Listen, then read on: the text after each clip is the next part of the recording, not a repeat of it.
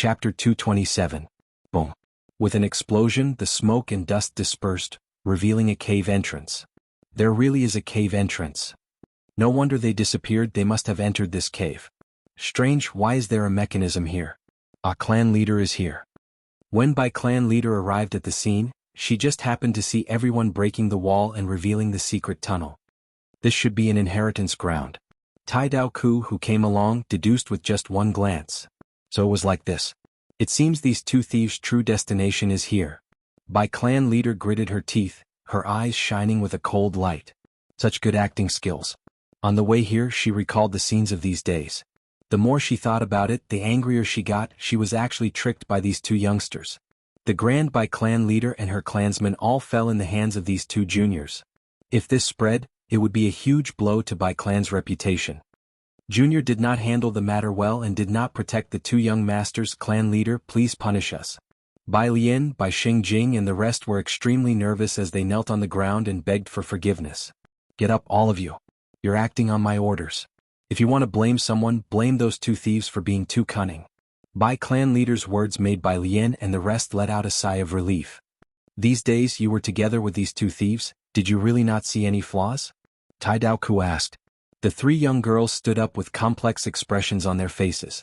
This was especially true for Bai Lian. She had initially thought that Fang and Bai were merely playthings in her hands. But to think she was tricked by them first. There were no flaws. These two are too good at pretending. Now that I think about it, they were using our Bai clan. They are really cunning and sinister. The three young girls shook their heads, answering Tai Dao Ku. On the way, Tai Dao Ku got a rough idea from Bai clan leader. Of course, the matter of the Bai clan spirit spring was not leaked. This means these two thieves' true goal is to find this place. With their strength, they are not enough to roam around Baigu Mountain. Thus they borrowed your Bai clan's strength. Tai Dao Ku analyzed as if there was no one else around. Hearing his words, the Bai clan Gu master's expressions turned unsightly. It was indeed so. In the past few days, in order to open a path in White Bones Mountain, they had sacrificed a lot and paid a huge price. But in the end, it was paving the way for Fang and Bai. Damn it. If these two thieves were to fall into my hands, I would definitely chop them into pieces. Patriarch, let us attack. I'm going to kill these two bastards to avenge this humiliation. For a moment, everyone in the cave was furious. Bai clan leader looked around and nodded. How could she not want to kill Fang and Bai? As the mother of Bai Sheng and Bai Hua, she could not wait to appear in front of her children. The morale of the army was at its peak. The 100 Clans clan leader looked at the last elder who volunteered, then order your men to move out. We must open up this secret passage. Yes. The elder replied in a low voice, accepting the order. Slow down. This secret passage is filled with jagged bone spikes and is completely sealed. How did those two thieves get in? There must be a trap somewhere. Let me test it out. Tai Dao Ku stood up and raised an objection. The elder who received the order stared. The situation is urgent. The two young masters are in grave danger. How long are we going to wait to find the trap? Bone spike goo. Fang Yuan held this goo and played with it. This goo was like a cactus, fist-sized with needle-like bone spikes on its surface. Holding it in his hand, it was somewhat heavy. This goo was a rank 3 goo, typically harming the enemy by 1,000 and the user by 800. Because when a goo master uses it, the bones in their body will mutate, producing sharp and hard bone spikes. To use these bone spikes against the enemy, these bone spikes must first pierce through the goo master's skin and flesh. Pain was secondary, but if there was no corresponding healing goo, it would be terrible. The enemy might not die, but the user would be heavily injured after using the bone spike goo. What goo is this? Bai Ningbing looked over curiously. But after hearing Fang Yuan's introduction, she lost interest.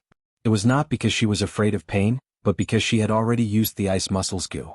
Right now, her skin had been permanently transformed into ice muscles by the ice muscles goo.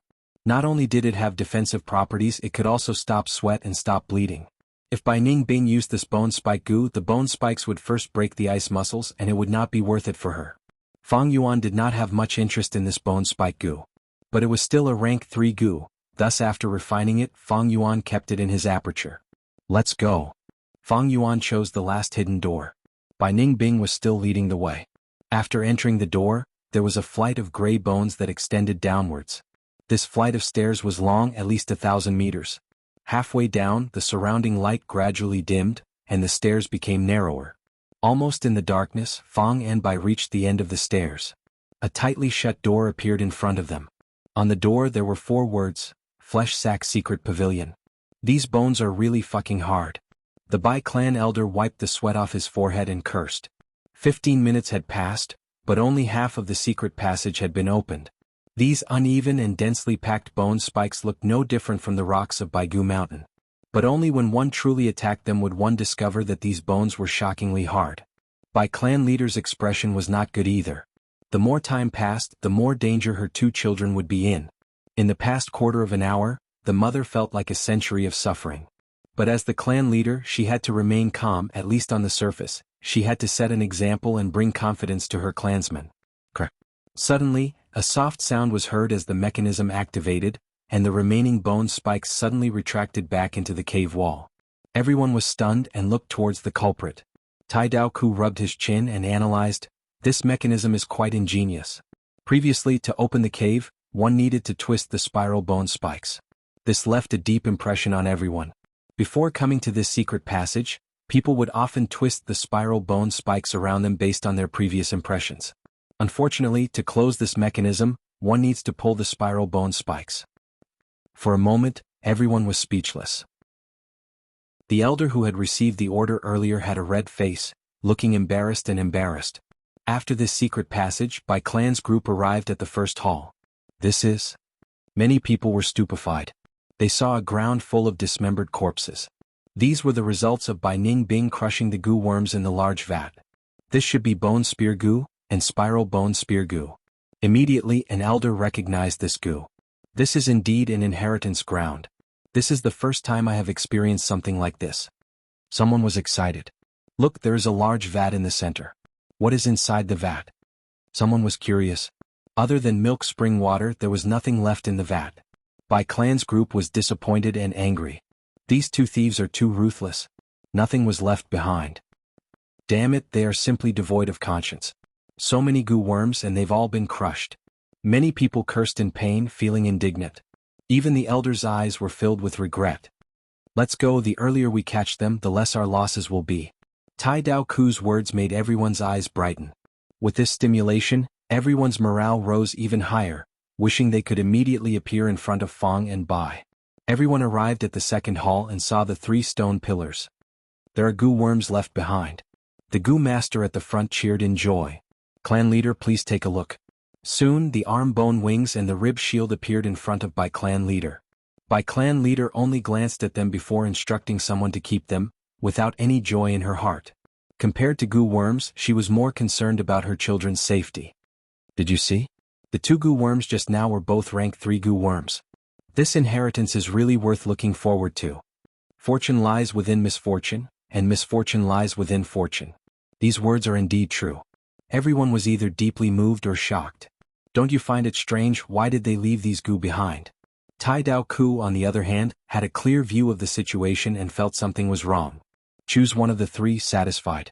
Baigu Mountain inheritance, left for future generations. Soon, someone discovered the words carved on the stone pillars. It seems this is not a demonic inheritance. I'm afraid it was left behind by a righteous path figure. Has satisfied, but we are not satisfied at all. Let's go, let's go. Let's save the 2 young masters, then we can go sightseeing. Everyone urged each other and arrived at the 3rd hall. A cross-legged skeleton and a giant bone book appeared in front of everyone's eyes. Grey Bone Scholar, so it was this senior. An elder opened the huge book and realized, this was indeed a righteous inheritance. Bai clan leader's tightly furrowed brows relaxed a little. This was the first good news she had heard so far. Righteous inheritances were usually gentle, unlike demonic inheritances that were sinister. Tai Dao Ku's brows, however, gradually furrowed. He felt that something was wrong. The words carved on the stone pillars made him feel indescribably worried. Everyone split open the skull of the skeleton and picked it up. It was a bone spike goo. Next, a stone wall slid open and a new secret passage appeared. Everyone entered in a line. Flesh Sack Secret Chamber? Bai Ningbing mumbled, trying to push open the door. The door was not locked, so it was easily opened. Behind the door was a secret room. It was not big, but it was very strange. The walls of the secret room were all made of flesh. Fang and Bai walked in and felt like they had entered the stomach of a monster. The flesh walls were warm and pulsated rhythmically, as if there was a heart hidden inside. As if sensing that someone had entered, the flesh walls suddenly cracked open, revealing mouthfuls of white teeth. Bai Ningbing was shocked. The flesh walls seemed to have countless large mouths. The mouths were wide open, revealing a mouthful of even teeth tightly clenched. The idiom, grimacing in pain, was the most suitable to describe it. He, ha, he, these mouths let out all kinds of laughter. The laughter mixed together and reverberated in this narrow secret chamber, making people's hearts palpitate. Chapter 228. The Strange Flesh Sack Secret Chamber. The surrounding flesh walls were filled with mouths. The mouths opened one after another, revealing a row of tightly closed white teeth. Not only that, these mouths also let out a strange laughter making people shudder. Fang Yuan patted Bai Ningbing's shoulder. This is the effect of flesh smile goo, similar to earth treasury flour. It is used to store goo worms, there is no need to worry. While speaking, a mouth suddenly had all its teeth fall off, and a bright red tongue stretched out from it. The tongue was very long, over a meter long. After the tongue stretched out, the tip of the tongue opened up, revealing a book. This was also a bone book. But it was many times smaller than the previous gray bone book. It was quite pocket-sized, only half the size of an adult's palm. Fang Yuan took it and looked at it. The content of the book was, since the successor can reach here, it proves that they have a pure character and are qualified to inherit my true inheritance. I have two identities, one is called Gray Bone Scholar, the other is called Flesh Bone Master. This flesh sack secret chamber contains many goo worms. If the successor is fated, they can casually knock on the teeth.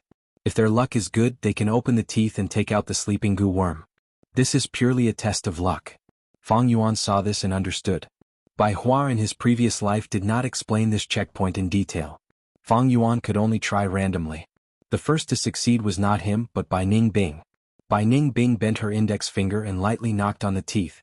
These teeth were like musical instruments. Every time they were knocked, a clear and melodious sound could be heard. She knocked randomly, and the laughter of this mouth stopped abruptly, all the teeth fell off, and a bright red tongue stretched out, revealing a goo. What goo is this? Seeing this goo, Bai Ningbing's face showed a surprised expression mixed with a strange one. This goo had a peculiar shape like a set of fake teeth. Pure white teeth lined up on top and bottom, extremely neat and clean, emitting a pearl-like luster. Fang Yuan looked at it and showed a joyful expression. Not bad, this is the famous rank 3 healing goo, flesh bone. Raise the dead flesh bone. Bai Ningbing muttered. Among the rank 4 healing goo worms, the publicly recognized number 1 was raised dead goo. Even if a goo master died, as long as it did not exceed 14 hours and their body was intact, this goo could be used to revive them. But this goo could only be found and not sought, it was too rare. Moreover, it was a one-time consumable item that had a price but no supply. Fleshbone was a rank 3 goo worm, but it was not an expendable goo and could be used repeatedly. It was often used together with raised dead goo. If the goo master's corpse was not complete, fleshbone could be used to regrow the flesh and blood. He then used dead man goo to revive him. In history, this kind of combination was not uncommon. Many big shots benefited from this, including rank 9 immortal venerables and demon venerables. This was Fang Yuan's ideal healing goo. Fang Yuan had been searching bitterly for so many days, and he finally got his wish at this moment. Hihi, you want it? You can use the yang goo to exchange for it. Bai Ningbing held the goo in her hand, smiling proudly. Fang Yuan snorted, "Do you think I'm an idiot?" Bai Ningbing's smile vanished, her gaze turning cold. "As long as you give me the yang goo, we can cooperate sincerely. Fang Yuan, I have followed you for so long, you know my patience is limited. I am no longer afraid of death, at most we will die together." "Of course you are not afraid of death, but do you think I will be afraid?" Fang Yuan sneered. He had already expected such a scene, thus he was not surprised. Bai Ningbing retracted her gaze, looking at the flesh bone in her hand, her lips curling. "Maybe killing you is not a bad choice. Look, you are only rank 1 but you can instantly refine a goo worm, and even heavenly essence treasure lotus. Other than these, if I kill you, I can at least take this inheritance for myself. Thinking about it, it really makes my heart beat faster." Bai Ningbing's words were full of threat. "Take it for myself? Hihi, you seem to have forgotten about the Bai clan behind us? Maybe they are already walking on the stone steps outside the secret pavilion. Without me, do you know where to go from here? This inheritance seems to be a straight line on the surface, but it is actually divided into many paths. I am indeed unable to defeat you for now, but you are too naive to want to kill me and take my treasures. Do you think I will give you the chance to take away the Yanggu? If you don't believe me, you can try." Saying so, Fang Yuan turned around and started tapping his teeth. Actually, after arriving here, he did not know where to go from here. There were no other paths in this secret pavilion. Bai Ningbing looked at Fang Yuan, completely exposing his back to her, not putting up any defenses at all. It was as if she could kill him with just a slight movement. But even so, Bai Ningbing did not dare to act rashly. Every word Fang Yuan said touched her heart. Without Fang Yuan, what should she do next? Going back the way she came was definitely a dead end. Bai Ningbing squinted her eyes. For a moment she even thought, was Bai Clan's pursuit also a trap set up by Fang Yuan? Creating external pressure to restrain her killing intent because of benefits? Until now, Bai Ningbing was still in a daze. She did not understand. Why was Bai Clan so cooperative, escorting Fang Yuan all the way here? In fact, ever since she was controlled by Fang Yuan, she had been worried. The Yanggu was in Fang Yuan's hands. She was afraid that Fang Yuan would use it to threaten her. Although Fang Yuan said that when his cultivation reached rank 3, he would hand the Yanggu over to her. But what kind of person was Fang Yuan? Bai Ningbing could not be clearer. To him, going back on his words was a common occurrence, as natural as eating and drinking. Rather than trusting Fang Yuan, it would be better to just knock your head against the wall and die. Since there was no need to give an example, let's give an example around us. That pitiful Bai Clan leader was a strong woman, an elite and wise woman. But after she believed Fang Yuan, what kind of outcome did she end up in? Fang Yuan was too good at acting. Bai Ningbing shuddered when she recalled the scene of Fang Yuan crying at the banquet. This was a genuine crafty old fox. There were even a few of them who purposely glanced at Bai Lian, setting up a trap for the Bai Clan to happily step into it. She still remembered Bai Lian's shocked and dazed expression when Fang Yuan made things difficult for her. What Bai Ningbing was most worried about now was that even if Fang Yuan cultivated to rank 3, he would not hand over the Yanggu to her. The possibility of this was quite high. Right now, I am rank 3 and he is still rank 1. I still have some initiative. In the future, when he cultivates to rank 3 or even higher, wouldn't I be under his control and become his chess piece? Bai Ningbing's anxiety intensified, especially after Fang Yuan used the green copper relic Gu and broke through to rank 1 upper stage. Bai Ningbing was anxious, but there were many people who were even more anxious than her, even to the point of being irritable. What is going on? A group of people stood at the entrance of the inheritance passage, looking at the scenery before them. Their expressions were extremely ugly. They hurried along the way, passing through several bone halls and gaining some gains, but did not encounter Fang and Bai. Finally, they walked out of the secret passage and arrived outside the mountain. As expected, Tai Dao Ku suddenly heaved a long sigh. His words immediately attracted everyone's attention. Why does Brother Tai say that? Bai Clan leader immediately asked. If it was in the past, with her shrewdness, she would have already known the answer. But now that her son and daughter were kidnapped, the longer this dragged on, the more her heart was in a mess. This Baigu Mountain inheritance looks like a straight path, but there are actually many side paths. Like this branch in my hand. He casually broke off a branch from a bone tree beside him. For the first part of the journey we went through it together with them, thus we could see the traces they left behind. But after that, we went to a side path while they went to another side path. Do you still remember the second hall? There were 3 stone pillars there, and I suspect there are traps on the stone pillars. We entered the third hall and saw Grey Bone Scholar's skeleton. But clearly this skeleton was not touched by anyone. The crucial point is the secret passage after the second hall. Before Tai Dao Ku finished speaking, Bai Clan leader shouted coldly, "Let's go back." Time continued to pass. Fang Yuan wished he could extend time by 50 to 60 times. He knew Baigu Mountain's inheritance could at most deceive them for a while. When Bai Clan's Gu masters realized the truth behind the layout, they would be in danger. But unfortunately he did not know where to go from here. There were no other passages in the secret chamber. Going back was definitely out of the question. Even if Bai Clan's group entered the side path, they would definitely arrange people at the exit. Don't tell me this secret chamber is already the end? Bai Hua and Bai Sheng's Gu worms were all obtained from these mouths? No, in my previous life the rumor said that after Bai Hua and Bai Sheng passed the inheritance, they finally arrived at a remote cliff in Baigu Mountain. This rumor was also publicly acknowledged by Bai Clan. Maybe the mechanism to open the secret passage is in one of these mouths? Thoughts flashed in Fang Yuan's mind. There was not much time left. Bai Ningbing was muddle-headed and did not know the details. only thinking that Fang Yuan had some arrangements. But Fang Yuan knew their situation was getting more and more dangerous. This door did not have any effect in blocking enemies. Maybe at the next moment the furious Bai Klanggu masters would break the door and enter. At that time I can only rely on Bai Hua and Bai Sheng, these two protective talismans. But this layer of protection is not very reliable. There are too many wondrous goo worms in this world. Many of them can cause dizziness, hypnosis, paralysis and other control effects. Bai clan is a grand clan, they definitely have such methods. Thinking of this, Fang Yuan could not help but look at Bai Hua and Bai Sheng. The twins were lying on the floor, still in a comatose state. Got it? Fang Yuan suddenly had an idea. He decided to wake these two children. First, time was pressing, he needed more manpower. Secondly, Bai Sheng and Bai Hua were the true owners of Baigu Mountain's inheritance arranged by fate. Moreover, they were mortals, he did not need to worry about them causing any trouble. Thinking of this, Fang Yuan took a step forward and raised his leg, kicking towards the siblings. Chapter 229. Bam, bam, bam. With the explosions the bone walls collapsed, and new paths appeared in front of everyone. Destruction was much easier than construction. Especially this inheritance, there was no one in charge. There is news from the front. The fifth path has been explored, but no target was found. Reporting to clan leader, after entering the sixth path, I found a white bone hall. There's a skeleton inside as well as a huge book made of bones. Reporting, the seventh path also has a hall with a similar layout. There is a seated skeleton and a bone book. Reporting, we found the eighth path. Explore again. Bai clan leader's expression was gloomy. In front of her there was a stack of white bone books. There were 7 of them stacked together.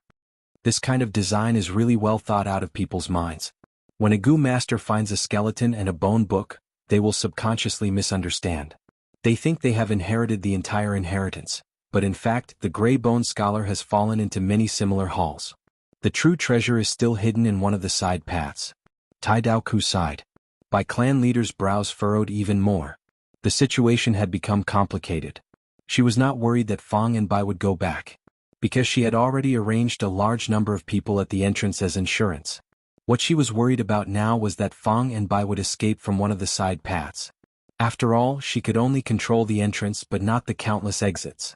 But at this time, a Gu master ran over with an excited expression. We found it, we found a white bone hall on the 8th path. The skeleton inside has been crushed, and the Gu worms in the skull have been taken away. This must be their path. Tai Dao Ku's spirit was roused.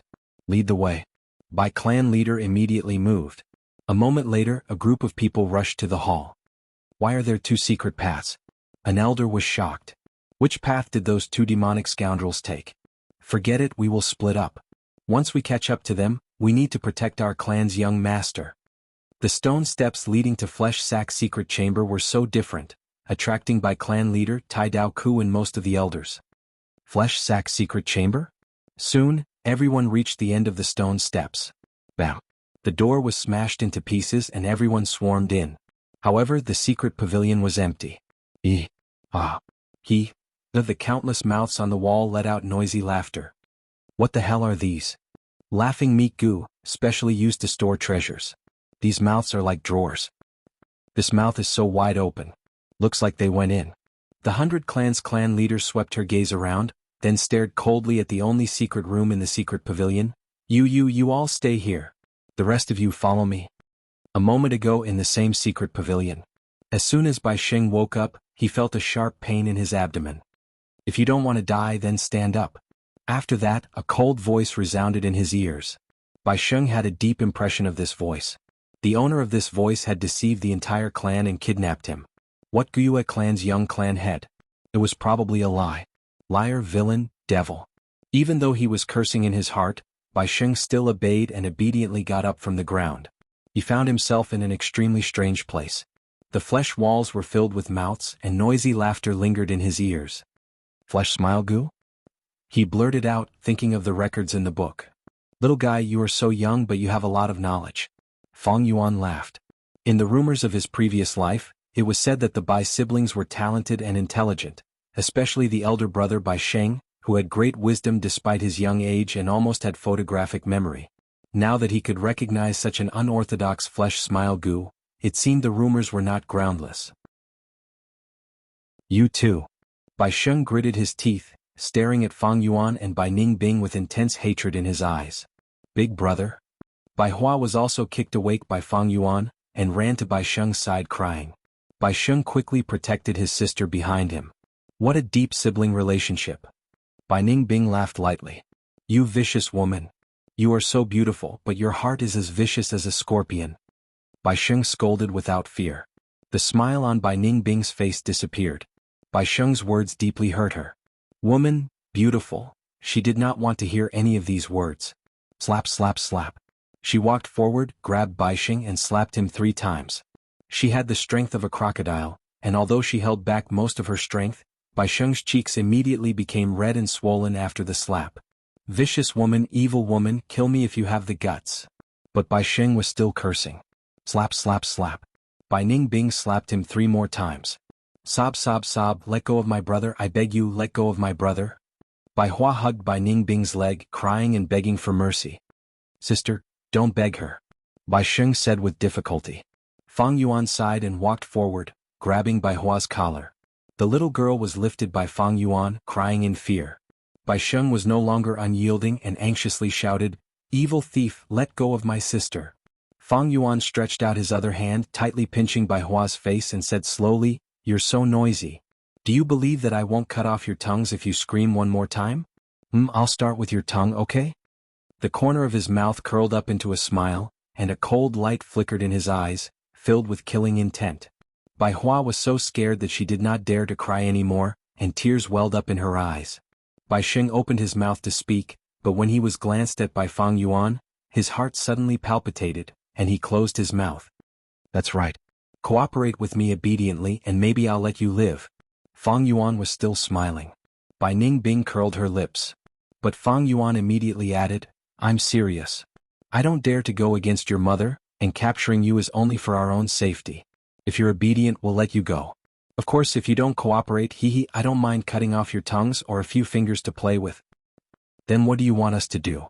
Bai Sheng took a deep breath. He was not afraid of the cold Bai Ningbing, but he was afraid of the smiling Fang Yuan. Do you see these mouths on the wall?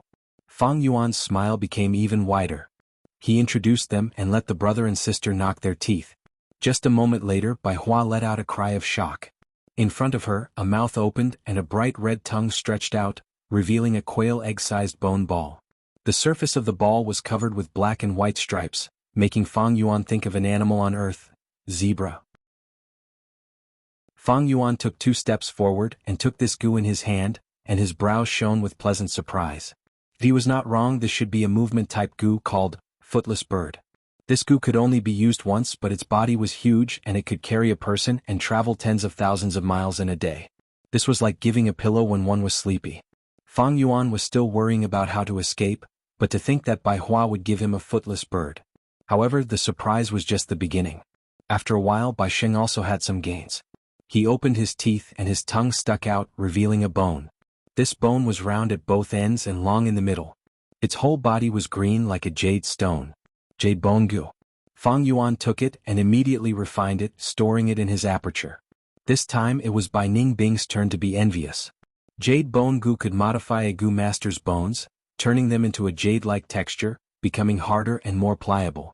This effect was permanent, similar to black and white boar goo and crocodile strength goo. More importantly, jade bone goo and ice muscles goo were used together, and had the best effect. Bai Ningbing already had ice muscles, and if she had jade bones, it would be ice muscles jade bones. The 2 effects would affect each other and have a stacking effect.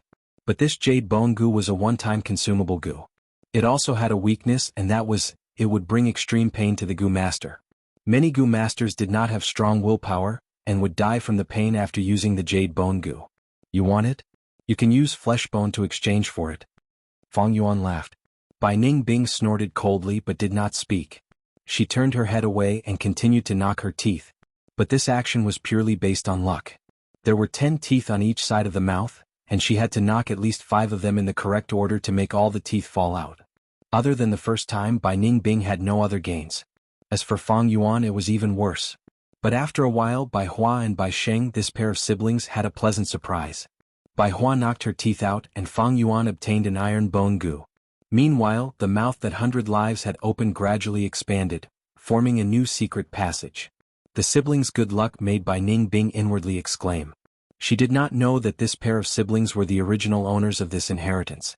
Fate was a mysterious and mystical power.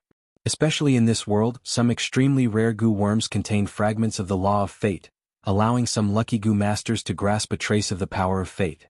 Since the new secret tunnel had appeared, Fang Yuan naturally did not want to stay any longer. Bai clan goo masters could come at any time, and these goo worms were stored in the mouth, and were very sturdy and hard to destroy. He could only leave them for them. Fang Yuan knocked Bai Sheng and Bai Hua unconscious again, and carried one in each hand, following Bai Ning Bing into the giant mouth. Walking through this secret tunnel, the two arrived at a large hall. This was the widest bone hall that Fang and Bai had ever seen. Just the area alone was more than 6 mu. In the center of the hall there was a white bone pyramid. The top of the pyramid was shaved into a platform, and there were stairs on both sides leading to the platform above. Fang Yuan and Bai Ning Bing glanced at each other. Other than this white bone pyramid, there was nothing else in the hall. After probing for a while and confirming there was no danger, the two arrived at the platform at the top of the pyramid. On the platform, there was a huge sculpture of a fierce beast skull, about half the height of a human, resembling a lion or a tiger, and its fangs were tightly shut. Chapter 230. A skull sculpture shaped like a lion and tiger. Isn't this the rumored mechanism that requires two people to work together? A thought immediately flashed through Fang Yuan's mind. There are even words carved on the sculpture's fangs. Bai Ning Bing made a new discovery. She read the words in a low voice. Gemini with one heart, 3 spirits unite. Fated or not, don't force it. What does this mean? This is the password to activate the mechanism here. Gemini means that 2 people must work together to activate the mechanism. 3 spirits respectively refer to a person's heart, palm and eyes. Fang Yuan recalled. The most dexterous of the 4 limbs was the palm, the most agile of the 5 senses were the eyes, and a person's thoughts were as fast as lightning. They were the most agile. Therefore they were collectively known as the 3 spirits. Come, place your palm on the sculpture's pupil. In the eye sockets of the skull sculpture, there was a pair of sparkling and translucent rubies. The rubies were as big as bowls, reflecting Fang Yuan and Bai Ning Bing's figures. But when Fang and Bai placed their palms on the ruby pupil, they didn't move for a long time. What you said makes sense, but it turns out to be wrong. Bai Ning Bing didn't let go of any chance to mock Fang Yuan. Fang Yuan's expression darkened. In his memories from his past life, Bai Hua had emphasized on describing this mechanism. Logically speaking, this should be the way to go. But why didn't they move? Gemini with one heart, 3 spirits unite. Fang Yuan murmured, he did the 3 spirits unite, but one heart. As he pondered, a glimmer of light slowly appeared in his eyes. Could it be that the 2 people who wanted to activate this mechanism had to be of one heart and one mind? If that was the case, although he and Bai Ning Bing were working together, they were forced by the situation. In reality they appeared to be united but were actually divided, each with their own plans. How could they be of one heart? Thinking of this, Fang Yuan couldn't help but look at Bai Sheng and Bai Hua again. Thus, this pair of siblings was kicked awake by Fang Yuan again. Evil thief, what do you want? After Bai Sheng woke up, he let out an angry roar. Bai Hua, on the other hand, stopped crying. Her large eyes stared at Fang and Bai, revealing a deep hatred. This time, Fang Yuan did not have the patience to explain. He grabbed both of their palms and placed them on the pair of ruby eyes. As expected of the destined heirs, the moment their hands touched it, the ruby suddenly lit up. Kacha. The skull slowly opened its mouth, revealing a large pile of coal and firewood. In the center of the black coal was a simple and unadorned pottery urn. A scroll rested on top of the urn. What's the meaning of this? Fang Yuan threw the 2 of them to the ground and picked up the scroll. Only then did he understand. It turned out that the owner of this legacy, the gray-boned scholar, did not have a high aptitude and had been troubled by this his entire life of cultivation. Throughout his life he had been researching and refining a goo that could help goo masters cultivate quickly. He already had many goo worms that could assist him in cultivation. The most typical example was the liquor worm. But these goo worms were extremely rare and hard to promote.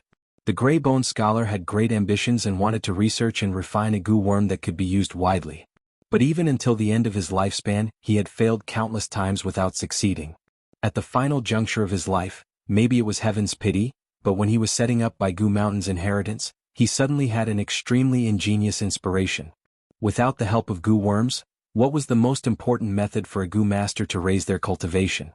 That was to borrow the strength of their elders to carry out impartation. Back then on Qingmao Mountain, Guyue Cheng had been receiving the impartation of his grandfather Guyue's primeval essence. But this had a huge disadvantage. That was, primeval essence was different. Relying on the superior primeval essence of the elders to cleanse the aperture walls would leave behind a different aura that would greatly restrict the Gu master's future development. Unless the cleansing water Gu was used to wash away the different aura. However, the cleansing water Gu was also a rare Gu and was difficult for ordinary Gu masters to obtain. Even clan elders had to rely on luck and pay a huge price. Thus, the impartation method was not widely used. Thus, this gray bone scholar had a wondrous idea. If there was a Gu that could convert other people's primeval essence into its own, then after the impartation wouldn't there be no side effect of the different aura? After a series of attempts, he eliminated many possibilities and finally left behind a plan with the highest chance of success. The name of this plan was Bone-Flesh Unity Gu. The scroll said, to refine this Gu, 2 Gu masters must work at the same time. And these 2 Gu masters must be related by blood. Parents and children or twins.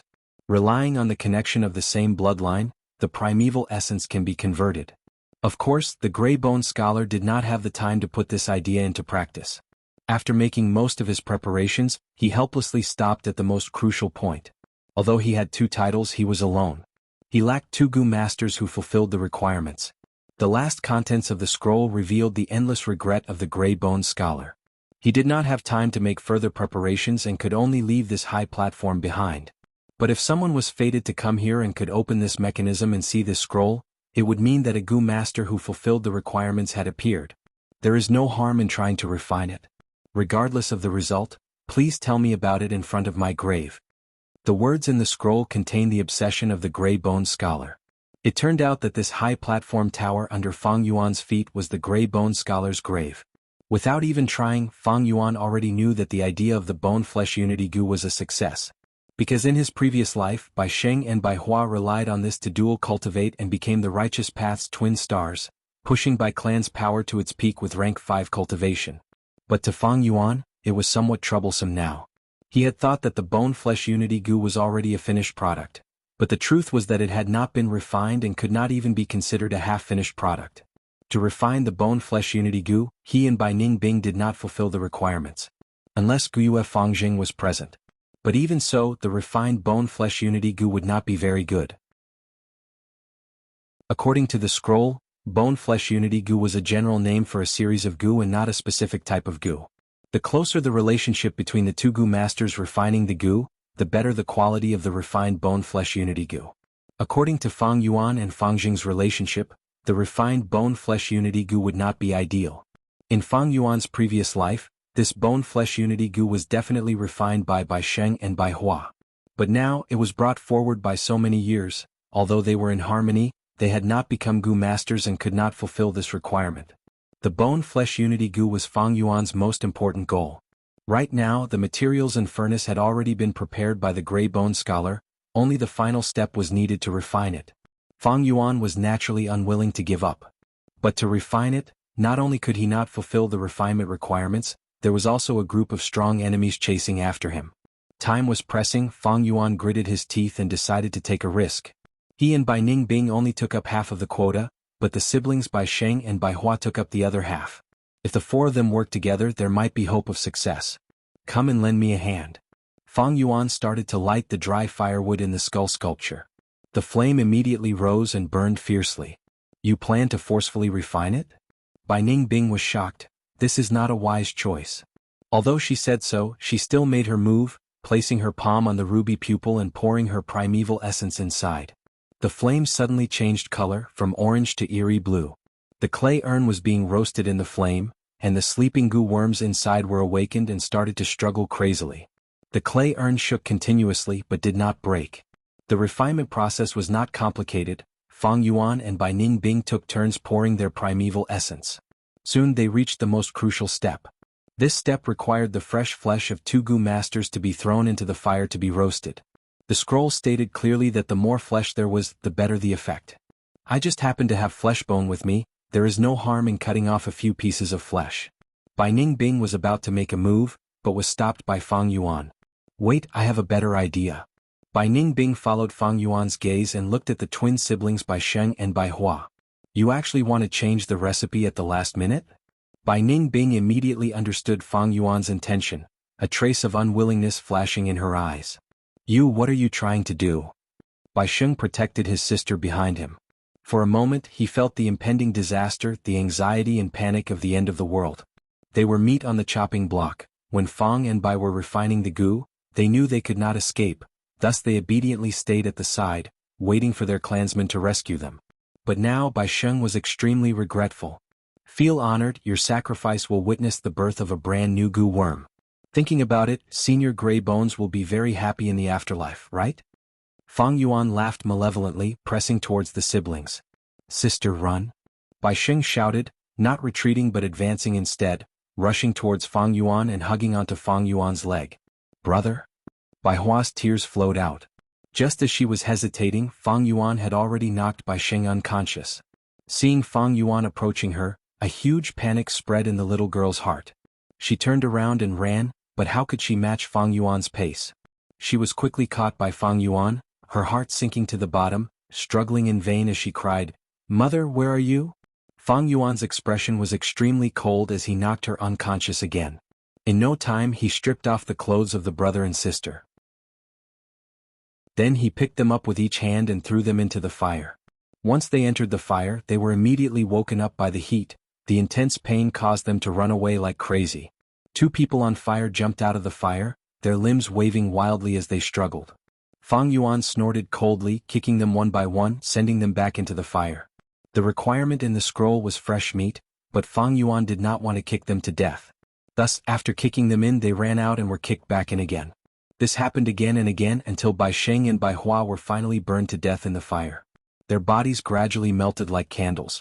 The fire turned from eerie blue to bright red like blood. However, it could not turn into bright red or purple for a long time. According to the scroll, only when the fire's color changed to red or purple would this crucial step be considered a success. What to do? Bai Ningbing's brows furrowed tightly. Once the goo fusion failed, the goo master would also suffer a backlash. Thoughts churned intensely in Fang Yuan's mind. Bai Sheng and Bai Hua are the destined inheritors, but they actually failed? It seems they are not goo masters yet, thus there is a difference. In that case I can only try again. Thinking of this, Fang Yuan hesitated no longer, activating the Tusita flower and spitting out a sharp blade. He straightened his forearm and cut with the sharp blade. Fresh blood flowed, and a piece of his own flesh was thrown into the fire that was taller than a person. You do it. After doing all this, he threw the sharp blade to Bai Ningbing. Are you sure it will work? Bai Ningbing hesitated for a moment, and also used the sharp blade to cut her forearm. But because of the ice muscles, the sharp blade felt like it was cutting on solid ice. Without a choice, Bai Ningbing could only summon the chainsaw golden centipede and cut off a piece of her flesh. When her piece of flesh was thrown into the fire immediately turned purple-red. Good, success or failure depends on this. Let's inject primeval essence together. Fang Yuan was overjoyed. The 2 poured primeval essence into the gem eyes of the skull at the same time, and the mechanism started to close. It was like a bone beast, opening its mouth and swallowing the raging fire. 2 rows of sharp teeth were tightly clenched together, and the fire burned within, burning the skull into a crimson-red color. With a bang, it seemed like the pottery jar had exploded. The entire skull shook because of this. Hearing this explosion, Fang and Bai let go of their hands. Fang Yuan stared at the commotion while extending his hand towards Bai Ningbing. He did not speak, but Bai Ningbing already knew what Fang Yuan wanted. She snorted, and in consideration of the current situation, she could only hand fleshbone to Fang Yuan. She did not have the ability to instantly refine goo worms, but Fang Yuan could.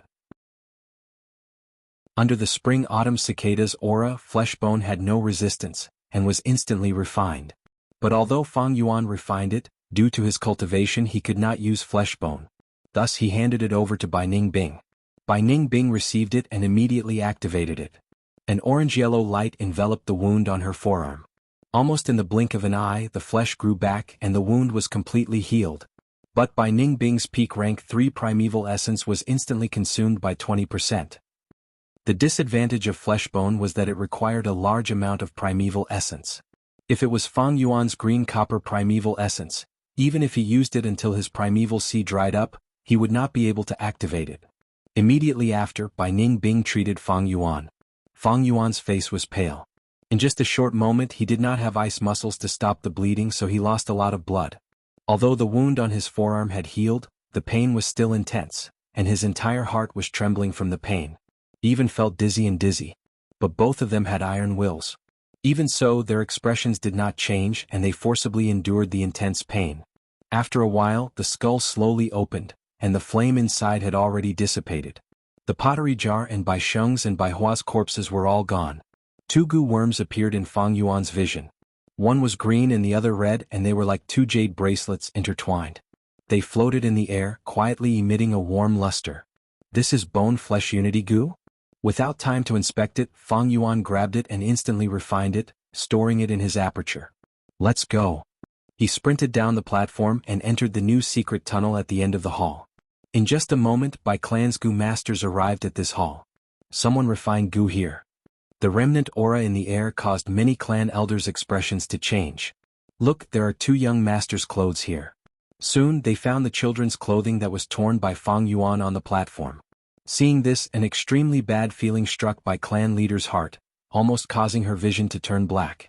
She did not even dare to think about it. Chase. They're not far away. My child is definitely in their hands. The 100 Clans master roared. Her eyes were bloodshot. You're right.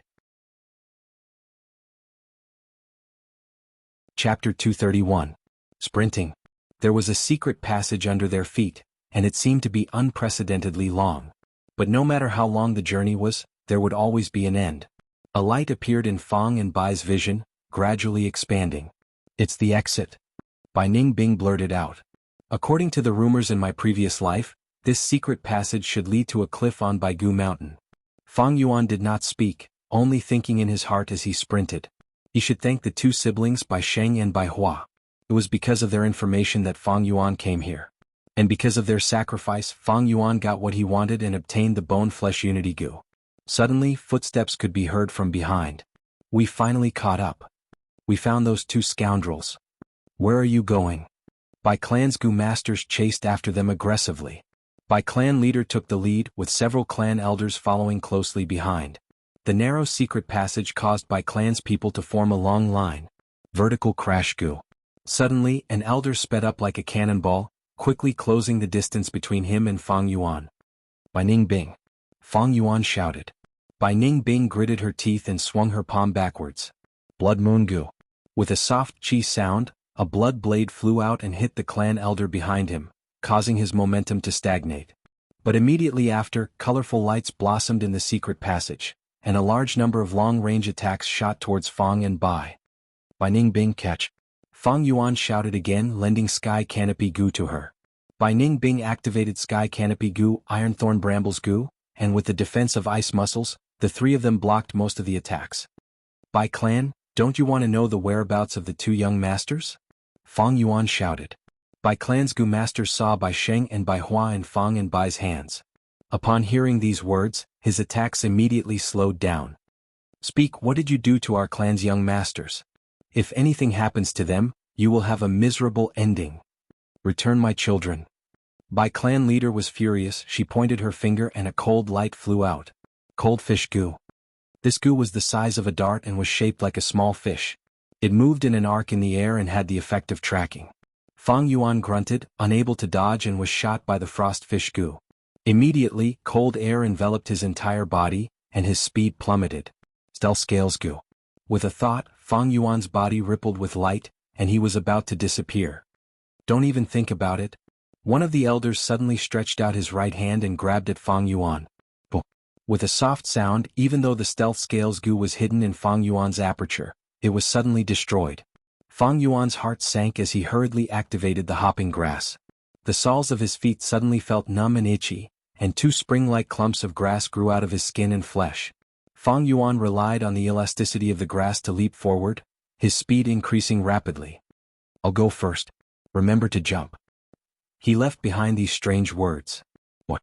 Bai Ningbing was naturally puzzled, but then the sound of wind behind her grew louder. She turned around to look and her heart thumped. It was the matriarch of the 100 clans approaching. Her eyes were completely red as if she was an enraged lioness. Her aura was so intense that even Bai Ningbing's heart shuddered. After all, she was a rank 4 Gu master. Bam! Bai clan leader punched, and the huge force immediately broke the sky canopy Gu's white armor. Bai Ningbing vomited a mouthful of blood, and summoned the chainsaw golden centipede. The chainsaw golden centipede turned into a golden light, and coiled around Bai clan leader.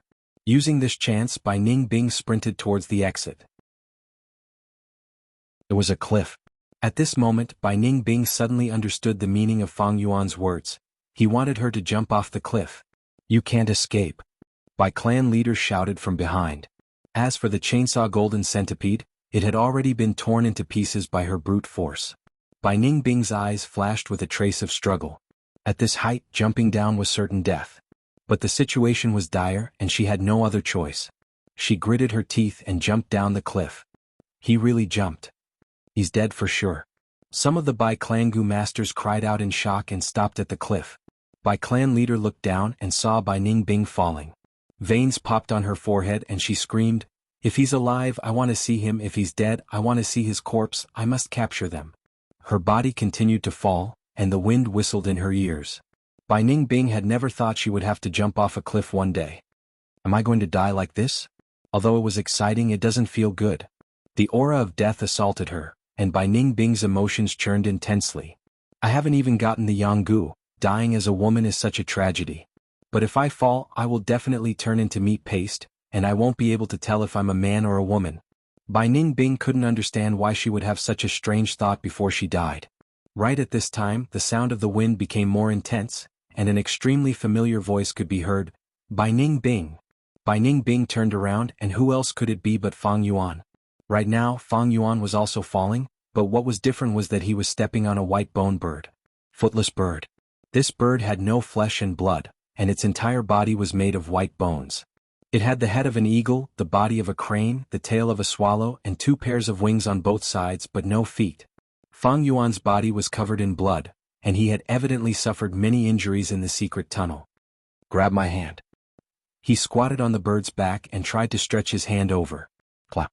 A soft sound was heard, and the 2 hands grasped tightly in the air. Fang Yuan exerted force again and pulled Bai Ningbing onto the bird's back. But at this moment, a protruding mountain rock was less than 300 meters away from them. The footless bird was like a meteor crashing towards this mountain rock. Be careful, we're going to fall.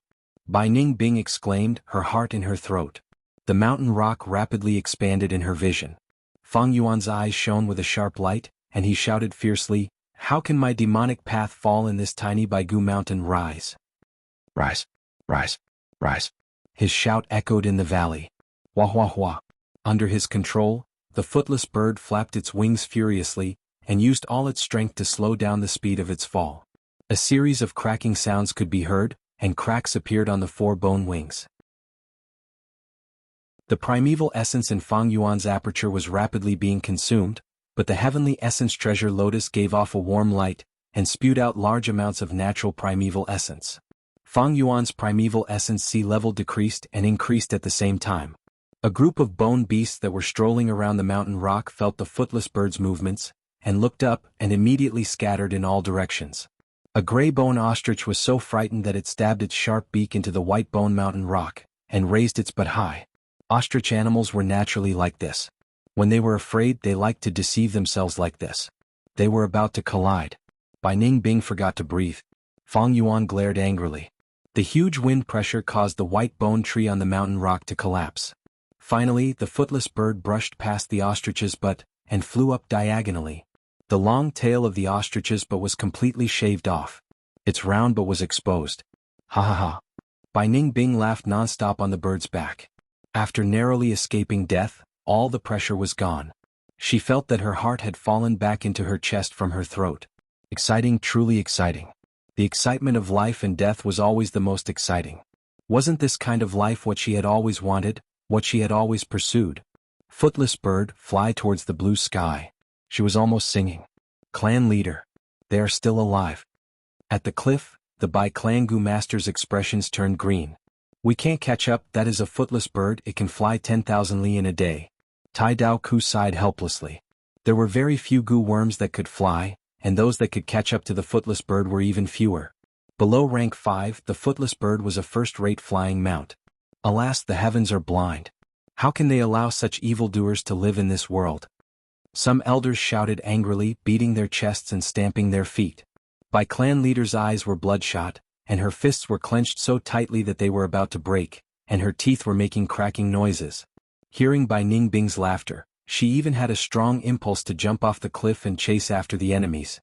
It was not that Bai clan did not have flying gu. Some gu masters had already used their abilities to chase after Fang and Bai. But looking at their speed, even an idiot knew it was wishful thinking to catch up to these two. An intense bitterness filled the hearts of the Bai clan gu masters. The criminals were roaming free in front of their eyes, but they could only watch helplessly. No. We cannot let them escape. No. A gu master old man shouted angrily, his body suddenly burning with raging flames. Bai Zhanwen. Bai clan leader's expression changed. Lord clan elder. Everyone was shocked. Grandpa. Bai Zhanlai's face was covered in tears. Clan leader, everyone. We cannot let these two thieves escape, otherwise where will our Bai clan's dignity go? The hatred between the two young masters is even more irreconcilable. After I leave, please take care of my grandson, this lad's temper is as fierce as mine. Saying so, he lost his voice. His skin, flesh and bones had turned into flames, his vocal cords had also disappeared. Even his eyes had turned into purple-black round pupils. He had turned into a human-shaped torch. The flames burned fiercely, the temperature rose rapidly, everyone retreated, and a sad song seemed to be playing on the mountain peak. Burning Man Gu. Rank 4 Gu once used, the whole body would burn and turn into flames. Until it was extinguished. This elder Bai Zhanwen chose to sacrifice his life to obtain this powerful strength. Good, this clan leader will stand here and watch elder's contribution. Bai clan leader was moved. But elder Bai Zhanwen could no longer hear her. He felt his strength had reached an unprecedented level, his life was burning at this moment, reaching its peak, radiating with boundless radiance. His purple-black round pupils swept through everyone, he gave his grandson one last look, before turning into a stream of flames and flying towards the sky. The stream of flames approached Footless Bird at an extremely fast speed. Good. Everyone saw this and cheered loudly. The Bai clan leader's steel-like, ice-cold face also revealed an excited expression. A strong enemy. Bai Ningbing's expression was grave. She lacked the experience of fighting in the air. If she did not handle it well, she would fall and die a horrible death. Ow. The burning man roared, his purple-black pupils were filled with killing intent. Flames flashed, and the burning man's speed increased rapidly, pouncing towards Fang Yuan like lightning. Hold on tight. Fang Yuan had been paying attention all this time, controlling Footless Bird to flap its wings. Footless Bird increased its speed and pulled apart the distance, causing the burning man to miss. On the cliff, there were sighs of regret and pity. But soon the burning man pounced again. Footless Bird flew to the side, brushing past his shoulder. Bai Ningbing was almost flung off, she quickly grabbed onto the protruding bones on the bird's back. Ow! The burning man attacked again. Fang Yuan sneered, Footless Bird suddenly retracted its wings and dived towards the ground. The burning man followed closely behind, his speed was faster than Footless Bird, gradually closing the distance. Footless Bird suddenly spread its four wings and flew upwards, flying in the opposite direction. Boom! The burning man's flight relied entirely on the propulsion of flames. Without wings he could not change direction in time, directly crashing into the mountain rocks. In an instant, the fire spread over an area of nearly 500 square meters, killing all the bone beasts and destroying large numbers of bone trees.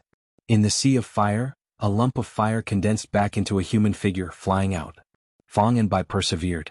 However, gu worms also depended on the type of person using them. In gu master cultivation, nurture, use and refine, use, was one of the three major aspects. Not just anyone could casually take out a gu and display its prowess. The methods and knowledge involved were very profound. The burning man gu was a method to perish together, this was the first time Bai Zhanwen was using it.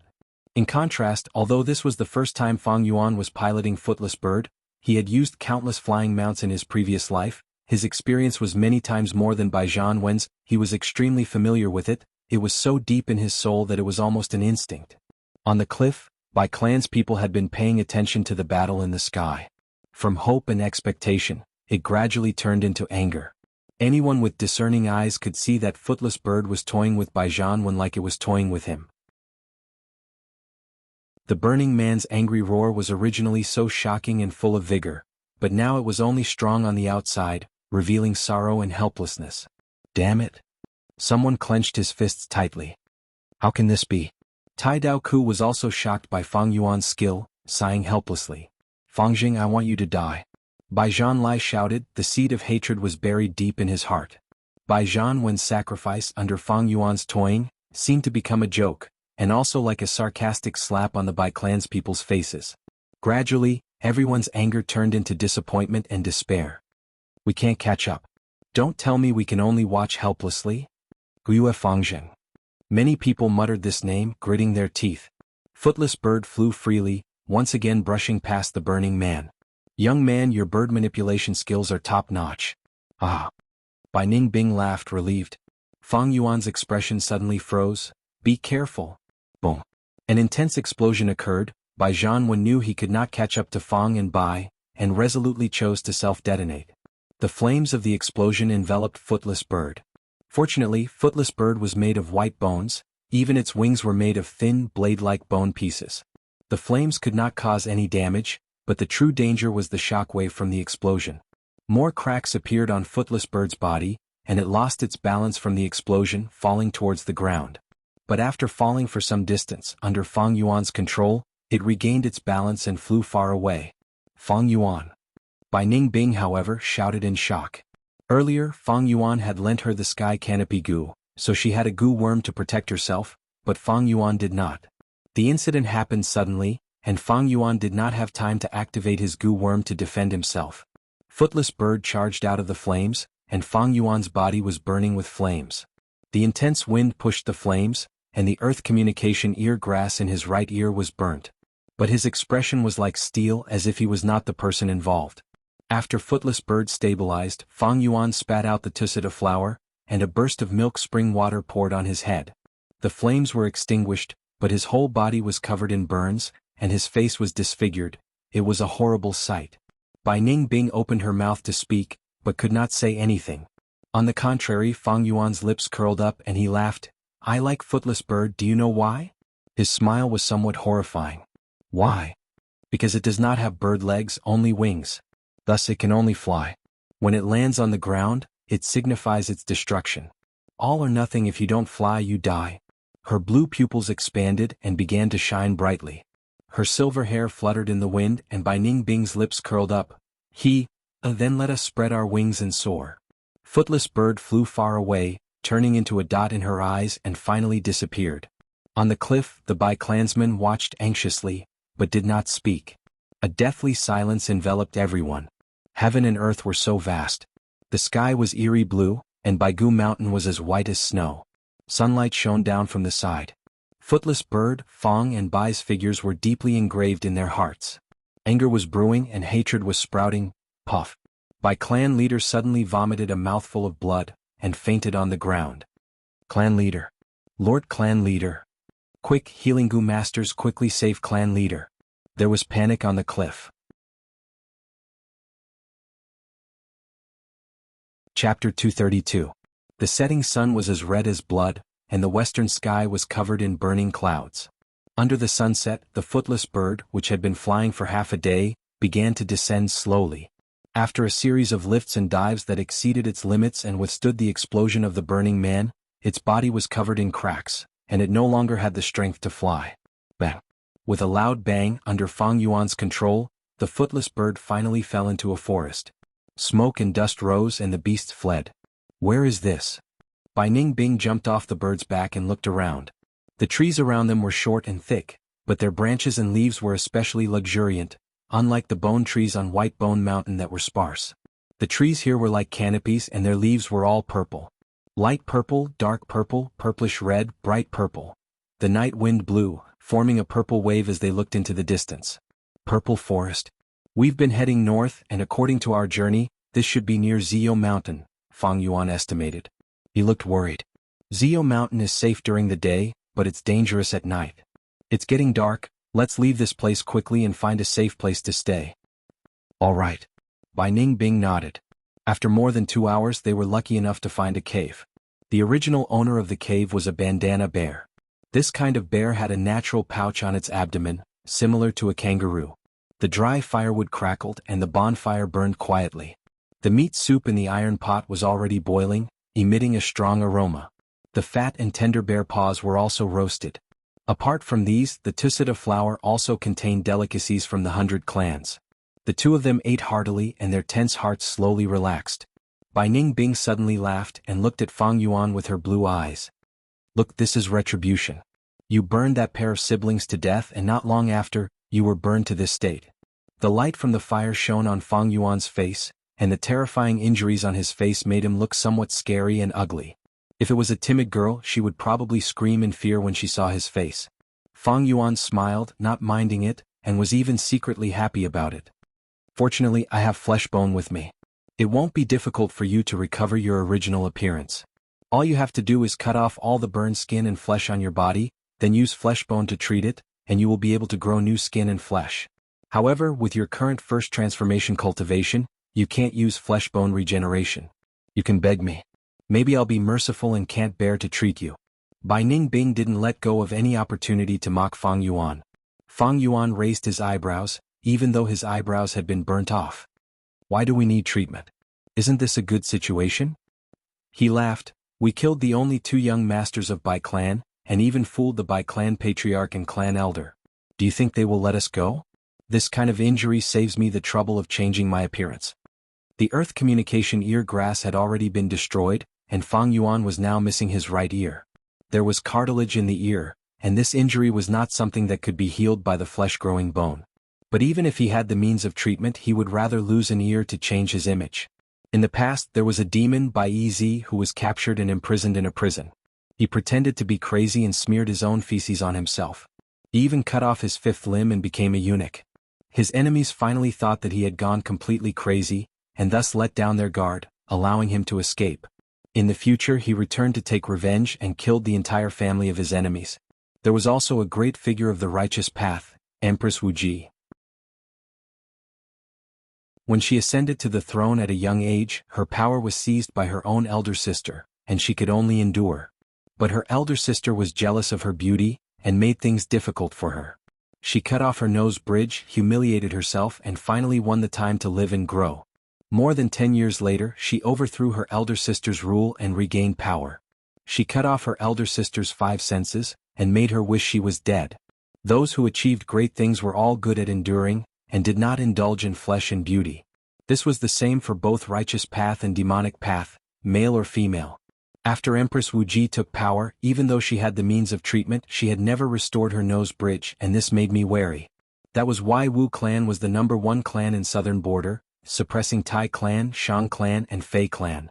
Those who indulge in flesh and beauty were all superficial, and could not achieve great things. Be it this world or Earth's history, they all proved this point. King Yu of Zhou, for the sake of his beloved concubine Bao Xi's smile, made a fool out of his vassals, but what happened to him? He was betrayed and was killed by the barbarians. Lu Bu to Diao Chan, Wu Wang to Shishir, Xiang Yu actually brought Yu Ji with him to war. What happened to these people? On the other hand, Cao Cao was short, Sun Bin was crippled, Sima Qian was castrated. Everyone has a love for beauty. But success had nothing to do with flesh and beauty. Having the determination to give up was the cornerstone of success.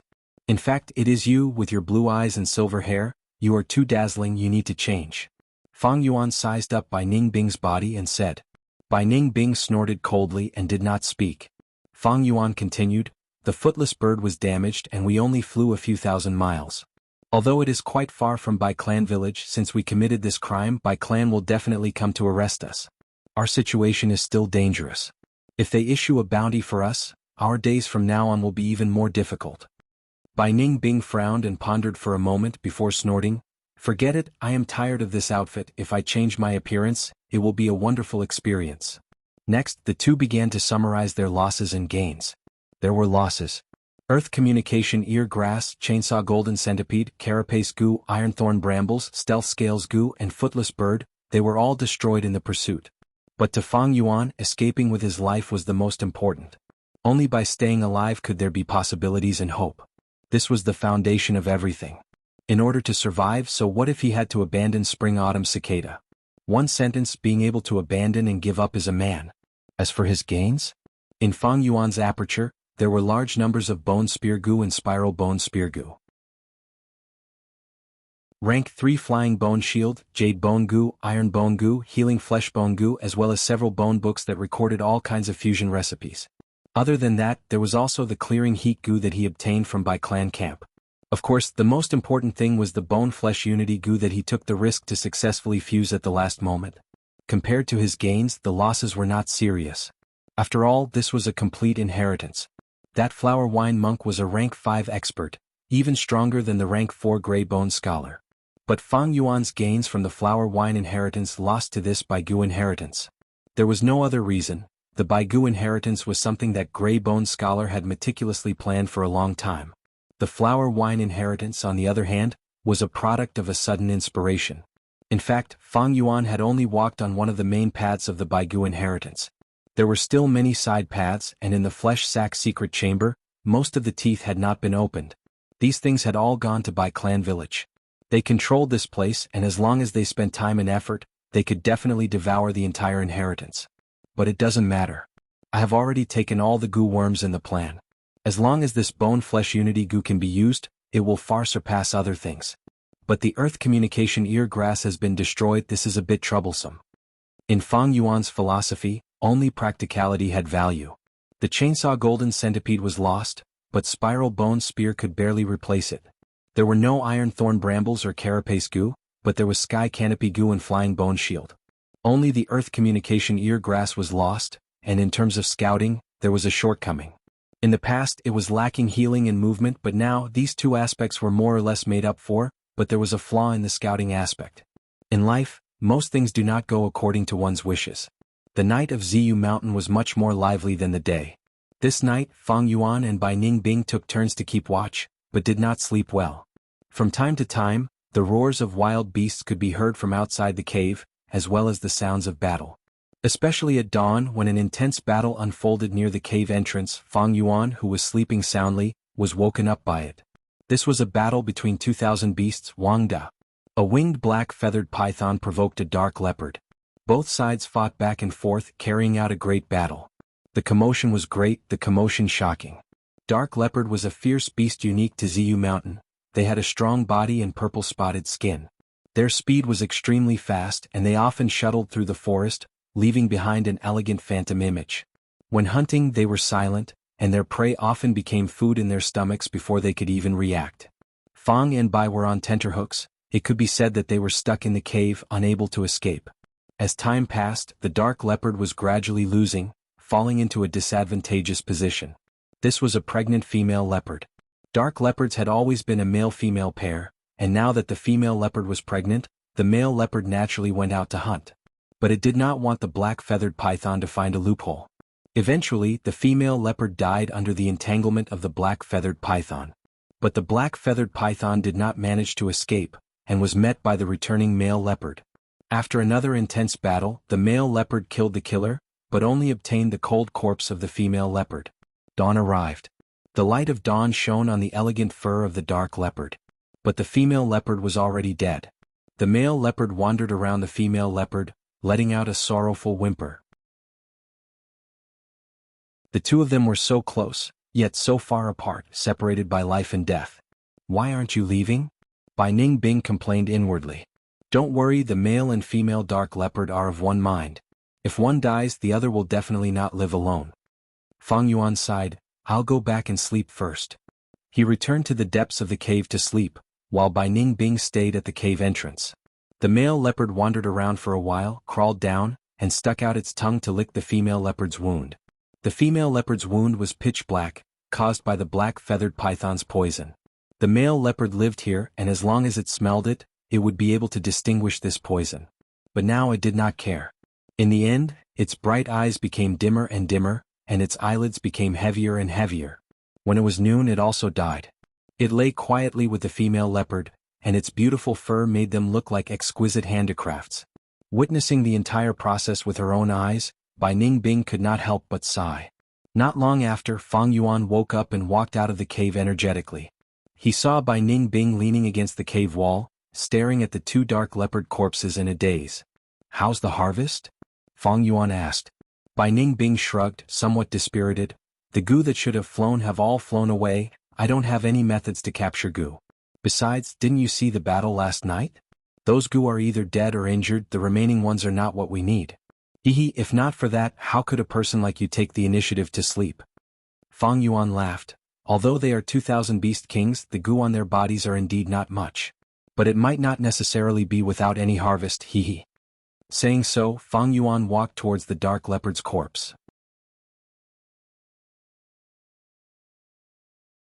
Chapter 233. Seeing Fang Yuan walk to the dark leopard's corpse, Bai Ningbing's gaze was attracted. The former squatted down and started to dig the ears of the dark leopard. Soon, Fang Yuan took out 2 small purple leaves from the male leopard's left and female leopard's right ears. This was a breath concealment goo. Rank 3 grass goo. Goo masters could use it to conceal their aura and cultivation, giving them a certain degree of camouflage. Almost every dark leopard had a breath concealment goo in their ears. But dark leopards always moved in pairs, and they had at least 1,000 beast king strength. They were good at sneak attacks, fast and agile, making them very dangerous and troublesome to capture. Moreover, the dark leopard was a fierce beast that only existed near Ziyu Mountain. Thus, the information about the breath concealment goo hidden in the dark leopard's ears was not widely known. In Fang Yuan's previous life, a righteous figure appeared, known as Hunting King Sun Gone. With him as the first, he hunted dark leopards and obtained breath concealment goo, selling them in the market and reaping huge profits, thus becoming rich. After him, countless goo masters rushed to Ziyu Mountain to make a fortune. Just a few years later, the dark leopard went extinct. But now, Ziyu Mountain was still a secluded place. Here it was safe during the day but extremely dangerous at night. There were no clans, but there were embryonic forms of clans, villages. Although there were no earth communication eargrass to scout, they were lucky to obtain 2 breath concealment goo. Fang and Bai relied on this goo to avoid many dangers. They would not go up Ziyu Mountain. With their current strength they could already travel through ordinary forests. But they did not have the strength to go deep into famous mountains and great rivers. To explore these places, even Bai clan would have to pay a huge price. Not to mention the current Fang and Bai. They moved around the foot of Ziyu Mountain and 2 days later they found a mountain path. Man-made mountain paths were much safer than ordinary forests. Of course, if they were unlucky they would also encounter danger. Moving along the mountain path, one evening Fang and Bai discovered smoke rising in spirals. The two glanced at each other and quickened their steps. At a call in the mountain they found a village. The village was surrounded by low stone walls and farmers returned in 2s and 3s, carrying hoes and other farming tools, walking into the village. There were also guards standing around the village. However, these people were all mortals so they were nothing to worry about. Let's go. Fang Yuan led the way down the village. Just like that. Bai Ningbing was slightly surprised. Their appearance quickly attracted the curious, doubtful and suspicious gazes of the villagers. Most villages in this world were very xenophobic. It was even more so for the clan's mountain stronghold. The security was tight for fear of spies and thieves sneaking in. May I ask if these 2 guests from afar are you esteemed Lord Goo Masters? Before they even reached the village entrance, 2 guards with similar appearances came up to them. Bai Ningbing didn't say anything. According to the original agreement, everything would be handled by Fang Yuan. Fang Yuan shook his head. Brothers were just mortals. Hearing this, the 2 of them heaved a sigh of relief, and their expressions became relaxed. The younger youngster disdainfully sized up Fang Yuan's body, saying with some disgust, "I knew it, this person is so ugly, how can he be one of those powerful Lord Goo Masters?" Fang Yuan's body was covered in burns, and he was also missing an ear. His appearance was ugly and disgusting. Bai Ningbing also changed into ordinary attire, her long silver hair not only shaved short, but also dyed black. Her whole body was covered in ice, and thus her skin was as white as snow. But the color of her eyes couldn't be concealed, so she wore a straw hat, covering the upper half of her face. When the 2 of them stood together they looked like 2 mortal villagers. "Brother, don't talk nonsense." The older guard reprimanded and then looked at Fang and Bai vigilantly. "Where did you come from? Why did you come here?" "We came from the village on the other side of the mountain." Originally, he had dragged a handcart with medicinal herbs and cured meat, thinking of selling them. "Sai, we met a tiger on the way. Oh my, that scared me to death. We ran all the way and managed to escape with our lives. Sai, we don't dare to go back for now, so we came to your village to sleep for a night. Just one night, we will leave tomorrow." Fang Yuan said casually. The guard's vigilance decreased slightly. Fang Yuan said again, "Brother, don't blame your brother. My injuries were caused by fire. That day when my house was on fire, I was burnt to this state in order to grab some rice. Sigh, life is hard these days." The older guard sighed, "Enter the village. If no one takes you in, you can just stay in the corner for the night." Saying so, he moved aside. Watching Fang Anbai enter the village, the guard ordered his younger brother, "Go and tell the village chief that there are 2 outsiders here. The old man has a lot of experience, ask him to take a look." "Brother, you are too careful. Why don't you think about it? How can these 2 be Gu masters? Moreover, why would Gu masters lie to us mortals? To have fun? If I tell you to go, just go. Asking me to run errands again?" The young man grumbled but still went. The village was peaceful. The fragrance of food permeated the air. After a day of work, the laughter of a family gathering for a meal also reached Fang and Bai's ears. Being in such an environment, Bai Ningbing could not help but feel relaxed. The reason why he disguised himself was because he did not want to expose his tracks. That would make it easier for the Bai clan to hunt him down. Secondly, it was because Fang Yuan was a cautious person, and liked to hide in an unfamiliar environment, making it easier for him to deal with sudden and abnormal situations. It was very easy to find a family to take them in, just give them a Yuan stone fragment, and they would happily vacate the main house. But doing so did not match their current status. Fang Yuan had a better method. He walked around the village for a while and stopped in front of a dilapidated house. This family only had one old lady. She originally had a grandson, but when he was playing outside he was eaten by wolves. In front of the house, the old lady was drawing water from a well, looking very strenuous. "Auntie, let me help you." Fang Yuan put on a silly smile and ran over eagerly. The old lady saw Fang Yuan, and was shocked by his appearance. But Fang Yuan was very enthusiastic, and with a silly smile on his face, he quickly helped her draw a few buckets of water, and the old lady's wariness disappeared. "Lad, you are from another village, right?" The old lady laughed, her mouth was cracked and only a few teeth were left.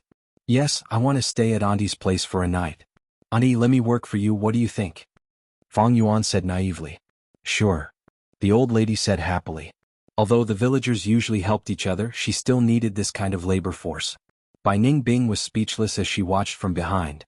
This scoundrel Fang Yuan was too good at acting. After drawing water, it was time to chop firewood. Fang Yuan even took the initiative to cook, and his quick and efficient actions made the old lady praise him again and again. "Auntie, let me help you draw a few buckets of water. Let's talk after the water jar is filled." After dinner, Fang Yuan took the buckets of water and went out. The old lady said no need, but Fang Yuan insisted.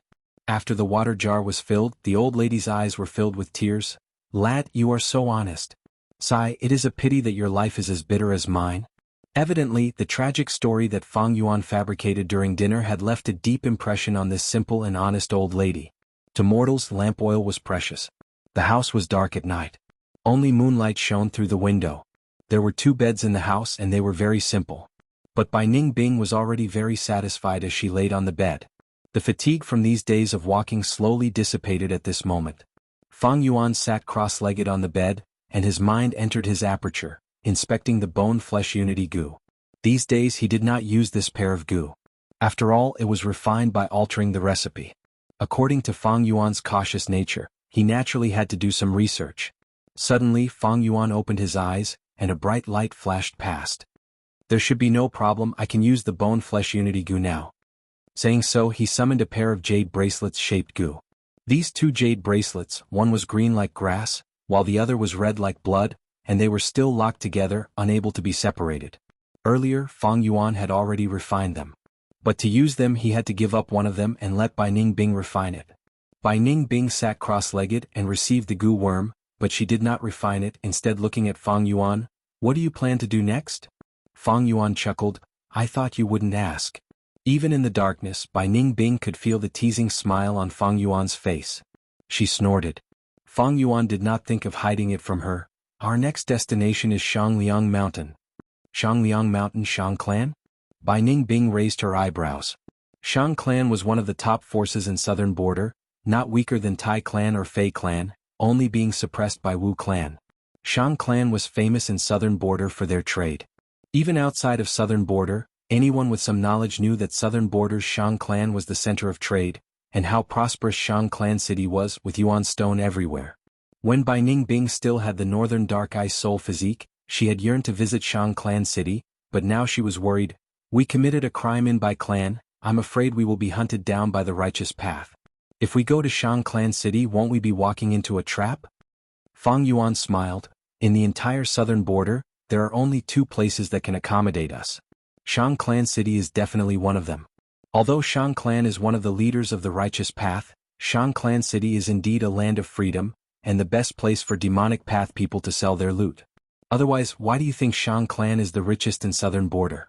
Even the Wu clan is left in the dust in this aspect. Bai Ningbing's thoughts wandered as she heard this. The rumors say that anything can be bought in Shang Clan City, is that true? Fang Yuan shook his head. Those who say this are all low level. In this world there are too many things that have a price but no supply. For example, a certain Yanggu? If you like this work, you are welcome to come to Iso.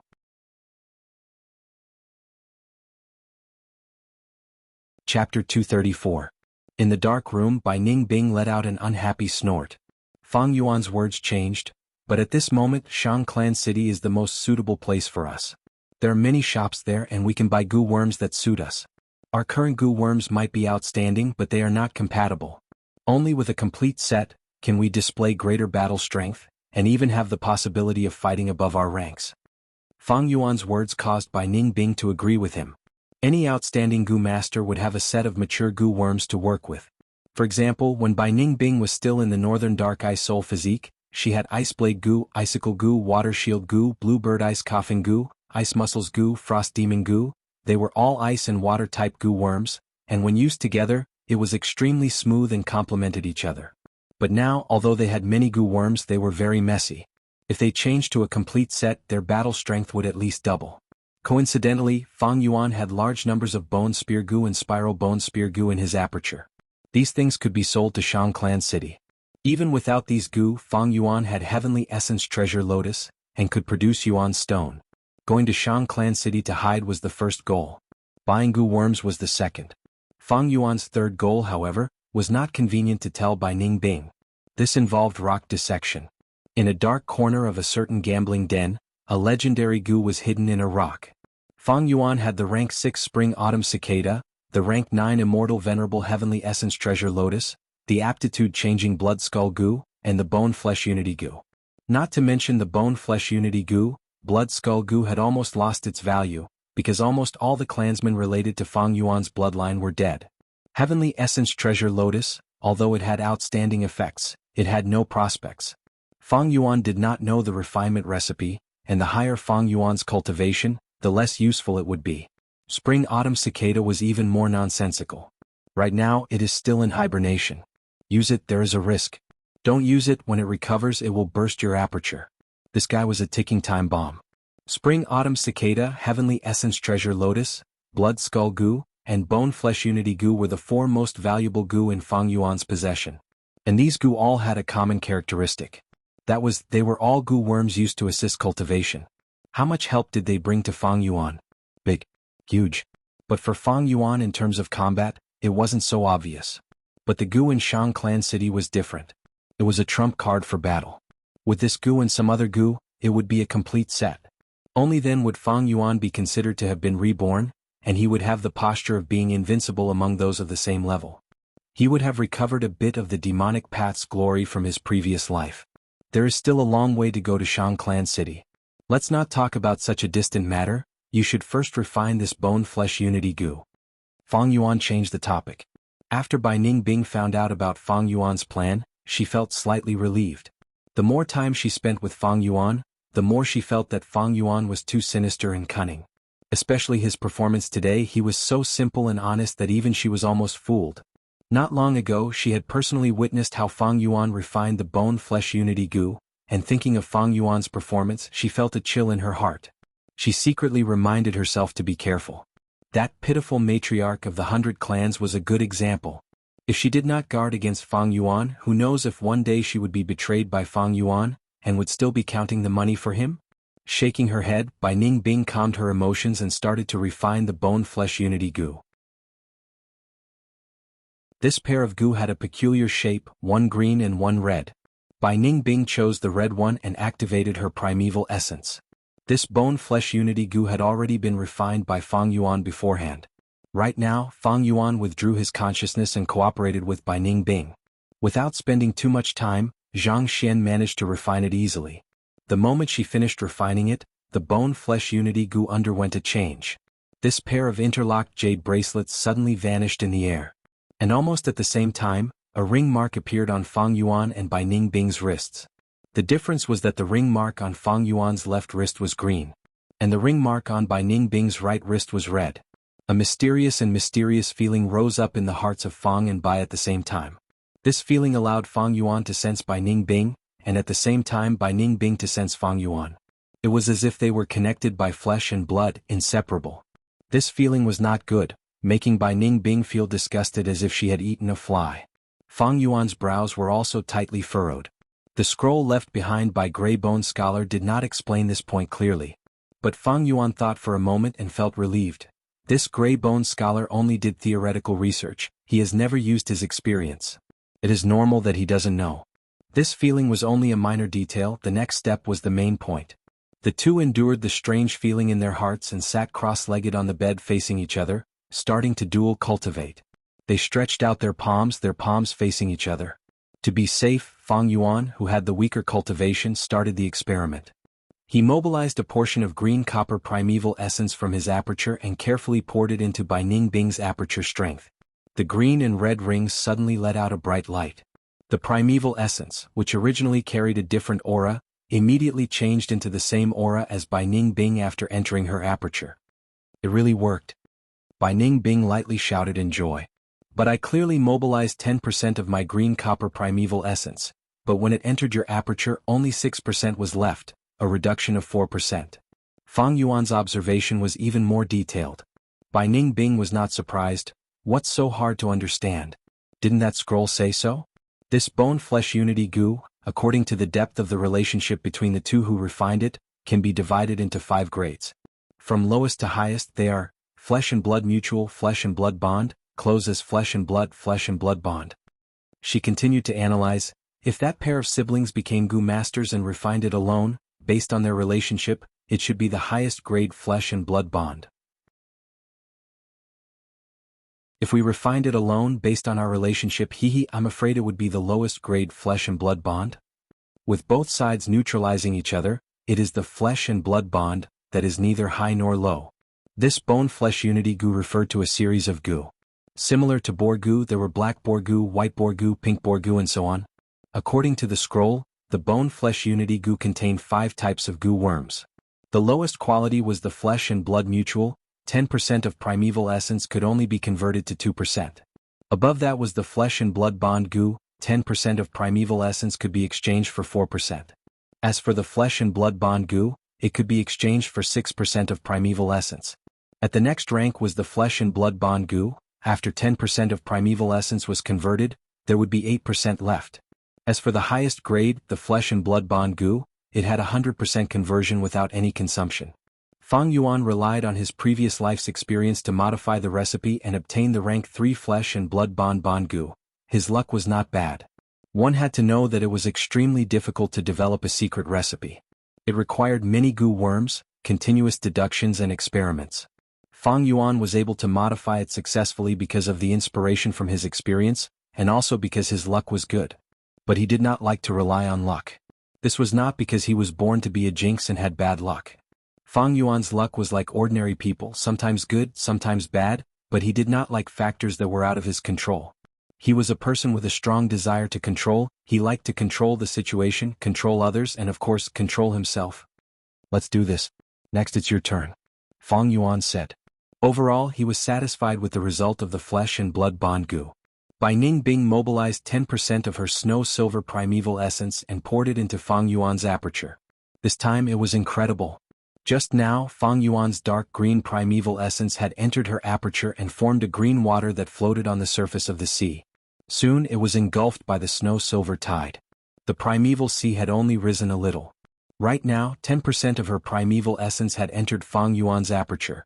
But before it entered the primeval sea, Fang Yuan's entire aperture was trembling. Fang Yuan quickly shouted for it to stop. This was not a problem with the flesh and blood bond goo, but his aperture was only at rank 1 upper stage and there were hundreds of bone spear goo inside. If he were to store the snow silver primeval essence, he would be in danger of collapsing. Bai Ningbing hesitated. If she poured in her primeval essence now, she might be able to burst Fang Yuan's aperture. But even if the aperture burst, the yang goo would be destroyed by Fang Yuan with a thought. She thought for a moment and finally transferred the primeval essence back. This snow silver primeval essence was originally 10%, but when it entered Fang Yuan's aperture, it changed its aura and was left with only 60%. Now that it returned to her aperture, it shrunk again and was left with 3.5%. This made Bai Ningbing inwardly sigh at the mystical nature of this flesh and blood bond goo.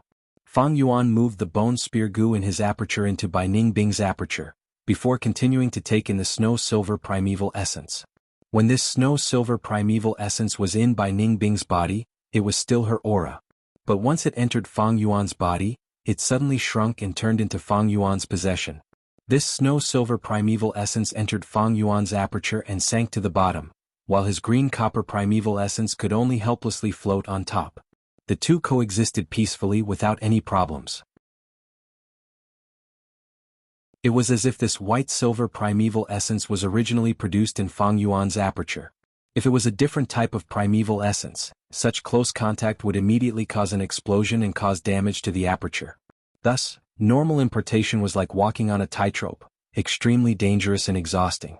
Fang Yuan tried to move this white-silver primeval essence to wash the surrounding aperture walls. Goo masters were divided into 9 great realms, and each realm was further divided into initial stage, middle stage, upper stage and peak stage. Initial stage was light membrane aperture walls, thin and flickering. Middle stage was water membrane aperture walls, flowing with light. Upper stage was stone membrane aperture walls, condensed and stable. Peak stage was crystal membrane aperture walls, clear and transparent. Fang Yuan was now at rank 1 upper stage, and the surrounding aperture walls were stone membrane.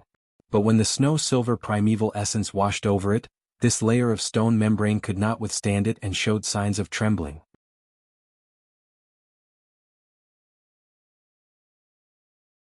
Chapter 235. Fang Yuan quickly stopped in fright. Although he had used the liquor worm before, the liquor worm only cleansed his primeval essence and raised its quality by a small realm.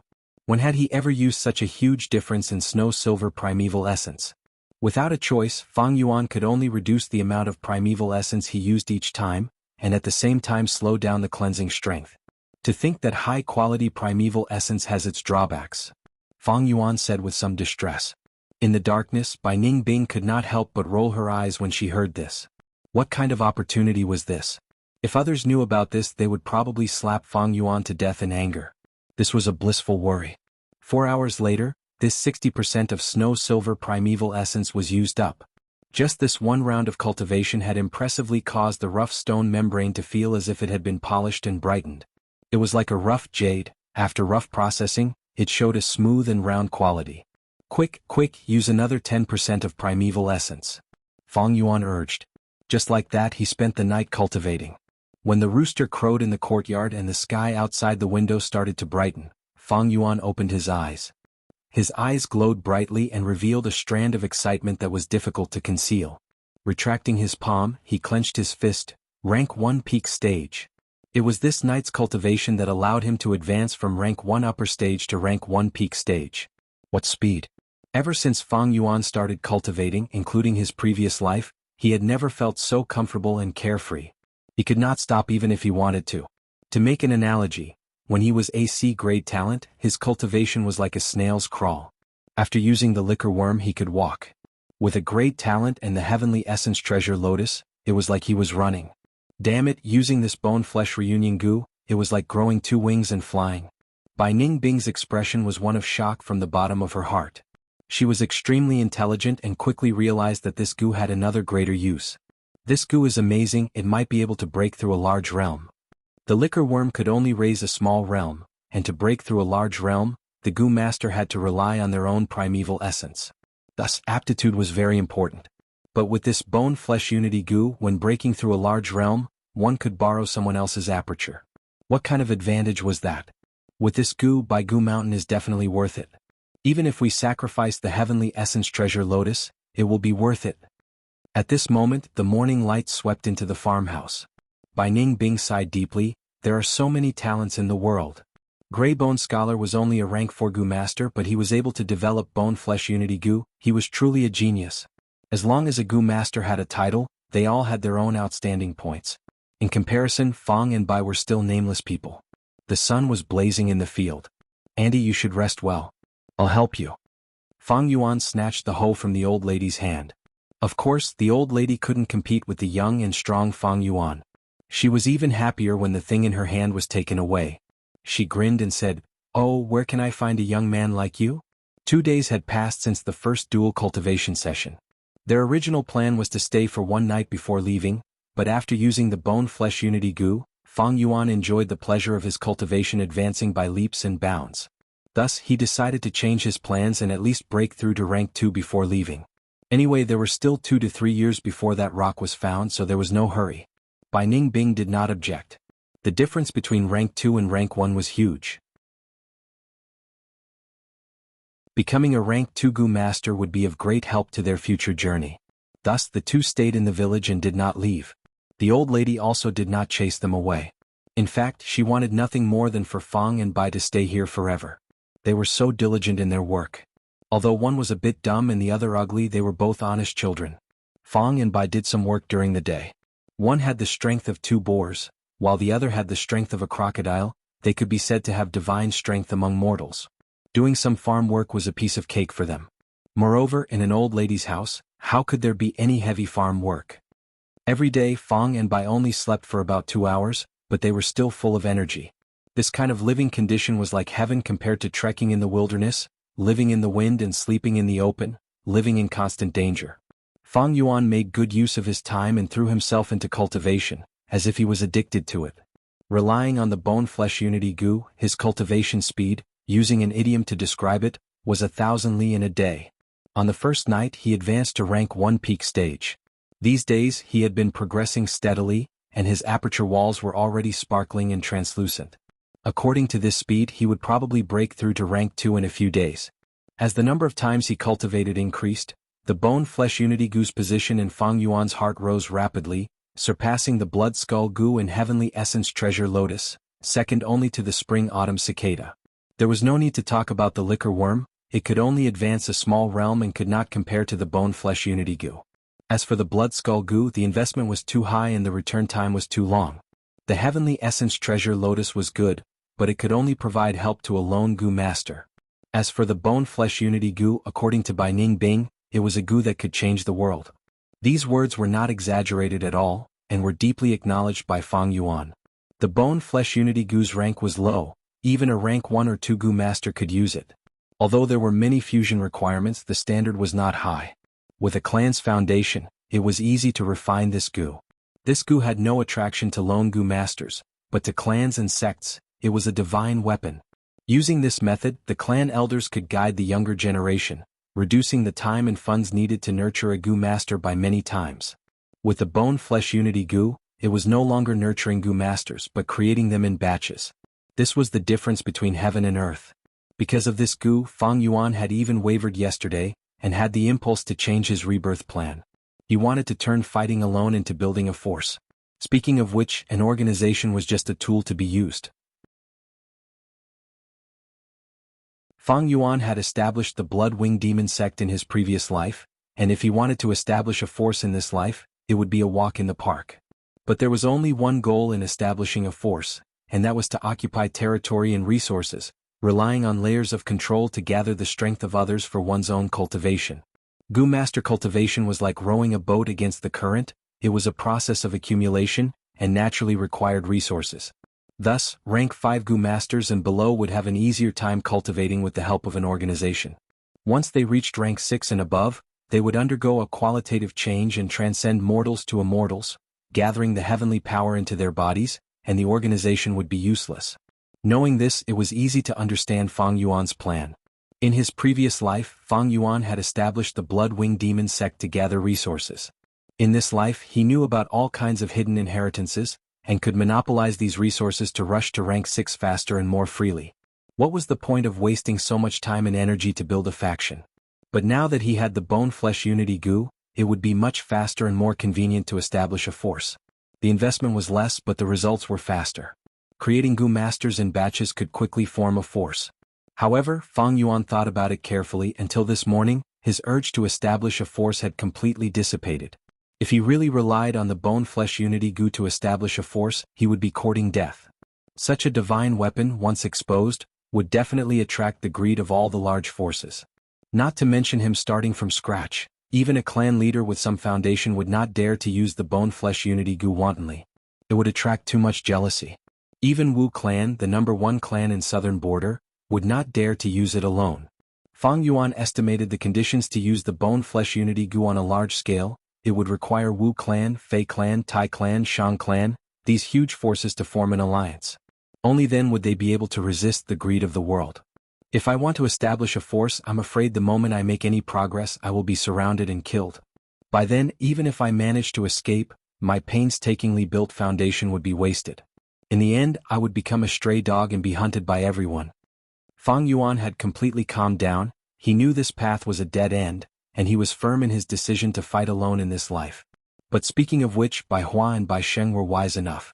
In my previous life, they used the bone-flesh unity Gu to grow into the righteous path duo stars. But they did not use this strength to establish Bai clan's force. Adding on their intentional misdirection, although the reputation of the bone-flesh unity Gu spread, the world greatly underestimated this Gu's effect. Fang Yuan recalled it now and suddenly realized the wisdom of this pair of righteous path duo. In this trip to Baigu Mountain he was able to kill this pair of genius siblings while they were still growing. It was a huge harvest. But Fang Yuan had another thought. This bone-flesh unity Gu can only be used by two people who have fused it. Bai Sheng and Bai Hua must have used the fusion method on the scroll. Without my tampering method, the difficulty of fusing the bone-flesh unity Gu would greatly increase. Maybe they did not even think of this possibility. The more he thought about it, the more Fang Yuan felt his head aching. He hoed the field under the hot sun as he shook his head, collecting his scattered thoughts. After all, these things were no longer important, there was no use thinking about it. Unfortunately, I do not have thinking Gu, comet heart Gu, exquisite Gu, thoughts like lightning Gu and other Gu worms that can help me think. At the very least, a bookworm would suffice. It seems I can only buy them when I get to Shang Clan City. The old lady's field was small to begin with, and Fang Yuan quickly hoed half of it. Bai Ning Bing was interested and took the initiative to do it. When she was at Qing Mao Mountain she had seen farmers hoeing their fields. But at that time she was still muddle-headed, but now that she was there she wanted to experience the wonders. At 10 o'clock in the evening, the two ate in front of the old lady's house. "You must be hungry, there are sweet potatoes in the pot, make sure you eat your fill." The old lady smiled as she scooped 2 bowls of rice. This rice was not the rice from the rice bag grass but coarse grains. But Fang and Bai were not picky people. "Eat slowly, I have good news to tell you." On the dining table the old lady smiled mysteriously.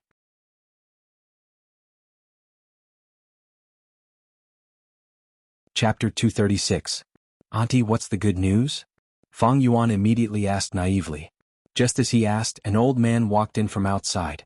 Bai Ning Bing squinted her eyes secretly. This old man was a Gu master. However, he only had rank 1 initial stage cultivation and looked old and clumsy. There was nothing to worry about. "Young lad, this is our village head," the old lady introduced. Fang Yuan and Bai Ning Bing quickly stood up. Fang Yuan scratched his head, appearing somewhat uneasy. "Lord Village Head, I am..." Before he finished his introduction, the village head smiled and waved his hand. "I know you two outsiders." Gu masters could sense aura between each other. But Fang and Bai had the breath concealment Gu in their ears. The Gu master's aura was concealed, at least the village head could not see through it. These two outsiders, the old village head had received the villagers' report a few days ago. But he did not take it to heart. In the past few days, other than Fang and Bai, there were also many people who had stayed in the village for the night. "Just come, why did you bring anything?" the old lady grumbled. The old village head did not come empty-handed, he held a skewer of fish. "This was caught in the pond this morning. Your teeth are not good, drink some fish soup, it can nourish your body." The old village head laughed. The old lady rolled her eyes at him, taking the fish. "I will go to the kitchen to make the fish soup." Her voice was filled with joy. Bai Ning Bing could not tell from the two's expressions and tone. But Fang Yuan's gaze flickered, understanding in his heart. This old man and the old lady were probably in love at twilight. "Auntie, let me do it." Fang Yuan immediately said. Sit down and talk. There's good news. The old lady hurriedly waved her hand, gesturing for Fang and Bai to sit. I have already told your matter to the village. Our village head is a Gu master. He can help you. Gu master. Fang Yuan's eyes opened wide, clearly stunned on the spot. Bai Ningbing saw his expression and almost could not help but roll her eyes. She also tried her best to look surprised, but it was obvious that she was far inferior to Fang Yuan. She was well aware of this. When the old village head saw Fang Yuan's expression, he laughed heartily. He suddenly felt that this ugly man was somewhat adorable. As for Bai Ningbing, she seemed to be in a daze. In comparison, the old village chief preferred Fang Yuan. You two youngsters take a seat. Don't be so reserved. He waved his hand and sat down first. Fang Yuan fidgeted for a moment before he sat down, panting nervously. Bai Ningbing also learned from behind him, but it seemed a little unnatural. The old village head didn't suspect anything. I heard that you came here to sell herbs and cured meat, but you ran into a wild beast. Bad luck. Your auntie has already told me that you guys have helped her so much here. I have some purple maple leaves here. A few days later, a caravan arrived. Take these purple maple leaves and sell them. Maybe you can get back some money. When Bai Ningbing heard this, she immediately lost interest. So this was the good thing the old granny was talking about. This. Fang Yuan was so happy that he stuttered. His eyes teared up as he choked. Village lord, you are really a good person, a very good person. The old village head patted this demon's shoulder and said with sympathy, you don't need to say these words. Who doesn't have times when they are down and out? But I can't give these to you for free, otherwise the villagers will have an opinion. How about this, you guys come to the east side of the village to hoe the fields. After 7 days the caravan will arrive. He was quite grateful to Fang and Bai. He was a mortal born and raised in this village, and was childhood sweethearts with the old granny. But the world is fickle and the old granny married someone else. During a caravan transaction, a Gu master saw that he was quick-witted and gave him some pointers, making him a Gu master. Because of this he became the village head. Although he still had feelings for the old granny, they were old people with children, and it would have a bad influence on them, so they didn't interact too much. Although he was the village head, he couldn't help the old granny too openly. He had secretly observed them and felt that Fang and Bai had good temperaments, they were hard-working and honest children, but their luck was a little bad. Thus, when the old granny told him, he immediately agreed to help Fang Yuan. When you were eating, you promised the old village head. Don't tell me you really want to hoe the fields for 7 days in that cart of purple maple leaves? In the house at night, Bai Ningbing asked in confusion. The purple maple leaves are naturally not my true goal. Didn't you hear earlier there is a caravan passing through here? Fang Yuan replied. So what? Didn't you mention that there are caravans passing through Ziyu Mountain all year round? The caravans sometimes pass once a year, sometimes once every half a year. I just didn't expect there to be a caravan in such a short time. I've just been beating around the bush. This caravan travels from east to west. Even if they don't reach Shangclan City, they are going in the same direction as us. Bai Ningbing realized, you want to join the caravan and borrow their strength to reach Shangclan City? She thought for a while and felt that this was a good idea. First, the earth communication ear grass was destroyed and they lacked investigative Gu worms, it would be troublesome for them to move on their own.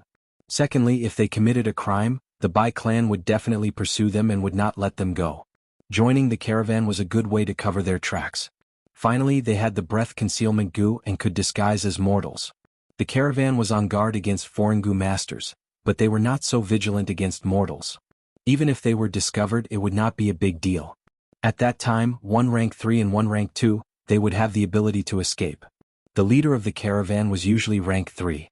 A rank 4 leader like Jiafu was rarely seen. But even if we disguise as mortals, it would be impossible for us to casually join the caravan, right? Bai Ningbing thought for a while, still having some misgivings. Fang Yuan chuckled, of course we can't casually join the caravan. Even mortals need a guarantor. But I think the old village head will help us solve this problem. Bai Ningbing felt relieved, letting go of her worries. That's true, I was worried for nothing. With Fang Yuan's craftiness, how could he miss this point? She thought in her heart. All right. 7 days later, I will definitely break through to rank 2 initial stage. But other than this, I think it is time to use the Iron Bone Gu and Jade Bone Gu. Bai Ningbing curled her lips, not minding. I said I wanted to use them earlier, but you didn't agree. I have raised them for so many days and wasted a lot of milk spring water. Fang Yuan sighed. Young man, you are ignorant and fearless, you don't know the pain in this. Tonight we will not dual cultivate, rest well and I will use the iron bone goo tomorrow night. The next day Fang and Bai went to the east side of the village to work as promised. Fang Yuan specially worked from morning until sunset. He concealed his great strength in his body. This amount of exercise was not worth mentioning, but it was enough to make the other farmers look at him in a different light, even looking up to him. At night, he sat cross-legged on the bed, sinking his mind and pouring his primeval essence into the iron bone goo in his aperture. This goo was like a bone, round at both ends and slender in the middle. His whole body was black like it was made of steel. This goo was a rank 3 goo, instantly consuming a large amount of primeval essence to activate. Fang Yuan was a mere rank 1 goo, he could not use it. But Bai Ningbing poured in a lot of white-silver primeval essence, giving him the qualifications to use it. The borrowed snow-silver primeval essence was almost completely used up, all of it was poured into the iron bone goo. This goo first let out a black light, before melting into a liquid iron, flying out of the aperture and fusing into Fang Yuan's bones. Bang! Intense pain. Unimaginable pain. Fang Yuan felt like his heart was being branded by a hot iron. Wherever the liquid iron flowed to, that bone would feel like it was being roasted on charcoal. This pain was so deep that it made Fang Yuan's expression distort. Immediately after, cold sweat appeared on Fang Yuan's forehead, and in a moment his whole body was drenched in sweat. After a while, Fang Yuan could not hold on any longer, letting out groaning sounds. Bai Ningbing's expression changed. In the darkness, she could not see Fang Yuan's expression and condition, but from this suppressed sound, she could tell the pain was no small matter. She knew how strong Fang Yuan's willpower was. Even when his whole body was shrouded in flames, he did not make a sound. Right now, after using the iron bone goo, he let out such a sound it could be seen how intense the pain was. Goo masters nurture, use and refine, and in terms of use, some goo's usage was extremely special. The iron bone goo was like this: once used it would cause extreme pain. But this pain could only be endured. If he fainted midway, all his previous efforts would be in vain. In history, many famous goo masters had died from the pain of using goo worms like the iron bone goo. Fang Yuan clenched his teeth and persevered. He could not endure the torrential pain, letting out a few groans from his nose. In the end he was in so much pain that his whole body was numb, and his teeth felt weak from clenching. When all the bones in his body were dyed black by the iron liquid, he finally relaxed. And almost at the same time, a strong wave of dizziness hit him. His vision turned black and he almost fainted. But he held on, taking a few breaths and lying down. Finished? In the darkness Bai Ningbing probed. Of course. Fang Yuan breathed in, his voice was hoarse but calm. Go to sleep, we still have work tomorrow. Bai Ningbing saw that Fang Yuan was still conscious, but she was actually very disappointed. If he fainted she might be able to get the Yanggu. But that's not right, the Yanggu is in Fang Yuan's aperture. I don't have any special methods, how can I take it out? Thinking of this, some of her dark thoughts dispersed. But on the second day Fang Yuan did not get up to work, instead lazing around on the bed. The pain was still tormenting him. As long as he moved, the intense pain was like a hacksaw, mercilessly sawing at his nerves. The pain temporarily dominated him, making him weak and powerless. Not to mention farm work, he could not even walk on the ground. Bai Ningbing realized that last night Fang Yuan was just putting up a facade. She did the farm work alone that day. That night, Fang Yuan recovered to a state where he could move. Bai Ningbing did not believe it and also used the jade bone goo. Only then did she know how much pain Fang Yuan was enduring. Even someone as prideful as her could not help but groan in pain, even tearing the bedsheets. But in the end, her whole body trembled as she persevered to the end. Realizing her success, under the assault of intense dizziness, she laid down on the bed and fell into a deep sleep.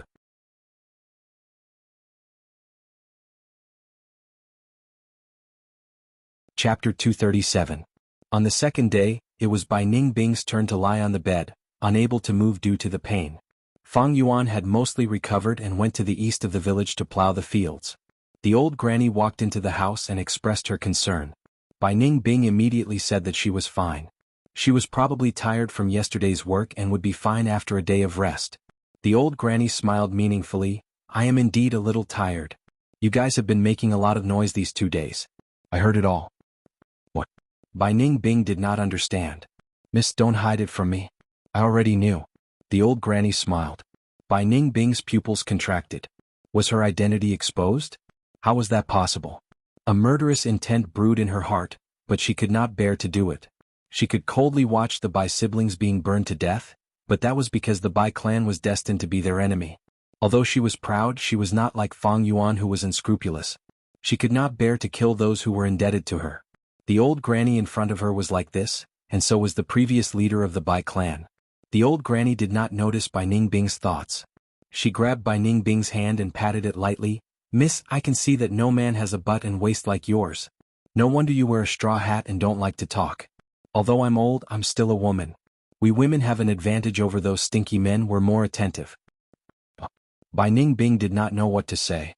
The old granny was very enthusiastic and said in an understanding tone, "I understand.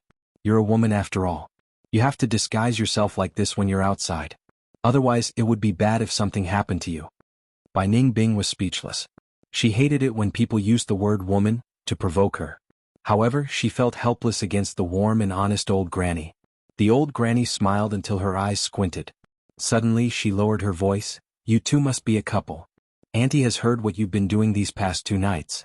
I'm not trying to lecture you, but you have to take it easy when doing that kind of thing." These words were like a bolt out of the blue.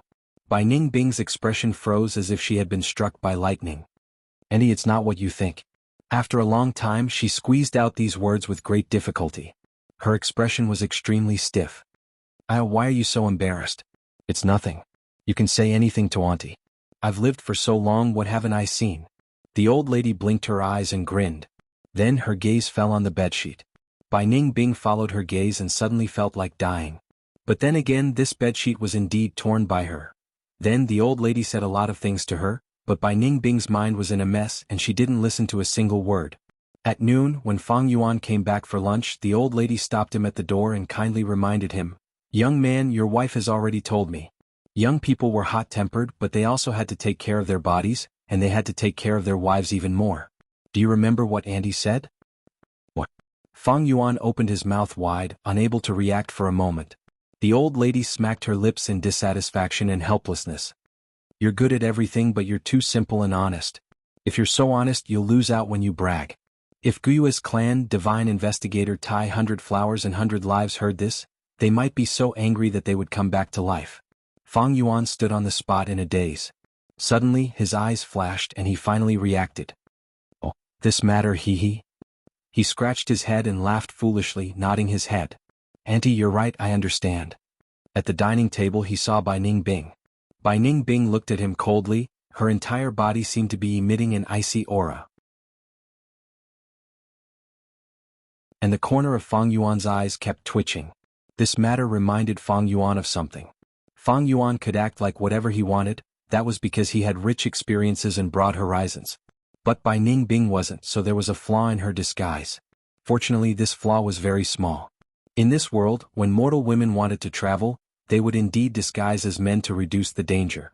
Even though he was sick of this misunderstanding, Fang Yuan had to admit that this misunderstanding was even better at concealing his identity. Bai Ningbing's mood became extremely terrible. That night, she questioned Fang Yuan again when he would give her the Yanggu. Fang Yuan could only answer clearly, once he reached rank 3 he would give it to her. Bai Ningbing snorted. She understood Fang Yuan, she would rather die than believe Fang Yuan's honesty. But now she had no way to take the Yanggu by force. "When I reach Shang Clan City, I need to buy a poison vow gu. 3 hands gu, grand snatch gu is also fine." Thinking so, Bai Ningbing felt even more urgency to get to Shang Clan City. Other than cooperative cultivation, Fang Yuan's cultivation content had increased by a whole new level. That was to use the crocodile strength gu to cultivate his strength. Speaking of which, it was out of Fang Yuan's expectations that he could raise the crocodile strength gu until now. The greatest contributor to the war was still the Bai clan. It was because of the crocodile meat from Bai clan that Fang Yuan could raise the crocodile strength gu until now. Otherwise it would have died from lack of food. The crocodile strength gu was similar to the black and white boar gu, permanently increasing the gu master's strength. But before rank 6, the gu master's body was still immortal. It was like a bowl, it could not contain a lake. The gu master's body had a limit. Thus, Fang Yuan could not use the crocodile strength gu before. Fortunately, he obtained the iron bone gu and jade bone gu from Baigu Mountain. These 2 gu were consumption type gu. Each had their own merits, their value was about the same, and they could permanently increase the Gu Master's body constitution. The choice of Gu would determine the Gu Master's future development. There were many considerations when Gu Masters used Gu. Some Gu could not be used together, while some Gu together had an outstanding effect. For example, Bai Ningbing had once used the ice muscles Gu, thus her skin was ice muscles. Ice muscles stopped perspiration and stopped bleeding, thus Bai Ningbing could no longer use Gu worms like the blood sweat Gu. And after she used the jade bone Gu, her mortal bones became jade bones. Ice muscles, jade bones, the two complemented each other. It was an excellent combination. Everyone's needs were different, ice muscles and jade bones suited Bai Ningbing but not Fang Yuan. Considering the legendary Gu worm in Shang Clan City, in Fang Yuan's plan, the combination effect he wanted the most was steel tendons and iron bones. Being able to obtain the iron bone Gu from Bai Gu Mountain, to him, it was very satisfying. After using the iron bone Gu, Fang Yuan's bones were as hard as steel. With the strengthening of his body, he could already bear the strength of a crocodile on top of the strength of 2 boars. His strength continued to increase. 7 days passed in a flash. According to the original agreement, Fang and Bai obtained a cart of purple maple leaves from the old village head. These goods were very cheap. A cart could not even be sold for 2 yuan stone. Fang Yuan did not take it to heart. This was only a stepping stone for him to hide his identity and follow the caravan. The caravan's arrival was 3 days later than the old village head had expected. Only on the 9th day did the caravan appear. The originally peaceful mountain village suddenly became lively. The caravan was huge. Black-skinned fat beetles the size of buses crawled slowly with goods and people on them. Beside them, colorful ostriches were dragging carts. Large mountain spiders had cargo boxes tied to their bodies. Winged snakes slithered around, toads carried huge bags. These Gu mounts formed the main body of the caravan. Other than that, there were also large numbers of mortals driving carts with oxen and horses, or carrying bamboo bags. This year's caravan is finally here. Every time I see these snakes, I feel afraid. Lord Gu Masters are really amazing, to be able to make such fierce snakes listen to you. I hope the cured meat can be sold. I don't expect to get a high price. I will be satisfied with a few yuan stone fragments. That's right, our luck is not as good as outsiders. The village head is too biased. That is a cart full of purple maple leaves. He gave it away just like that. The villagers set up many temporary stalls at the village entrance. Fang and Bai dragged a cart full of purple maple leaves, mixed in among them. Some of these people were from the village. Some came from other villages bringing their own goods. Where there were people, there would be conflicts of interest. Even though Fang and Bai had been hoeing the fields in the east of the village for 7 days, a cart full of purple maple leaves still made many villagers jealous. Fang Yuan naturally did not care about these words. He secretly observed the caravan members. This caravan was a mixed group formed by many clans and forces. Unlike the Jia clan caravan, the main body was the Jia clan.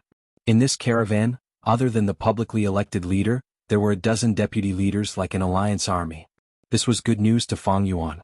The more complicated the caravan structure, the easier it was for him to sneak in. Hey, how much are you selling this cart of purple maple leaves? Soon, someone came to ask for the price. 2.5 pieces of yuan stone. Fang Yuan said. 2.5 pieces of yuan stone? You might as well rob. The person's eyes widened. Buy or not? Bai Ningbing said. The person flicked his sleeves and left. If they really sold this cart of goods, what excuse could Fang and Bai use to join the caravan? Thus, they purposely did this, and in a short while, they angered 3 people who wanted to buy. Until the evening, this cart of purple maple leaves was still unsold. On the contrary, more than half of the medicinal herbs, cured meat, milk and so on were sold. After all, the caravan had a large number of people. These things needed to be replenished. Many people wanted to see Fang and Bai as a joke. Some even started to mock and ridicule them. There were also kind-hearted people who reminded them to lower their prices. But Fang and Bai ignored them. When night fell, Fang Yuan pretended to be dejected, pulling the cart of purple maple leaves to the old village head's house. The old village head asked about the situation and sighed.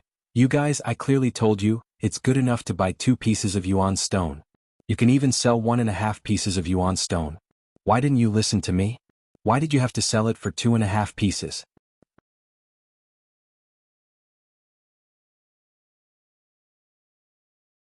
Chapter 238. You should know there are many purple maple leaves on Ziyu Mountain. The reason why those people buy them is because it is convenient and saves time to collect them. Sigh, it is pointless to tell you. Forget it, forget it. The old village head shook his head and sighed. Fang Yuan scratched his head. We wanted to sell more Yuan stone, firstly to recoup our losses and secondly to show our filial piety to the elders. But who could have thought that after so much effort we still couldn't sell them? His voice was anxious with a hint of sobbing. Hearing his words, the old village head's heart softened, the resentment in his heart dissipating by half. Fang Yuan continued, Lord Village Head, don't be anxious, we have decided to follow the caravan tomorrow. If we lower the price we will be able to sell them. Follow the caravan? Who allowed you to follow the caravan? The old village head stared at them. Fang Yuan said matter-of-factly, I saw many mortals in the caravan. If they can follow, why can't we? The old village head held his forehead. Those are the servants of Lord Gu Master. Do you think a caravan can be casually followed by anyone? What if criminals sneak in? Fang Yuan opened his mouth wide, stunned on the spot. Then what do we do? The caravan is leaving tomorrow morning. Sigh.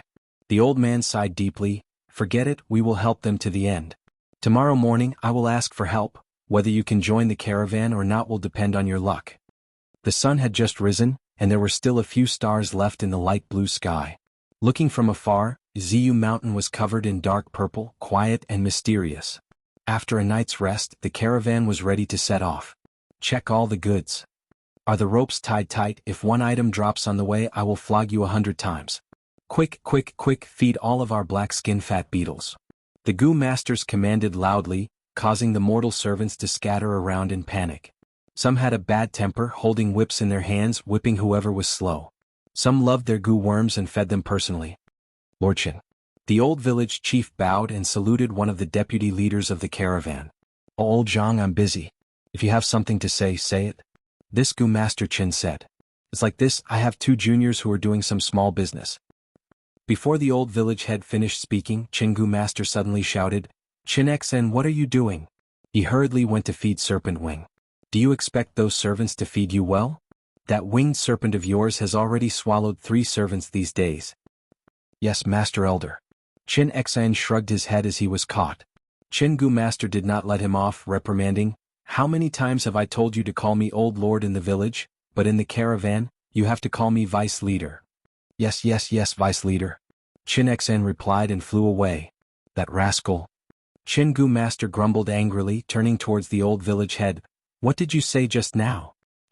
You want to guarantee that the 2 juniors will join the caravan? Lord is wise, that's right. The old village head quickly replied. Is that so? Qin Gu Master purposely muttered to himself. The old village head was turned into a Gu Master by him. It was to place one of his own people in this place where the caravan had to pass through. When the caravan travels, those villages are the focal points of the trade, but the mortal villages along the way cannot be neglected, they are also very important. There are many people in the caravan, a lot of daily necessities have to be replenished along the way. There are also the servants. When the caravan encounters danger and some servants die, lacking manpower, the caravan would have to choose mortals from the villages along the way. Speaking of which, Qin Gu Master's servants were already insufficient. In the caravan, mortals' lives were cheap, they were just expendable resources that could be used to speak and move around. In the future when I pass through Ziyu Mountain I will still need old Zhang. If I don't agree, wouldn't I disappoint him? Coincidentally, I am also lacking manpower, but I cannot agree so easily. I need to weigh the pros and cons before I can sell them well. Just as Qin Gu Master was thinking, a messenger Gu Master of the caravan ran over. He held a stack of paper in his hand, shouting as he ran, Pay attention, a new arrest warrant, there is a new arrest warrant. As he shouted, he placed the paper on a black-skinned fat beetle's body. New arrest warrant? Which family? How much is the reward, let me see. Qin Gu Master was interested. Yes, Vice Leader. The messenger Gu Master quickly handed over a piece of paper. Qin Gu Master looked at it. Oh, it is the Bai clan's arrest warrant. As long as the information is correct, it will be 1,000 Yuan stone? So high. Qin Gu Master's eyes brightened, he was interested. There were usually 2 prices on the arrest warrant, one was the information price and the other was the price to haggle. The price of 1,000 primeval stones was usually for those devil Dao people who had made a name for themselves. However, the portraits on this wanted poster were of 2 young people. Both of them had good facial features and one of them was even very beautiful. A man and a woman, these were 2 newbies. One is a rank 1 Gu master, the other is rank 3. The information price is 1,000 Yuan stone, and the haggle price is 5,800. Tiske, it seems Bai clan hates these two demonic scoundrels to the core. Qin Gu master laughed in schadenfreude. It was not Qin clan anyway. He had no idea that these two demonic scoundrels were already near him. The old village head also took a look at the arrest warrant, his heart shuddering. The world of Gu masters is really dangerous. Such a beautiful young man is actually a criminal or a demon. Let's hope they won't come to our village. Alright, seeing that you have worked so hard for so many years, I will agree to your request. Qin Gu master said. Thank you, Lord. Lord, I will call them over now. The old village head was overjoyed. Qin Gu master waved his hand. No need, I am very busy.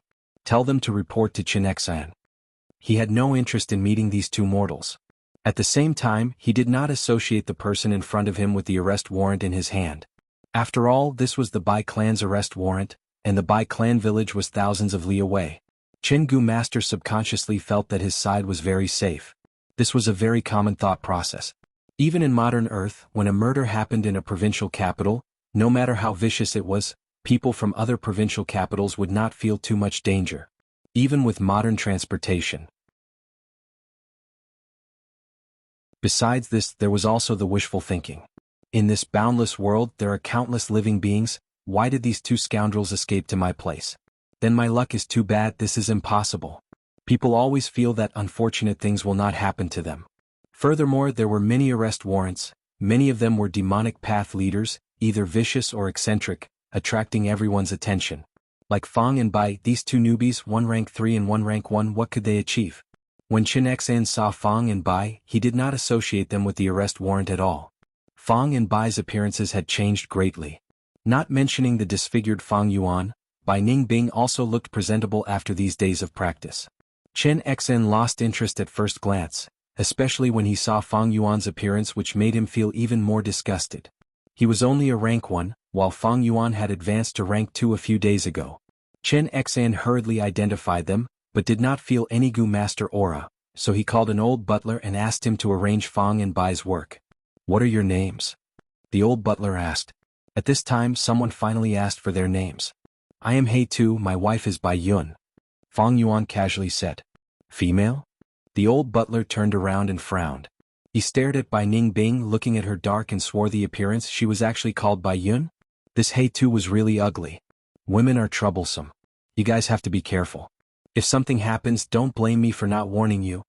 The old butler said. I know. I have a cart with purple maple leaves on it.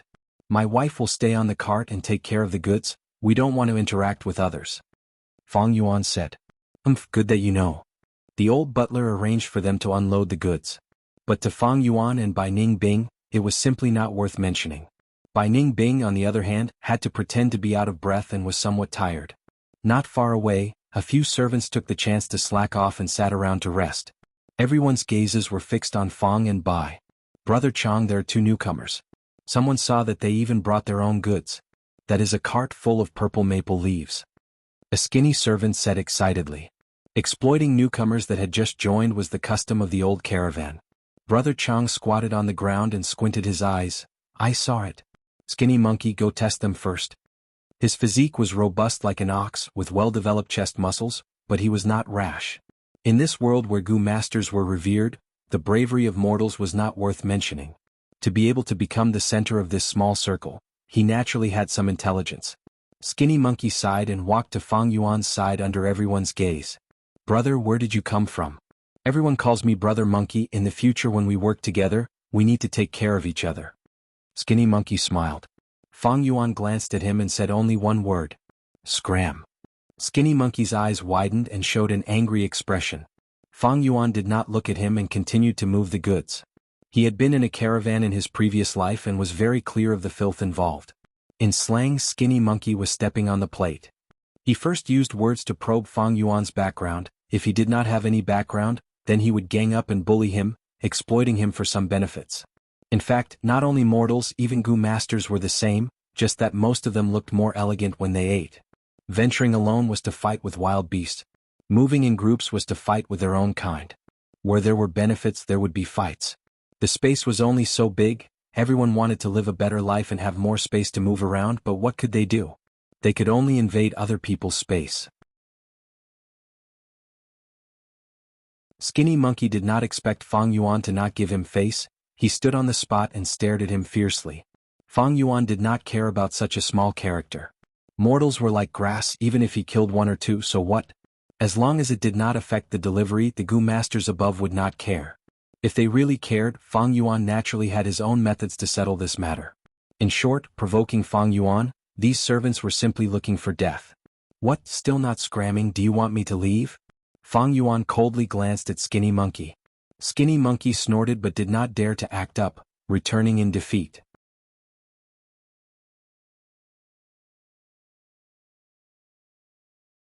Chapter 239. The caravan traveled for a day, and in the evening they chose to stop near a mountain valley. This guy's luck was pretty good. He only encountered 3 small beast groups. After killing 2 of them and expelling one, Lin Fan's eyes lit up. Other than some losses, the gains from slaughtering the beast groups were actually quite profitable. The evening sky was filled with the afterglow of sunset. Red, orange, grape gray, eggplant purple. The sunset clouds were dazzling, the colors were mixed and constantly changing. Sometimes it was like a roaring lion, sometimes it was like a galloping horse, and sometimes it was like a blooming sea of flowers. The sunset light shone on the emerald green mountain valley. In the mountain valley, the caravan had arranged a small area in a certain corner, and it was noisy. Come, take a look, the fresh beast meat we just slaughtered today. Buttermilk, fragrant and sweet buttermilk. There are only 10 pieces of clothing left, clearance sale. Fang Yuan and Bai Ningbing were also in the crowd. They dragged their handcart and occupied an area. On the left was a stall selling wild vegetables, and on the right was a stall selling milk. Bai Ningbing looked around with interest. To think there would be such a small market in the caravan. There will be transactions when there is consumption, and consumption will stimulate the market. Fang Yuan replied. Bai Ningbing's gaze flickered. These words were really incisive. She looked at Fang Yuan. These purple maple leaves, are you going to sell them all? Fang Yuan nodded slightly. I have already joined the caravan, I can casually sell these purple maple leaves. Keeping them in my hands will instead attract the greed of some scoundrels. Moreover, purple maple leaves were not easy to preserve. Only a day had passed, but the purple maple leaves on Fang Yuan's cart were already showing signs of withering. As time passed, their value would become lower and lower. Of course, it was just 2 yuan stone. Fang Yuan naturally did not care. But throwing them away casually did not suit their current status, and would arouse suspicion. There are 2 types of small markets in the caravan. The one we are participating in is only the transactions between mortals, it happens every day. The other type is the transactions between Gu masters, once every 7 days. Fang Yuan said. Bai Ningbing's blue eyes shone under the shadow of the straw hat. If we can participate in the Gu master's small market, it will be helpful to us. There is still a long way to go before we reach Shang Clan City. To prevent any sudden incidents, we need at least 1 investigative Gu. I already have a plan for that, but it's still too early. Fang Yuan smiled confidently as he thought of something in the tusseta flower. The 2 of them were talking in low voices. A male servant hobbled over. His clothes were ragged and his face was covered in blood. He looked like a beggar. Walking to the stall next to Fang Yuan's, he looked at the clay pot filled with milk and swallowed a mouthful of saliva. Brother, can I have a sip of milk? Go. Don't get in the way of my business. The milkman waved his hand impatiently. The servant had no choice but to move to the front of Fang and Bai's handcart. 2 brothers? Before he could finish, Fang Yuan stepped forward, lifted his leg and kicked him over. He shouted fiercely, "Scram!" The servant was kicked to the ground, his tattered clothes covered in black mud. His wounds were also affected, causing him to grimace in pain. He climbed up with difficulty and stared at Fang Yuan with a hateful gaze. All right, I'll remember this. We are all mortals who hasn't met with misfortune one day. Fang Yuan's expression turned cold and he kicked again. Slap. The servant fell to the ground again. Try saying another word? Fang Yuan looked down from above. The servant stared at Fang Yuan fiercely and climbed up, not daring to be long-winded. But immediately after he was kicked down by Fang Yuan again. I don't like the look in your eyes. Fang Yuan crossed his arms, his voice cold. The servant lowered his head, not daring to look at Fang Yuan again. He quietly climbed up, not daring to continue begging, and walked away. Looking at his departing figure, Bai Ning Bing asked in confusion, "Strange, why is there a beggar in the caravan?" "This is normal. This servant must have made a mistake, or his master is in a bad mood today." In any case, he was beaten up by a Gu master and his meals were cancelled. Fang Yuan shrugged his shoulders, but his gaze coldly glanced at a corner not far away. In the corner, 3 to 4 strong servants were capturing new faces, planning how to bully them. After seeing the situation at Fang Yuan's side, their gazes swept towards other targets. Mortals had cheap lives and their status was extremely low. Survival was difficult, like walking on a tightrope. In the caravan, Gu masters were easily killed, and their lives were as cheap as grass. Along the way they could be replenished from the villages. Every time the caravan met with danger, large numbers of mortals would lose their lives. Other than that, there was also an intense dark competition between the mortals. Fang Yuan had just arrived here, and there were already 2 groups of people who wanted to find trouble with him. He was naturally not afraid of these troubles, but if he could resolve them easily, he would try to resolve them in advance. Of course, there were also some mortals who lived beautifully. Most of these people had backgrounds and were related to some Gu masters, thus they used their connections to intimidate others. After that begging servant left, 2 groups of people came. The leader of one group was an old man with astute eyes. After asking Fang Yuan the price, he immediately lowered the price to 1/4. Fang Yuan guessed this old man's identity. He should be a steward in charge of dispatching servants. The leader of the other group was a woman. Her eyes were coquettish and she was actually wearing silk clothes. Fang Yuan immediately understood, this was definitely a tool of a certain male Gu master. The 2 were escorted, and although they were all mortals, their social status was extremely clear. They lowered the price very low with the intention of buying low and selling high. These people all had some extra money, unlike most servants who were in a precarious situation, living so miserably that they did not even have food to eat.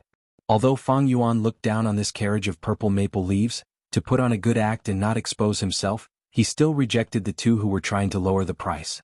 The old man had a pleasant expression, but there was a hidden threat. The woman cursed and walked away. "As long as a 3rd person asks for the price, I will sell this carriage of rotten leaves." Just as Fang Yuan was calculating, the small market suddenly went into an uproar. Some people were excitedly cheering and shouting. "That kind-hearted Miss Zhang is here again. Miss Zhang is kind and benevolent, she is like a fairy that descended to the mortal world. Such a good person, I won't go hungry tonight. What's going on?" Bai Ning Bing gazed into the distance, only to see a green figure appear at the entrance of the market. Fang Yuan was also puzzled. What situation was this? "Miss Zhang. Fairy Zhang." A group of servants rushed over, and at once, the entrance of the market was filled with people. Most of these people were punished by Gu masters and had no food to eat. The man that Fang Yuan kicked earlier was also among them, stretching his neck and arms.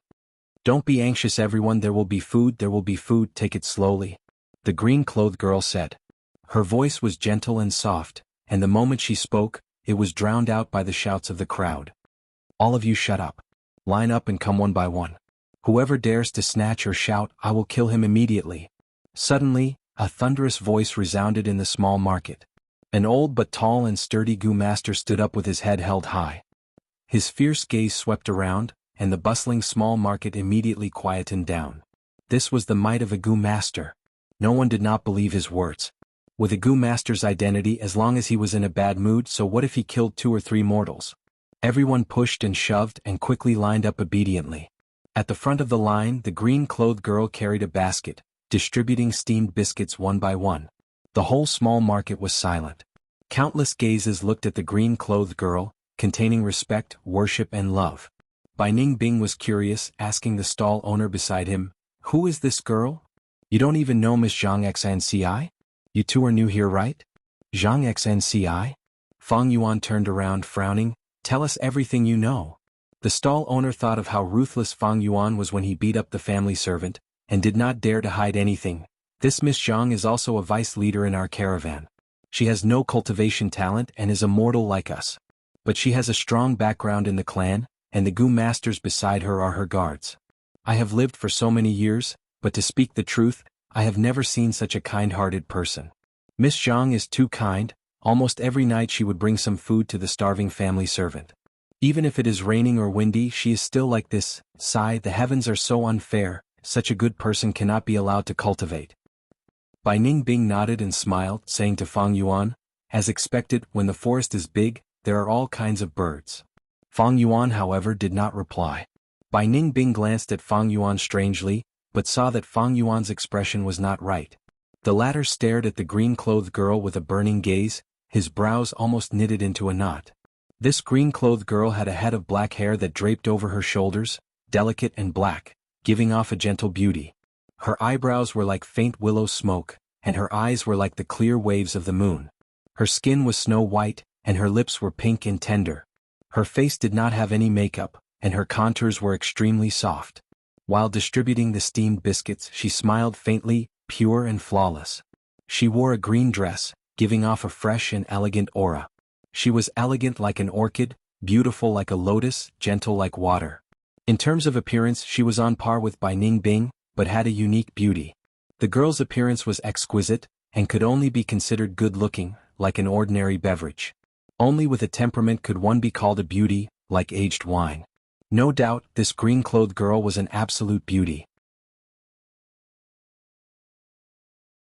But no matter how beautiful she was or how moving her temperament was in Fang Yuan's heart, it was all fart. Fang Yuan did not look at her appearance. No matter how beautiful her face and temperament were, if one peeled off her skin, it was all bones. He was curious and thought of a certain person. Isn't this girl Shang Xnci? Shang Xnci was one of the young masters of Shang clan. In the clan, the children of the clan leader were all called young master. Only the successor that obtained the approval of the clan elders could be called young clan leader. Just with her identity as the young master of Shang clan, Shang Xnci was the pride of the heavens. Everyone said that Shang clan was greedy and black-hearted, but this Shang Xnci was an exception. She had a weak nature and was not good at fighting. She was soft-hearted, and was the worst at doing business in Shang clan.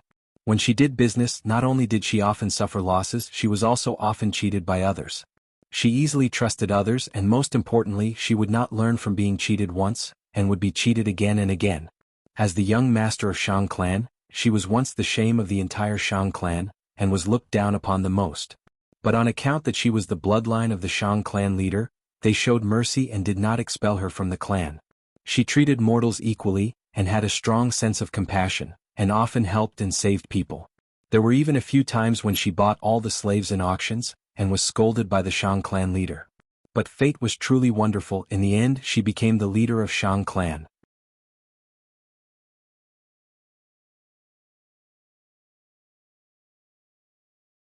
Chapter 240. But why is she here? Also, why is she called Zhang Xinci? In my memories she is a Gu master. Why do others say she has no cultivation talent and is just a mortal? Fang Yuan was puzzled. Is she not Shang Xinci and only looks like her? This is too similar. Now wait. Fang Yuan's thoughts churned, as he suddenly dug out even older information from the depths of his memories. The Shang Xinci had a rough life. She is the illegitimate child of Shang clan leader when he was young, traveling outside. She grew up without a father and was bullied. After her mother died, her life became even more difficult. Forced by her clansmen, she could only follow a caravan to trade. But when she arrived at Shang clan city, her bloodline was sensed by Shang clan leader. Shang clan leader was overjoyed and acknowledged her in front of everyone, feeling indebted to her. Thus, even if she made many mistakes in the future, he would cover up for her. Thinking of this, Fang Yuan's eyes shone brightly. So that's it, I understand now. Combining the current world and the remnant clues in his memories, Fang Yuan deduced the truth. Many years ago, when Shang clan leader was still a young master, he left behind a bloodline in Zhang clan. It was Shang Xnci. Shang clan and Zhang clan had been on bad terms since ancient times. After Shang Xnci was born, her mother did not reveal the identity of Shang clan leader due to various considerations. Thus, Shang Xnci was born as a shameful illegitimate child, and followed her mother's surname. This was also why she was still called Zhang Xinci now. After her mother died, she was forced by her clansmen to go out to trade. But when she came to Shang clan city, her bloodline was discovered. Her father also became the Shang clan leader. He had a high status and authority. When he recognized her in front of everyone, her fate changed drastically. That is to say, my caravan is the first caravan she went out to trade with. After realizing this, Fang Yuan's heart thumped. After all, this Shang Xinci had great potential. She was the future Shang clan leader. If this was spread, the whole world would not believe it. Of course, the future could be changed. Even according to his previous life's trajectory, when she became clan leader, the world would change and the powerful Shang clan would be in ruins. To Fang Yuan, when she became the Shang clan leader, she would not be able to do anything. This investment period is really too long and there is no return. Her value was not shown when she was the clan leader, but when she was recognized by the Shang clan leader and became one of the young masters of Shang clan. As the young master, she had to be responsible for a part of the business. This was also the tradition of Shang clan to nurture their successors. This was exactly what Fang Yuan needed. He needed to dispose of the stolen goods.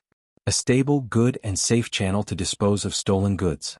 This was essential in his grand plan of rebirth. In the future he would definitely open more secret inheritances. There were many things that could not be used. As long as they were traded, they would be able to display their great value. For example, the bone spear gu and spiral bone spear gu in Bai Ning Bing's aperture. Of these gu, one was enough for Fang Yuan and Bai Ning Bing. At most they would keep one as a backup. If the others were not sold, they could only rot in one's hands, and one would even have to spend a lot of milk to raise them. Previously, Fang Yuan had planned to use that Jiajin Sheng as a temporary channel to dispose of stolen goods. Then, it would be best if he could form a relationship with Jia Fu and nurture this channel. In the end, fate made a fool out of him. In order to receive the secret of the flower wine monk's inheritance, he had no choice but to kill Jiajin Sheng. This is a gift sent to me by the heavens. Fang Yuan sighed in his heart, looking at the distant Shang Xnci, his eyes shining brightly. Shang clan had a strong background. At least before the storm of change that engulfed the southern border, they were one of the overlords of the southern border. Even if he sold stolen goods to them, the victims would not dare to find trouble with them. But precisely because they were too strong, Fang Yuan was worried that they would commit treachery. Don't look at the righteous path. Shang clan people's hearts were all black, this was too normal. But Shang Xinci was definitely not like that. She had gone through 100 years of history and was tested by the changes. Her kindness, gentleness, benevolence and honesty were well spread throughout the southern border in Fang Yuan's previous life. And most importantly, she had no foundation. Different from the other young masters, after she came to Shang Clan City, she was completely alone. In the future she made many mistakes. It was not that she was not smart, but because the other young masters, for the sake of the clan leader position, secretly made things difficult for her, and suppressed their competitors. Fang Yuan needed her channels, and if she wanted to live a better life in the future, she also needed Fang Yuan as external help. Most importantly, she was easy to control and influence. Her youth and personality were all weaknesses, in Fang Yuan's eyes. He. Bai Ning Bing suddenly laughed. Don't tell me you like her? What? Fang Yuan's thoughts paused. Don't pretend, we are both men, I can tell from your eyes. Speaking of which, this girl is quite pleasing to the eye. But if you want to get her, it will be hard. Unless I help you find a chance to secretly kidnap her. In exchange you have to give me that Yanggu first. Bai Ning Bing said enticingly. But Fang Yuan's next sentence angered her. You are a man? This was a little troublesome. Fang Yuan first had to get close to Shang Xinci, then gain her trust.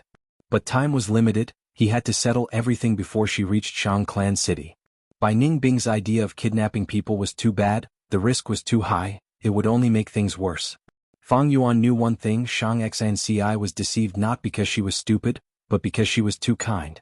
In his previous life there was a demonic cultivator, known as Night Gentleman, an expert at stealing and cunning like a fox. He used the same reason to deceive Shang Xinci many times. One time he could not help but ask, I keep telling you this, aren't you afraid I am lying? Shang Xinci said, you said you have a cash flow problem, if you don't borrow some Yuan stone, your family will starve to death. I know there is a high chance you are lying to me, but every time you say it I can't help but think, what if you are telling the truth this time? If I don't pay first, a few lives will be lost. Although this possibility is low, I don't want to bet on this. Night Gentleman heard this, tears flowed down his face, deeply moved by Shang Xinci's charisma, immediately kneeling on the ground. From then on, he turned over a new leaf, following Shang Xinci with unwavering loyalty, making many contributions. The sun was slowly swallowed by the mountains in the west as night fell. The long line of people also thinned. In the end, the servants received their food and slowly dispersed. Alright, that's all for today. I'll come back tomorrow. Before she could finish, a figure suddenly appeared in front of her. What kind of face was this? No eyebrows, they were all burnt, only a bit of hair was left and one ear was missing. Who else could it be but Fang Yuan? Shang Xnci was truly shocked, and the servant girl behind her even screamed. What are you doing? That tall and sturdy old Gu master immediately shouted. Lady Zhang, do a good deed and buy my goods. Fang Yuan ignored the old Gu master shouting at Shang Xnci. Bai Ningbing silently stood at a distance, watching Fang Yuan's performance with interest. I still have one last steamed biscuit, take it? Shang Xnci had a gentle smile on her face. She did not have any disgust towards Fang Yuan, only sympathy. Looking at his injuries, his past must have been very painful. He is also a pitiful person. Fang Yuan took the steamed biscuit but threw it on the ground. I don't eat this, I want to sell it. I sold my family's old house to buy this cart of purple maple leaves. But I can't sell it, the leaves are about to wither, what's the point of living? Sob sob sob, if I can't sell it, I don't want to live anymore, I'll just kill myself. As he spoke, he started crying loudly. He stomped his feet and howled. His expression was extremely agitated, with a trace of madness. Bai Ningbing was dumbfounded. Such acting skills I really can't compare. If she did not know Fang Yuan's background, she might have been deceived by Fang Yuan. She looked at the expressions and gazes of the people around her. There was indeed a lot of shock, disdain, sympathy, indifference, but there was no suspicion. Who is this person rushing over so quickly, scaring me? So greedy, he actually wants Lady Zhang to buy his goods. This kind of person deserves it. Does he really think business is so easy? Sigh, he must have been pressured. Back then I encountered it too. The crowd discussed fervently. Hey you madman, you dare to scare my lady, get lost. The old Gu master's words were like thunder. He took a step forward and protected Shang Xnci behind him. Lady Zhang, if you don't buy my goods, I don't want to live anymore. Lady Zhang, you are a good person, please buy this cart of goods and save me. Fang Yuan cried non-stop. Shang Xnci's heart softened. Sigh, don't cry. I will buy it, life is the most precious thing, you need to live well from now on, don't commit suicide. Uncle Zhang Zhu, give him 3 pieces of Yuan stone. Lady. The old Gu master's brows furrowed. Fuck, this works too? Otherwise why would I cause such a ruckus? The group of peddlers were extremely excited. Thank you, Lady Zhang. Lady Zhang, you are my Jesus savior. Fang Yuan was wild with joy. His face was covered in tears as he bowed continuously. The old Gu master's eyelids twitched, looking at the cart behind Fang Yuan. This cart of purple maple leaves is at most worth 2 Yuan stone. 3 is too much. Uncle Zhang Zhu. Shang Xnci's voice was soft. The old Gu master sighed deeply. Lady, it is not that I am unwilling to part with 3 Yuan stone. But to a mere servant like him, it is still too much. It will attract covetous eyes and schemes. Lady, for his safety, 2 Yuan stone is just right. Moreover, if you give it like this, I'm afraid all the peddlers will come tomorrow. Uncle Zhang Zhu is right, then give me 2 Yuan stone. Shang Xnci thought for a while and readily agreed.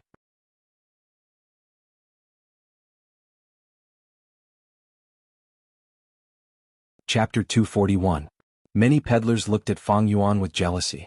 Fang Yuan placed the 2 primeval stones he got from selling the leaves into his pocket, throwing down the handcart and leaving the small market with Bai Ningbing.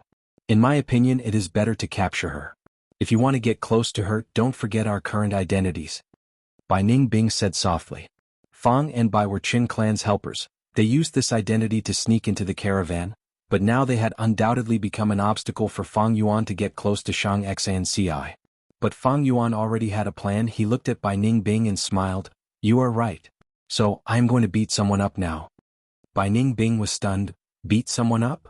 The night sky was clear and filled with countless stars. In a spacious tent, a few servants sat in a circle. A pot was burning on the coal stove in the center. The tent's roof was open and the soot from the burning coal flew out from the hole in the roof. There was meat in the pot, and the servants stared at the meat, swallowing their saliva from time to time as they smelled the fragrance of the meat. Brother Chang, I have investigated. I've already investigated the 2 newcomers, said the skinny monkey-like man. Oh, what do you mean? The robust servant called Brother Chang raised his eyebrows. These 2 were introduced by the old village head of that village in Ziyu Mountain. Skinny Monkey replied. So it was like that. I remember that old village head was originally a mortal. The vice leader wanted a stronghold, so he casually enlightened him. So it was this background, everyone came to a realization. Although they have a Gu master behind them, so what? Brother Chang's sister is our young master Chen Xian's concubine. Someone shouted. These two newcomers are too arrogant. If we don't teach them a lesson, won't they turn the world upside down in the future? Stop arguing, we will listen to Brother Chang. Someone shouted. The tent quietened down and everyone looked at Brother Chang. Brother Chang was somewhat hesitant. Fang and Bai had a Gu master behind them after all. Even if this Gu master was not a Chen clan member. Even if this Gu master was an old man with one foot in the grave. But he was still a Gu master after all. Have you investigated thoroughly? What's the relationship between these two people and the old man from the village? Skinny Monkey immediately revealed an awkward expression. Brother Chang, you also know. With our status, it's not easy for us to find out all this. Brother Chang could not help but ponder. Big brother, these two rookies are too arrogant. What kind of attitude did they have towards Skinny Monkey this morning? They're obviously looking down on us. He must be taught a lesson. Not bad. That old village chief, according to his original identity, is not even as good as us.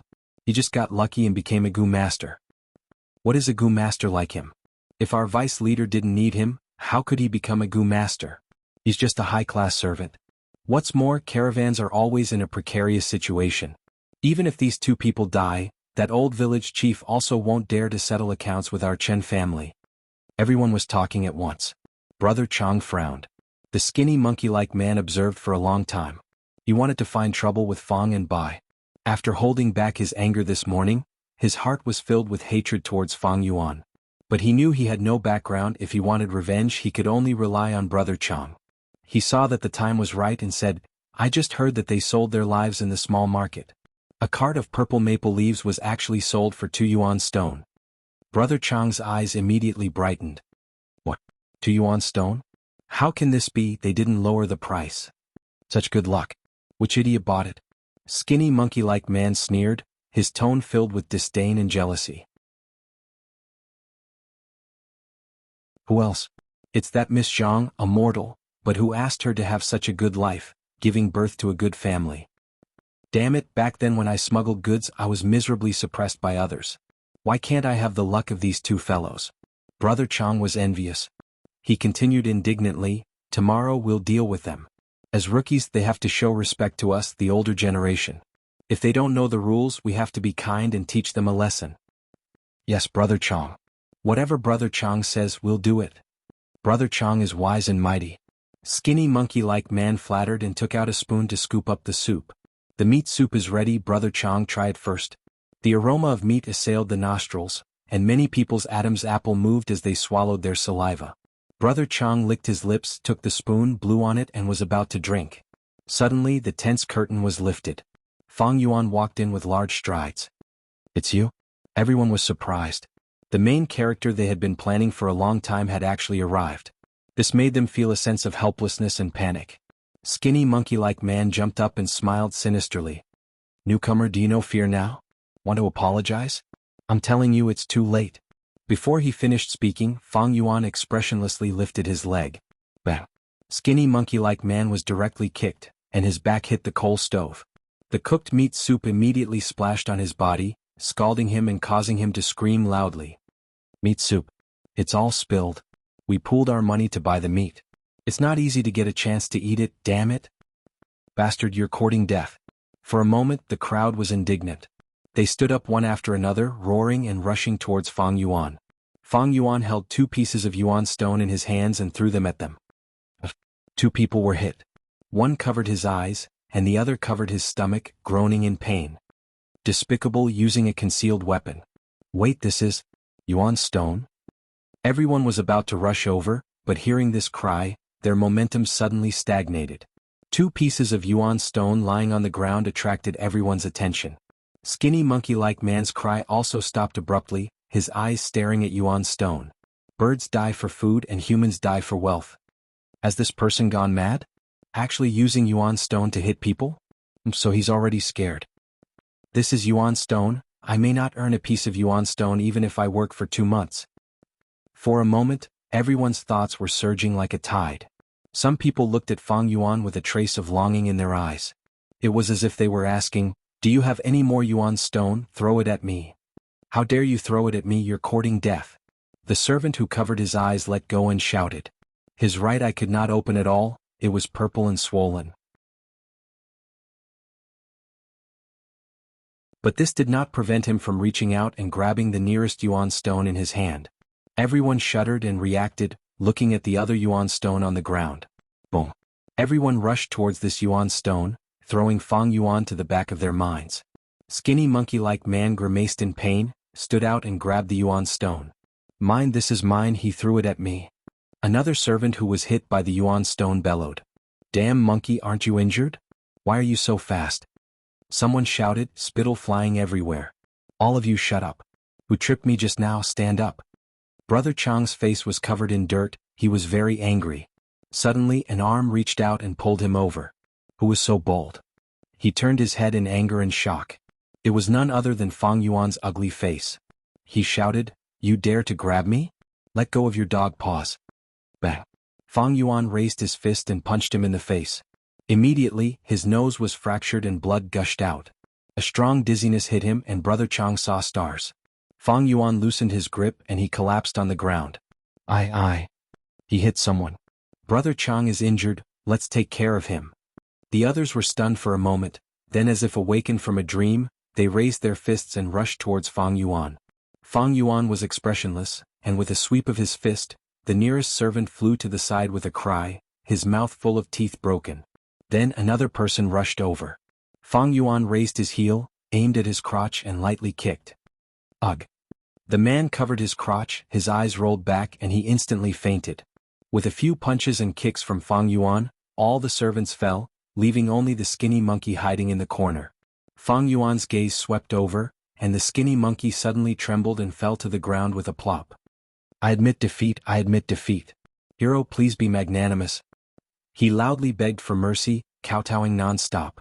His head hit the ground, making a series of muffled sounds. But he still couldn't hear any movement from Fang Yuan. The skinny monkey trembled and raised his head, but Fang Yuan had already left. Inside the tent, there were a lot of servants lying on the ground, some unconscious, some groaning. Fang Yuan walked between the tents. The commotion just now had attracted a lot of attention. This was what Fang Yuan wanted to see. Bai Ning Bing followed from a dark corner. On the first day he beat up all the servants working with him. This is not a good influence. She chuckled, taking pleasure in his misfortune. In her heart, she was even more curious as to why Fang Yuan did this. Fang Yuan didn't answer, and walked deeper into the temporary camp of the caravan. Soon he arrived at his destination. He had inquired about the carriage and the Qin family's old butler slept here. He didn't immediately knock on the door but walked to a dark corner, took out his dagger and started to cut himself.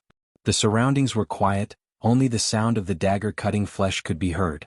Bai Ning Bing heard it and slightly raised her eyebrows. She once again witnessed Fang Yuan's ruthlessness and coldness. Not only did he not make a sound when he cut himself with the dagger, but he also became more and more skilled at it. It didn't seem like he was cutting himself, but more like he was cutting a wooden stake. Dong dong dong, there was a knock on the door. The narrow carriage was filled with junk and there was only a small bed. Fortunately, the old butler was short and curled up on the small bed, it didn't seem crowded. Dong dong dong. There was another knock on the door. The old butler, who was already sound asleep, frowned and turned around. Dong dong dong. The knocking on the door got louder, and the old butler opened his bloodshot eyes. Who is it? It's me, old butler. A voice came from outside the door. The voice was very unfamiliar, but it was a little familiar.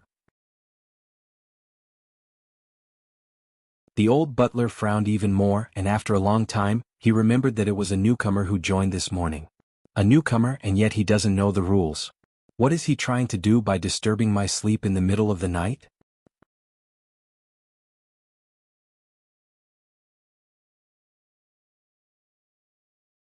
Chapter 242. The old steward's anger rose rapidly. He decided to teach Fang Yuan an unforgettable lesson. With a bang he opened the door.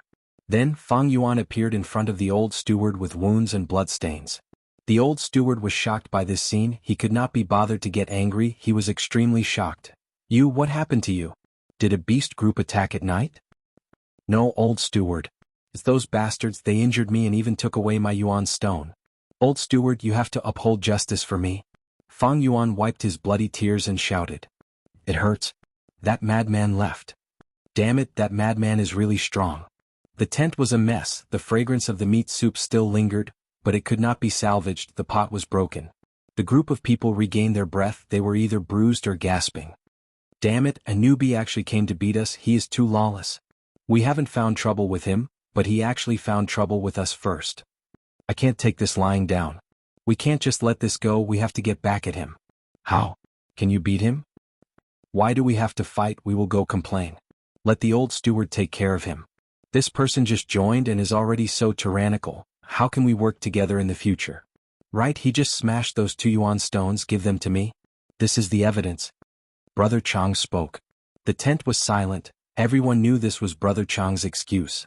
The servants who did not get the yuan stone looked at the skinny monkey and the other Gu master with a gloating expression. The two of them hemmed and hawed, not saying a word. It was obvious they did not want to hand it over. Brother Chang had some brains. We are all injured, these 2 yuan stone are not only evidence but also our medical fees. Hearing him say this, it seemed like he wanted to split the loot. The servants who did not get the yuan stone started to speak up. Brother Chang is right. Monkey, give the yuan stone to Brother Chang. Don't tell me you want to take the lead? Brother Chang has a strong background. Only Brother Chang can avenge us. Brother Chang, we believe in you. Under everyone's pressure, Skinny Monkey and another Gu master could only purse their lips and unwillingly take out the yuan stone, handing it to Brother Chang. Brother Chang received it and touched the smooth and round yuan stone. Suddenly he felt that his nose didn't hurt so much anymore. But at this moment, the curtain was suddenly lifted. Everyone was shocked, thinking that Fang Yuan had come again. But when he took a closer look, he realized that it was the old butler. Seneschal, why are you here? Old manager, we were just about to look for you. Everyone was pleasantly surprised.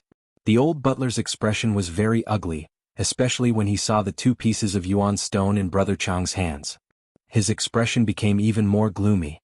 He walked in front of Brother Chang in a few steps, snatched the primordial stones and gave Brother Chang a few slaps on the face. Brother Chang was dumbfounded.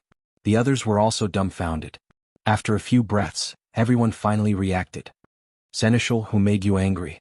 Seneschal, you, what are you doing? The old man turned around and walked away, opening the curtain.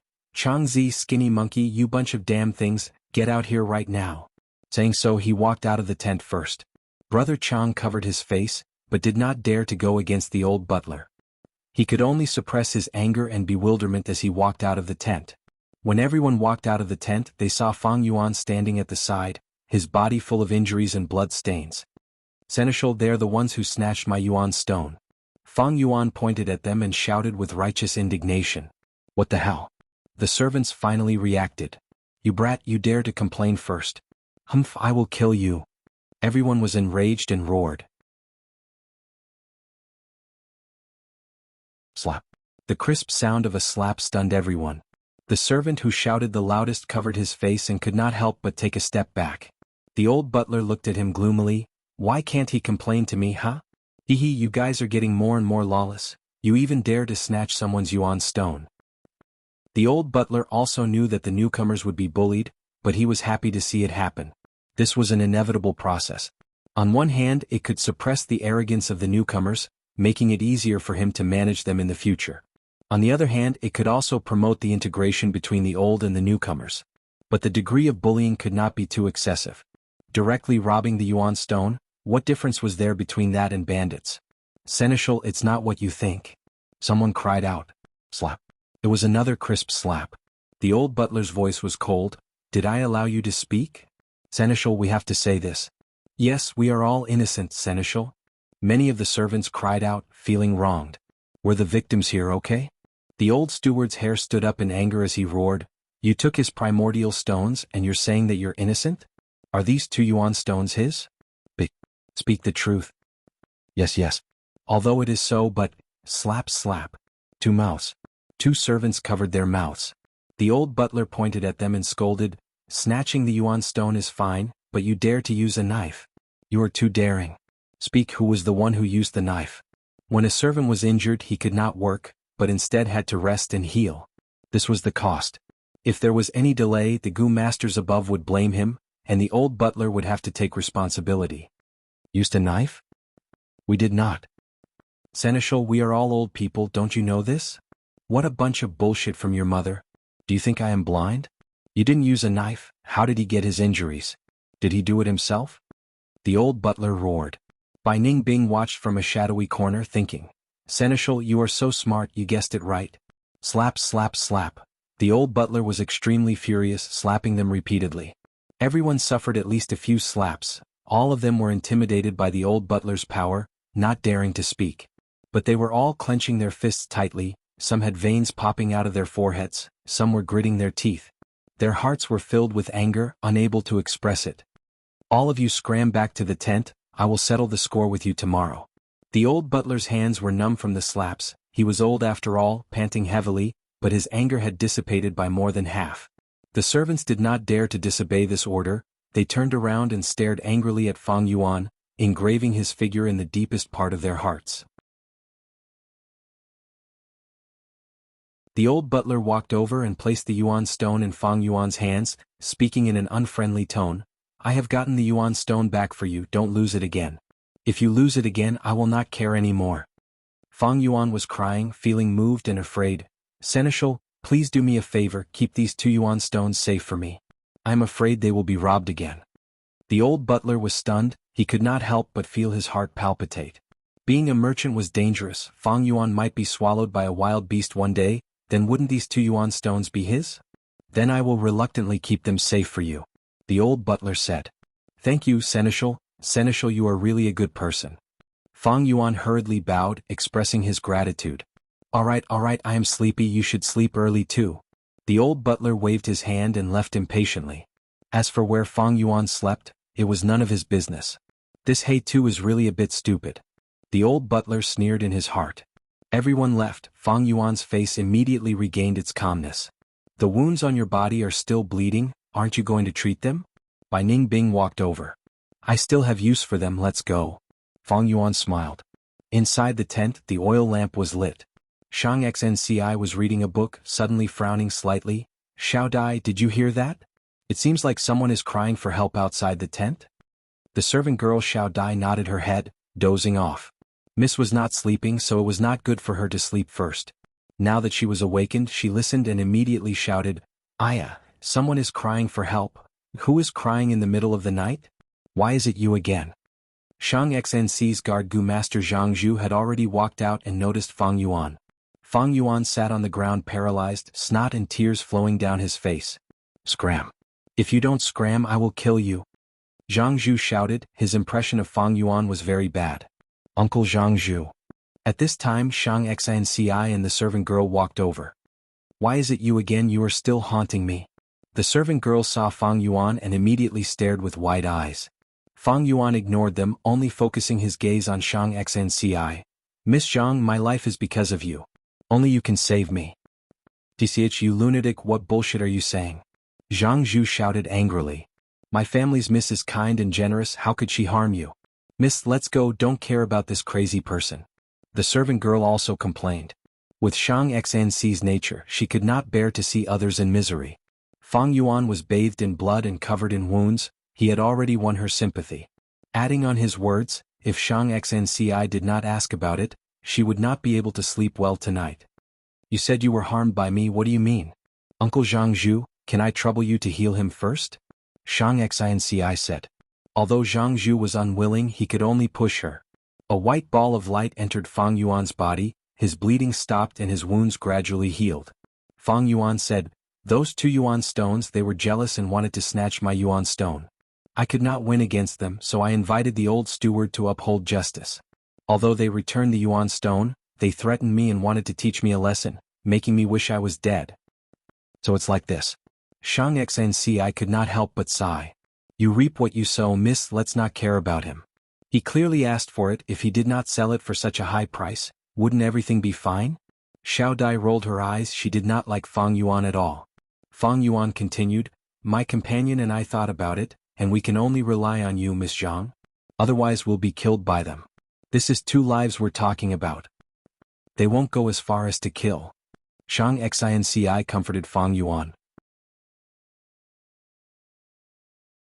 Fang Yuan interrupted her, then said, Miss, you don't know, it's very dark here. They will use the chance of wild beasts to plot against me. Maybe one day I will be eaten by wild beasts, but in fact they are playing tricks behind the scenes. Please take me in, please save me.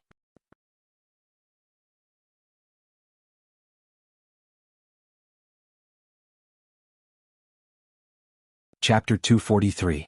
Miss, you can't. Zhang Zhu hurriedly said. Miss, our Zhang family's caravan is the weakest in the entire caravan.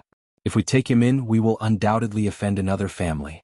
For 2 insignificant servants, it is not worth it. Miss, even if you don't think for yourself, you have to think for the Zhang family's caravan and the people around you. Zhang Zhu advised. This. Shang Xnci was caught in a dilemma, unable to make a decision. What's so difficult about this? Miss Zhang, I am only a helper of the Chen family, not their servant. If you are still in a dilemma, I have a way to solve it. You can tell the Chen family me and my companion offended you. If you want to punish us, then imprison us. The Chen family will definitely not offend you for 2 mortals. Fang Yuan said. That's a good idea. Shang Xinci's eyes lit up. Miss. Zhang Zhu helplessly sighed, knowing that he could no longer persuade her. Fang Yuan immediately took advantage of the situation and stood up, bowing deeply to Shang Xnci. Lady Zhang, you are such a good person. I will definitely repay you in the future. Shang Xnci shook her head. I never thought of you repaying me since I met you, then I will do my best to help those who need help. Tonight you can sleep in my camp. Xiao Dai arrange a tent for the 2 of them? Yes, miss. Xiao Dai unwillingly agreed. Come with me, you 2. Don't blame me if you get lost. Xiao Dai did not give Fang Yuan any face and led the way. Looking at Fang and Bai's departing figures, Zhang Zhu deeply frowned. From the bottom of his heart he did not like Fang and Bai, but as Shang Xinci's bodyguard, he had to think of her safety. He decided to personally handle this matter. This was only a small tent, the space inside was narrow. But Fang and Bai did not care. They had even used a beast trap tree as a tent, this environment was already good enough. In the darkness the 2 casually laid down. Fang Yuan reached out his hand and held Bai Ningbing's hand. Everything will be fine, Bai Yun. Bai Ningbing rolled her eyes. She naturally knew Fang Yuan's true intentions. He secretly transferred a portion of snow-silver primeval essence to Fang Yuan through his palm. Sleep early, luckily we met such a good person like Miss Zhang. Fang Yuan closed his eyes and started to cultivate secretly after he finished speaking. Now that he had already advanced to the 2nd rank, his primeval essence was the Scarlet Steel Sea. Although he could already use the 4 flavors liquor worm, Bai Ningbing's learning silver true essence was undoubtedly more outstanding. For Fang Yuan, as long as Bai Ningbing was around, the 4 flavors liquor worm was useless. Snow silver primeval essence cleansed his aperture. Fang Yuan's foundation rose rapidly. With the effect of breath concealment goo, he was not worried about his aura leaking. As long as he did not use goo worms outside his body, the disguise would not be broken. Right now, breath concealment goo had yet to truly step onto the stage of history. In his previous life, around 150 years later, it became widely known because of Hunter Prince Sun Gone. In the following 50 years, during the Great War that affected the entire southern border, it was widely used and flourished for a time. That is to say, according to his previous life's historical footsteps, people would only consciously guard against breath concealment goo after 150 years. 200 years later, people would have matured methods and rich experience to deal with breath concealment goo. Breath concealment goo was also a rank 3 goo, and there were no rank 4 goo masters in this caravan. Although there were many goo masters, who would pay special attention to 2 ordinary people like He Tu and Bai Yun. After exhausting this silver primeval essence, Fang Yuan immediately activated the crocodile strength goo in his aperture. Traces of new strength were permanently added to his body. The bones in his body were no longer white, but resembled hard black iron. It was like a firm cornerstone, steadily bearing the continuous growth of strength. The night passed without words. The next morning, just as the sky brightened, the whole camp woke up. After a period of nervousness, the caravan set off. Zhang Zhu did not directly go to Qin clan, but first secretly inquired through his subordinates. There was indeed a fight last night and many people saw it at the scene. As for Brother Chang's group, they covered up the fact that Fang Yuan beat them up. If this matter were to spread, it would be too shameful that so many people could not beat Fang Yuan. Then how would Brother Chang and the rest survive? In fact, they went back that night and discussed it. After interrogating each other, they reached a consensus and fabricated a story of, they bullied a newcomer, and in the end Fang Yuan took the initiative to hand over the Yuan stone, and then they were indignant and went to find the old steward. To prove that the fight had indeed happened, Zhang Zhu went to find Qin clan's leader. This vice leader heard that his subordinates had two mortals who offended Zhang Xnci and were detained, and could not help but ponder. Although he did not want to offend Zhang clan because of one or two mortals, he did not want to compromise on the spot. Qin clan's prestige could not fall. Secondly, among the servants, there were people who were related to him. Thus he asked who they were. Zhang Zhu told him. Qin clan's vice leader was slightly stunned. He still had some impression. Back then, it was the old village head's request that allowed these two people to join. But to think that on the first day they would poke a hole in the ground. According to his estimation, Fang and Bai should be the old village head's relatives, but so what? The old village head was enlightened by him and was under his control. Abandoning these two people, he would not dare to have any objections. Moreover, it was clearly these two who made a mistake and even caused trouble for Qin clan. They deserved to die. Thinking of this, the vice leader had already decided to abandon these two people to resolve the conflict with Zhang clan. But on the surface he showed a difficult expression. Brother Zhang, I won't hide it from you. If you take these two, our Qin clan will not have enough manpower. You can't ask us gu masters to do manual labor to move goods, right? How about this? I will call the steward in charge over. He understands the situation. If we really lack manpower, then we cannot give these two people to you now. They will stay with me for now, and when the next village recruits new people, I will hand them over to your Zhang clan. All right. Zhang Zhu nodded. The vice leader could not help but reveal a smile. This way there wouldn't be any gossips about the Qin family being afraid of the Zhang family. When the old steward was called over, he felt some apprehension in his heart. Did I do something wrong? But when he heard the situation clearly, his heart immediately became excited. This was a heaven-sent opportunity. These two people were really unlucky falling into Zhang clan's hands. It would be best if they both died, then wouldn't those two Yuan stones be mine? Thinking of this, the old steward immediately patted his chest and guaranteed that there was absolutely no problem with manpower.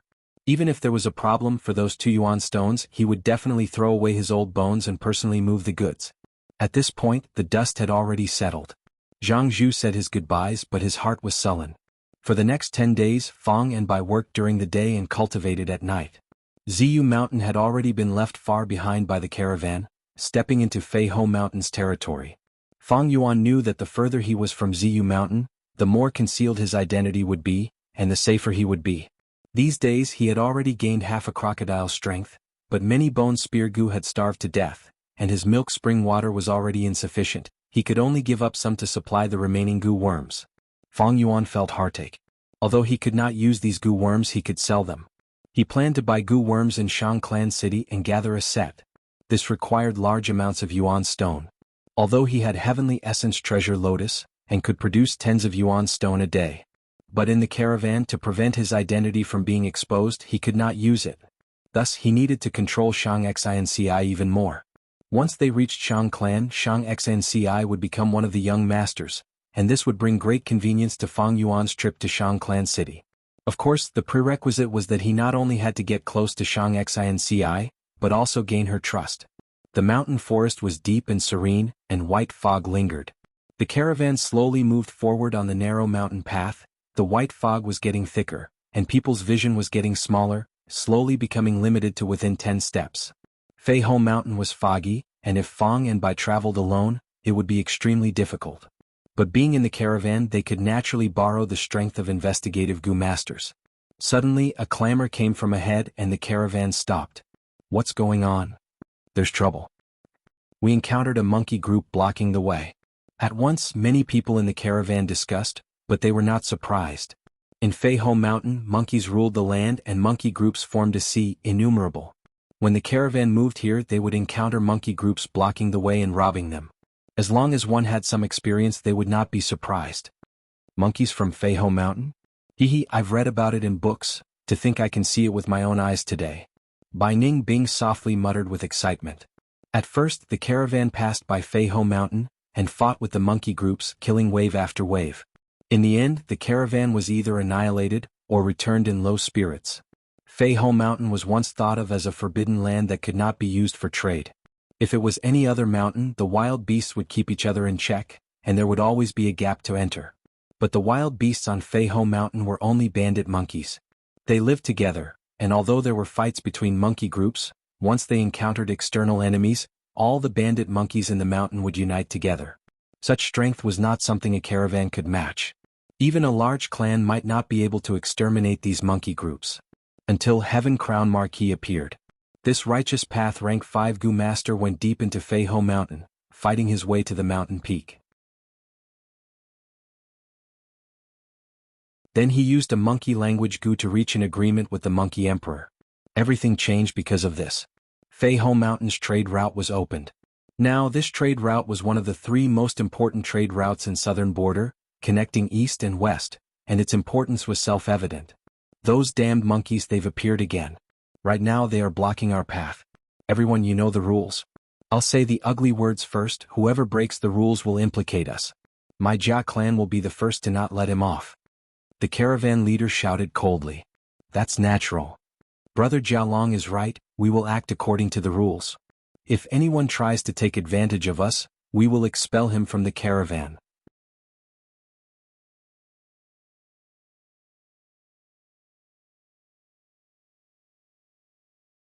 Chapter 244. Bandit monkeys had strong bodies and were as large as elephants. Adult bandit monkeys were 10 feet tall and had bulging muscles.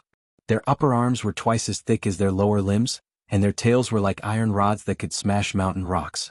Bandit monkeys had golden fur that was covered with black tiger stripes. What was strange was that fur would naturally grow from their waist, covering their crotch and tail like a leather skirt. Oh! This bandit monkey group's monkey king suddenly opened its huge mouth and let out a loud and clear howl. Their howl was as forceful as a lion or tiger's. Howl, howl, howl. The monkey king's howl caused the monkeys to respond. For a moment, the wind and clouds surged and the sound waves spread, causing the white fog to disperse by a lot. Everyone's field of vision suddenly widened. Only then did they realize that both sides of the mountain path were filled with bandit monkeys. More than 1,000 bandit monkeys had surrounded the caravan. Their bodies were huge and the trees were as tall as their heads. Some saplings only reached their waist. At the front of the caravan, the even larger monkey king was sitting on a stone stool. A gray stone wine jar that looked like a water jar was placed beside it, emitting a strong wine fragrance. After the monkey king howled, it closed its mouth. The other bandit monkeys were still howling. This instead showed the monkey king's imposing manner. Its gaze was calm and its eyes shone with brilliance as it sat motionlessly. In contrast, those ordinary bandit monkeys were staring at the caravan's goods, looking restless and eager to try. Monkeys, foxes, lycanthropes, these wild beasts all had intelligence. This bandit monkey king's intelligence was only comparable to a 3-year-old child and not as good as the lightning lycanthropes, but it was smart enough to communicate. The caravan leader Jialong squinted his eyes and looked at the monkey king, suddenly saying, "Jiayong, you go." "Yes, leader." Jiayong stood up. He was tall and fat with a big belly and looked very sturdy. He was a defense-type Gu master and his vital Gu was water armor Gu. He was a rank 2 Gu master and specialized in water battles. One time he was swimming in the river and killed a turtle the size of a small boat. From its body he obtained a turtle strength Gu. After using it he gained a permanent turtle strength. Seeing Jiayong approaching, the monkey's roars suddenly became louder, the sound waves shaking the forest. Jiayong had a solemn expression on his face. He rolled up his sleeves and stood before the monkey king. The monkey king had a huge body.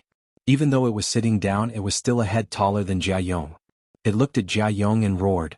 Immediately, several bandit monkeys carried a stone table and walked over, huffing and puffing. The stone table was as large as a bed and extremely heavy. When it landed on the ground, a muffled sound could be heard. 2 more bandit monkeys brought over stone stools. They were placed in front of the monkey king. The monkey king patted the stone table, and the banging sound was like the beating of a drum. Jiayong swallowed his saliva and sat down. He extended his right arm and placed his elbow on the table. The monkey king also stretched out his left hand and clasped his hands together. A female bandit monkey beside him suddenly screamed. When Jiayong and the monkey king heard this model, they exerted their strength at the same time and started this unique contest. The bandit monkeys revered strength, and arm wrestling was the most important social activity among the monkeys. The little monkey could arm wrestle as soon as it was born. Arm wrestling was not only a game among the bandit monkeys, it was also a common method to resolve disputes. Back then, the righteous Gu Master Heaven Crown Marquis only had rank 5 cultivation.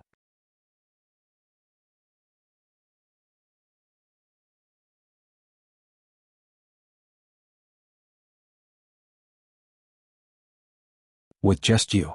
Servant Xiao Dai rolled her eyes. It's already this time, you are not a Gu Master, don't add to the mess. Shang Xnci also smiled. Hey too, I appreciate your intention. This is not a joke, the Monkey King has great strength, didn't you see the Gu Masters in front have broken bones? Miss, even if I break bones I will still repay you. Fang Yuan insisted. How can you be like this, you don't know the immensity of heaven and earth. If you break bones it would be my family's miss who needs to treat you. Xiao Dai waved her hand in disgust. Don't come and make trouble, okay? Miss Zhang, you don't know. My strength has surpassed ordinary people since I was young, even adults didn't have as much strength as me. This time I will definitely go. Saying so, Fang Yuan turned around and walked towards the Monkey King. A2. Shang Xnci wanted to stop him, but was stopped by Zhang Zhu. Miss, he is not an idiot, he definitely has the confidence to stand up. Sometimes we need to believe in others. Zhang Zhu persuaded. In fact, he had no confidence in Fang Yuan. He only felt that it was good to take this chance to teach this mortal a lesson. Look, the Zhang clan actually sent out a servant. Ha, Zhang clan has no one, so they sent a servant to embarrass themselves.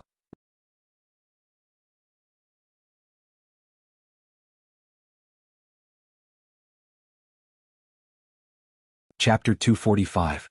It's actually him, hee, the heavens have eyes.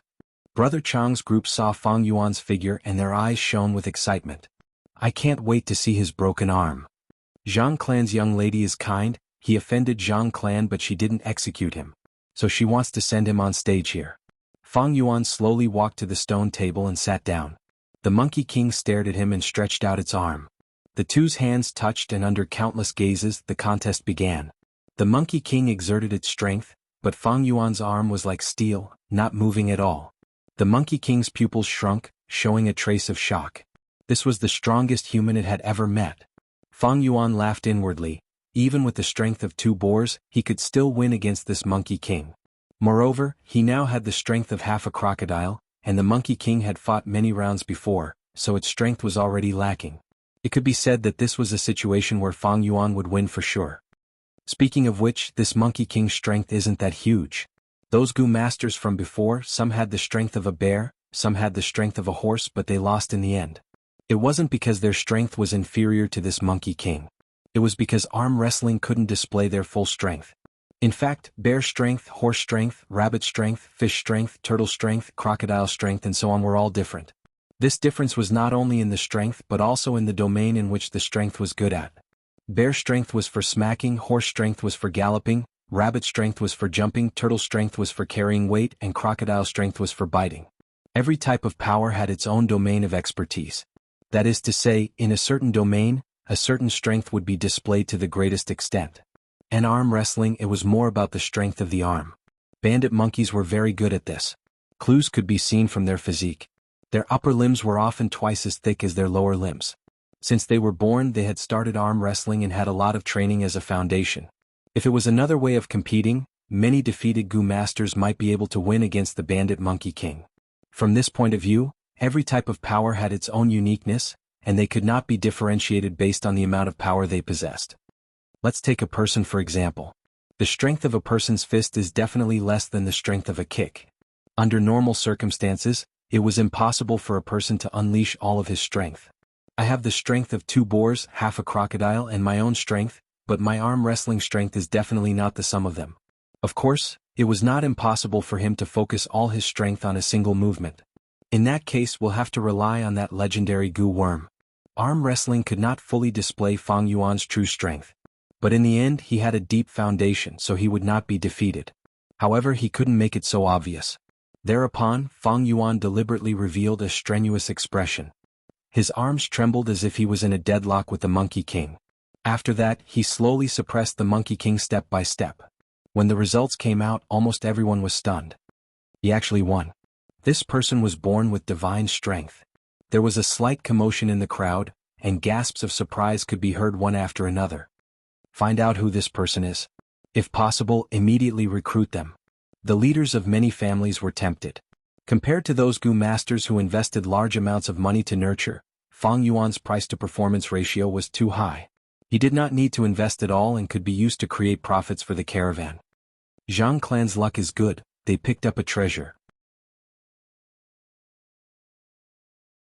At once, many Gu masters looked at Zhang clan with envy. No wonder we couldn't beat him. Brother Chang and the rest were speechless at this scene. This is a monster. Now that I think about it, I was really lucky to not be beaten to death by him. Thinking back, they immediately felt a lingering fear.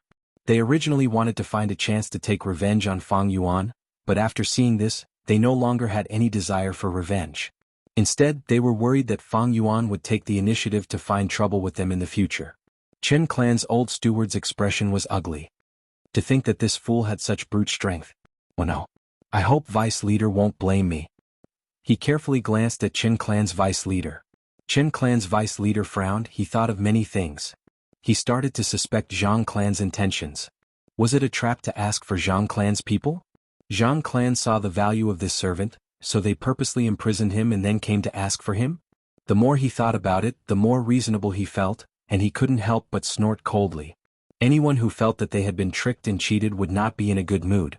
But the mistake had already been made. He could only pinch his nose and swallow this loss. I didn't see wrongly, right? Servant girl Xiao Dai covered her mouth. Seeing this result, she was shocked speechless.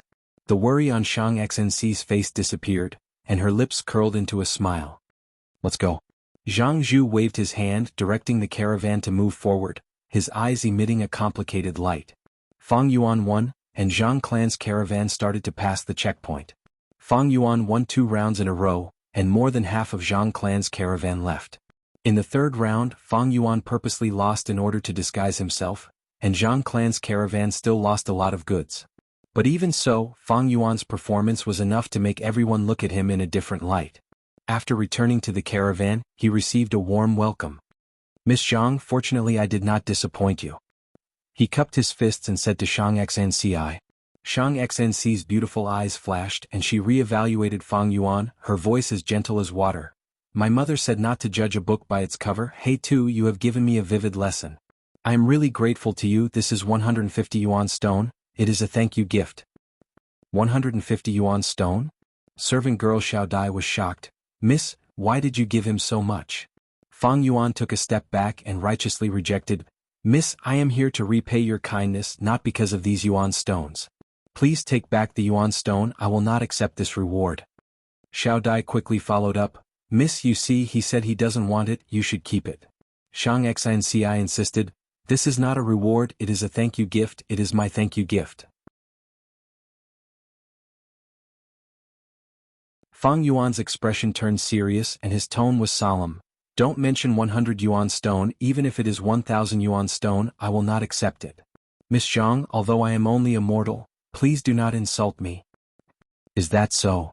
Shang Xnci was helpless and could only take back the yuan stone. Humph, at least you are tactful. Xiao Dai curled her lips. Zhang Zhu, who was at the side, was silent, but his gaze was even more complicated. The grace of saving my life is hard to repay. Please allow me to help Miss again. Fang Yuan cupped his fists and said.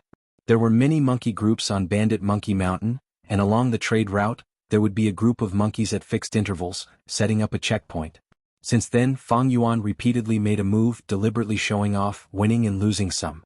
The caravan walked and stopped, and after spending more than 20 days on Bandit Monkey Mountain, they finally left this tall mountain. The caravan's goods were reduced by nearly half, and everyone's mood was inevitably down. Zhang family became the only happy team. Because of Fang Yuan's efforts, their losses were far less than expected. Fang Yuan became famous because of this, and many clans sent servants to find him. They all wanted to recruit Fang Yuan and gave generous conditions, but Fang Yuan rejected them all and still stayed in Zhang family. At least you still have some conscience, you did not waste Mrs. treatment of you. Xiao Dai changed her attitude towards Fang Yuan because of this. This little girl was straightforward and had no subtlety. Her attitude was never in Fang Yuan's consideration. What Fang Yuan cared about was Shang Xnci, and her guard Gu Master Zhang Zhu. Shang Xnci was gentle, kind and intelligent. Gu Master Zhang Zhu was mature and steady, and had abundant experience. Especially the latter. Fang Yuan could already feel that this Zhang Zhu was already starting to suspect him. In private, Bai Ningbing also reminded Fang Yuan, "You rejected that 150 yuan stone back then. That was a mistake. With your identity on the surface, how could you not be moved by such a huge sum? To be cautious, we should stop cultivating and guard against Zhang Zhu's secret investigation." But Fang Yuan rejected this suggestion, and continued to cultivate every night. Bai Ningbing also cooperated. She was indifferent towards her identity being exposed, and in fact she was more than happy to see Fang Yuan fail. Snow-silver primeval essence was a huge help to Fang Yuan, and his cultivation speed was as fast as flying. On the night they officially left Feiho Mountain, Fang Yuan advanced from rank 2 initial stage to middle stage. When the travel-worn caravan arrived at the foot of Huangjin Mountain, he also used up the crocodile strength goo, permanently increasing his strength by 1 crocodile. On Huangjin Mountain there were large numbers of gold mines. The soil on the mountain was rich in gold, and even if one scooped up some sand from the mountain stream, after sifting through it, one could obtain dozens of gold grains. During the day when sunlight shone on Huangjin Mountain, it would often reflect a layer of hazy golden light.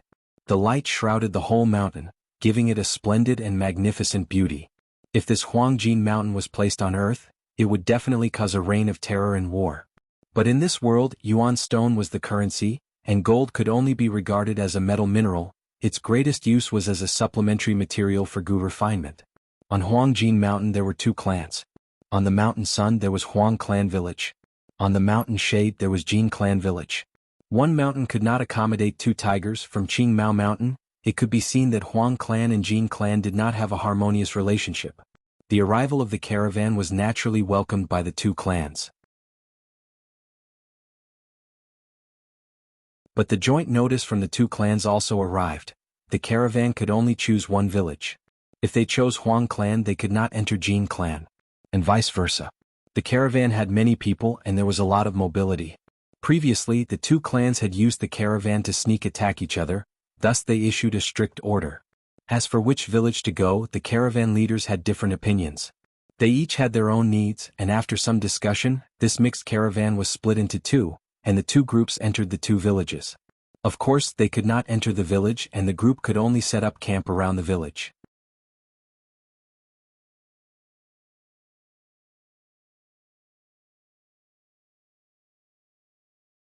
Chapter 246. Suspicious. Shang XnC's gaze moved under her thick eyelashes. Zhang Zhu nodded and said solemnly, "In fact, I've been suspicious of them since the day I entered Feiho Mountain. Miss, you have to reward them with 150 yuan stone. Such a huge sum of money, yet they are not moved at all. This is really thought-provoking." He paused and continued, "These days I've been secretly observing them. I found more suspicious points. First, they rarely communicate with the servants around them, wishing they could become invisible. Second, they rejected the recruitment of many clans, no matter how good the conditions were. Miss, do you remember how he looked like when he came to seek refuge with us that night? He too has such great strength, how could he be injured like that? Finally, according to my observation, his companion, although dressed as a man, is actually a woman." There was silence in the tent. After a long while, Shang Xnci smiled. "Having great strength doesn't mean you can definitely win against others, right? 2 fists can't fight against 4 hands, it's normal for He Tu to be injured. Actually, I already know about these suspicious points you mentioned." Zhang Zhu didn't reveal the slightest surprised expression. He understood Shang Xnci and knew her intelligence. "Miss?"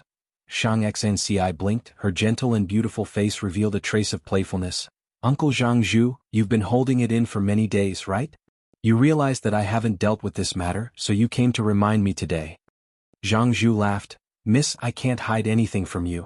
But why do you always let them stay by your side?" "Because I don't think they have any evil intentions." A light of wisdom flashed in Shang XnC's eyes. "We suspected them at Feiho Mountain. If they didn't stand up at that time, we wouldn't have seen any suspicious points. But why did they still stand up and help me? This? If they had ulterior motives they would definitely hide at the side and watch the show, or accept the 150 yuan stone. But they didn't. When He Tu said he wanted to repay, his expression was so sincere that I felt what he said was true. He really wanted to repay this favor." Shang Xinci said. Zhang Zhu was speechless. "But they definitely aren't simple, they definitely have a secret." Shang Xn's smile was like a flower. Everyone has a secret, I also have a secret. Does having a secret mean that I'm a bad person? The world is bright, and those who know how to repay kindness will have a limit to how bad they can be, right? That being said, I still feel that they have a motive. Maybe they're plotting something. Wait, I know, they must be the gangster spies. Sneak into the caravan and cooperate with the Devil Dao to rob it. That doesn't make sense either. Shang Xnci shook her head. Since he's a spy, he should be even more hidden. Why is there a need to show off in Feiho Mountain? With so many people trying to recruit them, they could easily join other teams. Wouldn't it be easier to hide? Why did he choose to stay with us? I think they must have some difficulties. We help them and they repay us. Now that they want to hide their identities, I think we should help them again. Zhang Zhu shook his head and sighed. Miss, why are you always thinking for others? You have to know that we can't let our guard down. Uncle Zhang Zhu. Shang Xnci said in a low voice, if there really is a great calamity, please do not fight to protect the goods. If these goods are lost, then so be it, it's no big deal. My mother's last wish was for me to bring the keepsake to Shang Clan City to find a certain person. But she also said if that person is not willing to accept us, we can only rely on these goods to survive.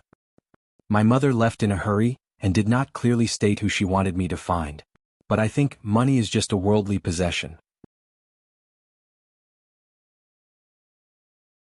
Mother has already left me, Uncle Zhang Zhu, you and Xiao Dai are my only remaining relatives. I don't want to see anything happen to you.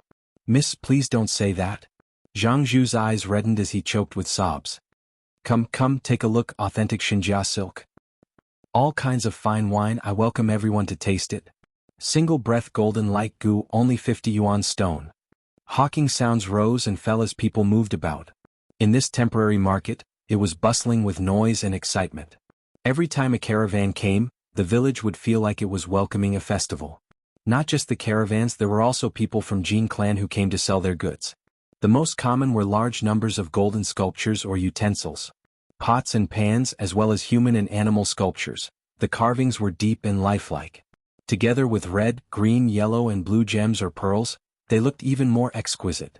Because of the favorable geographical location of Huangjin Mountain, gold could be found everywhere. The people who lived here, even the servants who did not have clothes to cover their bodies, wore some golden rings, golden necklaces and so on. Many young girls wore hairpins, earrings and bracelets, all shining with golden light, beautiful and beautiful. They were in groups of 3 to 5, chatting with each other with a unique charm. As for Jin clan's Gu masters, their attire was more or less the same as Qingmao Mountain. He wore a short-sleeved shirt, long pants, a belt, leggings and a pair of green bamboo shoes. But some people's leggings were tied with hemp ropes mixed with golden threads. And some belts, cuffs or trouser legs were all inlaid with gold. This was the specialty of Huangjin Mountain. The Gu masters of southern border clans all wore similar attire. As for demonic Gu masters, they wore all kinds of strange attire. Fang Yuan and Bai Ningbing moved through the crowd. They had already found 3 or 4 Jin clan people and bought some milk and goat milk. To feed the bone spear Gu in his aperture, Fang Yuan had already done his best. But even so, 2/3 of the bone spear Gu had already starved to death. You are buying so wantonly, aren't you afraid your identity will be exposed? Bai Ningbing expressed her doubts. As long as it is a disguise, it will be exposed one day. I don't mind, but your flaw is too big. Fang Yuan looked at Bai Ningbing and said. Bai Ningbing immediately snorted. She knew where her flaw was, and that was her gender. Back in the village, even the old lady could see it. Women and men had different physiological characteristics. To disguise this, a specific Gu worm was needed, but Bai Ningbing did not have it. Thus, even if she wore loose clothes, wore a straw hat, painted black and tied her chest, she could not prevent her identity from being exposed after a long time. Fang Yuan continued, thus, rather than hiding it, it is better to expose some of it.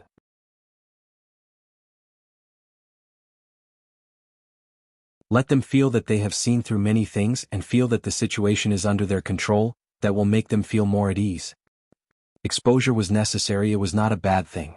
To get close to them he had to expose his identity, only then could he gain their trust. Fang Yuan could not take the initiative to lay his cards on the table, it would be too unnatural and not in line with their previous behavior. As long as they found out and probed, Fang Yuan could use this opportunity to expose some things. Bai Ningbing realized, that means you are intentionally waiting for them to find out and then make a response? You are finally smart for once. However, after 3 days, the reaction and probing that Fang Yuan was waiting for did not come. Bai Ningbing finally found a chance to mock Fang Yuan. So even you have times where you miscalculate. Fang Yuan coldly snorted, pondering in his heart. From Zhang Zhu's expression and actions, I can see that he has long been suspicious. The reason why he did not probe earlier was probably because he could encounter danger on the road, so he endured it. But now that the caravan is relying on the Jin family village, it is very safe, so the probing should have come a long time ago. Unless... In Fang Yuan's heart, Shang Xnc's face appeared. What a smart person, and also has courage. She should be the one who stopped Zhang Zhu. This is a bit troublesome. It is not good to be too smart. Fang Yuan sighed. Shang Xnc's gentleness and kindness were deeply rooted in his heart, causing him to underestimate the girl's intelligence. Shang Xinci wanted to reach a tacit understanding between smart people with Fang Yuan. Both of them had a tacit understanding and pretended to be confused. But Fang Yuan's goal was different. This tacit understanding became his obstacle. If that is the case, then I can only take the initiative. Understanding this, Fang Yuan sighed and took the initiative to find Shang Xnci. You want to form a partnership with me? Inside the tent, looking at Fang Yuan's intentions, Shang Xnci and Zhang Zhu's faces revealed a surprised expression. He did not look for them, but they took the initiative to look for him. This was out of the girl's expectations. Zhang Zhu's heart was moved. Are you finally going to reveal your foxtail? Partnership. Miss Zhang, I am ashamed to say this, but we need Yuan stone and I have some experience in business. I want to borrow a batch of goods, and the Yuan stone that I earn, how about splitting it 50-50? Fang Yuan slightly bowed, neither servile nor overbearing. Without Yuan stone and being poor, you want to borrow chickens to lay eggs? You are too confident. Zhang Zhu's eyes flashed with a cold light. What makes you think that you will definitely earn money? And what makes you think that our Zhang family will definitely lend to you? In business there will definitely be profits and losses. Of course I will not earn without losses. As for why, maybe it is because I feel that Miss Zhang is a good person and will lend to me. If you want to ask me the reason, I can only answer you, that is what I feel. If my feeling is wrong, then let's pretend that this never happened. Fang Yuan smiled. He was missing an ear and his body was full of burn marks, so his smile was somewhat terrifying. But when Shang Xnci looked into his eyes, she saw a kind of self-confidence, decisiveness, and the brilliance of strategizing. This brilliance, on the contrary, set off a different kind of charm from the ugliness. Really interesting, it seems that he also noticed our suspicions. So, he wants to reach a tacit understanding between smart people? Shang Xnci's eyes flickered. After a moment she smiled. This kind of frank communication method made her feel inexplicably safe and also fresh. If not for you, Hey Tu, I would not even have a quarter of the goods left.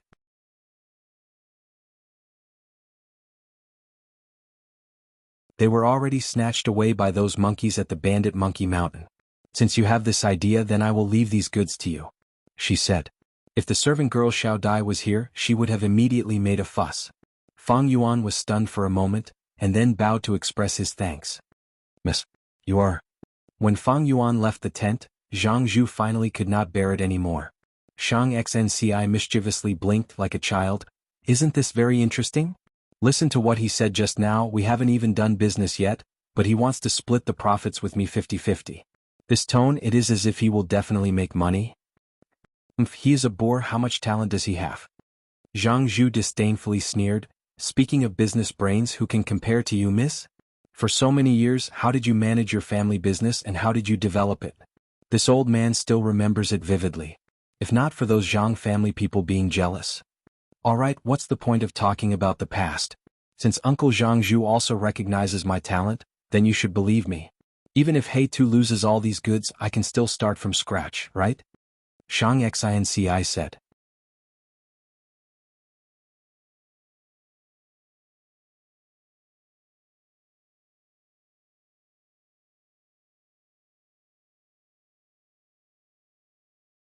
In terms of experience and vision, the leaders and deputy leaders in the caravan were not even worthy of carrying Fang Yuan's shoes.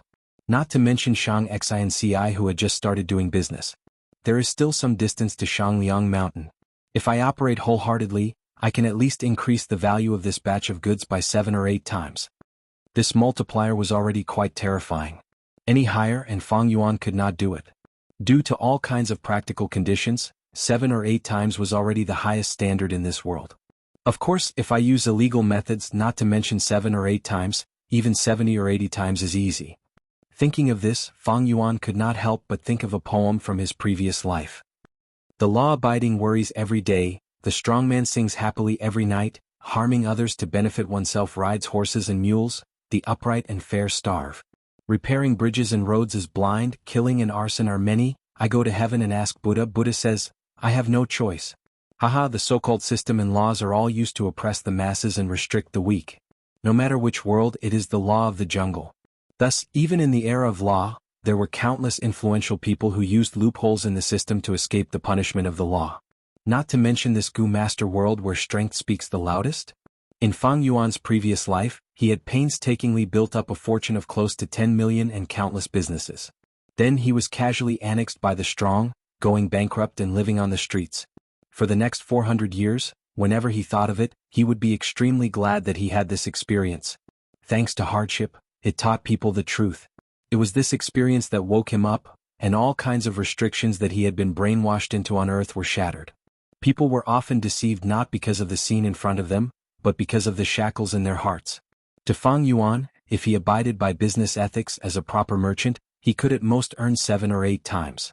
If he used some illegal methods and became a bad merchant, he could earn 10 times more. If he abandoned his duty and swindled to his heart's content, becoming an unscrupulous merchant, he could earn 10 times more. If he directly killed and looted, he did not even need to use capital. A business with no capital was always the most profitable. But Fang Yuan's current business had other motives. Thus he could not use any illegal methods. This made him feel like his hands and feet were tied. However, on the night before the caravan was about to set off, a Jin clan Gu master secretly came to find him. I have a private transaction, are you interested? This Gu master was one of the people who had bartered with Fang Yuan. Fang Yuan did not mind at first, but after 5 minutes he changed his mind. You are saying, someone wants to sell Jinzan grass? He was extremely astonished, even suspecting that he had heard wrongly. Jinzan grass could not be replaced by other materials for Jin clan. It was an extremely important strategic resource. Because of its refinement material, Jin clan could refine large amounts of golden silkworm goo. Now, someone actually wanted to sell it? In Fang Yuan's memories, it was because Jin clan had a large amount of rank 3 golden silkworm goo that their strength increased greatly, allowing them to eliminate Huang clan and dominate a region.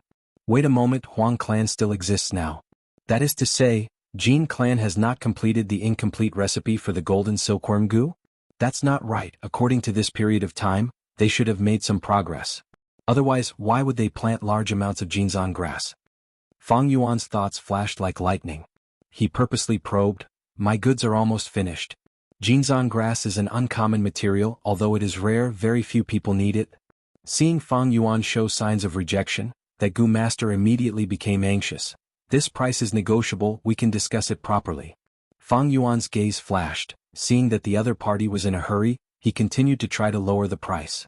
After a few rounds of bargaining, the price of Jinzan grass was pushed to its lowest point, a tragic sight to behold.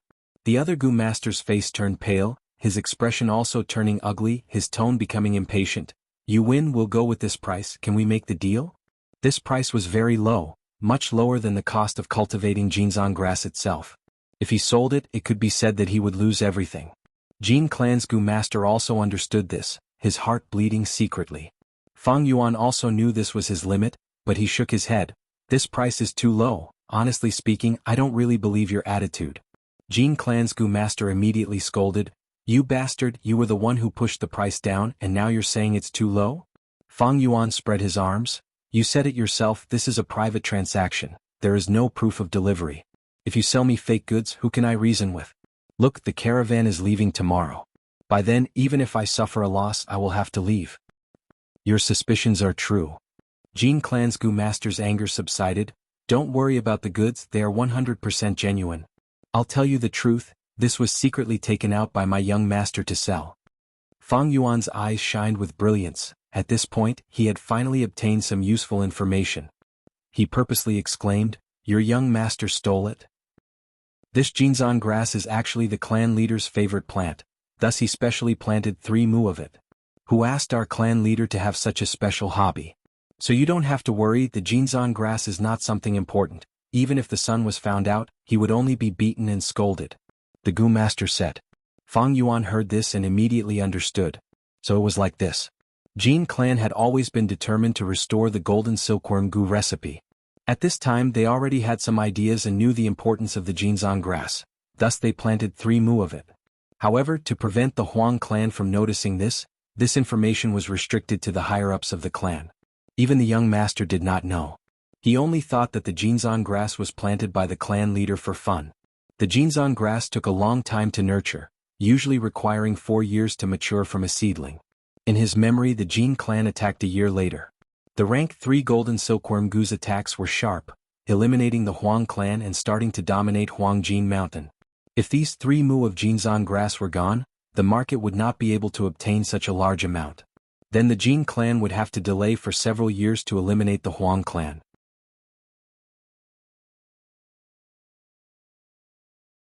Obviously the Jinzang grass was a hot commodity. If he really bought it he would poke the Jin clan's hornet's nest. If it was a normal person they would definitely avoid it, but Fang Yuan saw a huge advantage in it. Although this piece of meat was boiling hot, it was already in his mouth, how could he not eat it? To speak the truth, although Fang Yuan had the heavenly essence treasure lotus, he still had a need for Yuan stone, and this need was not small. When he arrived at Shang clan city, he would need a large amount of Yuan stone to buy Gu worms.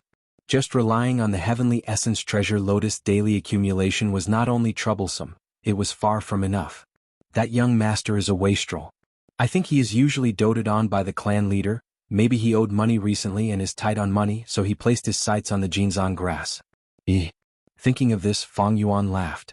This piece of meat, not only would it help him buy Gu worms, it would also leave a deep impression on Shang Xinci. This was killing 2 birds with 1 stone. The Jin clan Gu master saw Fang Yuan smile and also laughed. That means you agree? Of course. Fang Yuan looked at him. If this deal went through, this guy would definitely be out of luck.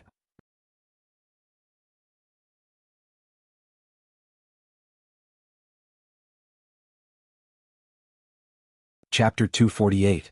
Daybreak, the east was about to break, the first rays of the morning sun appeared. The cold air of the night condensed into dewdrops remaining on the grass.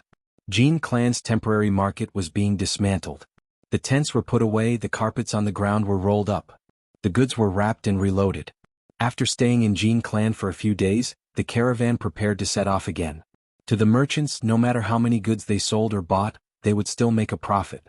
Thus, although many people looked tired, they were filled with joy and smiles. Xiao Dai's expression was extremely ugly. Miss, I just checked that He Tu almost exchanged all the goods. Among them I actually saw 3 carts full of Jinzang grass. Jinzang grass? Shang Xinci heard this and frowned. Xiao Dai was furious, she pulled Shang Xinci's arm and said, even an outsider like me knows that Jinzang grass cannot be sold. But he still exchanged so much. Miss, this He Tu is messing around. Xiao Dai, calm down first, don't be impatient. Shang Xinci patted Xiao Dai's hand. These Jinzang grass should have been exchanged by him last night, I did not know. However, the other goods that he traded for had a certain logic to them as well. Think about it, it is already not bad for a mortal like him to be able to do this. Miss, why are you speaking up for him? I'm doing this for your own good. These goods are originally ours, why should we let an outsider squander them away? Most importantly, he can't afford it. Lord Zhangzhu, why don't you persuade Miss? Xiao Dai pouted. Zhangzhu sighed. Miss Xiao Dai's words make sense. Lending them to him earlier was to test him. Now that we have seen through him, why should we let him continue? We all believe in Miss ability, but if we can reduce our losses, why not try to do so? When we reach Shang Clan City we will be able to struggle less. This. Shang Xinci pondered, she was still young, hesitation flashed in her eyes. Previously, she felt that the goods Fang Yuan exchanged were reasonable. But this Jinzang grass, exchanging for so much Jinzang grass was definitely the biggest mistake. Jinzang grass might be easy to preserve, but there was little demand, it could not be sold. Hoarding so much in one go, sooner or later it would rot in one's hands. In the end he had no choice but to lower the price and sell it. It could be said that he was destined to lose money. Excuse me, are you Miss Zhang Xinci? Right at this time, a middle-aged male Gu master with sweat all over his forehead ran towards Shang Xinci with an anxious expression. Looking at the metal token on his belt, he was a rank 2 Gu master. Shang Xinci smiled. Yes, I am. May I know who you are? The middle-aged man cupped his fists and said, I am the personal guard of the patriarch. I have a presumptuous request on the orders of the patriarch. Please go ahead. Sir, you should have purchased a large batch of ginseng grass last night. The whole story is like this. Our patriarch loves ginseng grass, so he personally raised some to admire them. Unfortunately, the young lord secretly dug it up and traded it behind the patriarch's back. Right now, the clan leader had already confined the young lord. At the same time, I want to redeem the ginseng grass that I sold to Mississippi. I beg Miss to let go of it. The personal guard Gu master spoke politely, but there was a hard edge in the soft tone, showing his resolute attitude. Miss. Zhang Zhu's expression was solemn, and he could not help but remind her. The personal guard Gu master represented the Jin clan leader. This matter could be big or small, and if it was not handled properly, it would be very serious. Shang Xnci glanced at Zhang Zhu and nodded, expressing her understanding. I understand your patriarch's feelings. Actually, I am also a flower lover. I will definitely give all the ginseng grass to you, not keeping a single one.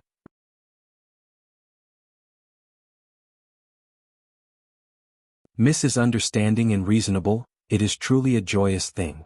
The personal guard Gu master's expression relaxed, showing a smile. Shang Xnci continued. This transaction was handled by one of my subordinates. I will call him over now. Fang Yuan had already been paying attention to the commotion here. Hey Tu, you are in trouble, Mrs. calling you over. Xiao Dai came to call him. Fang Yuan rushed to the personal guard and cupped his fists. I am in charge of the purchase of ginseng grass. I heard your patriarch wants to buy it back? The personal guard Gu master saw that the person who came was not a Gu master but a mortal. After a moment of astonishment, his face showed slight disdain and arrogance. He snorted, that's right. Mortal, be happy. Lord Clan Leader is generous and benevolent. He is willing to use 3,000 yuan stone to buy back your 3 carts of ginseng grass. So much? At the side, Xiao Dai was shocked, showing obvious joy in her eyes. Zhang Zhu's tightly furrowed brows also gradually relaxed. 3,000 yuan stone should be the highest market price for ginseng grass. This showed the Jin clan leader's sincerity. But Fang Yuan shook his head. Ginseng grass is extremely precious. Only 3,000 yuan stone to buy it back. Isn't this too insincere? The personal guard immediately frowned. What? According to the market price of ginseng grass, this is the highest price. Mortal, what price are you buying it for? Fang Yuan rubbed his nose. Let's not talk about the price. We are all businessmen. We naturally have to buy low and sell high. 3,000 yuan stone is too little, not selling. The personal guard clenched his teeth, stretched out his palm and spread his 5 fingers. Fine, then I'll raise it by 2,000 yuan stone, 5,000 yuan stone. Xiao Dai was shocked. She looked at the 5 fingers stretched out by the personal guard. Her face quickly turned red with excitement. 5,000 yuan stone? This is what you said. You can't go back on your word. She was so happy that she almost jumped up.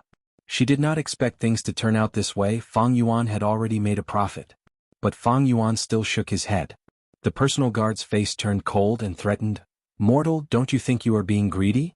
These ginseng grass originally belonged to my clan. The two of you are not allowed to make private deals. Without proof of transaction, I can even say that you secretly stole the ginseng grass. The personal guard's anger made Zhang Zhu's heart jump. He looked at Fang Yuan. If you can sell it, then sell it. Fang Yuan laughed. You sell it and I buy it. It is a mutual agreement. What's more, it was your young master who sold it to me. If you insist that it was theft, then I can't do anything about it. Jin clan is powerful. They can bully the weak and directly snatch it back. Here, the goods are over there. You can take it. But as far as I know, I am not the only one who bought the ginseng grass. Many people have a share. Is the Jin clan going to snatch it as well? Fang Yuan had already expected this situation, thus he only bought a large portion last night. The remaining ginseng grass was sold by that Gu master to others. The personal guard was furious, but under Fang Yuan's pressure, he could only clench his teeth. He pointed at Fang Yuan. Your clan bought the most, brat. Are you trying to embarrass me? Of course not. I only want to complete this transaction. Fang Yuan cupped his fists. Forget it. Then add another 2,000 yuan stone, 7,000. Mortal, bring all the ginseng grass you bought here. The personal guard shouted. Hey Tu, there is no harm in selling it. As a businessman, harmony brings wealth. Shang Xnci couldn't bear the pressure any longer. Since Mrs. said so. Fang Yuan nodded before changing the topic. Then I will take a step back. 8,000 yuan stone, you can buy all the Jinzang grass I have. Once he said this, Shang Xnci and the rest's expressions froze. The personal guard reacted, unable to restrain his anger. What? You scoundrel. Fang Yuan smiled. Business is business, Lord Gu Master, please don't be angry. Actually, I wanted to buy 10,000 yuan stone. If Lord cannot make the decision, why don't I talk to your clan leader? No need. The personal guard waved his hand, looking at Fang Yuan with extreme disgust. You are a mortal, what qualifications do you have to meet Lord Clan Leader? Quickly scram and take the goods, I will remember you taking advantage of others when they are down. This was no doubt agreeing to Fang Yuan's price increase. Soon, both sides completed the transaction. Fang Yuan used goods worth less than 500 yuan stone, and in just one night, he exchanged them for 8,000 yuan stone. Missed 2 chests full of yuan stone. Xiao Dai beamed with joy. During the entire transaction she was trembling in fear, but now that she saw the yuan stone, she felt everything was worth it. Even her gaze towards Fang Yuan changed. Did you already know that? No, it should be a blind cat bumping into a dead mouse. She sized up Fang Yuan and evaluated. Doing this will offend Jin clan, a mere 8,000 yuan stone is not worth it. Zhang Zhu frowned, he looked at Fang Yuan with some dissatisfaction and warned, don't take such risks in the future. Fang Yuan smiled, turning towards Shang Xnci. According to the original agreement, half of these 8,000 yuan stone will go to Miss. My share of yuan stone, please help me take care of it. Is everything settled? Jin clan leader stood on the hill, looking at the caravan leaving. An elder stood beside him and reported, yes, clan leader. The Jinzang grass that was sold has been bought back. But Zhang clan took the chance to extort us, truly hateful. Jin clan leader raised his eyebrows. Oh? Tell me. The elder explained in detail. Jin clan leader laughed. A mere 8,000 yuan stone, don't worry about it. That Miss Zhang, on the other hand, has some intelligence, using a mortal slave to test the waters, allowing her to earn this sum of money. Lord clan leader, I am worried that Zhang clan already knows our clan's secret, thus taking the chance to extort us?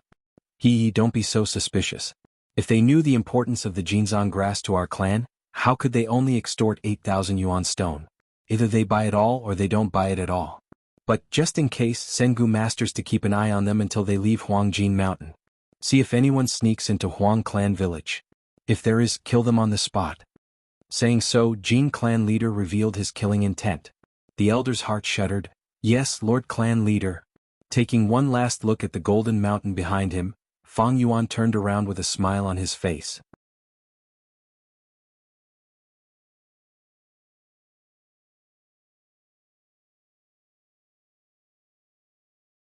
Chapter 249. The caravan traveled west, crossing mountains and ridges. Half a month later, Fang Yuan and the others arrived at Soulwood Mountain, which was eerie and quiet with withered trees. He sold a small portion of his goods and bought a lot of special wood. 20 days later they arrived at Giant Rain Mountain. The Giant Rain Mountain was full of potholes. These were all big holes made by the raindrops. When it rained here, each raindrop was as big as a wine jar and had a huge impact. Thus, the Tong family village on Giant Rain Mountain was built in the hollow of the mountain. If it was built in the open, it would be destroyed by the raindrops after a few rains. In the Tong family village, the golden oil lamps that Fang Yuan bought from Golden Mountain were very popular. During their stay it rained 3 times. Fang Yuan collected many blue oil raindrops because of this. These raindrops were a type of material that had a wide range of uses. These huge raindrops were a disaster for the Tong family village, forcing them to live inside the mountain. But they were also natural treasures and were their main commodity. After leaving Giant Rain Mountain, the caravan arrived at Square Brick Mountain. The stones on this mountain were very special. Every piece was in the shape of a brick, but they varied in size and thickness. The Dafang family had lived on Square Brick Mountain for thousands of years and was a large family. Their residences were much better than the Tong family village and were made of bricks and tiles. The village was surrounded by tall walls. There were towers inside the walls and blockhouses outside the walls. Fang Yuan remembered that the Dafang family had an eccentric elder who liked wood carvings. After contacting him, he learned that all of the grotesquely shaped soul trees that he had purchased from the Soulwood Mountain had been purchased by this family elder. Just like that, under Fang Yuan's control, the Zhang family's goods increased and decreased. But every time there was a change they would earn huge profits. As the number of times increased, it naturally attracted the attention of others. Fang Yuan pushed everything to Shang Xanci, and Shang Xanci's talent and business gradually spread. Time passed. After passing by 4 more villages, the caravan gradually approached Howling Moon Mountain. That night, the caravan set up camp with their backs against a cliff. We have already entered Howling Moon Mountain. The next part of the journey will be barren mountains filled with insects and beasts. There are no villages. From tonight onwards, everyone must be on guard. The Jia clan leader instructed. The vice leaders in the tent nodded. Shang Xanci's eyes brightened. This was the most dangerous part of the trade route up to this point. After this they would reach Bloodtear Mountain. After a few more villages, they would reach Shangliang Mountain's Shang clan city. Alright, next is to arrange the defensive positions for this week. The Jia clan leader said. An hour later, everyone finished their discussion and walked out of their tents. Zhang Zhu went up to her. Miss, dinner is ready. Are we inviting He Tu and Bai Yun over? Of course. Shang Xnci nodded and said, I'm going to ask him for advice on how to be a merchant during the banquet. These days, Fang Yuan earned more than he lost. He sold the goods and earned 5 to 6 times the profit. Xiao Shang Qin Shan. Xiao Fang Yuan Lin, Snow. According to the agreement, Fang Yuan gave half of his profits to Shang Xnci. But in Shang Xnci's heart, how could a mere Yuan stone compare to Fang Yuan's business experience and insights? She had no cultivation talent and was only a mortal. Business was the ability she was most proud of.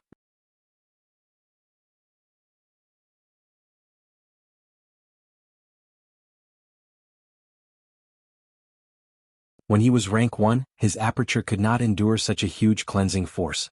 But now that he was rank 2 middle stage, his aperture walls were deep enough to withstand the continuous cleansing of the snow-silver primeval essence. It was just that the duration could not be too long, and he needed to rest every once in a while. Water-like light fluctuated on the aperture walls, circulating. The pure white light continued to strengthen, and some places were already showing signs of solidification. Evidently, Fang Yuan was already 1 step away from rank 2 upper stage. Fang Yuan had rich cultivation experience and knew what to do. He planned to strike while the iron was hot, and charge to rank 2 upper stage tonight. Time passed and unknowingly, it was already late at night. Howl. Suddenly, a wolf king's howl could be heard. The howl broke the silence of the camp, and soon after, countless wolf howls could be heard, responding to their king. Wolf attack, wolf attack. Damn it, wake up, there is a wolf group attacking the camp. So many wolves, there are simply too many to count. Many people shouted in fear, and the camp woke up in a short period of time before erupting in excitement. From this commotion, it seems the wolf group is quite large. Bai Ningbing listened for a while before smiling. On the journey of the merchants, they had encountered several beast groups' attacks. After experiencing it, she was no longer surprised. This is Howling Moon Mountain. Some people say all the wolves in southern border live here. When the moon is full, the wolf group will look up at the full moon, and their howls can resound throughout the entire mountain, rising and falling continuously. But this is the first night, and we already encountered a wolf group. Our luck is not too good. Fang Yuan opened his eyes slightly, multitasking, and did not stop cultivating in his aperture. Damn it, there are too many wolves. Healing Gu Master, where are the Healing Gu Masters? My father is injured, he is losing a lot of blood. The southeast defensive line has been broken through, quickly go and provide support. The situation was much more serious than Bai Ningbing had expected. From the moment they discovered the wolf group, in just a few minutes, one of the defensive lines in the camp was broken through, and the wolf group had entered the camp. Oh! Take up your weapons and fight these beasts. The miserable cries of the servants, the sounds of battle, and the shouts could be heard continuously. Are we going out? Bai Ningbing asked. Go out for what? What can you do? Don't forget your current status. After a while, Fang Yuan absent-mindedly replied. But the wolf group has already charged over, the goods you just bought will suffer losses. Bai Ningbing laughed, her tone filled with schadenfreude. Then let's just suffer losses. Fang Yuan closed his eyes again. After a while, servant Xiao Dai's voice came from outside the tent. Hey Tu. Are you two here? What's the matter? Bai Ningbing asked. Heavens, you two are really here? Such a huge commotion and you two were not woken up. Many wolves have charged into the camp. Although the situation is under control, what if 1 or 2 escaped? Young Miss asked me to call you over. With Lord Zhangzhu's protection, it will be very safe over there. Xiao Dai shouted. No need. Since the situation is under control, let's not disturb your young miss. 1 or 2 wolves with my strength I can still deal with them. Fang Yuan said. Xiao Dai urged a few times but was still rejected. Finally she angrily stomped her feet outside the tent. You really can't appreciate my kindness, don't blame me for not reminding you to when you die. After saying this she hurriedly left. The wolf group continued to attack for 15 minutes before retreating.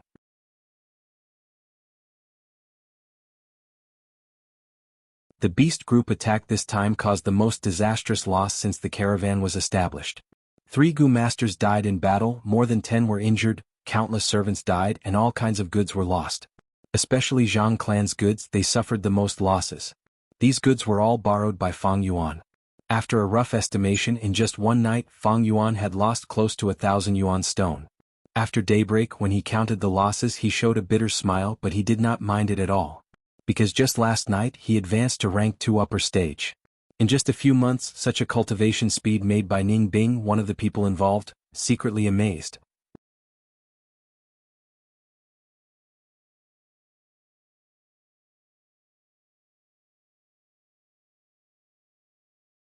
Chapter 250. The night of bloodshed passed, and the morning light shone on the ruined camp. In the heavy atmosphere, everyone cleaned up the battlefield, packed up their goods and set off again with a heavy heart. However, this wolf group attack was only the beginning. A few days later they were attacked by the Grey Wolf group again. The scale this time was even larger than the previous time. However, the caravan was fully prepared, and their losses were reduced compared to the previous time. After repelling the Grey Wolves, the caravan had yet to catch their breath when they were attacked by the Lightning Wolf group 3 days later. 3 Frenzy Lightning Wolves and 9 Bold Lightning Wolves killed a total of 15 Gu masters. Finally they left behind a ground of wolf corpses, with only 1 injured Frenzy Lightning Wolf leading the remaining wolves to retreat. Although many Gu masters in the caravan wanted to take revenge, they did not have the strength to do so. They did not dare to enter Howling Moon Mountain, and could only watch as the wolf group retreated. This attack made the leader and deputy leader of the caravan aware of the danger they were in.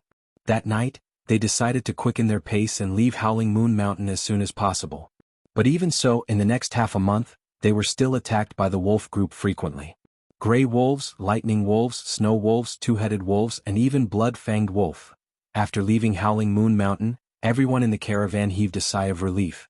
After a period of peaceful days, when they entered White Tiger Mountain, they were attacked by a beast group again. This time it was the turtleback ape. These white apes were huge and had shells on their backs, with clear turtle patterns on the shells. Although the ape group's attack did not cause many casualties, many goods were lost, causing many people to bleed in their hearts. Fang Yuan's goods also met with misfortune. Of the dozen carriages, only less than half of the goods were left. The caravan's morale plummeted. These people worked so hard to earn money.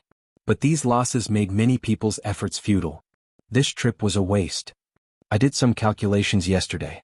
In total, I only earned less than 2,000 primal stones.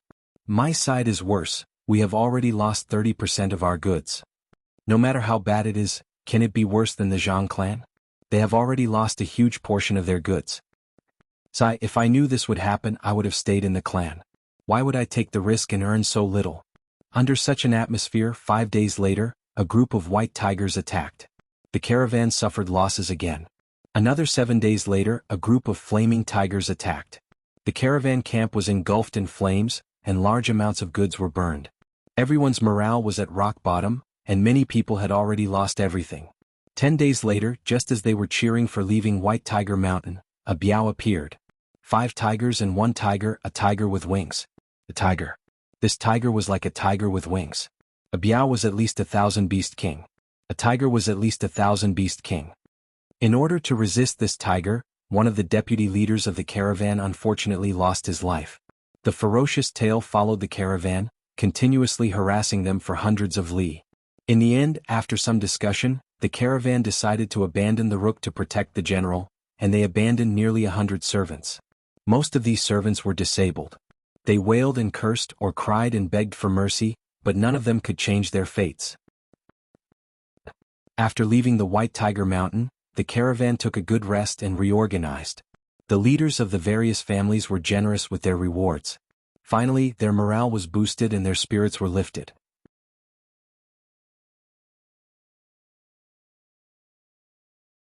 The size of the caravan was reduced to less than half of its original size.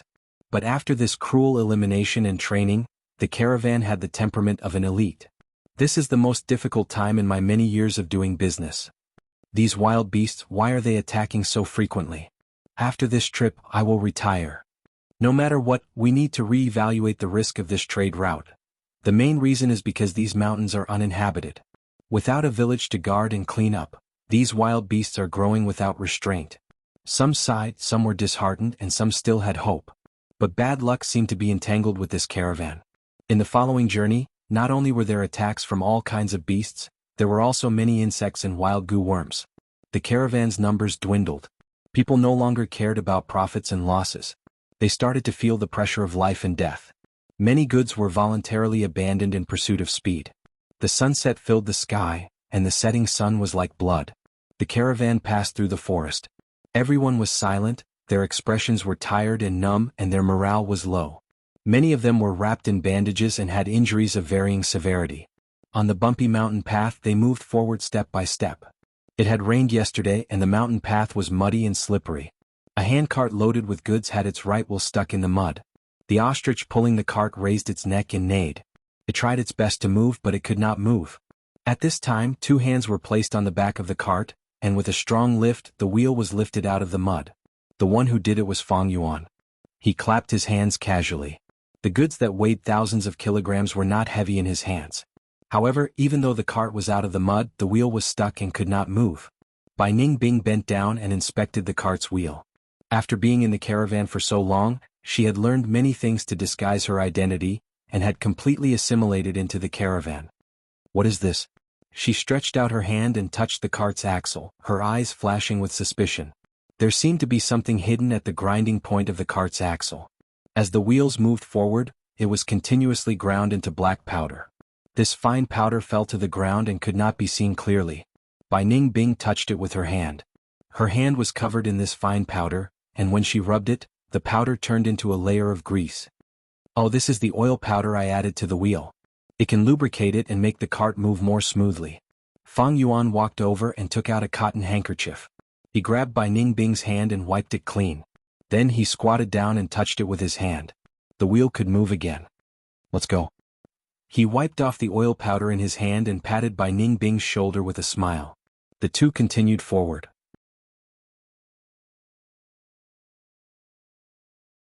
Bai Ningbing walked slower and slower.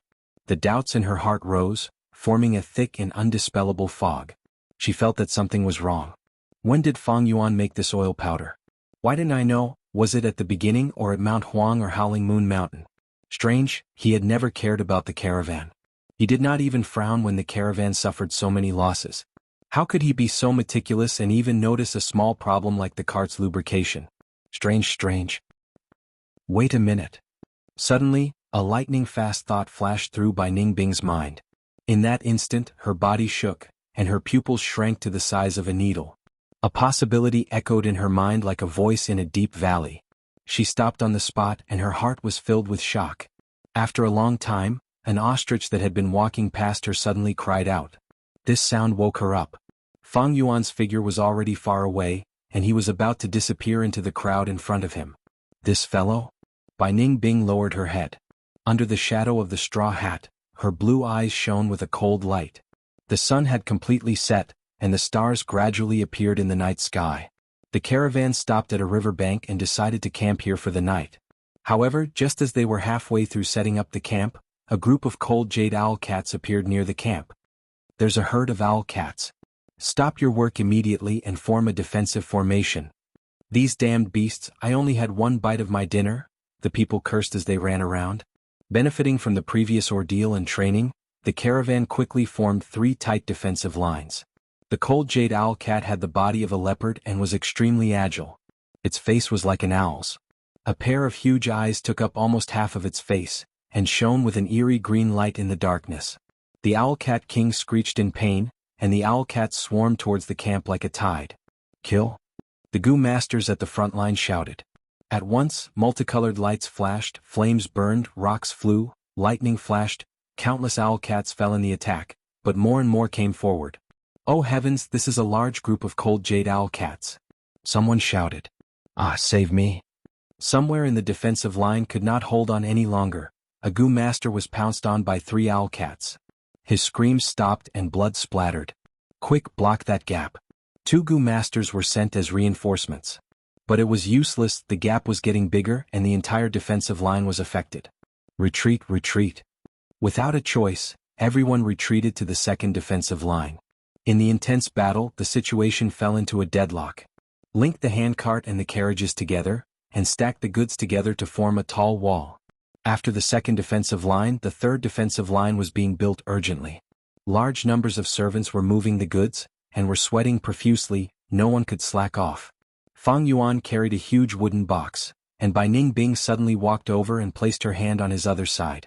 On the surface she seemed to be helping Fang Yuan, but in fact she moved closer to Fang Yuan's ear and gritted her teeth. You lured this group of cold jade owlcats here, right? Fang Yuan seemed to be shocked. Why do you say that? Stop pretending. Those powders are very strange. I don't believe a person like you would be so kind as to consider these minor details. Bai Ningbing suppressed her voice. You finally found out. Fang Yuan did not deny it. Bai Ningbing could not help but grind her teeth. So the frequent attacks on the caravan were all because of Fang Yuan's contributions. The two carried a wooden box, moving slowly. The people around them moved back and forth, shouting and shouting. All of their attention was focused on this ambush. No one paid attention to Fang and Bai's whispers.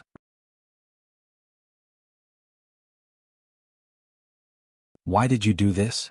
After a while of silence, Bai Ningbing asked. Hee. Fang Yuan laughed. Guess?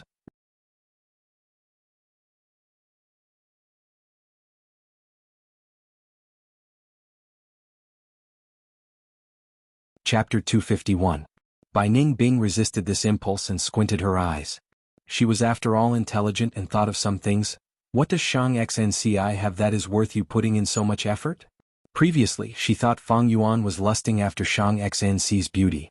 But now she overturned this thought.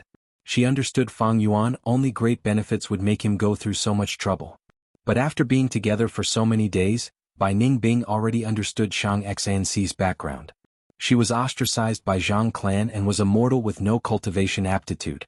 Shang Xnci was indeed as beautiful as a flower, but this kind of appearance was not a strength on her, but a weakness. This appearance would attract the demonic claws of greed and evil, and she did not have the strength to protect herself. If not for the loyal rank 3 Gu master beside her, she would have been captured long ago and turned into a plaything. What was the value of such a person? Her business talent was nothing compared to Fang Yuan's. Bai Ningbing could not understand. Fang Yuan did not reply to Bai Ningbing. You two over there, move faster, don't dawdle. Not far away, a Gu master pointed at Fang and Bai and shouted. Fang and Bai quickened their pace as Bai Ningbing lowered her voice. Aren't you afraid of being exposed? If someone finds out, these people will not rest until you die. Then did they find out? Fang Yuan countered with a question. The two put down the wooden chest and walked back. To eliminate his suspicions, Fang Yuan sacrificed his goods during the first beast group attack. After several beast group attacks, Zhang clan's goods were the most damaged. Many people sympathized with Shang Xnci, and even Shang Xnci had looked for Fang Yuan and consoled him. But now that Bai Ningbing thought about it, she suddenly realized that although Fang Yuan seemed to have sacrificed a lot of goods, the truly valuable goods were still kept until now. These goods accounted for more than half of the value of the goods, and his losses were not much. His methods were extremely secretive. If she did not discover it by chance, she would still be in the dark. Thinking of this, Bai Ningbing felt indignant. This guy, he even hid it from me. The two of them picked up another box. Fang Yuan seemed to know what Bai Ningbing was thinking. He chuckled.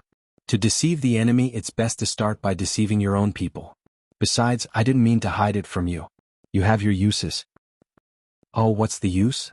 Bai Ningbing couldn't help but ask. It's a warning. You're the closest person to me. If you found something fishy, then the others should have as well.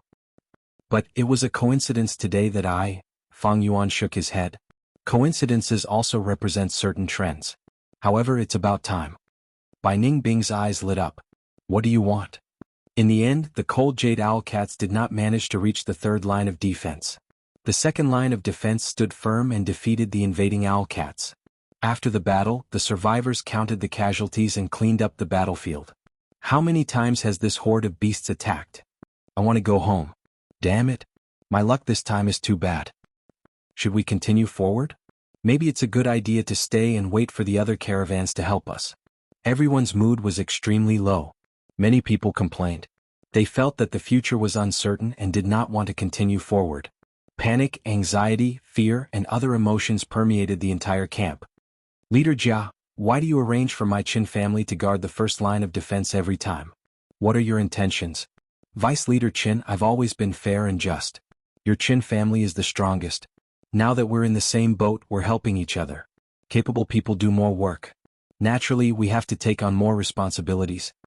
The sudden quarrel attracted the attention of many people.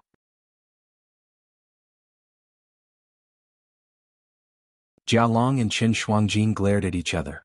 The atmosphere was tense. My Qin family is the strongest? Ehe, Leader Jia, you're lying through your teeth. We all know how many experts your Jia family has left. Qin Shuangjin sneered. Bullshit. My family's Jia Ping was sacrificed. What about your Qin family? Jia Long scolded. You two, now is not the time to quarrel. Lin family's vice leader walked over and advised. In the end, Jia Long and Qin Shuangjin parted on bad terms. Even Lord Jia Long and Lord Qin Shuangjin are quarreling. Aren't Jia family and Qin Shuangjin very close? Sigh, at this juncture, everyone is in danger. They're all thinking about how to preserve their family's strength. No matter how good the relationship is, it's useless. According to the latest news, the two young masters of Jia family are quarreling. Qin family seems to have completely sided with Jia Gui. So that's it. Lord Jia Long is Jia Fu's subordinate. No wonder he doesn't have a good attitude towards Qin family. A few Gu masters conversed softly. Fang Yuan's heart moved. Several days later, the caravan, whose morale was low, advanced to Xiangye Mountain. Xiangye Mountain towered into the clouds, with large numbers of elephants resting there. The climate here was unique. From the foot of the mountain to the waist of the mountain, it was hot and humid, filled with rainforests. From the waist of the mountain to the peak, pure white snow covered the area, dry and cold, with cedar trees. Everyone was very careful. What made them happy was that in the few days they had been in Xiangye Mountain, they had not been attacked by any beast groups. Is my good luck finally here? Extreme sorrow brings bliss, it's about time. What a pity, almost all the goods were lost. We'll have to pay a lot of money this time. Be content. It's good enough that we managed to keep our lives. After Xiangye Mountain, Mubei Mountain and Shuangjiang Mountain, we will reach Zhao Village. Once we get there, I'll sleep for 3 days and 3 nights. Everyone talked at once, looking towards the future. Their morale rose slightly. It's snowing?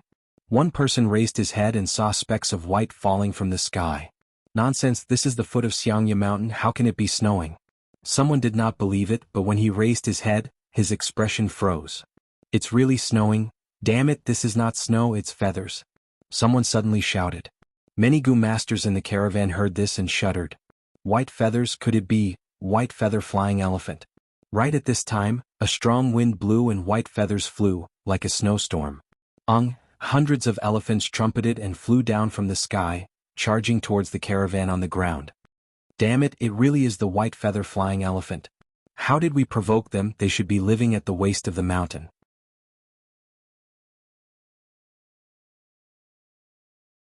Get into formation, quickly get into formation and face the enemy. But it was too late. The elephant group charged down and everywhere they went, people and horses were thrown off their feet. These white feather flying elephants had white feathers all over their bodies. 2 curved elephant tusks were 10 feet long, thick and sharp. The huge impact made them invincible. The advancing caravan was caught unprepared. Just one attack from the elephant group took away the lives of over 100 people. Many servants were trampled into meat paste, carriages were pierced by the elephant tusks, and 3 black-skinned fat beetles died in an instant. Winged snakes and ostriches scurried everywhere, causing a stampede. For a moment, the scene was extremely chaotic. Gu masters, all Gu masters, gather towards me. Jia Long shouted from the crowd. But he had just gathered over 10 people when the elephant group charged down again, scattering the Gu masters. The elephant group flew into the sky and started to prepare for the 3rd attack. Sigh. Jia Long heaved a long sigh, knowing there was little hope of a counterattack. He could only shout, "Everyone escape, escape to the surrounding rainforest." Needless to say, many people had already charged into the rainforest. But the white feather flying elephant's charge was extremely strong, and as they charged into the rainforest, The trees were instantly broken and countless people were trampled by the elephants. These flying elephants looked holy and elegant, but their nature was extremely bloodthirsty. A flying elephant aimed at Shang Xinci and the others, charging down like a meteor. "Miss, run. I will lure it away."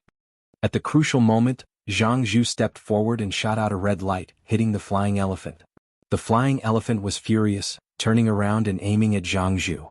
Zhang Zhu was a healing Gu master, his attack and defense were not strong, and he fled in a sorry state in the rainforest. The flying elephant charged, bringing with it a loud whistling sound. Zhang Zhu sprinted and threw himself forward in time. The flying elephant heavily crashed into his back, breaking several trees and scattering white feathers all over the ground. So close. Zhang Zhu wiped the cold sweat off his forehead, and just as he got up, his vision turned black. Bam! A thick tree trunk was swung by the white feather flying elephant's trunk, and it crashed into Zhang Zhu's body.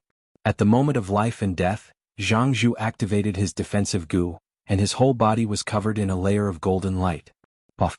The golden light dispersed, and he vomited a mouthful of blood as he was sent flying far away. He saw stars and felt dizzy. He fell on the ground, unable to move. He could vaguely hear the sound of the elephant's feet, and it was getting louder and louder. His spine felt a chill, and his rich battle experience told him his life was in danger. He did not have time to think and immediately rolled on the ground. By a hair's breadth, the white feather flying elephant missed him. Bam! With a loud sound, the white feather flying elephant fiercely crashed into the mountain wall, and its two tusks were deeply embedded into the mountain rocks. The flying elephant howled loudly, and shook its head with all its might while retreating with its four legs. Zhang Zhu's blurry vision finally became clear, and he stood up shakily. Seeing this clear scene, he could not help but break out in cold sweat. If he had been slightly slower, he would have been smashed into pieces. He checked his aperture, and there was still 50% of his primeval essence left. The defensive Gu was in a weakened state, and was on the verge of destruction. "I need to quickly return to Mrs. side." He was extremely anxious. As a Gu master, he was in such danger. Miss and Xiao Dai were both mortals, and their lives were hanging by a thread.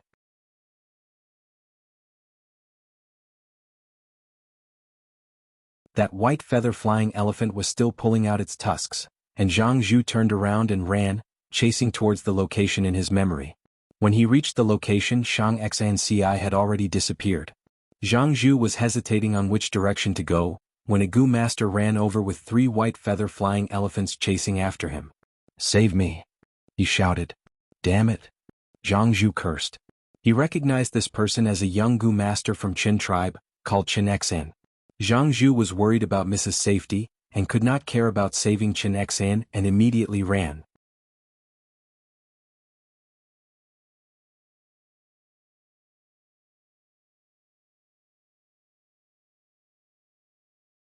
Chapter 252. Zhang Zhu cursed loudly but was still dragged into it in the end. After a thrilling chase of life and death, the two managed to shake off a flying elephant. Finally, they reached a cliff and were blocked by 2 flying elephants. The ground shook as the flying elephant charged over. "Lads, split up and run!" Zhang Zhu shouted, pouncing towards the left. "Oh my God!"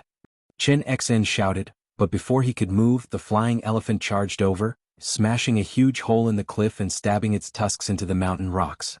The 2 flying elephants were temporarily restrained. "Heaven is protecting me, I am not fated to die." Zhang Zhu fiercely gasped for breath, lying limply on the ground. The cliff was shaking, and the 2 flying elephants were roaring furiously. They continuously shook their heads, causing rock fragments to fly everywhere, and the hole where the tusks were stabbed continued to expand. Zhang Zhu was shocked. Knowing these 2 flying elephants would soon escape, he quickly propped up his body and tried to get up. He had just stood up when suddenly the sound of wind came, causing his body to shake. Swoosh! A white bone spear with spiral patterns pierced through his back to his chest, then the spear tip was firmly nailed to the ground. Fresh blood flowed down the bone spear, dripping onto the ground. Zhang Zhu's movements turned sluggish, his mouth slightly opened, and fresh blood immediately flowed out from the corner of his mouth. He slowly lowered his head, seeing this fatal spiral bone spear. At first he thought it was the white feather flying snow's tusks, but soon he realized this was a Gu master's attack. Who is it? He wanted to turn his head and see the culprit behind his back. But the next second, swoosh, another bone spear shot out. This spear directly pierced through the back of his head, and then came out from his mouth, the spear tip firmly fixed on the ground. Zhang Zhu was firmly fixed, his eyes widening in vain, but his pupils had shrunk to a point. He was dead. He died with everlasting regret. In a hidden corner, Fang Yuan watched from afar. These days he had already thoroughly understood Zhang Zhu's background. This Zhang Zhu was his obstacle, he had to be eliminated. The two white bone spears gradually disintegrated, turning into specks of white light and dissipating in the air. Without support, Zhang Zhu fell to the ground. A white feather-flying elephant pulled out its teeth and rushed towards Zhang Zhu's corpse, stomping on it. She stomped them into meat paste and crushed their bones. The white feathers scattered, and the flying elephant rose from the ground and flew into the air again. Seeing this, Fang Yuan retracted his gaze. Zhang Zhu was already dead. The flying elephant crushed the body, saving Fang Yuan the work of cleaning up the crime scene. He quietly retreated.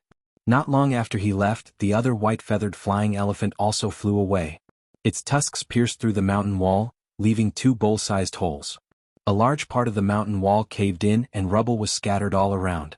Suddenly the pile of rubble trembled and a head popped out. "Oh my God, you scared me to death. Thankfully, I had the berry earth goo and escaped from this calamity." Qin Xen crawled out of the ground, breathing roughly as he broke out in cold sweat, feeling lingering fear. This burial goo could allow a goo master to go underground and hide temporarily. The disadvantage was that once it was used, the goo master could only be buried in one place and could not move. Moreover, when activating it, the goo master needed to continuously use a large amount of primeval essence. Qin Xen was chased all along, and only at the last moment did he have the time to use it. The situation is getting more and more chaotic. A goo master actually tried to assassinate Zhang Zhu.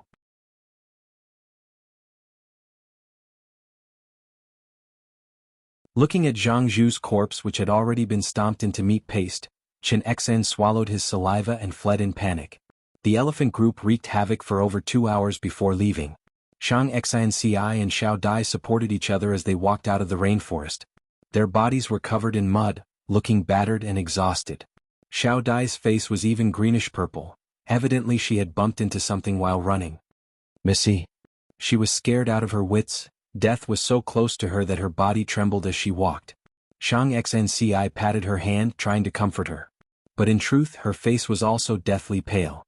Along the way, corpses were everywhere and blood flowed freely. Broken wheels, dead ostriches, black-skinned fat beetles and winged snakes' corpses were strewn across the merchant road. As the survivors gradually gathered together, the sounds of moaning, wailing, and sobbing became one. As the leader of the caravan, Jialong's face was ashen. The casualties this time were too severe. The entire caravan had suffered severe losses. Less than a tenth of them were completely crippled. After gathering the caravan, there were only over 100 people left. Most of them were Gu masters, while a small portion were mortals. The strongest Jia clan and Qin clan had suffered great losses, not to mention the other caravans. Lin clan only had 3 Gu masters left, and some unfortunate clan caravans had even died. The rainforest was also dangerous. Many people did not die from the stampede of the white feather-flying elephants, but were instead greeted by the ferocious beasts and poisonous insects in the rainforest. "Bai Yun, it is great to see you. Earlier in the rainforest, thank you for luring away a white feather-flying elephant for us." In the crowd, Shang Xnci found Bai Ningbing and took the initiative to thank her. Fang Yuan was not at ease with Bai Ningbing and was worried she was colluding with Zhang Zhu, thus he personally went to kill Zhang Zhu. And Bai Ningbing was in charge of secretly following Shang Xnci and protecting her life. "This is nothing, I have always been repaying kindness. Lady Zhang, the one who saved you was not me but your past good deeds," Bai Ningbing said. She was usually reticent, almost never speaking. If she spoke, she would purposely change her tone and lower her voice. Right now, she no longer concealed herself and spoke with a normal tone. Her tone was cold and her voice was clear, clearly a female's voice, causing Shang Xnci and the servant girl to show a strange expression. "Right, Bai Yun, have you seen Uncle Zhang Zhu?" Shang Xnci asked with an anxious expression. "I have searched everywhere but have not found him." Bai Ningbing sighed in her heart. Fang Yuan had already returned. She knew Zhang Zhu was definitely dead. "Lady, don't worry, Zhang Zhu is a Gu master with extraordinary skills. He might even be on the way back," she consoled. "I hope so." Shang Xnci's brows were tightly furrowed, the uneasiness in her heart increasing.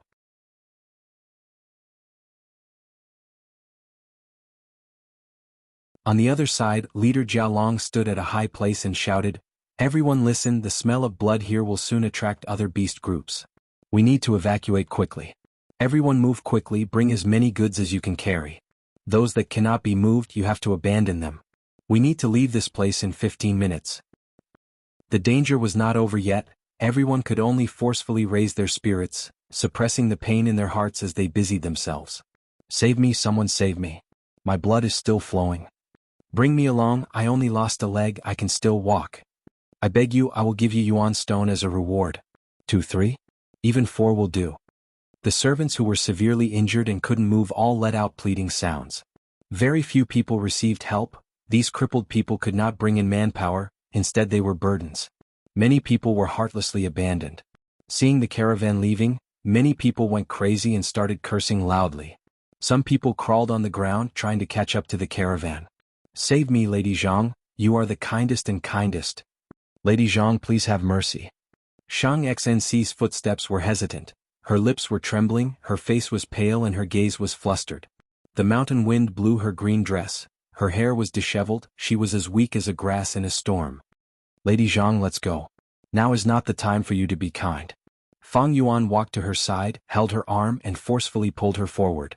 Xiao Dai, who usually chattered like a sparrow, was now silent, her legs trembling as she hurried along. Believe me, everything will be fine. Fang Yuan's tone was gentle. Shang Xnci covered her chest, constantly breathing deeply. As if the air was thin, making it hard for her to breathe. At first she only breathed through her nose, but gradually she opened her mouth, taking in large gulps of air. Her footsteps became more and more unsteady, her limbs became weaker. If not for Fang Yuan supporting her, she would have collapsed to the ground. The smell of blood assaulted her nose, her whole body was soaked in sweat, the mountain wind blew making her shiver. After this shiver, Shang Xnc's breathing gradually calmed down. After another 10 steps, she no longer breathed heavily. After 30 steps, she closed her mouth, her breathing was no longer heavy. After 50 steps, her footsteps became strong again, no longer needing Fang Yuan's support. The mountain road extended upwards, she walked up a slope, a gust of mountain wind blew, completely messing up her hair. She stretched out her hand, tidying it up as she walked. When she tidied up her hair, the confusion, fear and worry in her eyes disappeared, only leaving behind a determined look. Thank you, she said to Fang Yuan. Fang Yuan nodded, letting go of her hand. Standing on the slope, she slowly stopped and looked behind her. Do you know? This is the most difficult road I've walked since I was born. She sighed, her face was still pale, her voice extremely soft. Fang Yuan's lips curled into a smile. This was Shang Xnci? As expected of someone famous in the southern border. Even Bai Ningbing could not help but look at Shang Xnci in a different light. For a mortal girl to be able to adjust so quickly after encountering such a tragedy, it was not easy. On this road there were incessant sounds of begging and crying. These sounds were nothing to Fang and Bai, but to Shang Xnci, it was the greatest torture and interrogation. Especially when Zhang Zhu was missing, her greatest support had disappeared. Shang Xnci could bravely face all of this, it was truly praiseworthy. This road was an ordinary mountain road, but it was also a difficult and anxious mental road. Shang Xnci gritted her teeth, did not collapse and walked forward with determination. As if in an instant she had matured.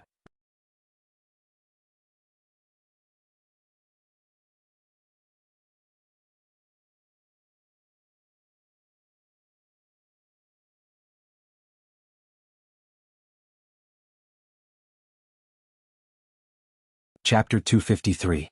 The casualty count is out, we have 137 people left, 78 Gu Masters and 59 mortals. A vice leader reported in front of everyone. At this moment in this tattered tent, the surviving leaders of the caravan were gathered together, discussing their way out. The atmosphere was heavy and stifling. The caravan leader Jiao Long frowned deeply, his brows almost forming a knot when he heard this.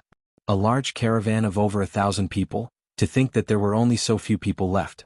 78 Gu Masters sounded like a lot, but there were only 12 rank 3 Gu Masters here. There were 28 rank 2 Gu Masters, and the remaining 38 were rank 1 Gu Masters. In this number one had to exclude the injured. In fact, those who still had battle strength left were less than half. Mortal lives were cheap, they could be abandoned as servants, but Gu Masters were different. Every Gu Master was a precious treasure of the clan, they could not be abandoned. Jia Long knew that these injured Gu masters were a huge burden to the caravan. In order to maintain their lives and heal their injuries, the caravan's already crumbling logistics would definitely worsen. But Jia Long did not dare to abandon them. Once he did, the morale would completely collapse, the Gu masters would be in danger, and the entire caravan would collapse. Their final outcome would be to be devoured by beast groups. At this moment, the vice leader changed the topic. The only thing worth rejoicing over is that the caravan still has a lot of goods left. If we evenly distribute those ownerless goods, we will have a large amount of Yuan stone. It can make up for our losses. In the disaster earlier, many people died, but the goods were not damaged. If they were evenly distributed, the survivors would instead benefit from it. Hearing this, the eyes of almost everyone in the tent lit up. Merchants pursued profits even if they were in danger. This did not change their nature. Everyone looked at each other for a while before Vice Leader Qin Shuangjin coughed. Evenly distributing, I feel it is not appropriate. In the battle earlier, my Qin clan sacrificed the most. We also killed the most white feather-flying elephants. I want at least 30% of these ownerless goods. 30%? How can that be? Your Qin clan sacrificed a lot? My Yuchi clan sacrificed a rank 2 peak stage young genius. No matter what, our Ji clan wants at least 20%. Everyone started to argue, gradually starting to argue. In front of benefits, there was no one who wouldn't be envious. Shang Xnci was the only one who remained silent among them. Powerful teams would want more. The weaker party insisted on an equal distribution. The quarrel grew louder and louder. It spread out of the tent and attracted countless inquisitive gazes. Shang Xnci suddenly stood up. The tent suddenly fell silent. Everyone. Shang Xnci's beautiful eyes swept around. The most important thing now is not these goods but how to survive. Perhaps the horde of beasts would arrive in the next moment. We are already grasshoppers on the same rope, chained together by fate. However, the strength of each of us is limited. Only by working together can we have a chance of survival. She paused for a moment. I propose that we first contribute our goods and take out the items that are helpful to us. Here, on behalf of the Zhang clan, I will set an example. I am willing to give up all the goods in my hands for free. What? Free contribution. For a moment, many people were stunned. Qin Shuangjin, Jia Long, and the others' faces also changed. I'm tired. I hope that everyone can discuss an effective method as soon as possible. Goodbye. Shang Xnci nodded and turned to open the curtain. She walked less than 5 steps out of the tent when an even louder sound erupted.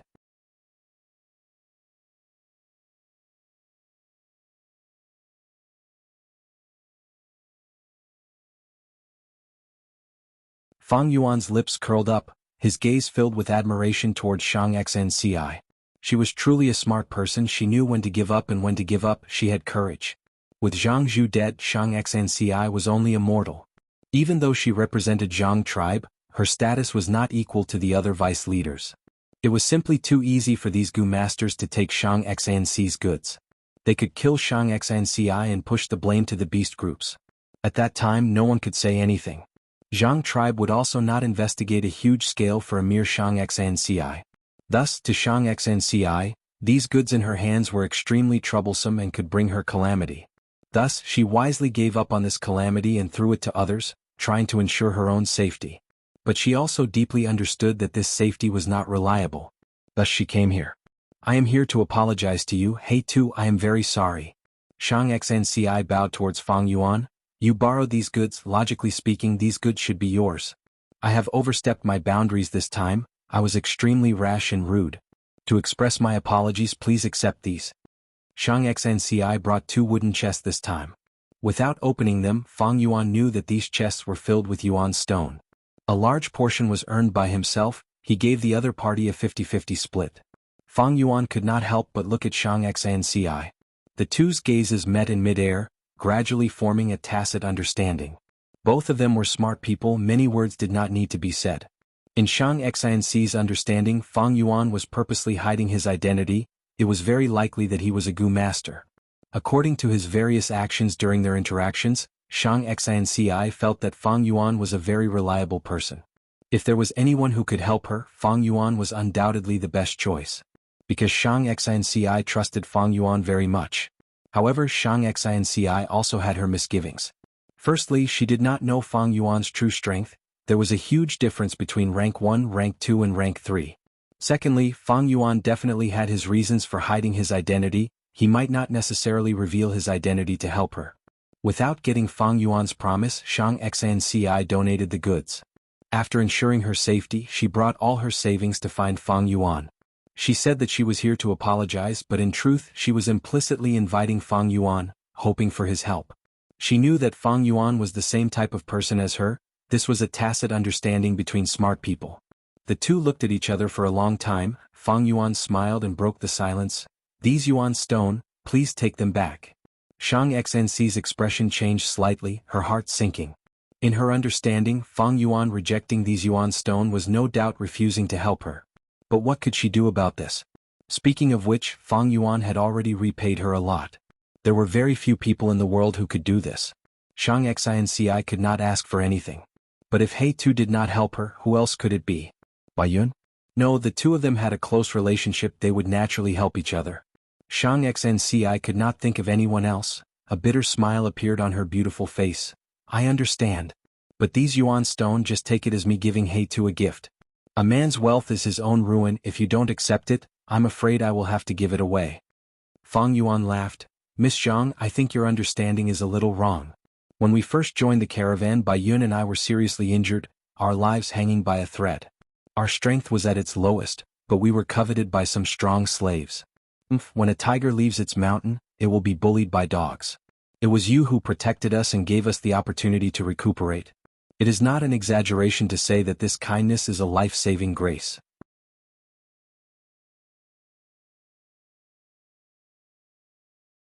"And I am a person who will repay kindness and take revenge for enmity.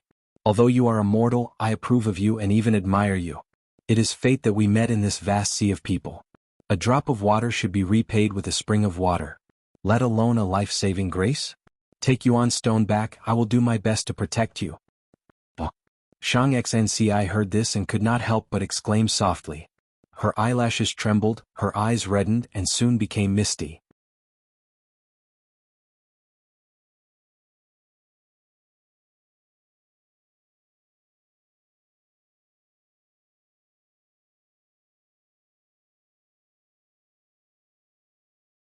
These righteous Gu masters usually appeared sanctimonious, but at this moment, they had already shed all pretense of cordiality.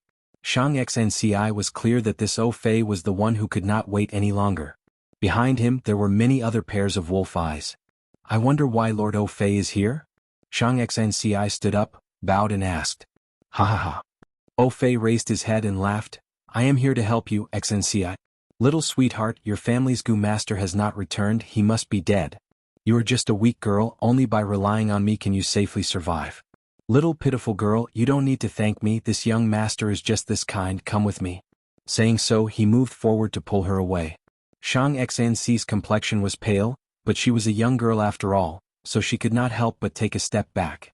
This delicate and pitiful appearance made Fei's heart burn with lust. "Miss, you can't go with him." Xiao Dai ran in and stretched out her arms, blocking in front of Fei. Fei was furious and with a slap he slapped Xiao Dai. Xiao Dai immediately fell to the ground. Her cheeks instantly turned red and swollen. She felt dizzy from the slap and her ears were ringing. "Xiao Dai." Shang Xnci quickly squatted down and helped her up. "Miss, leave quickly, even if I die, I will never let you take Miss away." Xiao Dai struggled to stand up and fiercely stared at Fei. Her gaze was filled with fear, anger and determination. "Lowly servant, if you want to die, I will fulfill your wish." Fei flew into a rage out of humiliation. He raised his hand and was about to strike down. Suddenly, a large hand stretched out from the void and fiercely grabbed his arm. "Who is it?" Fei was startled, and when he took a closer look, he saw an ugly man dressed like a servant, grabbing his arm. "How audacious of you!" Fei's face twisted, full of anger. He wanted to retract his arm, but Fang Yuan's hand was like an iron clamp, unexpectedly not moving an inch. "Dog servant, you still won't let go?" Fei was extremely angry, his killing intent rose and he was about to mobilize his true Yuan. Fang Yuan suddenly smiled. His face was full of burn marks and he was also missing an ear. At this moment he was sneering, revealing a gloomy and terrifying aura. Fei's heart suddenly palpitated, Fang Yuan had already let go. Then he lifted his leg and ruthlessly kicked Fei's stomach. Bang! Fei only felt a huge force coming at him, and he was unable to resist it. An intense pain came and his whole body flew out like a broken sack, breaking out of the tent and landing on the ground at least 2 or 3 feet away. This movement was a bit big and a person suddenly shot out from the tent. The people around the tent all stopped to watch. Even the curtains were torn apart. Through this big hole, Shang Xnci and Bo Dai saw Fei lying on the ground, not moving at all. The 2 girls were dumbfounded.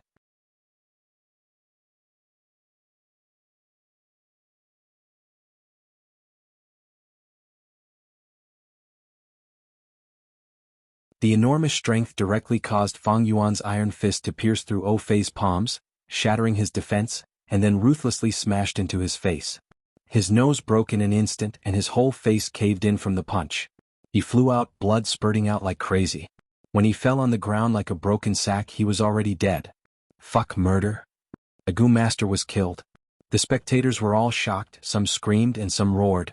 Fang Yuan's whole body was shrouded in a layer of white armor. This was the Canopy Gu's activation. Without this layer of defense, he could not display his strength to his heart's content. Gu, he is actually a Gu master. Xiao Dai's eyes were wide open. Shang Xnci was also shocked, speechless. She looked at Fang Yuan's back and suddenly thought of what he had just said. Demonic path people have always been vicious and merciless, but Yuan and I are no exception. Moreover, we have murder cases on our hands.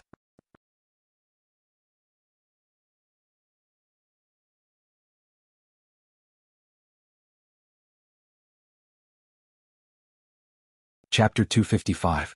Murder, he really killed someone? What happened? What the hell is going on? Fei's corpse was lying on the ground like a dead dog. How could it not attract attention? In a short period of time, the commotion here had already spread to the whole camp. More and more people were gathering here. Many people saw Fei's corpse and could not help but exclaim, then began to inquire about what had happened. For a moment, the crime scene was surrounded by 3 layers of people, whispering and discussing. 2 people suddenly fought. It's amazing, he died in an instant. That person is the murderer. Someone carefully pointed at Fang Yuan. Fang Yuan crossed his arms and raised his head, standing on the spot with an indifferent expression. He ignored the surrounding people's discussions as if he did not see them. He's just a servant, how can he kill a Gu master? Naturally, someone was suspicious. Of course he is not a servant, I saw him shoot out a white spear and kill Fei with 1 punch, his strength is amazing. A Gu master who was watching the process said. A white spear. Qin Xen happened to hear this and his heart jumped.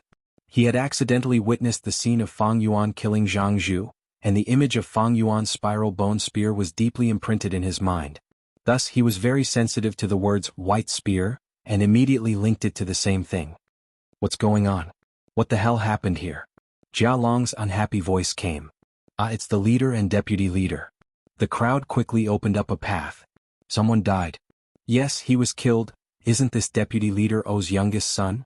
The deputy leader saw this scene and discussed in a low voice. As soon as he finished speaking, a miserable and shrill cry suddenly resounded in everyone's ears. My son. What happened to you? What happened to you? A figure rushed out and ran to Fei's corpse, then suddenly stopped. This person was Yanggong of O clan, short and thin with a hooked nose. Fei's whole face collapsed, his brain and blood mixed together and flowed into a big pool. Obviously his life force was completely extinguished. Yanggong stared at his son's corpse as tears rolled down his cheeks. My son, you died so tragically. Who was it? Who was so deranged as to kill my son? I'm going to tear him to pieces. He fell into a frenzy of rage and roared at the top of his lungs. Everyone's gazes unavoidably landed on Fang Yuan. Fang Yuan sneered and said slowly, Of course I killed him. Are you blind? I've been standing here for a long time. Can't you see me? This answer was too arrogant, and the crowd immediately became restless. Jia Long and the other leaders couldn't help but frown. Fang Yuan's fearless look made them feel that something was wrong. In particular, Fang Yuan was dressed in the clothes of a house servant, which made it even more difficult for them to see through him. Thus they all chose to watch from the sidelines. You are the murderer. Yanggong's gaze was like a knife as he stared intently at Fang Yuan. Even though he was furious, he did not make a move. This made Fang Yuan a little surprised. His own son had died in front of him, but this Yanggong actually restrained his killing intent and did not act impulsively. In fact, those who were able to do business outside were all blind. Ouyang Gong had lived for so many years and was used to life and death in the business world. As a clan elder, he was able to stand tall in the O clan without falling. However, he did not want to make a move, but Fang Yuan did. To be honest, O Fei's appearance made Fang Yuan very happy. He wanted to kill the chicken to warn the monkey, and then make a strong appearance to intimidate the crowd. However, just one O Fei was not enough. If he could add this Ouyang Gong in front of him, haha, that would be perfect. Thinking of this, Fang Yuan laughed sinisterly.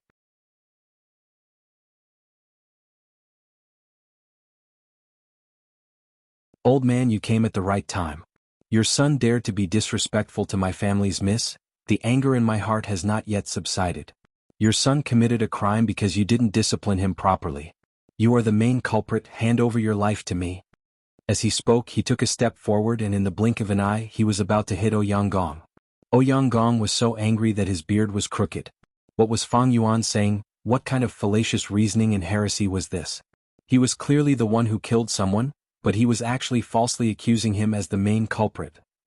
He could no longer suppress the anger in his heart and brazenly counterattacked towards Fang Yuan. With a boom, the two fiercely collided. Following the muffled sound, the air waves surged. Fang Yuan retreated 5 to 6 steps before stopping his retreating momentum. The white light armor on his body flickered weakly a few times before it lit up again. The sky canopy goo in his aperture had already withered. Ouyang Gong was sent flying like a kite with a broken string. In the air, he vomited a mouthful of blood and landed on the ground. He barely managed to stand, but his face was already as white as paper. Who was strong and who was weak, it was clear at a glance. How can this be? This ugly man clearly has the aura of a rank 2 Gu master. Ouyang Gong is at a disadvantage. He is old and weak, his strength is lacking. Instead, that person is playing to his strengths and avoiding his weaknesses. The deputy leaders quickly analyzed the situation. You are courting death. After suffering this loss, Ouyang Gong reacted and became even more furious, wishing he could directly chop Fang Yuan into 8 pieces. Earlier, he had not expected Fang Yuan to take the initiative to attack, and was also not familiar with Fang Yuan's information. In a moment of desperation, he did not have time to think and chose to block the attack. Kid, I will let you know the difference between rank 2 and rank 3. Ouyang Gong roared and pounced towards Fang Yuan. Fang Yuan was not afraid. He raised the sky canopy goo with a spiral bone spear in one hand and a blood moon goo in the other, and jumping grass under his feet, he fought with Ouyang Gong. Everyone hurriedly retreated, creating a large space. Ouyang Gong was rank 3 initial stage, while Fang Yuan was rank 2 upper stage. With a small realm and a large realm difference, the difference in cultivation could be said to be huge. But Fang Yuan's situation was very special. In his body was the snow-silver primeval essence borrowed from Baining Bing, and he mostly used rank 3 Gu worms. His overall battle strength was even higher than Ouyang Gong's. In less than 5 rounds, Fang Yuan had the upper hand. This scene caused everyone's faces to turn pale. What is going on? A rank 3 Gu master is actually being suppressed by a rank 2 Gu master. This is too absurd.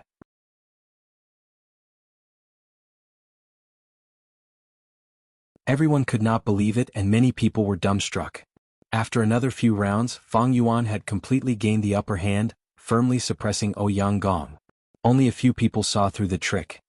Although this ugly man has a rank 2 aura, his true cultivation is probably higher than this. Right, he definitely has a Gu worm that can conceal his aura. We did not discover him when he disguised himself as a servant. This person's heart is sinister and ruthless. Every move is aimed at Ouyang Gong's vital points. Ouyang Gong's situation is very bad. Ouyang Gong was complaining incessantly in his heart. He had thought he could win against Fang Yuan, but he had not expected Fang Yuan to be a wolf in sheep's clothing. No wonder he took the initiative to attack him without fear. His cultivation was not weaker than his. This was really too despicable, too shameless. After another few rounds, the battle situation was completely clear, and most people could see Ouyang Gong's terrible situation. Ouyang Gong's defeat is certain. If this goes on, he will be killed. Ouyang Gong was originally inferior to him, and he suffered a huge loss at the start. He will not be able to take revenge for his son's death.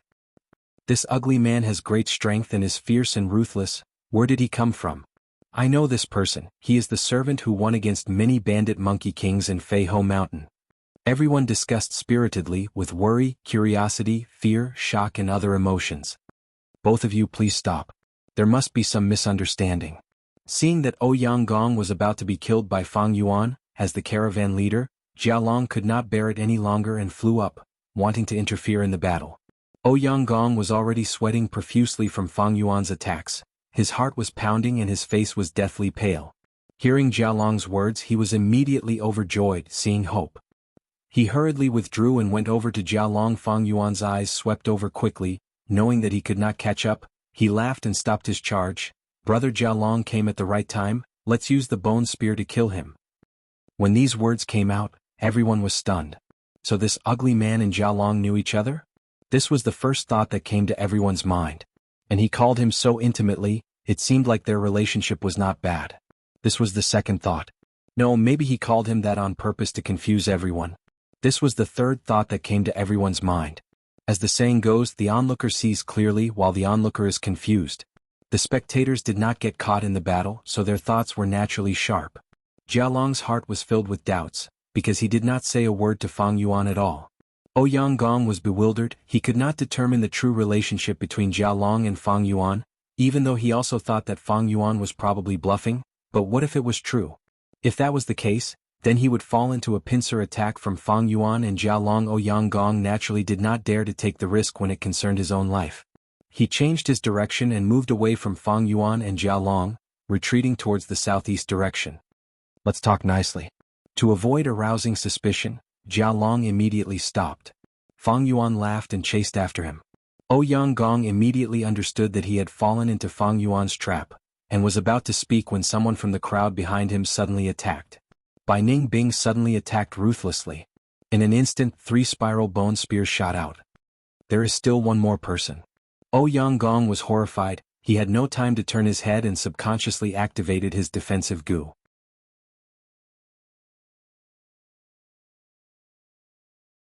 But his gu was already at the end of its tether, it blocked 2 spiral bone spears, and the third bone spear's tip directly pierced through the back of his head, exposing the front of his skull. Ouyang Gong was dead. His death caused everyone to turn pale with fright, and the crowd immediately went into an uproar. This was the caravan's vice leader, a rank 3 gu master. Ouyang Gong's death caused the leaders' and vice leaders' expressions to change as they felt an intense threat. Audacious maniac. He actually dared to kill the vice leader. Let's work together and capture them. Who dares to capture me? Bai Ning Bing threw away her straw hat, her white hair fluttering in the wind. Her cold gaze swept through the crowd as snow-silver primeval essence overflowed. Ah, it's snow-silver primeval essence. She is actually rank 3 peak stage. In the caravan, only Jialong was rank 3 upper stage, the rest of the leaders were either initial or middle stage. Everyone's momentum stopped. Come if you want to die, haha. Fang Yuan and Bai Ning Bing stood side by side. The last trace of snow-silver primeval essence in his aperture was mobilized and played within his hand. Oh my, what the? Another rank 3 peak stage. Everyone's hearts trembled as their momentum stopped. Fang Yuan and Bai Ning Bing stared coldly at the crowd. The camp was deathly silent.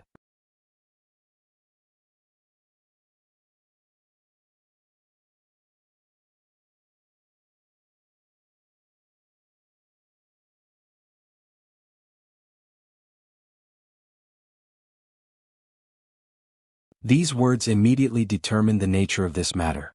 The other vice leaders also reacted at this time. They inwardly scolded Jialong for being shameless as they cupped their fists towards Fang and Bai. Zhang clan's reputation has spread far and wide, as expected of our southern border's first-rate clan. I am Lei Gongcheng of Lei clan, to be able to meet the two of you, it is my great fortune. It is our fortune that the two of you were able to get rid of evil for the people. The vice leaders were full of smiles as they lied through their teeth, distorting the truth. The murderers became the representatives of justice. And the O clan father and son pair became heinous evildoers. As for the other gu masters of O clan, there were only 3 left who cared about their unsightly expressions. Ouyang Gong was dead anyway without a rank 3 gu master, who would dare to step forward. Who could step forward? You scoundrels, why are you not greeting the 2 Lord gu masters? One of the vice leaders pretended to be unhappy as he shouted. We greet Lord He Tu and Lord Bai Yun. Among the crowd, more than 20 people quickly bowed towards Fang and Bai. The whole camp became noisy again. The caravan has suffered heavy losses and is in imminent danger. We were fortunate to meet the two of you. Please come to the tent and discuss the matter. Jia Long approached and invited them with a sincere tone. Fang Yuan and Bai Ningbing glanced at each other. The former looked at Shang Xnci who was walking over and inquired, "Xnci, what do you think?" Seeing this, Jia Long immediately raised Shang Xnci's level by a level in his heart. Shang Xnci slightly shook her head and said in a delicate tone, "I am tired, let the leaders discuss." Fang Yuan praised her cleverness in his heart. It was time to retreat in order to advance. He nodded and added, "Our Zhang clan's goods have already been donated for free, we have no interest in these things so we will not participate." This. Jia Long hesitated and wanted to persuade him again, but Shang Xnci had already turned around. Fang and Bai did not give Jia Long a chance, only throwing the crime scene to them and letting them deal with it. They showed an imposing manner. "Everyone disperse, go back to your own matters. Don't we need to consolidate the camp?" Two rank 3 peak stage Gu masters appeared. "This is a good thing. Also, O clan, come out and collect these 2 corpses." Jia Long took charge of the situation. O clan's remaining 3 Gu masters ran out. 1 rank 2 middle stage and 2 rank 1. They held back their anger and tears, lowering their heads as they carried the O clan father and son's corpses away. The crowd gradually dispersed. When the cheerful caravan leaders returned to their tents, they could no longer maintain their expressions. Their hypocritical smiles disappeared and were replaced with seriousness, bewilderment, indifference and worry.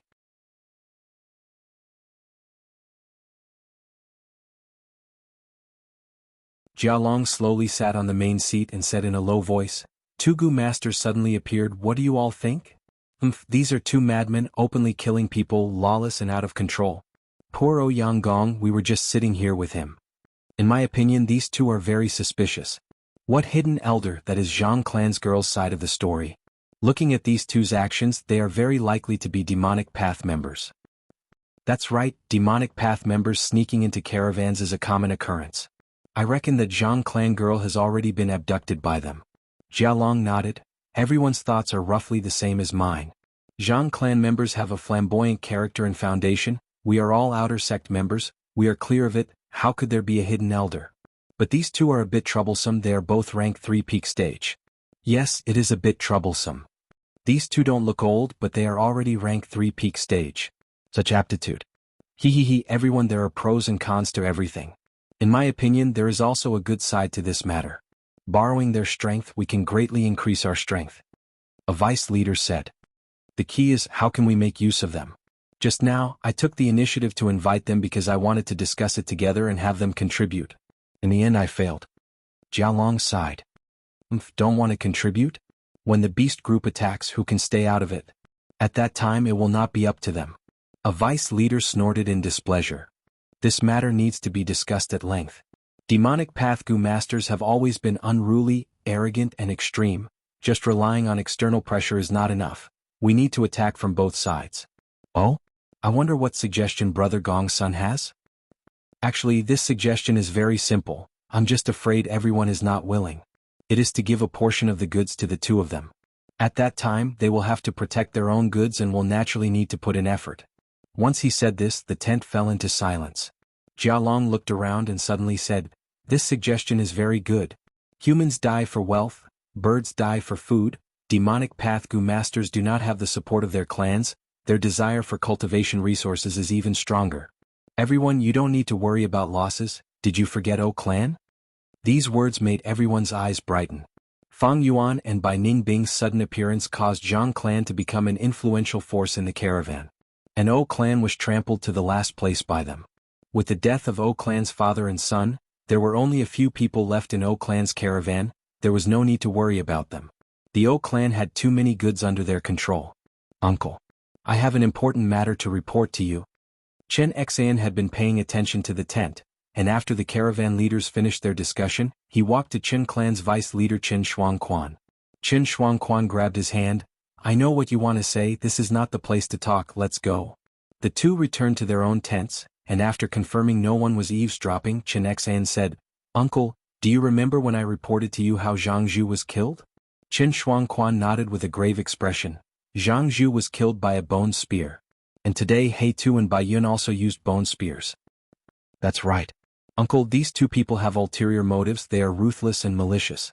If we publicize the evidence of their crime, Everyone can work together to kill them and kill the danger ahead of time. Qin Xian said excitedly. Qin Shuangquan slowly shook his head and sighed. Qin Xian was puzzled. Uncle, you don't agree? It's not that I don't agree, but it's not feasible. I saw it with my own eyes. We have evidence.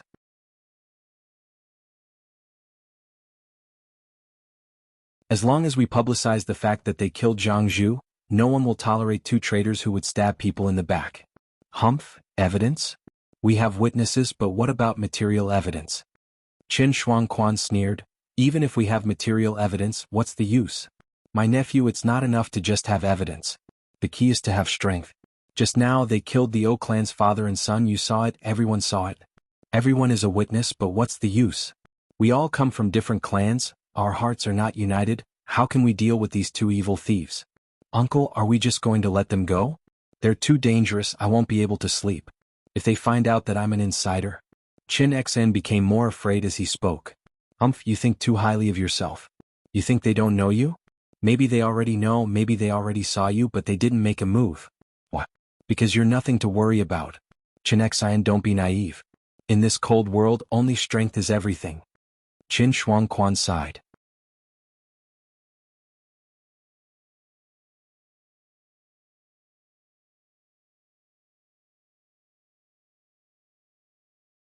Chapter 257. The sky was dark and gloomy, the clouds were very low, as if a storm was coming. The caravan moved forward on the mountain path with heavy footsteps. The large black-skinned fat beetles in the caravan were all dead. There were only 2 winged snakes left, each with a disability. But there were more backpack toads left. Because of their small size, they moved quickly and could easily avoid the attacks of wild beasts. As for the ostriches, although they were about the same size as the backpack toads, they liked to bury their heads in the soil when they were frightened. This method of deceiving others and themselves caused them to suffer the most casualties. Shang Xnci was mixed in the crowd, looking at the dozen or so backpack toads beside her with a complicated gaze. The goods on these backpack toads were all Zhang clans. Although Fang Yuan and Bai Ningbing did not participate in the discussion, the caravan leaders still allocated a large batch of goods to her. So this is because of strength. Shang Xnci sighed in her heart. Previously, when Zhang Zhu was around, these leaders had a calm attitude. But now they were polite and even had a hint of flattery. There were also those Gu masters and family servants. Right now, their gazes towards her were filled with respect and wariness. All these changes are because of these two. Shang Xnci looked at Fang Yuan and Bai Ningbing not far away. Her gaze was somewhat complicated. On one hand, she felt a sense of security from Fang and Bai. On the other hand, she who had a kind heart felt fearful of Fang and Bai's ruthlessness in killing people. It seems we scared that girl. Bai Ningbing and Fang Yuan were walking side by side, and after sensing Shang Xnci's gaze, she softly laughed. 7 to 8 days had passed since they killed O clan father and son. The influence spread to the whole caravan. Of course, this included Shang Xnci and Xiao Dai. Xiao Dai did not even dare to breathe loudly in front of Fang and Bai. Shang Xnci's gaze also avoided eye to eye with Fang Yuan. This reaction was within Fang Yuan's expectations. This master and servant pair had grown up in Zhang clan village, and were influenced by the righteous path. When Fang and Bai showed their demonic nature, they could not help but notice the difference between them. There was still a long way to go before he could accept 2 demonic cultivators. Fang Yuan was not worried about this. External pressure would force them to accept and compromise. People always have to live. Next, after a few beast attacks, the estrangement in their hearts would gradually disappear. The problem now is him. Fang Yuan looked at Qin Xian. This young Gu master seemed to be the guy who escaped with Zhang Zhu. He thought that the white-feathered flying elephant had already crushed him into meat paste. Unexpectedly, he was still alive. Even if a Gu master's cultivation was not high, if they had 1 or 2 special Gu worms, they could not be underestimated. Without the earth communication ear grass, Fang Yuan no longer had any means of detection, allowing him to escape with his life. No one knew how much he knew. But no matter what, Fang Yuan had a way to deal with it. He was a cautious person, always thinking about failure before thinking about victory. When he made the plan, he had already considered the possibility of being discovered. So, after he killed Zhang Zhu, he purposely displayed his powerful strength. If someone really found out, seeing Fang and Bai's valiance and ruthlessness, most people would feel fear and hide it. O clan's father and son were on the tip of the spear if not for O Fei. Fang Yuan would have found a chance to cause trouble, or when the beast groups attacked. He would have displayed his powerful methods. Of course, if he was exposed, Fang Yuan had many methods to retaliate. The caravan leader Jia Long was a very good chess piece.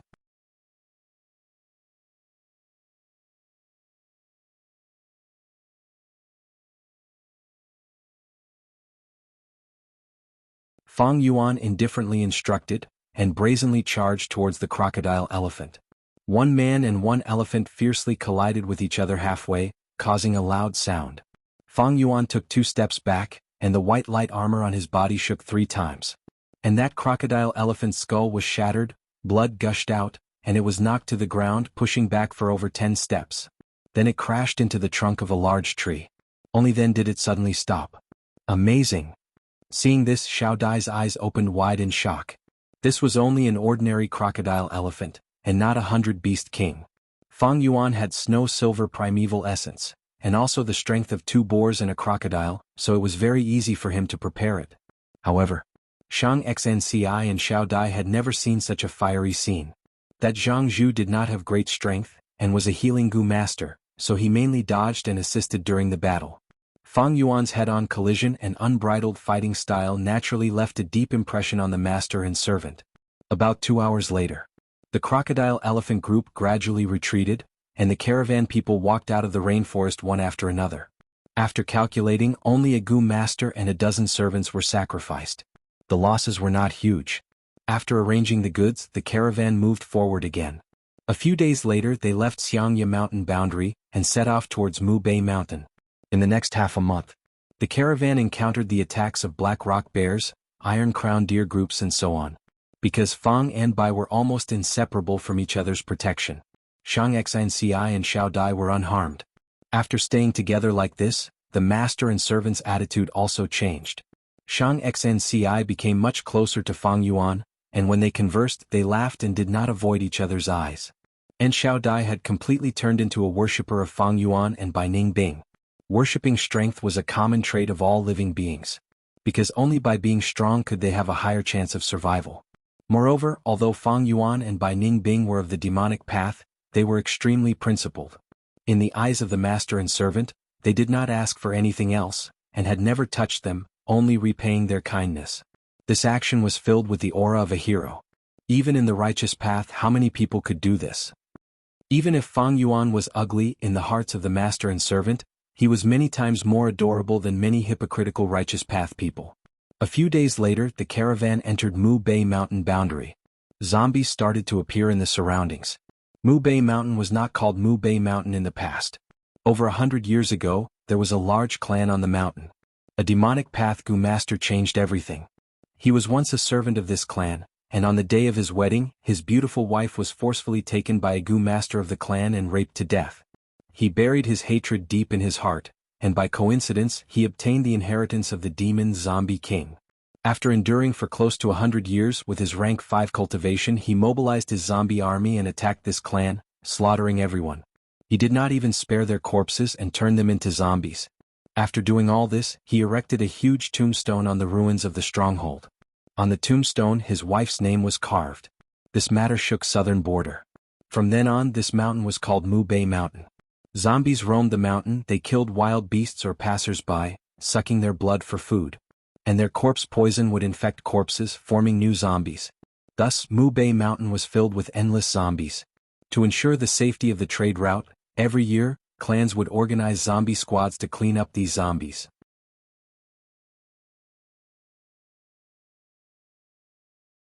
But no matter how they cleaned up, the zombies could never be killed, never ending.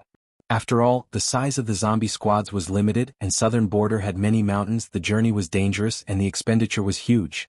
The investment was high but the returns were small, and it was impossible to turn Mu Bei mountain upside down. Any fish that escaped the net, after a period of time, would form the scale of zombies. After several large-scale alliances, the enthusiasm of the people was exhausted. This night, the caravan camped at the foot of Mu Bei mountain. The starry sky was bright and Fang Yuan looked up at the dark shadow of Mu Bei mountain, his eyes flashing with a contemplative light. The time is ripe, these people have lost their value. It is time to get rid of these troubles. Qin Xian was going to die, but it would be even more troublesome to get rid of him alone. What did he know and who did he reveal it to?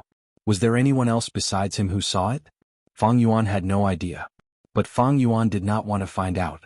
Because in his plan, if Chen Xian died, the others would also die. Only when they were all dead could it be considered clean.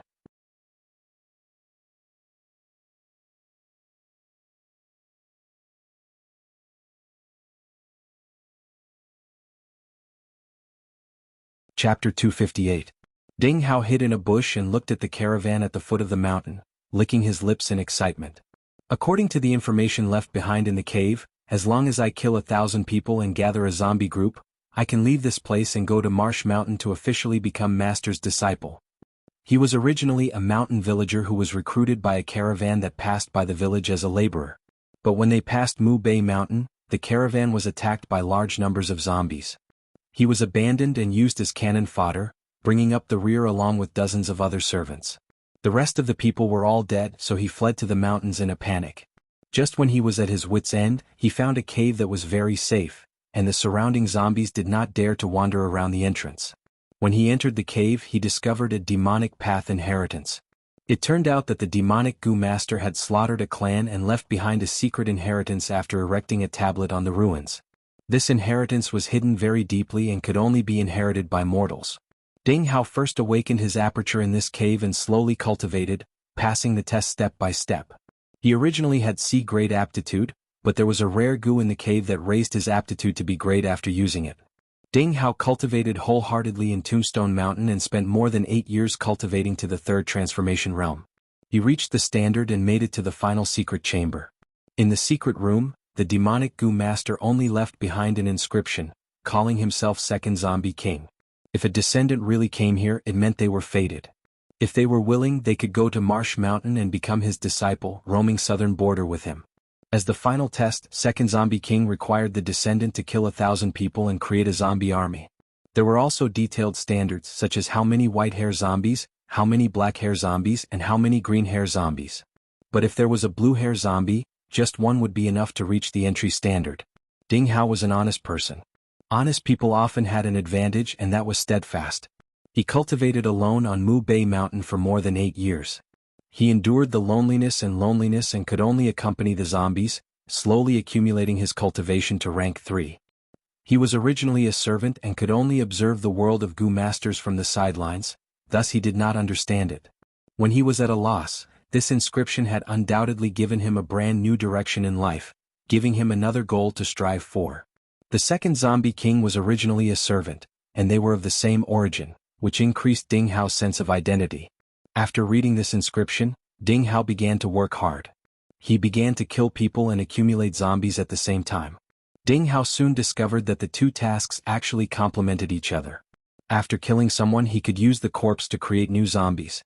With the addition of new zombies, the power in his hands would increase and he would be able to kill more people. Tombstone Mountain was located on one of the 3 most important trade routes in Nanjiang. There would be caravans passing through every month. Ding Hao spent another 3 years. At this time he was finally close to success. And the caravan at the foot of the mountain was the last stepping stone for him to succeed. This was the perfect prey. There were large caravans and small ones. Whenever a large caravan passed by, Ding Hao would hide far away. Ding Hao did not dare to fight against a medium-sized caravan. Ding Hao only dared to attack those small caravans and secretly commanded the zombies to kill them. When luck was good, those caravans would take the initiative to abandon some livestock or servants.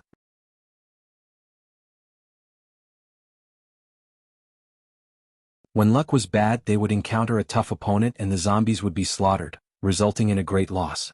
They could only accumulate again. But this caravan at the foot of the mountain was worse than a small caravan. It was already crippled. It was like an old man with one foot in the grave, struggling at death's door. It seemed like he could knock it down with just a light finger. Ding Hao was confident he could take care of this caravan. He felt that this was a great gift from the heavens. In the dead of night, a dark cloud slowly floated by, blocking the moonlight. The surroundings of the camp darkened. Kill. Ding Hao's eyes shone as he shouted in his heart. The arranged zombie army moved stealthily towards the camp from all directions. What's that sound? The investigative Gu Master outside the caravan camp was extremely vigilant.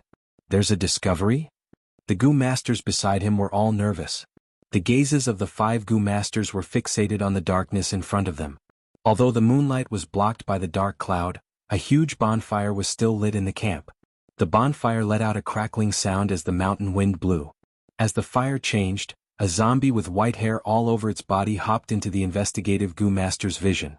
The goo masters looked at each other and laughed. Haha, a white hair zombie. Diske making a fuss over nothing, you scared me. Little San, go and get rid of this unlucky zombie. The leader of this group of goo masters said indifferently. This kind of white hair zombie had the weakest battle strength, even weaker than ordinary wild beasts. Yes, boss. A young goo master laughed as he walked over. Be careful of its corpse poison, it will be troublesome if you get infected with it. I don't have a goo to decipher it. The healing goo master in the group reminded. I know. Do you think I'm a 3-year-old kid? The young goo master who walked out waved his hand impatiently. If he was really infected with the corpse poison, he would have to ask other goo masters to heal him, at least half a piece of Yuan stone. But this kind of white hair zombie's attacks were rigid and easy to dodge. Since entering Mu Bay Mountain, the young goo master had killed many. This kind of thing, as long as I pay attention to dodging, I will be fine. Ugh. The young goo master was mumbling to himself when his voice suddenly stopped and his relaxed steps froze on the spot. His pupils shrunk and his mouth opened wide, revealing an extremely shocked expression. What's wrong? The 4 goo masters at the back felt something was wrong and quickly asked. The young goo master was alerted by this voice and his body shook as if he was electrocuted, turning around and running. Quick, send the signal. There are zombies. He shouted with a panicked expression. It's just a white hair zombie, what's there to be afraid of? Fuck me. The 4 goo masters shouted at the same time.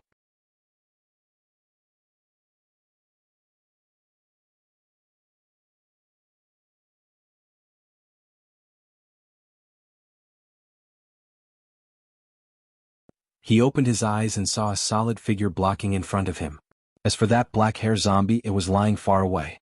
It's that Lord He Tu from Zhang clan. The goo master's heart shook. Oh. That black hair zombie's chest caved in from Fang Yuan's punch, but it did not die, instead it jumped up and charged towards Fang Yuan. Fang Yuan's whole body was covered in a layer of white light armor. He slightly frowned and when it got close he grabbed its arms and tore them apart. The black hair zombie was immediately torn into 2 halves by Fang Yuan's enormous strength.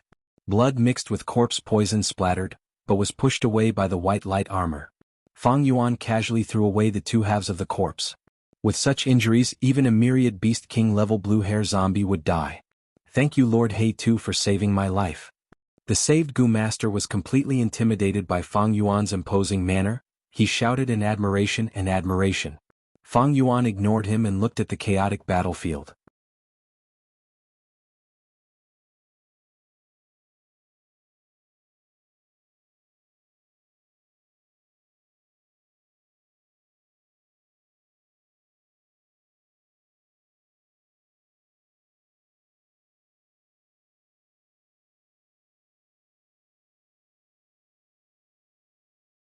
This team rushed out 400 to 500 steps and had no choice but to retreat.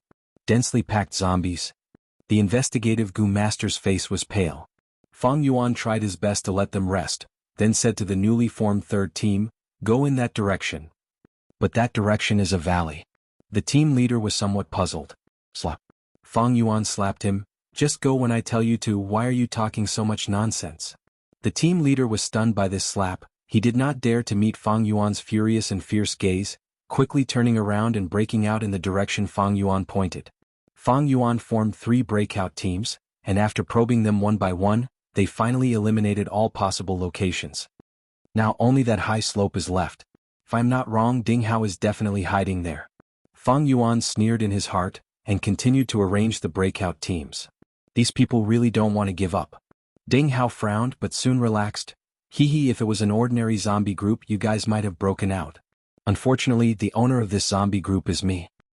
He secretly mobilized the zombies in the darkness to replenish their numbers, ensuring that there were no weak spots. At the same time he arranged heavy troops at several locations. After a few rounds, the breakout team suffered heavy casualties. Enough, if we can't break out, don't sacrifice yourself for nothing. Sai, it seems we can only defend to the death.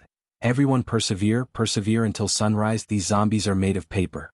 Bullshit, we are about to succeed. This time I will personally lead the team by Yunyu guard. Fang Yuan cursed and forcefully tried to break out. The Gu Masters could only form a team due to his forceful attitude. 8 Gu Masters suddenly rushed out, with Fang Yuan leading the way, his huge strength combined with snow-silver primeval essence as well as the sky canopy Gu, he easily broke out of the encirclement. Oh no, that place is a little weak. Ding Hao wanted to stop him, but it was too late. He had not thought that Fang Yuan would choose this place to break out. Because this place was a dead end, and adding on the fact that he had constantly mobilized troops to deal with the breakout from other directions, the zombies in this direction were the least. We really succeeded. They broke out. The people in the camp behind him were dumbstruck. Although 5 Gu Masters had fallen in the process of breaking out, Fang Yuan and the other 2 Gu Masters had survived. We are saved, quick, let's break out in this direction. The people in the camp cheered. Don't even think of succeeding. Ding Hao gritted his teeth, and quickly mobilized the zombie group to fill the gap. The people in the camp had yet to organize themselves, but the direction Fang Yuan had broken out from was already filled with white-hair zombies. There were also 5 black-hair zombies, and they pounced towards Fang Yuan and the other 2. The other 2 were instantly terrified. Follow me. Fang Yuan shouted coldly, and pounced towards the direction Ding Hao was hiding. The 2 panicked people had no time to think and subconsciously followed. You didn't choose any other direction but ran towards me. It seems even the heavens want you to die. Ding Hao's lips curled up, and he proudly looked at the 2 zombies beside him. These 2 zombies were tall, and their bodies were covered in green hair. They were green-hair zombies, stronger than black-hair zombies, and had the battle strength of 1,000 Beast King at night. After so many years, Ding Hao had only saved these 2 zombies. Go. He willed, and the 2 green-hair zombies immediately shot out. 80 steps later they collided with Fang Yuan and the other 2. Fang Yuan faced one head-on, and even though he had the strength of 2 boars and a crocodile, he could only fight evenly, and both sides took several steps back.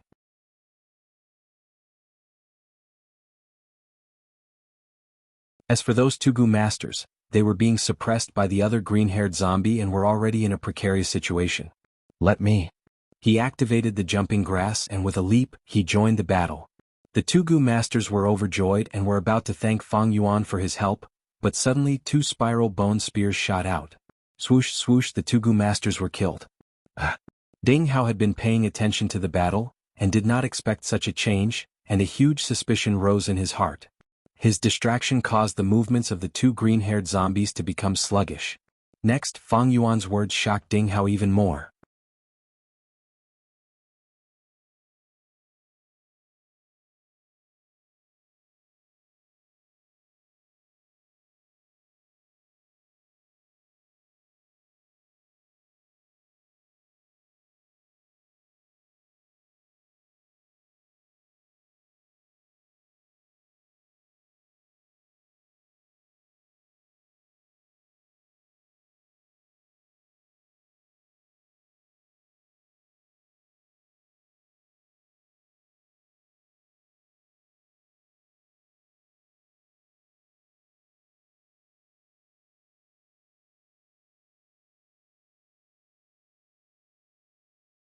Although Fang Yuan was ugly in their eyes, this ugliness exuded a cute radiance.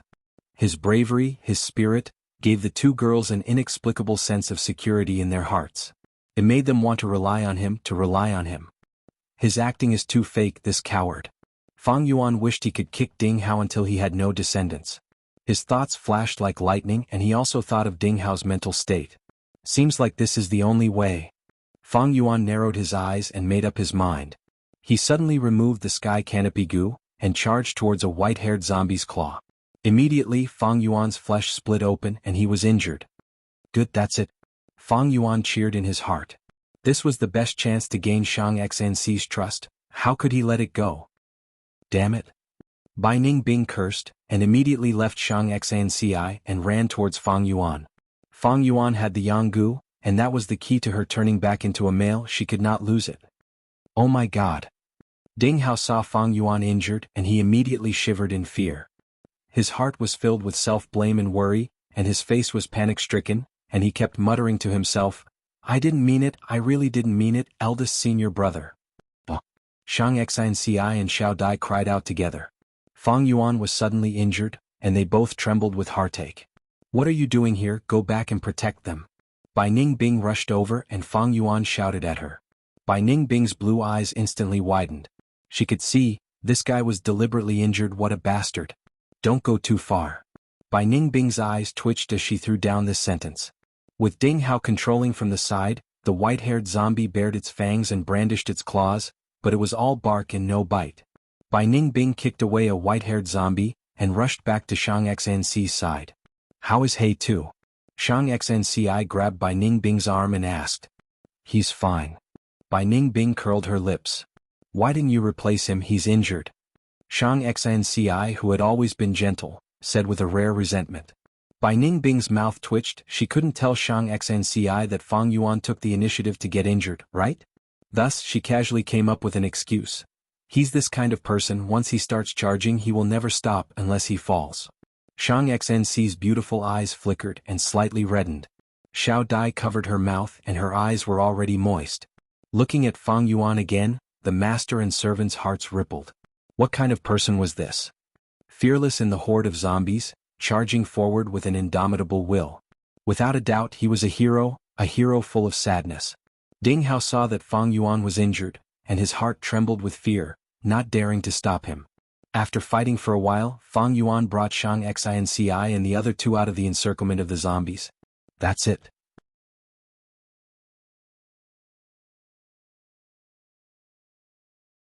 He smacked his lips in dissatisfaction, looking at the only injury on his body helplessly. It was such a good opportunity to perform, but he only got one injury. His acting was not good enough. But even if it was only one injury, it was enough to make Shang Xinci and Xiao Dai extremely worried. "Hey Tu, are you okay? You're injured, the wound is so deep, it's all because of me." Shang Xinci's eyes were filled with tears. A lot of black blood flowed out. "Lord He Tu, you're poisoned," Xiao Dai said with concern. Fang Yuan puffed out his chest and with a deep voice, he said fearlessly, "What's this small injury? The corpse poison is a bit troublesome, but I have the clear heat goo to detoxify it, you don't need to worry." He started laughing. On the ruins of the camp, flames soared to the sky. In order to cut off all means of retreat, and also to illuminate the camp, everyone in the caravan ignited whatever they could before leaving.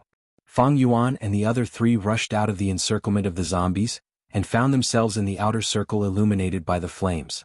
The flames shone on Fang Yuan's face, his chest, and his wound. He was smiling, his appearance was ugly, but in the eyes of the two girls, he exuded a different kind of heroic charm.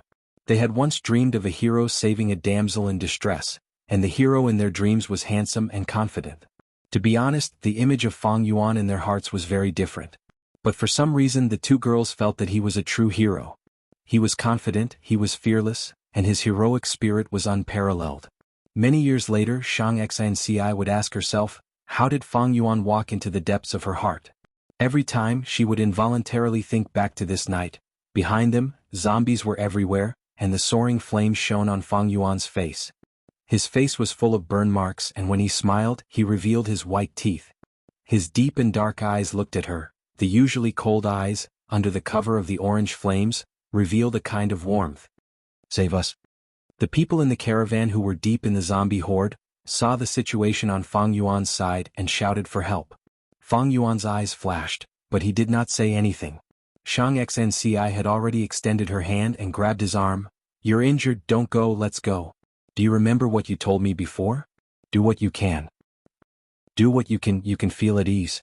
Fang Yuan laughed and patted Shang Xnci's hand. "Don't worry, I don't want to go, I have no grudges with them. Let's go." However, it was also inappropriate to walk like this. What if someone knew that he killed Zhang Zhu and shouted out in despair? What would Shang Xinci think? In truth, his worry was unnecessary. Qin Xian and Qin Shuangquan, who knew, had already died in battle.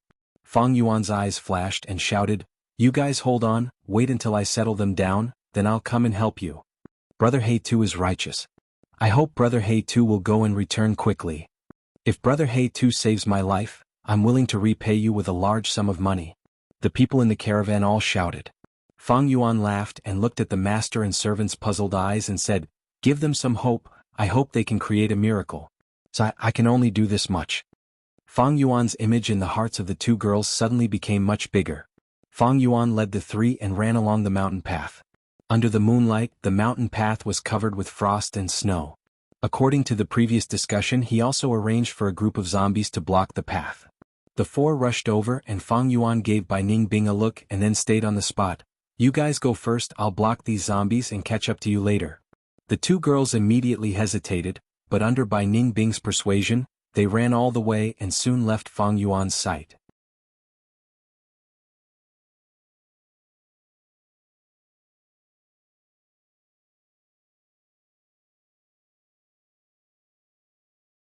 "How was your harvest this time?" Fang Yuan patted Ding Hao's shoulder and asked warmly. Ding Hao's pale face showed excitement. "The harvest this time is huge. I got 5 complete bodies, all rank 3 Gu Masters. There are also over a dozen Gu Master corpses, all of them have been nurtured. After turning into zombies, they are at least black-haired zombies. Aha, the harvest is good. Take good care of these black-haired zombies, there will definitely be new green-haired zombies." Ding Hao nodded repeatedly, his face full of admiration. "This is the first time I have devoured a caravan. It is all thanks to eldest senior brother that you attracted beast groups along the way, weakening them. Ding Hao's harvest is all thanks to eldest senior brother. You are also not bad, you commanded well.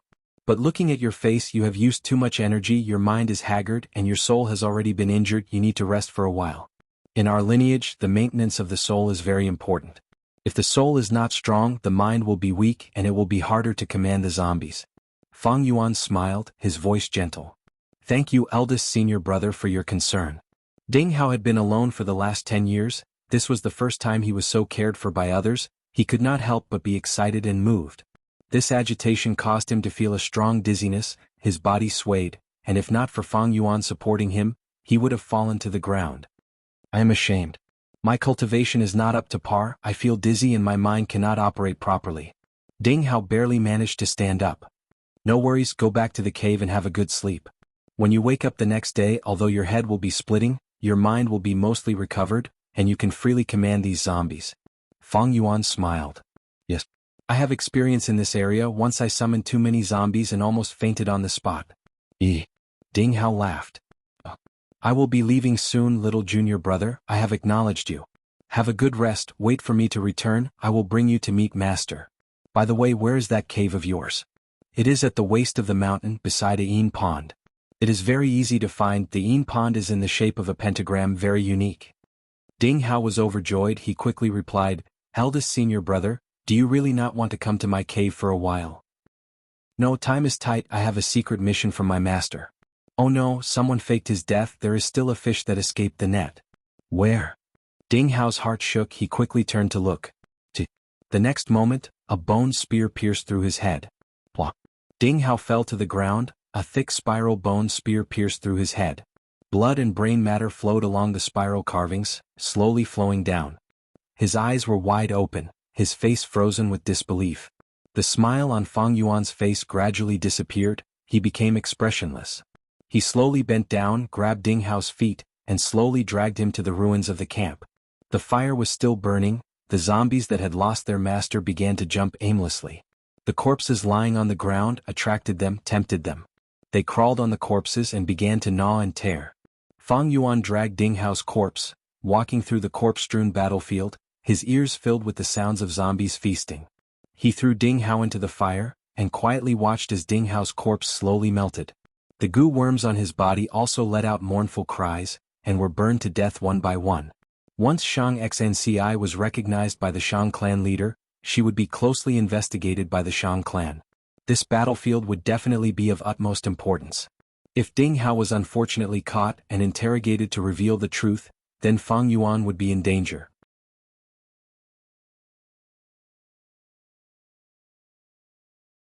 Even though he was honest, easy to deceive and a good pawn compared to Shang Xnci, his value was far from enough. Moreover, it was dangerous, it was safest to abandon him. And the goo worms on him also had to be abandoned. As long as Fang Yuan brought them with him, Second Zombie King would be able to find Fang Yuan. Moreover, it would be extremely inconvenient for Fang Yuan to feed the rigid heart goo, and it would also leave traces for the Shang clan's investigation. As for these zombies, after losing their master, they all became ordinary zombies. After they finished gnawing on these corpses, a portion would stay here, while the rest would leave and wander around Mu Bei Mountain in search of blood and food. It was believed that after their treatment, the entire scene would be more realistic. Seeing Ding Hao's corpse burn to ashes, Fang Yuan slowly turned and left.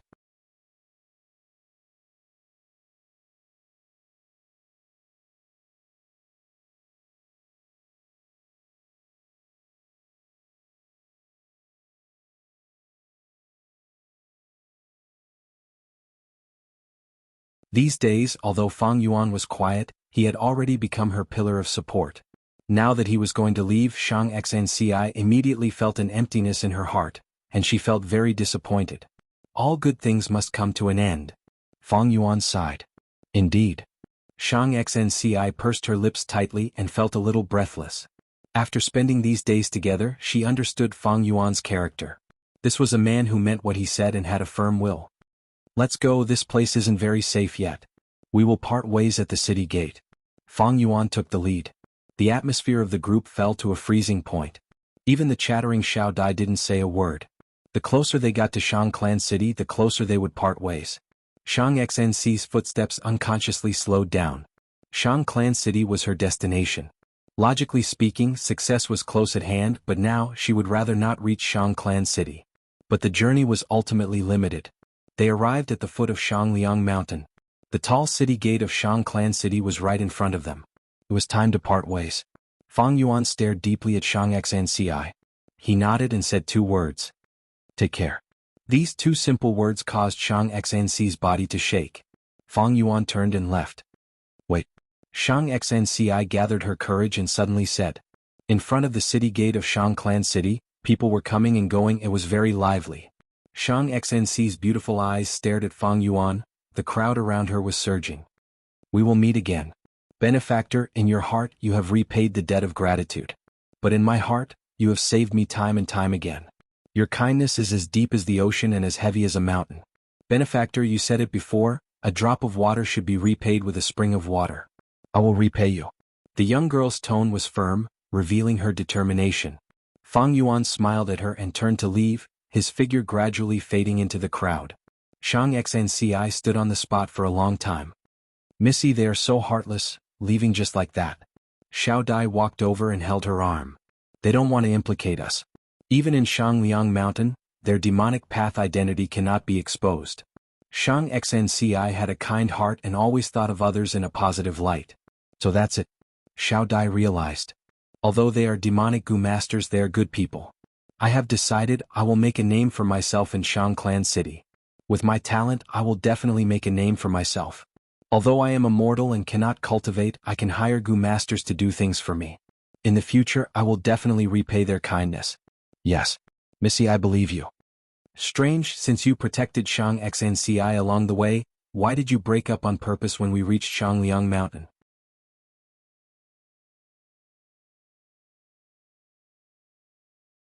I have to remind you, we don't have investigative Gu worms. There are so many people in Shangliang City. Don't go overboard if you want to play hard to get. If we lose them, we would be shooting ourselves in the foot. That would be a huge joke. Bai Ningbing stood beside Fang Yuan and reminded him with a sneer. Fang Yuan ignored him and watched Shang Xnci and Xiao Dai walk into the city before retracting his gaze. According to his previous life's memories, the moment Shang Xnci entered Shangliang City, Shang clan leader sensed her bloodline. But to confirm and investigate, the domineering Shang clan leader put all the members of the caravan that Shang Xnci joined under house arrest for investigation and interrogation. After finding out the truth and confirming Shang Xinci's true identity, Shang clan leader generously compensated the caravan with twice the amount of goods. Shang Xnci went from a mortal girl to the beloved daughter of Shang clan leader. This caused a huge commotion and became an interesting topic. Thus he had to part ways with Shang Xnci. In Fang Yuan's aperture, there were too many Gu that could not see the light of day, especially spring-autumn cicada. Once he was investigated and his aperture was searched, he would be in big trouble. In a normal village, Fang Yuan was not worried about being exposed. Because usually, the clan leader with the highest cultivation was only rank 4. But here, Shang clan leader was rank 5 but not the highest. Shang clan had a supreme elder with rank 6 cultivation. If his consciousness entered Fang Yuan's aperture, no matter how well spring-autumn cicada was hidden, it would be discovered. There was another benefit to bidding farewell. In Shang Xnci's heart, it would make it seem like he had no desires and did not covet anything from her, deepening the impression that he was just repaying her kindness. In the future, when he meets Shang Xinci again, he would gain her trust. Actually, the fastest way to form a close relationship with Shang Xinci was to have sex with her. Fang Yuan could feel that Shang Xinci had a good impression of him. If he took her virginity, this future Shang clan leader would fall in love with him. Although Fang Yuan was ugly, his charisma had already moved Shang Xinci's heart. He knew that if he made a request, Shang Xinci would not reject him. But he could not use this method. Once he did so, he would be Shang clan's son-in-law, and would be kidnapped to Shang clan's war chariot. Fang Yuan could no longer act as he pleased, his every move would be watched by others, his hands and feet would be tied, and even his cultivation would have to be suppressed. If his cultivation increased too quickly, the bone-flesh unity goo would be exposed. Once the bone-flesh unity goo was exposed, it would cause a commotion in the world, attracting the greed of all parties. Fang Yuan was very clear, the bone-flesh unity goo's terrifying value, even Shang clan could not monopolize it. If spring-autumn cicada was also exposed, those rank 6 goo masters that were rarely seen, and even rank 7 goo masters would jump out one after another. After reaching rank 6, a person's battle strength would change, and every goo master would have the strength to contend against an entire clan. Once he had sex with Shang Xinci, after Shang Xinci confirmed his identity, be it her or Shang clan leader, they would both find Fang Yuan. Fang Yuan was also a demonic goo master, with an unknown origin. Investigations and interrogations were unavoidable. If he escaped, he would have to face Shang clan's pursuit and arrest warrant. This was on a completely different level from Bai clan's arrest warrant. Bai clan itself was in a precarious situation, and had no power, while Shang clan was one of the overlords of southern border. By then, Fang Yuan would only have one choice, and that was to escape southern border.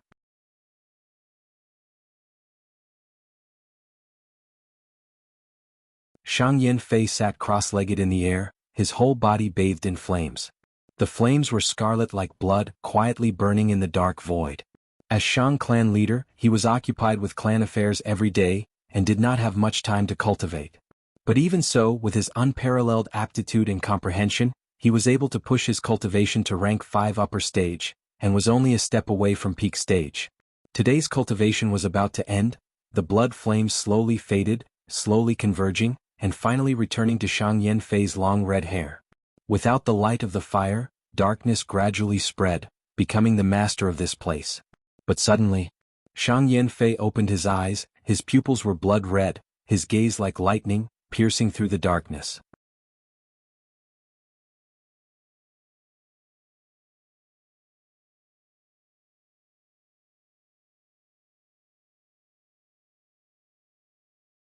Chapter 263. Shang Yanfei willed and vanished into the darkness. When he reappeared, he was already in Shang clan's outer city. Noisy voices entered his ears, there were all sorts of stalls lining both sides of the street. The passers-by only saw a flash of blood flame as a handsome black-robed man with blood-red hair appeared out of nowhere. Oh my god, that scared me. Who is this? He dares to abuse goo worms in Shang clan city? Many people looked at him in bewilderment, only a few recognized Shang Yanfei, but they did not dare to believe it. Shang Yanfei did not care about these gazes. Following the bloodline connection, his sharp gaze landed on Shang Xinci. The two girls were standing in front of a stall. Missy, this hairpin is beautiful. Xiao Dai took out a jade hairpin from the stall and placed it on Shang Xinci's hair. Shang Xinci forced a smile after leaving Fang Yuan. She was in low spirits. Xiao Dai, on the other hand, was captivated by the bustling scene of the city and became lively again. Suddenly Shang Xinci sensed something and turned around. She saw Shang Yanfei at the first moment. In the crowd, the black-robed red-haired Shang Yanfei stood out like a crane among chickens, extremely conspicuous. But what attracted Shang Xinci was not his appearance, but a mysterious connection and calling that originated from her bloodline. Without saying a word, the moment Shang Xinci saw Shang Yanfei, she knew this middle-aged man's identity. This was her father. Father. To Shang Xinci, this word was so mysterious and so distant. It contained so much grief and sorrow and had accumulated so much grief. When she was young, she had asked her mother countless times about her father. But her mother remained silent. And now she finally saw her father. So this was the reason mother wanted me to come to Shang Clan City before she died. She realized at once, tears falling down uncontrollably. The moment Shang Yanfei saw Shang Xanci, he thought of her mother and understood her identity. Similar, they were too similar. This child's gentleness was exactly the same as hers. Shang Yanfei's heart ached, he seemed to see her again. That was on a misty spring afternoon, the willows by the lotus pond swayed with the wind. Under the shabby eaves, Shang Clan young master Shang Yanfei met a Zhang Clan young lady who was hiding from the rain. A gifted scholar and a beautiful woman, love at first sight. They poured out their hearts and pledged their love to each other. However, there was nothing one could do about the affairs of the world. Rivers and mountains and beauties were like fish and bear's paw. How could one have both? The young Shang Yanfei's heart was burning with a strong flame. This flame originated from a man's natural ambition for power and authority. Between ambition and tenderness, between responsibility and freedom, between the pressure of a powerful enemy and the promise of a beautiful woman, he finally chose the former and gave up on the latter. Thus, he defeated his brothers and sisters and ascended to the throne of Shang clan leader. Thus, he became a rank 5 Gu master and had countless beauties. Now he had many sons and daughters. So, he could not find her because Zhang clan and Shang clan had been enemies for generations. When one was in the Jianghu, one had no choice. The identity of the patriarch had helped him, but it had also shackled him. The king's every move would cause the winds and clouds to change, and he would receive the attention of the world. As the Shang clan leader, how could he ignore the clan's influence because of his personal feelings? These years he had tried to convince himself, hiding his guilt and uneasiness, using righteousness and responsibility to numb himself. He thought he had forgotten everything, but when he suddenly saw Shang Xanci, those memories in the deepest part of his heart, those tenderness, came pouring down like spring rain, enveloping his heart.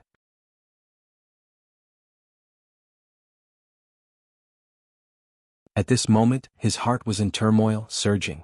Blood was thicker than water, kinship turned into a long river. Shame turned this long river into a sea, instantly drowning and engulfing him. He took a light step forward, disappearing on the spot and appearing in front of Shang Xanci.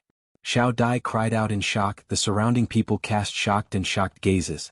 But the two involved did not sense it. "You, what is your name?" Shang Yanfei tried to speak, his voice was magnetic and filled with warmth. Shang Xanci did not reply.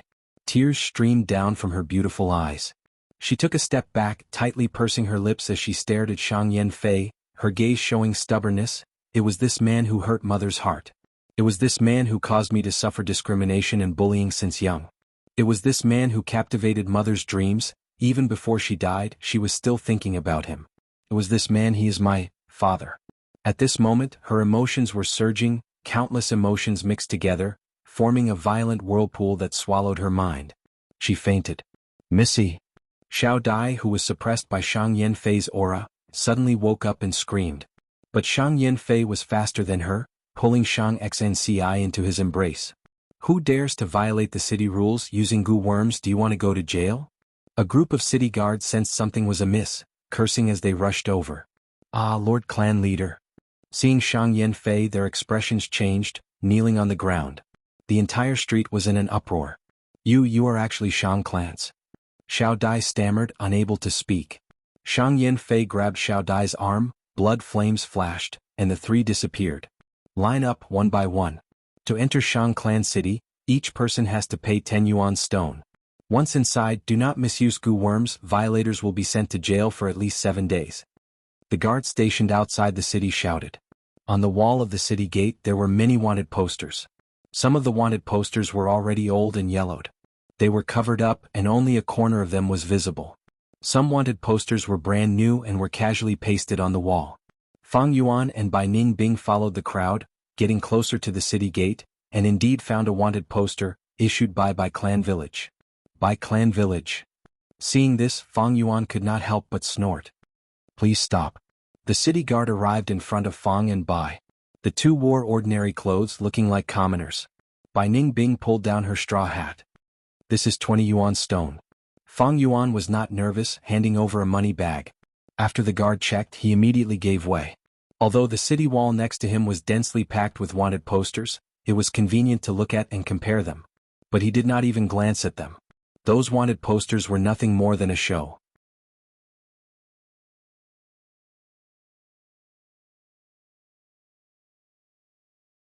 Shang clan prioritized profits. As long as one could pay Yuan stone, they could enter the city. Every day, large numbers of demonic gu masters would pass under the guards' eyes. Everyone had a tacit understanding. The loot that the demonic gu masters robbed would be sold in Shang clan city. At the same time, if they wanted to replenish their gu worms, Shang clan city was the best choice. It could be said that the demonic gu masters were one of the biggest pillars of Shang clan city's prosperity. Of course, the demonic gu masters could not be too brazen, entering the city with great fanfare. After all, Shang clan city was a righteous sect. They had to consider their image. The two walked past the tall city gate and saw a wide street. The street was crowded with people, with tall and straight green trees planted on both sides of the road. Sunlight shone on the trees, and all kinds of noodle stalls, xiaobing, tofu pudding, vegetables and jewelry vendors were all huddled under the trees, setting up all kinds of stalls. The two walked for a while, and on both sides of the street, there were tall bamboo buildings, yellow mud houses, or brick houses with white walls and gray tiles. Shops, restaurants, inns and blacksmiths appeared in front of them. "Brother, do you need a place to stay? Our place is very cheap, only half a yuan stone per night." A middle-aged woman walked up, her face full of smiles. Fang Yuan stared at her and walked away without saying a word. His appearance was frightening. The middle-aged woman's heart jumped, and did not dare to pester him any more, shifting her target to Bai Ningbing. "Brother, it is not easy to be outside. Our inn is good, we even have little girls at night. You want to go to the brothel street? That is not cheap. We mortals trade our lives for money in the outside world. Our hard-earned money won't make a splash in those places. Our inn's little girls are the best, cheap. Some were ripe peaches, and some were so tender that water could be squeezed out of them. What kind do you want, brother?" The middle-aged woman lowered her voice, her expression ambiguous. She looked at Fang Yuan and Bai Ningbing's dressing, and mistook them for mortals. Bai Ningbing's forehead was filled with black lines. "Scram!" she snorted, her voice chilling to the bone. The middle-aged woman's expression changed, her body stiffened, and she stopped on the spot. "So it is a female. Ha, big sister Zhang, you must have made a mistake this time." The surrounding people who were also trying to pull people up started to clamor. The middle-aged woman could only smile. Along the way, Bai Ningbing had improved greatly in terms of disguise. Even the experienced customers mistook her. Four Seasons Restaurant. An hour later, Fang Yuan stopped in front of a 5-storied building. This building had white walls and black tiles, vermilion doors and pillars. The smell of wine wafted in the air, and the aroma of food permeated the air. It was a famous restaurant in Shang clan city. "Two customers, please come in." The waiter was very good at business. Seeing Fang and Bai, he hurriedly walked over and invited them. The two had walked for half a day climbing up the mountain. They were hungry, so they entered the restaurant. "Two customers, please sit here." The waiter led the way. Fang Yuan frowned slightly. "This hall is too noisy, let's go upstairs." The waiter immediately showed a difficult expression. "I won't hide it from you, there are indeed private rooms upstairs, but they are only open to gu masters." Fang Yuan snorted, sending out a portion of snow-silver primeval essence. The waiter hurriedly bowed. "I have eyes but fail to recognize MT.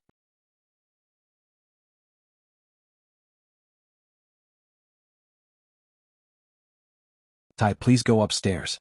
At the entrance of the stairs, the waiter stopped, and a young and beautiful girl with a sweet appearance immediately walked over, saying in a sweet voice, "Two lords, may I know which floor you want to go to? Our Four Seasons restaurant has 5 floors.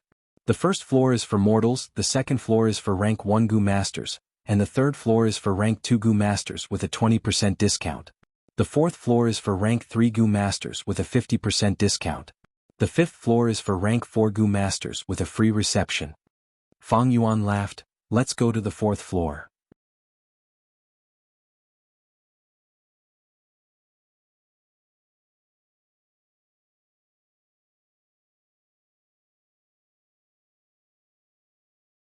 Chapter 264. Steamed lamb, roasted duck, steamed 8 treasure pig, glutinous rice stuffed duck, stir-fried carp, assorted intestines, sesame butter rolls, honey yam, shredded fresh peach, 8 treasure ding, steamed bamboo slices, scarlet lips, camel hump, deer antler, bear paw, 3 fresh cassava soup, beeswax pork knuckle, 3 fresh shark's fin. After a while, Fang Yuan and Bai Ningbing sat in a private room on the 3rd floor. In front of them was a table full of delicious dishes. Fang Yuan took a pair of bamboo chopsticks and casually ate a few mouthfuls. He first ate the steamed bamboo slices, refreshing and invigorating. Then he ate a piece of shredded fresh peach, sweet but not greasy. Then he took the bear paw, tender and tasty. The steamed lamb was also crispy and tender. With some seasoning, the taste was even better. Bai Ningbing drank a mouthful of the 3 fresh cassava soup. Her mouth was filled with saliva and the fragrance lingered in her mouth. Her appetite was also aroused. After being with you for so many days, it's rare to see you so generous. While eating, she did not forget to mock Fang Yuan. Fang Yuan smiled and did not reply. He knew Bai Ningbing's suspicions and impatience. He had been close to Shang Xnci, putting in all his effort to protect her. When they reached their destination, they purposely parted. Bai Ningbing could not see through this. And Fang Yuan was already at rank 2 peak stage, only a step away from rank 3. Back then, he and Bai Ningbing had set up a rank 3 agreement, and now they were at the final juncture. But of course Fang Yuan would not keep his promise.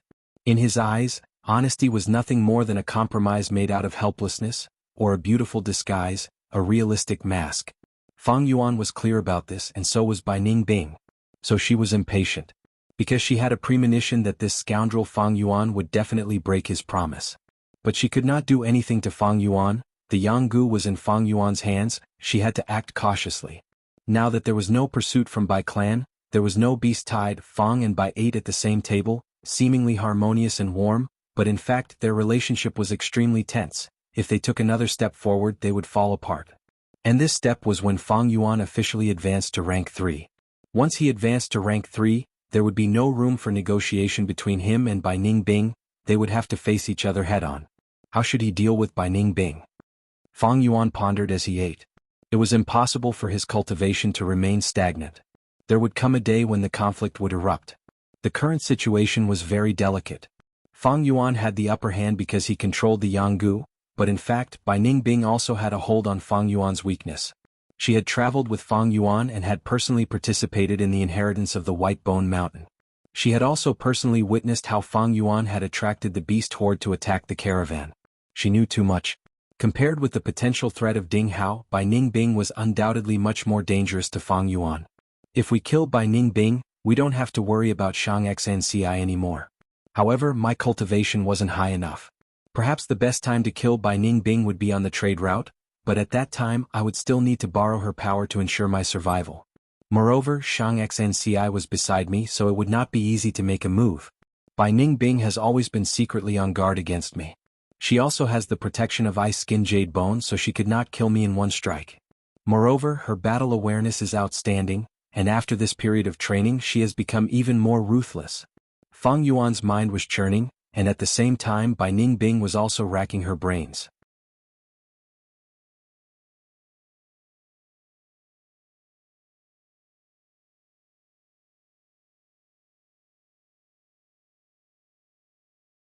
Fang Yuan had just walked onto the street when he heard the discussions of the passers-by. Did you know? Just now at the southern gate, Shang clan leader actually appeared. How is that possible? It's true, he came and left quickly. The entire street was in an uproar. Bullshit.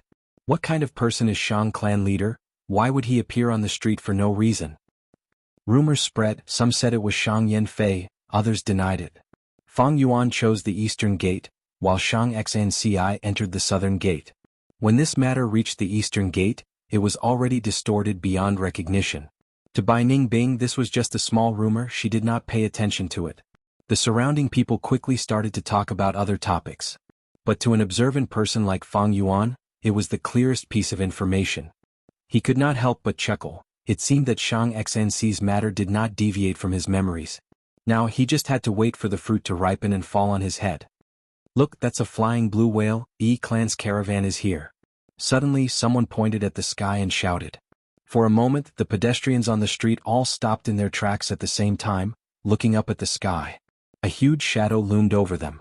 In the sky, a giant blue whale slowly flew over. It was not appropriate to call it flying, it was better to call it swimming. Flying blue whale, this was a giant beast that could roam freely in the sky. It lived above the eastern sea's 9 heavens. It had a gentle and peaceful nature. Gu masters often used whale enslavement gu to control it and use it for traveling. The flying blue whale's body was huge, like a small mountain, and the caravan hid inside its body as it flew in the sky. Compared to the caravan traveling in the forest, it was not only less dangerous but also faster. But the flying blue whale had to eat thousands of kilograms of food every day. Unless it was a large clan, they could not afford to raise it. In the whole of southern border, only E clan had a flying blue whale. E clan was one of the overlords of southern border. Its status was similar to Shang clan, and it had countless connections with Eastern Sea's forces. Truly breathtaking. Bai Ningbing sighed softly. She thought back to the Bai clan village in the past. If this kind of flying blue whale were to fall on the Bai clan village, the entire Bai clan village would probably be destroyed. The giant figure moved on Shangliang Mountain, and the flying blue whale slowly landed on one of the mountain peaks. Fang Yuan could see from afar that it opened its mouth, and countless black dots slowly moved out of its mouth. These black dots were E clan's caravan. But the distance was too far, he could not see clearly. E clan's caravan is here. It seems the market is going to be turbulent again. I heard E clan brought a rank 5 gu this time, and is going to auction it on Shangliang Mountain. E clan has connections with Eastern Sea. They must have brought many specialties of Eastern Sea this time. It is worth buying. The passers-by's topic had already completely shifted to E clan's caravan.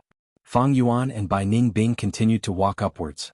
Guyue village only occupied a corner of Qingmao Mountain, while Shang clan city almost covered the whole of Shangliang Mountain. In southern border, even the number 1 clan, Wu clan, did not have such a large mountain city. The whole Shang clan city had all kinds of buildings: bamboo buildings, mud houses, brick houses, shacks, tree houses, mushroom houses, caves, towers, forts and so on. When these buildings were mixed together, it was as if Shangliang Mountain had been draped in a layer of colorful clothes. Shang clan city was the center of southern border's trade. It occupied the largest area without a doubt. But if anyone thought this was all of Shang clan city, they would be gravely mistaken. This was only the outer city of Shang clan city.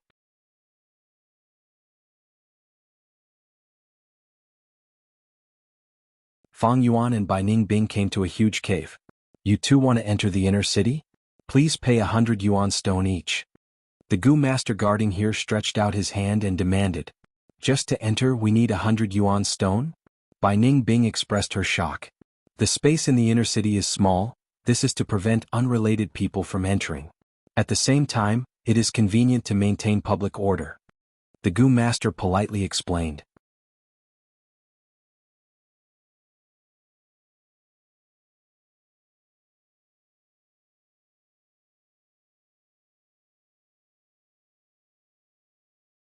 Chapter 265.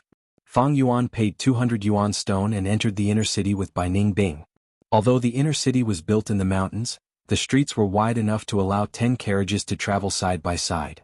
Once they entered, the human traffic decreased to less than half of the outer city. But Gu masters could be seen everywhere. Rank 1 Gu masters were everywhere, rank 2 Gu masters mixed in, and occasionally 1 or 2 rank 3 Gu masters. Ordinary mortals were few in number. After all, to enter this place, each person had to pay 100 yuan stone. Many Gu masters were unwilling to spend this money even if they had servants to serve them. The lighting in the inner city used a type of charcoal. Charcoal burned for a long time and did not produce any smoke. Fang and Bai walked an average of 100 steps, and they would see a hole dug in the wall, with a pile of charcoal burning inside. Although the heat emitted by the charcoal was not high, with so many charcoal burning continuously, the air in the inner city was still hot and dry. Unlike the outer city where there were all sorts of buildings, it was very messy. The buildings here had a unified structure and looked similar, using red heat-resistant rocks. All sorts of side roads extended out from the two sides of the street. At the same time, every 500 steps on the street, there would be a huge pillar. The surface of the pillar had a spiral stone staircase that went around the pillar, with a railing on the outside.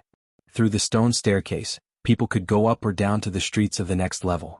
The inner city was not a normal city, it was three-dimensional. From top to bottom, there were countless streets and houses, all connected to each other, extending in all directions. Fang Yuan and Bai Ningbing walked towards the mountain. This was not their destination yet. At a certain place there was a checkpoint. The Gu masters guarding it had higher cultivation, and the defenses were even tighter. Please stop, do you have a token? The guard stopped Fang and Bai. Shang clan gave out tokens with different authority to different people. This is our first time here. Fang Yuan said. Of course he did not have a token. In that case, please pay 200 yuan stone each. The guard said. Fang Yuan handed over the yuan stone, and the guard let them in. The two thus arrived at 4th Inner City. Shangliang Mountain had been under Shang clan's management for thousands of years. The entire interior of the mountain had been remodeled by Shang clan, roads were dug, buildings were built, and areas were laid out. Thus, the inner city was extremely large. From the inside to the outside, it was divided into 5 districts. The first inner city was also called the Central Inner City. It was the center of Shang clan's political power, and also an important military location. The second inner city, also known as the Family City, was only for Shang clan disciples to stay in. The third inner city had an elegant environment and fresh air. It was a high-class area. The fourth inner city was the middle area. The fifth inner city was a low-end district. Further out was the outer city, where there was a huge flow of people. Compared to the inner city, the management of the loading and unloading of goods was more chaotic. This kind of building structure was like a termite hill on Earth.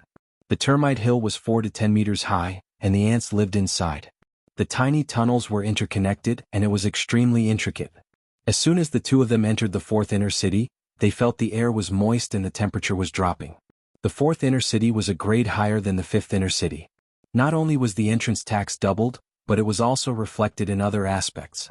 First of all, they did not use cheap charcoal but planted a large amount of rank 1 grass goo. Its name was Moonlight Creeper.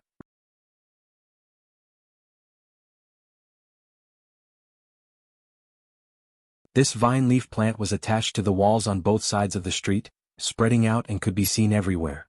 Their rhizomes were dark blue, and the leaves were wide and large, emitting a faint blue moonlight. In one section of the tunnel, there were tens of thousands of leaves, emitting a gentle blue light. Because of the large number of vine leaves, the air here was moist and water vapor spread. At the places close to the ground, it condensed into mist. The moonlight refracted in the mist, forming a light mist. It gave people the illusion that they were strolling in a fairyland when they walked on the street. The buildings here were decorated with carvings. There were artificial lawns, flower beds, and occasionally fake mountains, pavilions, and so on. There were even fewer people on the road. Rank 2 Gu Masters had already become the mainstream. After all, to a Rank 1 Gu Master, just the 200 primeval stones at the entrance was a huge expenditure. The most obvious feeling was that the streets of the fifth inner city were still very noisy. But here it was much quieter. The two walked deeper into the city and arrived at the city gate. Without a token, if you want to enter third inner city, you will have to pay 600 Yuan stone. The guard Gu Master leader was already rank 3. Fang Yuan handed over the Yuan stone, and finally arrived at third district. This place was different from fourth inner city. All the construction materials used were star stones. This stone was widely used by Gu Masters to refine Gu, and could emit bright starlight in the darkness. The whole of third inner city used star stones. Not only the buildings, even the streets were paved with stone slabs made of star stones. Looking around, there was a sea of starlight, and one's vision was clear without the obstruction of the light mist. The air was also very fresh. Looking around, there were pavilions with red walls and green tiles. Bamboo forests and famous trees were transplanted, fake mountains were built, and even spring water was drawn in, causing water to flow. There were few people on the streets. It was quiet and pleasant, like a star palace. So rich and imposing. By Ning Bing estimated, just the cost of the facilities in front of them was a dizzying amount. Shang clan was the wealthiest clan in southern border. Some people said that a single leg hair was thicker than a person's waist. Although this was an exaggeration, it was not groundless. Shang clan's wealth was like a mountain. The whole of Shang clan city was a 3-dimensional mountain. Shang clan's businesses were spread all over southern border. How much wealth Shang clan had, no outsider could say for sure. But Fang Yuan at least knew, just the cost of building this third inner city was comparable to the combined wealth of a dozen Guyue villages. At this place, even rank 2 Gu Masters were rarely seen. Occasionally the two would see a Gu Master, almost all of them rank 3.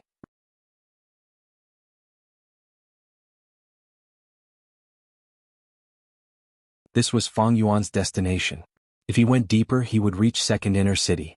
But to enter second inner city, it was not a matter of Yuan stone. He needed a token issued by Shang clan.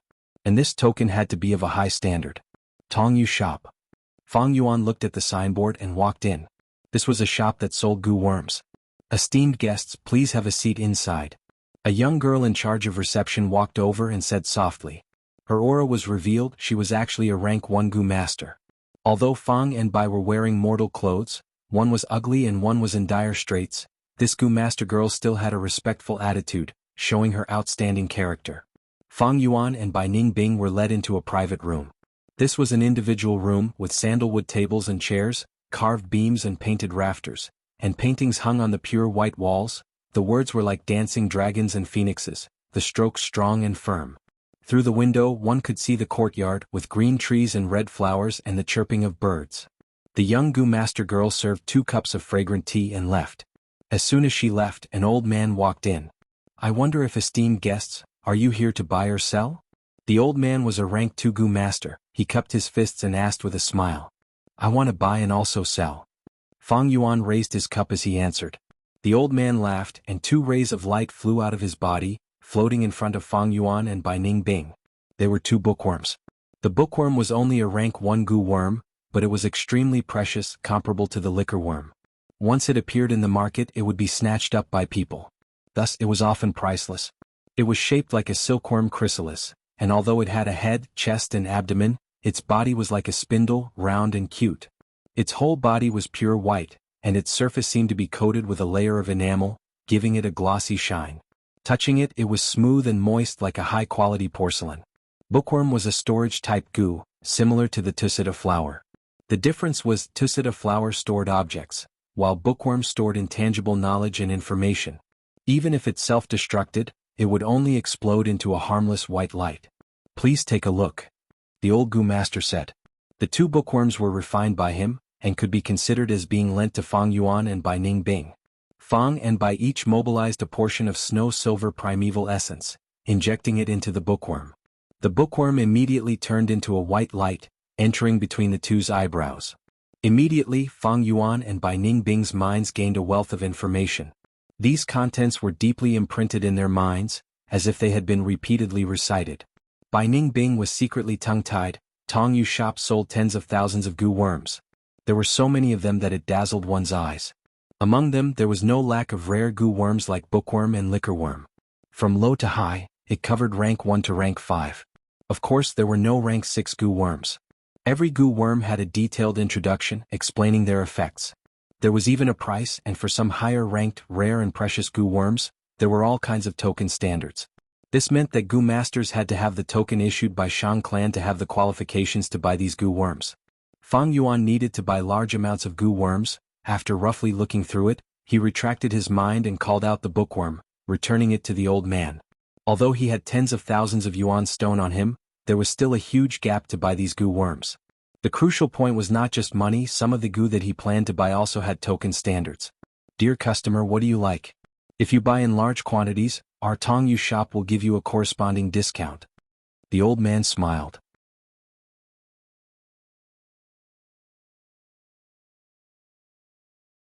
Seeing Fang Yuan and Bai Ning Bing's snow-silver primeval essence, his tone became even more polite. Fang Yuan waved his hand. "No hurry, I have Gu worms to sell." Saying so, he summoned a bone spear Gu. The old man was not surprised. There were many who came to Tong Yu shop to buy Gu worms, but there were also many who sold Gu worms. He held the bone spear Gu, and with just a glance, his face showed a trace of astonishment. He had never seen a bone spear Gu before. Of course he had never seen one before. This was Grey Bone Scholar's unique Gu worm. It was never sold in the market. "Esteemed customer, please enlighten me." The old man's expression was solemn as he cupped his fists. Fang Yuan nodded, drinking a mouthful of tea. "No problem, this is called bone spear Gu. It is a Gu worm of a clan. I will lend it to you, you will know once you try it." The old man tested it on the spot, muttering, "This Gu, although it is only rank 1 and is not well raised, but its attack is not bad and it is unique, it is worth this price."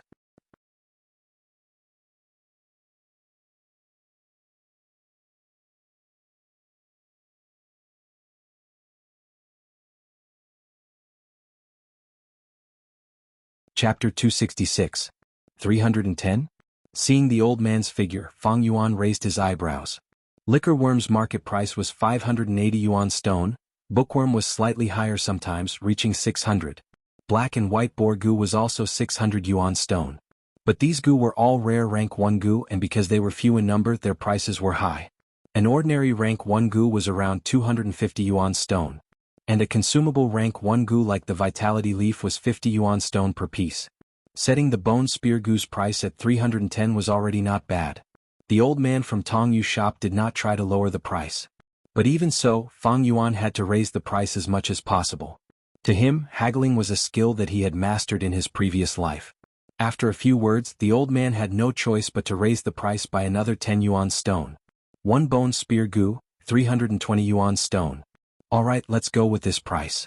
Fang Yuan waved his hand, and a bunch of light spots flew out of his aperture. 56 bone spear gu floated in front of the old man, scaring him a little. So many. He immediately regretted.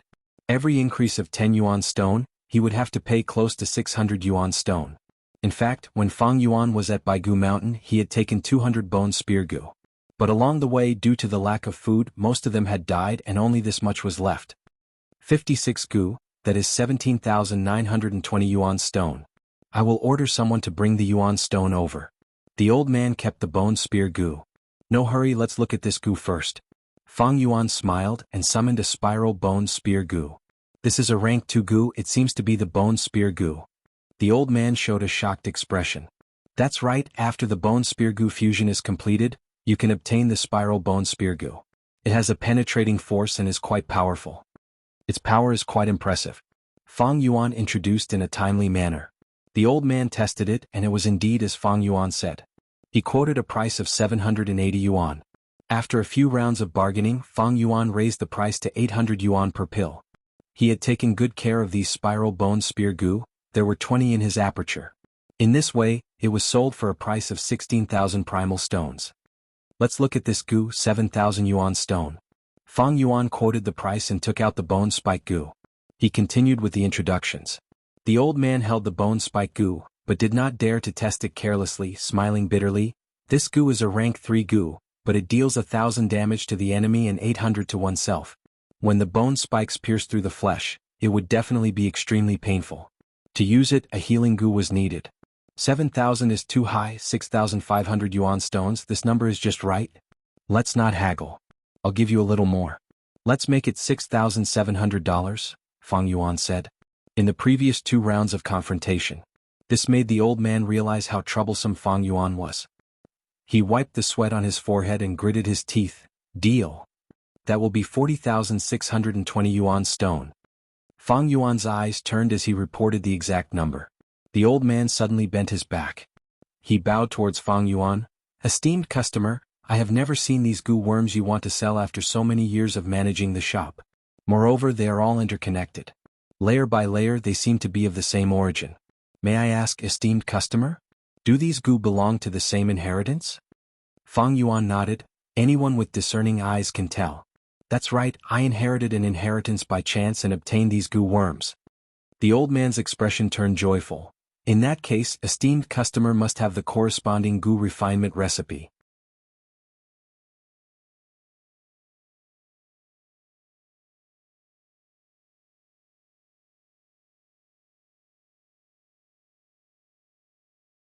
Fang Yuan ignored him and walked out of the room.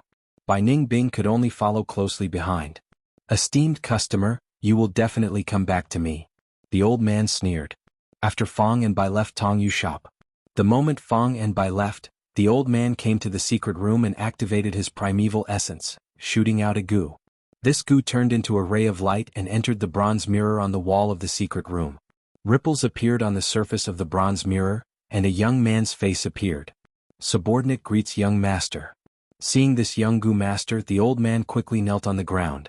What do you want? This young man was one of Shang clan's young masters, Shangji Bao. He was only 18 years old, the prime of his youth. But he had been indulging in wine and women for a long time. His face was thin, his skin was pale and his eyes were lifeless.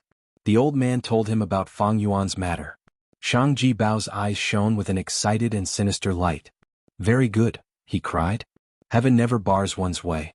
I was just worrying about how to keep my young clan leader position, but heaven sent me such a huge gift. I need to get this inheritance. With this great achievement, I will be able to pass this year's evaluation. I will do my best, but I am only in charge of Tongyu shop, the other shops. I will arrange it, If these two want to sell their gu worms, they can only lower their heads to me. Shangji Bao snorted in disdain. 8 Treasures shop. I am sorry, the higher-ups have informed me that you want to sell gu. Please go to Tongyu shop. Yuan Fang building.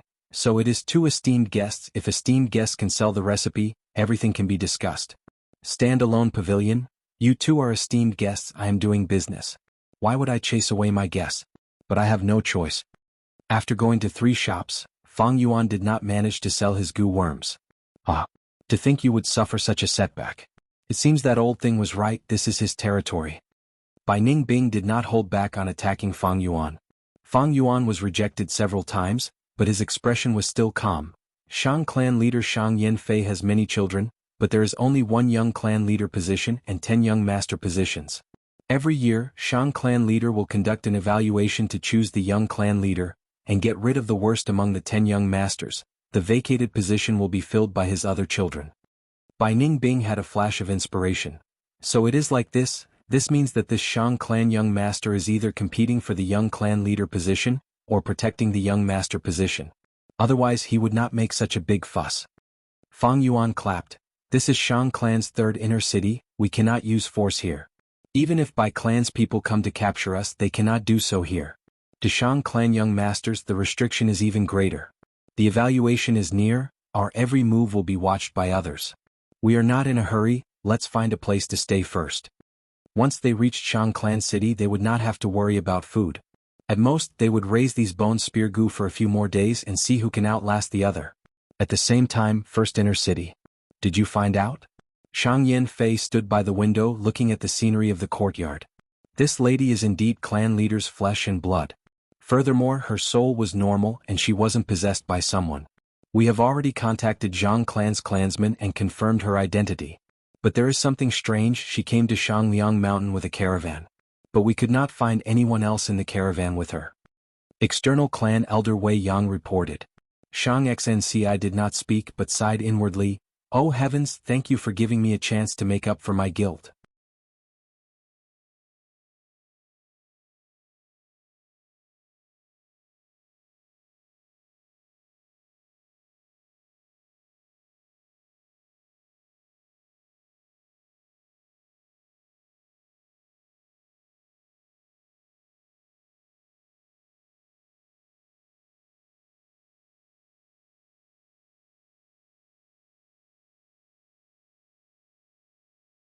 He was dressed in a black robe and had blood-red hair. His face was handsome, his eyes flickered with cold light, his habitually pursed lips revealed his resolute and decisive personality. He was Shang Yanfei, this generation's Shang clan leader. He was vicious and merciless. For the position of clan leader, he had forced 2 brothers and 1 sister to commit suicide. He was decisive in killing. When he had just ascended to the position, a remote village thought it was too far away and attacked a Shang clan's caravan. He stood his ground against the opinions of the masses and spent a huge amount of resources on an expedition, slaughtering everyone in the village. He beheaded all the captives who surrendered, piling up their heads into a small hill, and placed them in front of the elders who opposed the expedition. He was ruthless. After ascending to the position, he consolidated his authority, promoted his trusted aides, and suppressed those who disagreed. At once he established more than 10 external clan elders. In just 3 years he was the only voice left in the entire Shang clan's higher-ups. He had great foresight and talent in management. After so many years Shang clan's caravan had expanded by more than 3 times. More than 100 clans expressed their allegiance to Shang clan, becoming an enormous hidden force. He appointed people based on merit, even his own children were no exception. Originally Shang clan had 15 young master positions. After he ascended to the position, it was reduced by a third. What was even rarer was that he had outstanding talent with a great aptitude, and while he was in charge of the clan, his cultivation also continued to rise, making others jealous and envious. This was Shang Yanfei, the man who stood at the peak of the southern border's mortals. Subordinate greets Lord Clan Leader. A young female Gu master bowed towards him. Tianlan, from today onwards, you will serve Lady Ci Air with all your heart. Understand? Shang Yanfei said coldly. Subordinate understands. The young girl nodded. When you are around Lady Ci Air, pay more attention and ask around. Monsieur may not like to talk much, but the servant girl beside her is very outspoken. She's your breakthrough point. I want you to find out how they came to Shangliang Mountain. Yes, subordinate understands. All right, you can go now. Subordinate takes her leave. Tianlan was an orphan Shang Yanfei adopted. She was loyal and could be used without worry. She was also very capable and 3 days later she completed her mission. Hey tu Bai Yun? demonic goo master. Shang Yanfei rubbed his chin. If this is true, I have to thank the two of them properly. But to prevent other possibilities, I need to investigate again. Thinking of this, Shang Yanfei called Wei Yang. Go find these two, one is He Tu, the other is Bai Yun, a male and female demonic goo masters. Their appearances. Third inner city. It has already been 3 days, have those two been living in Nanxiu Garden?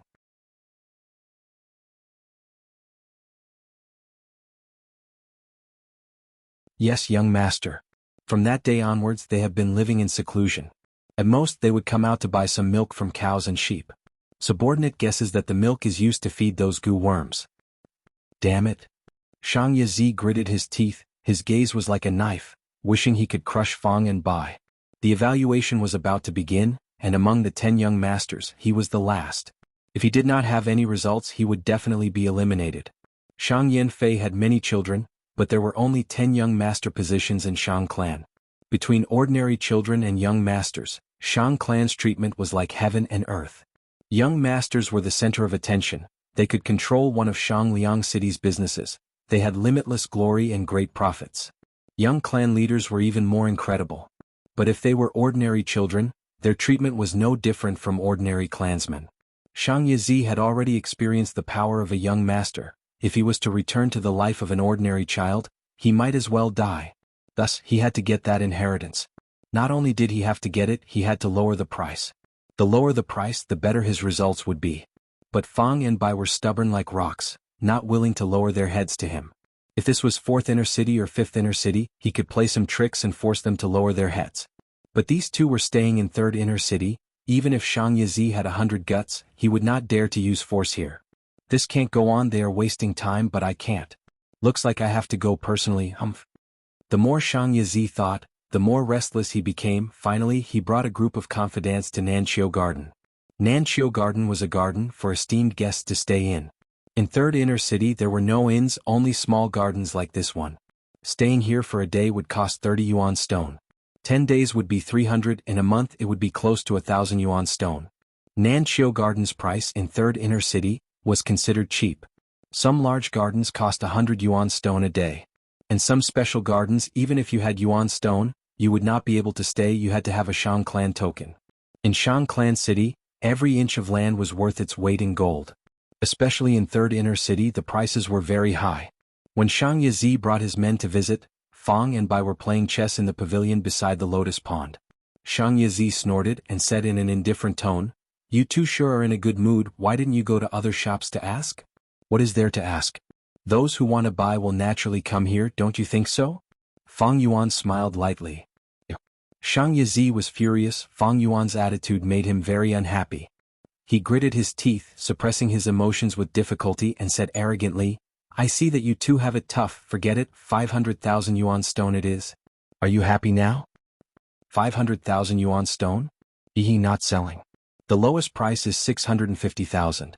Fang Yuan glanced at Shang Yazi, before turning his gaze back to the chessboard. Shang Yazi's eyes squinted, walking a few steps to Fang Yuan, and threatened in a low voice, "You two demonic goo masters still pretending. I've already investigated your background, this inheritance was snatched from Bai clan, right? I heard you even killed Bai clan's 2 young clan leaders? I advise you to stop while you're ahead and quickly sell it. Let me tell you, these few days a Thai clan group has already arrived at Shangliang Mountain, and are investigating your whereabouts. Tell me, if I tell them you are here, what will happen?" "Then go ahead and tell them." Fang Yuan laughed.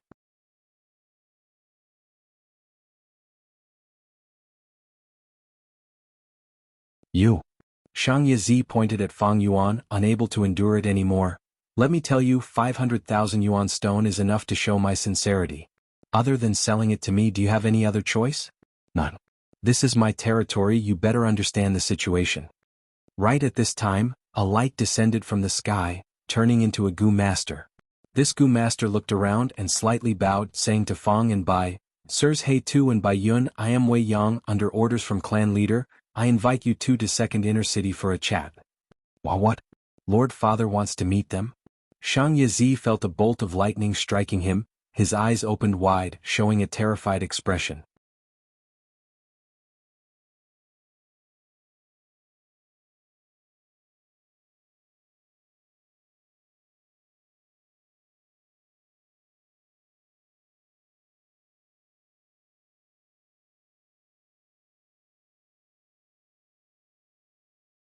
The price can be negotiated. After you return we can discuss in detail. We can have a good talk. Fang Yuan smiled faintly without saying a word. Who would want to talk to you? But temporarily stabilizing this person could prevent him from doing anything out of desperation. It would reduce some trouble. Thus, Fang Yuan nodded. If Shang Clan young master is sincere, I will look forward to it. Shang Yizi's expression relaxed, revealing a grateful and joyful expression. It was like a person who was about to fall off a cliff, suddenly grabbing onto a tree on the cliff. All right, I will wait for you, he quickly said. Esteemed guests, please. Wei Yang extended his hand. Please. Following Wei Yang, Fang and Bai arrived at the second inner city. Bai Ningbing was looking forward to the luxurious second inner city, but here she was shocked and disappointed. The second inner city was mainly made of stone houses. It was extremely simple, even inferior to the fourth inner city. However, she quickly realized something, and her expression became solemn. It had always been. It is difficult to go from extravagance to frugality, but easy to go from frugality to extravagance. Shang Clan was as wealthy as a mountain, but abided by simplicity. This was not being stingy, but to maintain the vitality of the entire clan. Wei Yang brought the two to a private residence. Esteemed guests, why don't you have some fruits here? Lord Clan Leader has just come out of closed cultivation and is handling some matters. He will be here soon. This is the clan leader's private residence. Please stay here and do not casually walk around. I will take my leave. There was no one in the private residence. Wei Yang left, leaving Fang and Bai here. The two of them waited here for a full 6 hours, but did not even see the shadow of a ghost. Wei Yang said they could have some fruits, but where were they? There wasn't even tea. For the first hour, Fang Yuan sat on a wooden chair with a wide back. For the second hour, he muttered to himself, gradually unable to sit still, showing an anxious expression. By the 6th hour, he was visibly restless and pacing around the house. Who is the Shang Clan leader? He wants us to wait here. Where is he himself? Such arrogance. Fang Yuan paced back and forth, his tone indignant. Can you sit down? My eyes are going blurry. Can't you just cultivate in peace? Bai Ningbing frowned slightly. This was not like the usual Fang Yuan. This is strange. Do you think Shang Clan leader really wants to see us? Fang Yuan frowned. How would I know? I was the one who wanted to ask you. Bai Ningbing rolled her eyes, asking suspiciously, did you do something bad and offend Shang Clan? Fang Yuan snorted. I have been with you for a long time. You still don't know me? There is no one in this private residence. It makes me feel uneasy. Let's go out and take a look. Bai Ningbing thought about it, standing up. All right.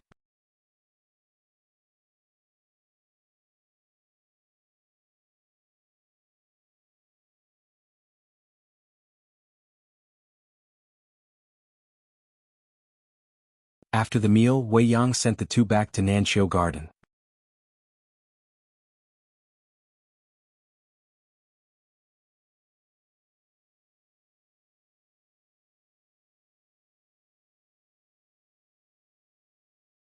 Chapter 269.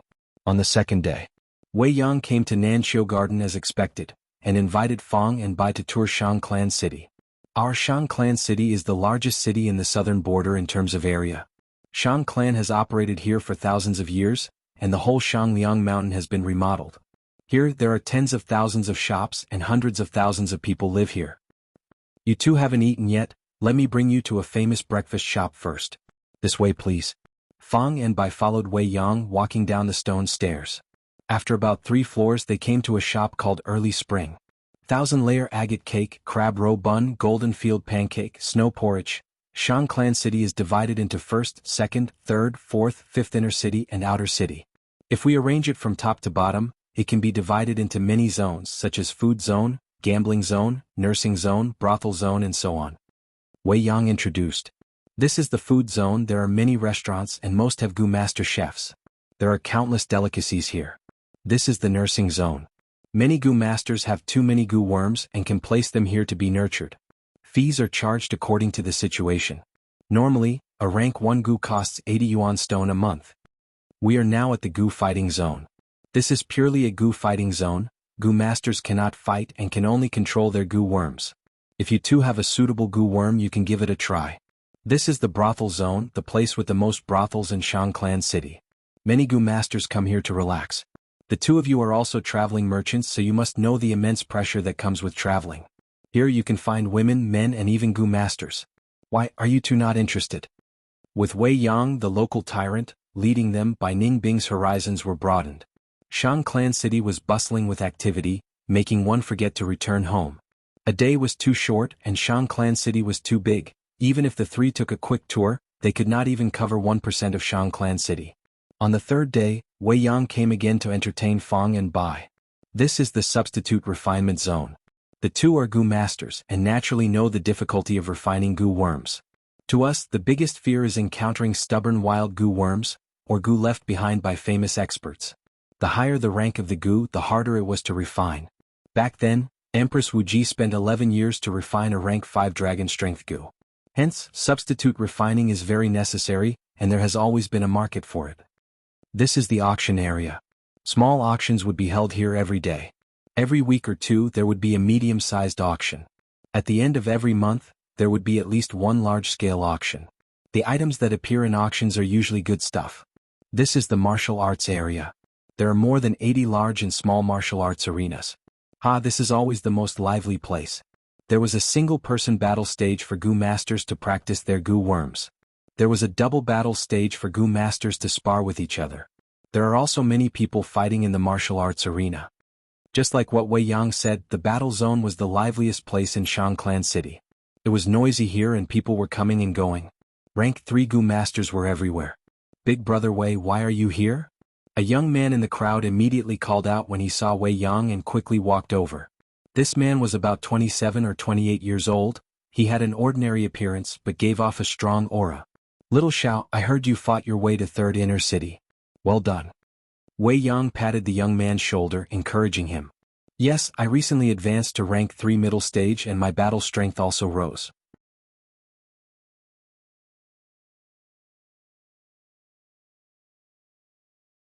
Speaking of which, I have to thank Big Brother Wei Yang for your guidance, otherwise I wouldn't be where I am today. The young man thanked sincerely.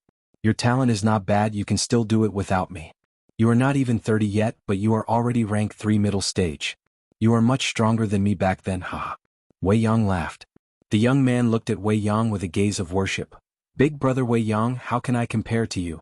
Back then you were only rank 3 middle stage but you were already a hero in 3rd Inner City.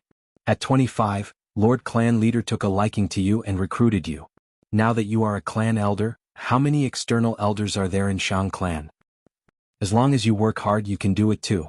Wei Yang encouraged the young man. Next he turned around and explained to Fang and Bai, the battle zone is a way for Shang Clan to recruit external talents. Back then I fought my way from 5th Inner City's battle zone to 3rd Inner City, and defended the arena for 18 rounds, before being recruited by Lord Clan Leader. Back then Shang Yanfei was not the clan leader yet. Wei Yang was taken in as a confidant, and after Shang Yanfei ascended, he was promoted to an external elder. Bai Ningbing immediately understood. No wonder the battle zone was so popular. Shang Clan was a huge clan and needed manpower in many areas. Just relying on the clan members they could not handle the situation. Every generation of Shang Clan young masters would recruit a certain number of demonic Gu masters. If this demonic Gu master became the clan leader under a young master, then they could be appointed as an external elder, and enjoy the treatment of a clan elder. Gu master cultivation required large amounts of resources. Most demonic Gu masters did not have the stable resources provided by the clan, and lived in poverty. Only by relying on the clan could they have a better life. Wei Yang was a successful example in front of them. In Shang Clan City's battle zone, there were large numbers of demonic Gu masters. To rely on Shang Clan and become righteous, to become like Wei Yang, they fought and climbed up. Battle zone, this place is filled with my memories. Gentlemen, are you interested in sparring with me? Wei Yang suddenly suggested. Brother Wei, you want to go? Little Zhao's eyes shone with excitement and joy. Fang Yuan and Bai Ningbing glanced at each other. Alright then, let's experience it. Fang Yuan had already expected Shang Clan to probe him, so he went with the flow. Brother Wei, you don't come here often, this place has been renovated. Let me lead the way for you, Little Xiao volunteered. Wei Yang nodded, alright. Little Xiao continued, Brother Wei, what kind of place do you want? Forest, mountain, plains or desert, lake? Wei Yang, however, turned around and asked for Fang and Bai's opinion. Esteemed guests, please choose. Some Gu masters specialized in mountain battles, while others specialized in desert battles.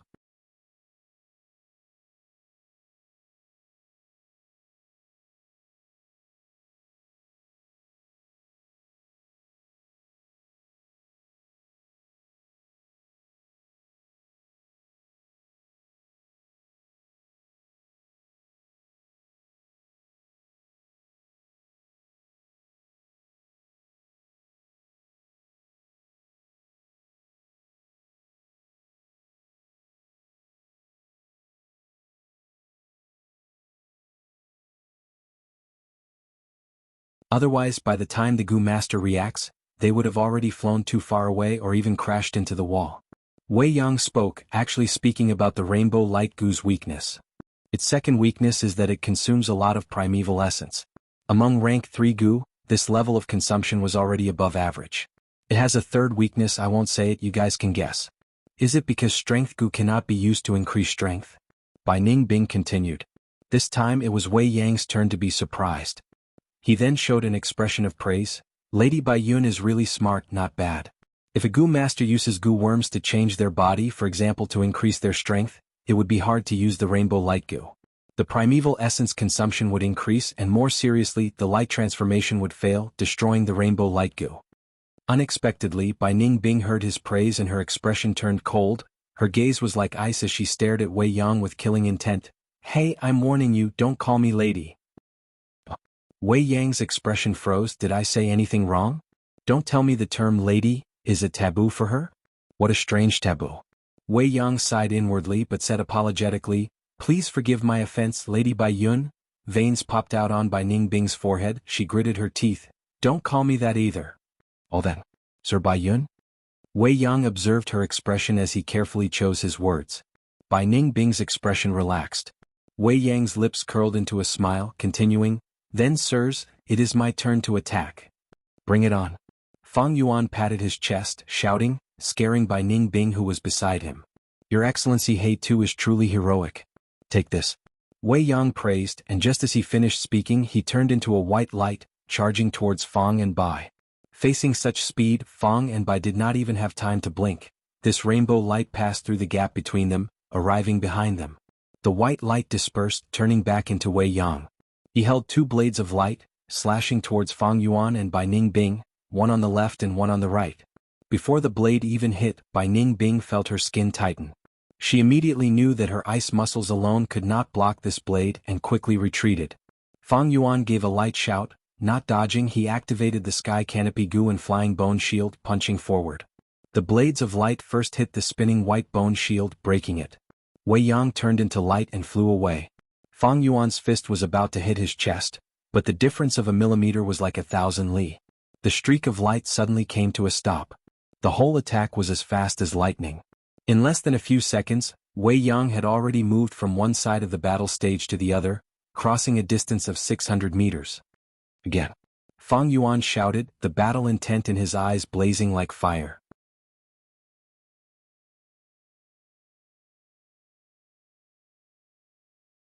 Wei Yang turned into light again, arriving in front of Fang and Bai in the blink of an eye. Bai Ning Bing could not take it head-on, and could only use spiral bone spear, but Wei Yang's speed was too fast, the bone spear missed. Fang Yuan could only take the hits passively, other than the first time, his fists had not hit Wei Yang again. At once, the white rainbows on the battle stage refracted continuously, like pinballs in a sealed box. On the other hand, Fang and Bai could only try their best to resist, completely losing the initiative. This is Big Brother Wei's true strength? Too amazing. Little Xiao could not help but feel dazzled. Wei Yang's speed was astonishing, appearing and disappearing like a ghost. After a few more minutes he stopped, laughing. If you two want to compete in stamina, targeting my rainbow light Gu's weakness of expending primeval essence, then I'm afraid you are wrong. I still have a light source Gu, it is a support type Gu, its only use is to reduce the primeval essence expenditure of light type Gu worms by half. Damn it. Bai Ning Bing gritted his teeth. Fang Yuan spread his arms. I'm done, I can't beat you. Big Brother Wei Yang, we admit defeat. Wei Yang laughed heartily, cupping his fists. Thank you for letting me win. Little Xiao saw that the battle was over and immediately walked over, excitement still lingering on his face. Big Brother Wei is really amazing, but it is also amazing that you two could last for so long. You two might not know, but my Big Brother Wei might only be rank 3 peak stage, but he has outstanding battle strength. He is the third general under Lord Shang Yanfei, people call him White Light Swordsman. If it were me, I might not even last 20 rounds. A loss is a loss, it is no big deal. Wei Yang, after I have a suitable Gu, I will compete with you again. Bai Ning Bing's expression was cold. Ever since she was young, the arrogant her had never lost so badly, she was naturally feeling gloomy. Little Xiao saw that Bai Ning Bing called Big Brother Wei Yang by his name, and his expression became slightly unhappy. Fang Yuan stood at the side. Big Brother Wei Yang, you held back, I can feel it. After I buy some useful goo, I will spar with you again. Although I lost this time, I'm not feeling good. Next time, Big Brother Wei, please use your full strength, don't worry too much. Haha, Brother He too is a straightforward person. This time it was my fault, next time I will use my full strength. Wei Yang patted Fang Yuan's shoulder. That's right. Big Brother Wei Yang, I accept my loss wholeheartedly, I will treat you to wine today. Little Brother Xiao, come too, tell me more about Big Brother Wei's heroic deeds. Know yourself and know your enemy and you will never be defeated. Fang Yuan laughed. Little Xiao felt that although Fang Yuan was ugly and missing an ear, he was very pleasing to the eye. Compared to that eccentric guy called Bai Yun, he was much more agreeable. Good. Little Xiao laughed. As the saying goes, no discord, no concord. I know a newly opened restaurant, the prices are cheap and the food is good. I cannot let you two treat me, I will treat you. Big Brother Wei, please come. Fang Yuan stared. How can that be? Little Xiao is half a host, you two are guests, let Little Xiao treat you.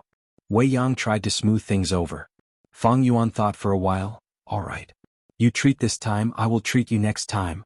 I have no money on hand, after I sell the recipe and have money, I will treat you two to a good meal. To speak the truth, I have just arrived here, and have been shocked by the prices in Shang Clan City. These words were a bit mischievous, and he was also honest about his lack of money, causing Wei Yang and Little Xiao to laugh lightly, feeling that Fang Yuan was a straightforward man. Only Bai Ning Bing knew Fang Yuan's acting skills, and was already used to it.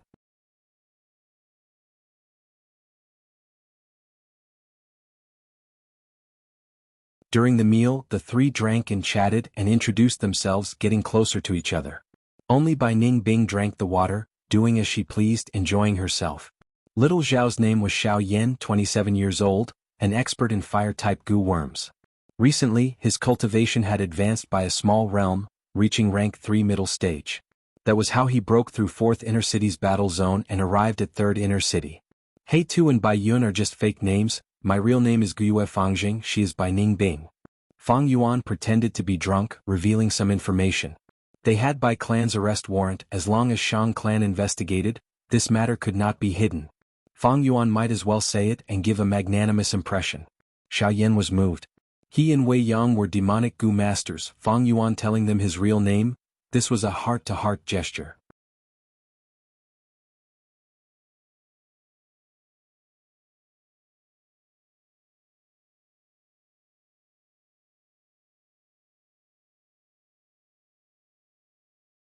Chapter 271. Guyue Fangjing? Hearing Wei Yang's report, Shang Yanfei frowned. Guyue's surname was very special. Shang Yanfei searched his memories and quickly found the origin. Guyue clan, one of the 3 clans on Qingmao Mountain with hundreds of years of history. Qingmao Mountain. Shang Yanfei's eyes brightened, thinking of a piece of information from half a year ago. Qingmao Mountain suffered a mysterious attack, and in one night, it turned from a green lake to a land of ice and snow. No one knew what happened on Qingmao Mountain.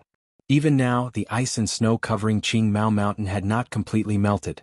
But from all sorts of traces, people could see traces of a great battle between goo masters. Right now, Qingmao Mountain's destruction had become a mysterious event, and was widely spread in the southern border. As for the cause of all this, there were many different opinions. But to some people, the traces on Qingmao Mountain were too obvious. The secret of the 10 extreme physiques, to the higher-ups of the goo master world, was already half public information. The moment Shang Yanfei got this information, he guessed that this was caused by one of the 10 extreme physiques, the Northern Dark Eye Soul physique. If so, then Guyue Fangjing's origin can be explained. Mu Bei Mountain's investigation team also sent back a letter, there are no suspicions. Shang Yanfei quickly drew the outline of the entire event in his mind.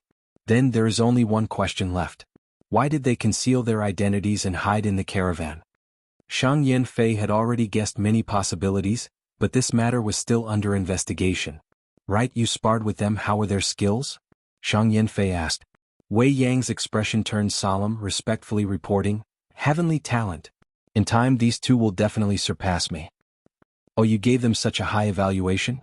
Shang Yanfei was a little surprised. Wei Yang nodded, continuing, although they used goo worms to conceal their aura to be able to last so long in battle, they should at least be rank 3. And from their age we can deduce that they should have a great aptitude. Shang Yanfei laughed. But Wei Yang, you have to know, a great aptitude is only a type of talent, it does not represent everything. Wei Yang, you only have B-grade talent, but you are my external elder. All these years, how many A-class people have died in your hands? You are the best proof. In an ordinary mountain stronghold, it was already an amazing thing to have an A-grade talent.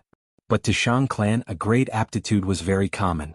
Firstly, it was because the clan was large and had many clansmen. Secondly, he could recruit demonic Gu masters. Demonic Gu masters who could stand out in the battle stage would definitely have good aptitude. Thirdly, Shang clan's wealth was like a mountain, they had the ability to purchase aptitude-changing Gu. I am indebted to Lord Patriarch's praise, this subordinate does not dare to accept it. Wei Yang humbly replied, this subordinate also understands this logic.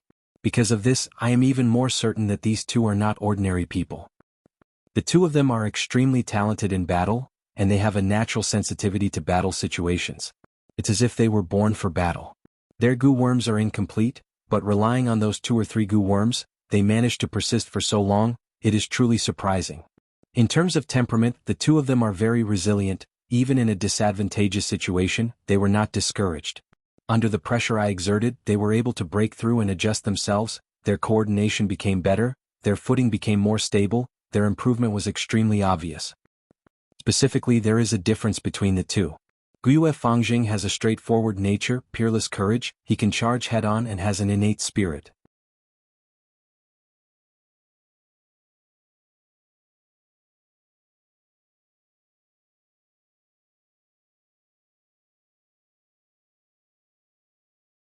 He was just a young master, his influence was limited to Shang Clan City. He did not have as much influence as Shang Yanfei. Without any results, Shang Yizi could only guess. Why did Lord Father express goodwill to them? Was it because of the inheritance in their hands? No, an inheritance could revitalize an ordinary clan, but Shang Clan was different. Unless it was a rank 6 Gu Immortal's inheritance, it was just icing on the cake. Or was it because they were talents? No, there were so many loyal demonic Gu masters in the battle stage they wanted to join Shang Clan, and they were all good fighters. Even Father did not like them, why would he like them? Anyway, Shang Yizi could not see anything. After the 2 guesses were eliminated, a thought popped up in his mind. Could it be that one of them was Father's illegitimate son? That Shang Tuahai, the current young clan leader, wasn't he Father's illegitimate son? But when Shang Yizi thought about it, he felt something was wrong. The bloodline was extremely important, once Shang Tuahai was discovered, he was protected.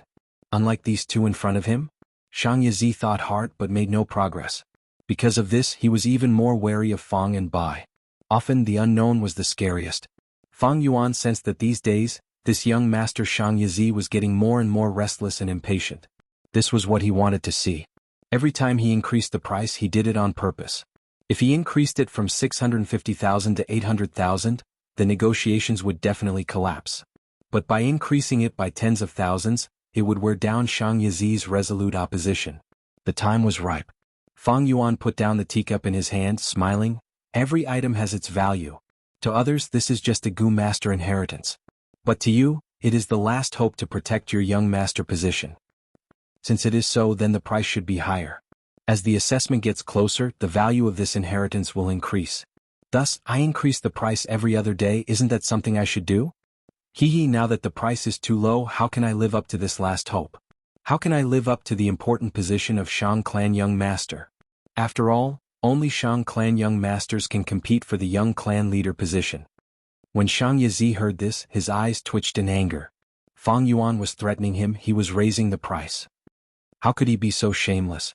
Shang Yizi wanted to chop Fang Yuan into pieces. But when he thought of the position of young master, he finally forced himself to endure it. You have a good plan. If I spend 800,000 to buy it, it will be a loss and my evaluation will be lowered. The elders in charge of the assessment are not fools. Thus I cannot buy it at this price. Fang Yuan had expected Shang Yizi to say this, his lips curled up into a smile. So I have a good idea. On the surface I will sell it to you for 650,000, but in reality, you will give me 800,000. You will keep your young master position and I will sell it at a good price. Isn't that a win-win situation? Shang Yizi's expression changed, staring at Fang Yuan. You want me to fake the accounts? Absolutely not. If I am found out, no matter when, my young master position will be revoked, and I will be severely punished. Fang Yuan frowned. You can't say that. Who said it is fake? I sold you the recipe, that is the same thing. But you are kind and generous, You think I am an upright person, so you gave me some Yuan stone as a gift. These two matters are not related at all. At once, Shang Yizi looked at Fang Yuan in a daze, not knowing what to say.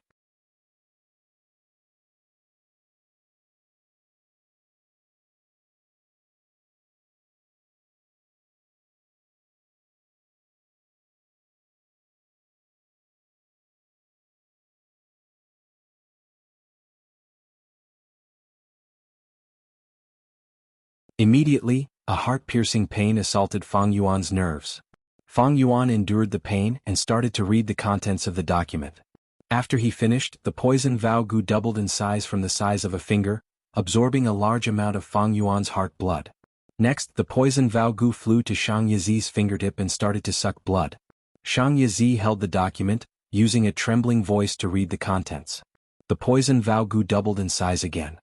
His face was pale from the pain. He grimaced in pain as he breathed in. This damned agreement, why are there so many words? Can't you write less? You don't have anything else to add? Fang Yuan shook his head. Shang Yizi's lips curled up, showing a smile. But his face was twisted, making his smile look sinister. Bam! The poison Vao Gu that was filled with blood suddenly exploded. But there was no blood splattering, instead it turned into countless red light spots. The light spots flew towards Fang Yuan and Shang Yizi, like raindrops falling into a lake, entering their bodies. This meant the poison vow was in effect. If the contents they read did not match their true intentions, the poison Vao Gu would self-detonate and turn into a pool of blood. In such a situation, it meant that one or both of them had broken the vow, causing the poison Vao Gu to fail. Seeing this, Shang Yizi's smile became even wider. He looked at Fang Yuan. We have already sworn the poison vow. If you change your mind in the future and do something that goes against the vow, then you will turn into a pool of blood and die. Fang Yuan's expression did not change, only asking, "Where is Yuan's stone?" Shang Yizi shrugged his shoulders. "Don't worry, how would I dare to go against the poison vow?" Here. He took out a gu. This gu was like a ball, like it was made of crystal, translucent and palm-sized. There were clouds in the ball as if they were sealing white clouds. This white cloud had a peculiar shape, like an old man with a walking stick and a hunched back.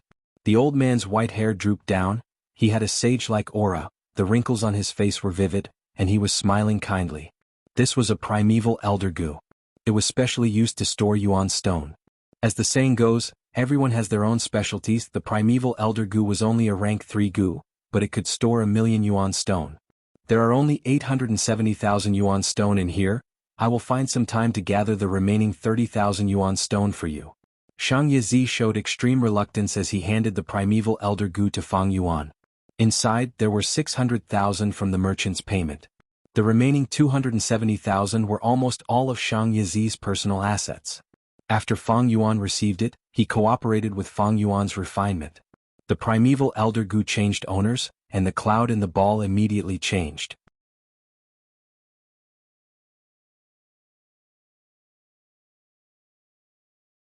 The old man inside was originally facing Shang Yizi. But now he changed his direction and started smiling at Fang Yuan. Fang Yuan moved the primeval elder gu casually. As long as he changed directions, the cloud in the ball would change, and the old man would always be smiling at Fang Yuan. Actually, this primeval elder gu was quite interesting. If the Yuan stone inside was low, the old man would frown. If the storage was moderate, the old man would be expressionless. The more Yuan stone there was, the happier the old man would be. Shang Yizi saw Fang Yuan fiddling with the primeval elder gu, and understood that Fang Yuan knew how to use this gu. He snorted, "This primeval elder gu is worth a lot, I cannot give it to you for free. I got this primeval elder gu from the auction, it cost me 6,600 Yuan stone." Fang Yuan nodded. Rank 3 gu were priced in the thousands in the market, and the primeval elder gu was rare, it was definitely worth this price. He immediately took out the Yuan stone and gave it to Shang Yizi. Shang Yizi used an ordinary storage gu to store these Yuan stone, and felt very unhappy. These were supposed to be his Yuan stone. Forget it, as long as I can keep my young master position, everything is possible. I will earn back the Yuan stone, and this guy who raised the price and threatened me will die a horrible death. Shang Yizi was not a magnanimous person to begin with. Fang Yuan took all his money, and the remaining 30,000 Yuan stone, he had to borrow money from all over the place. White Bone Recipe's normal price was 600,000, but Fang Yuan sold it to him for 900,000. Shang Yizi pinched his nose after suffering such a huge loss. He hated Fang Yuan to the core.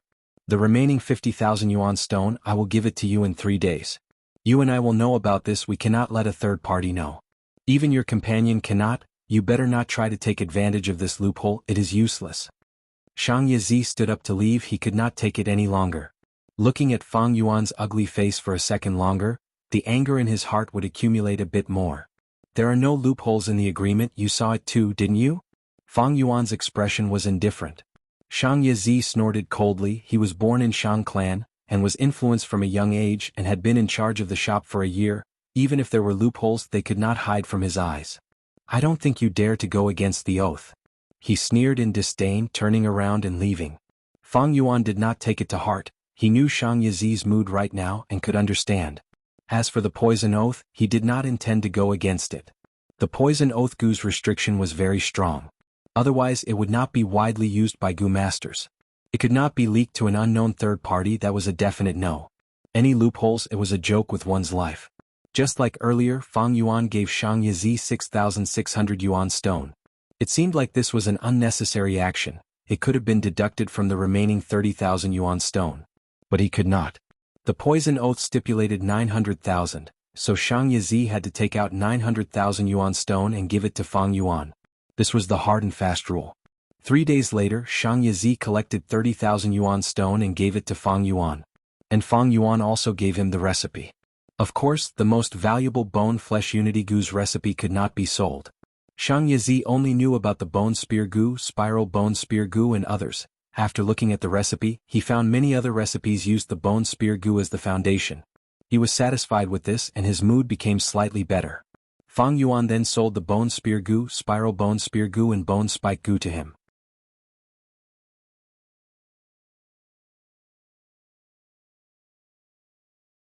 According to the original selling price, it was 40,620 yuan stone. As such, the result of this transaction was that Fang Yuan's wealth increased by 934,020 yuan stone. Adding on his previous savings, he had a total of 945,000 yuan stone. Fang Yuan stored most of the yuan stone in the primeval elder Gu. Of course, to prevent accidents, he also stored some on him and in the tusita flower. At this time in my previous life I was still in a caravan, I had 50 to 60 yuan stone at most. But now I have close to 1 million.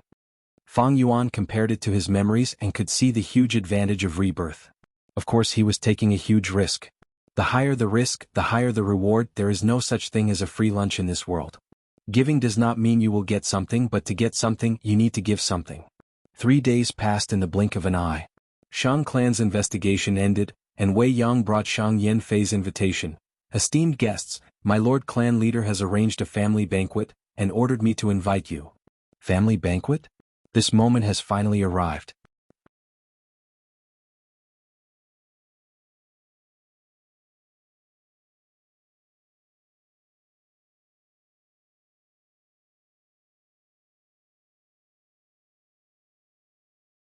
Chapter 273.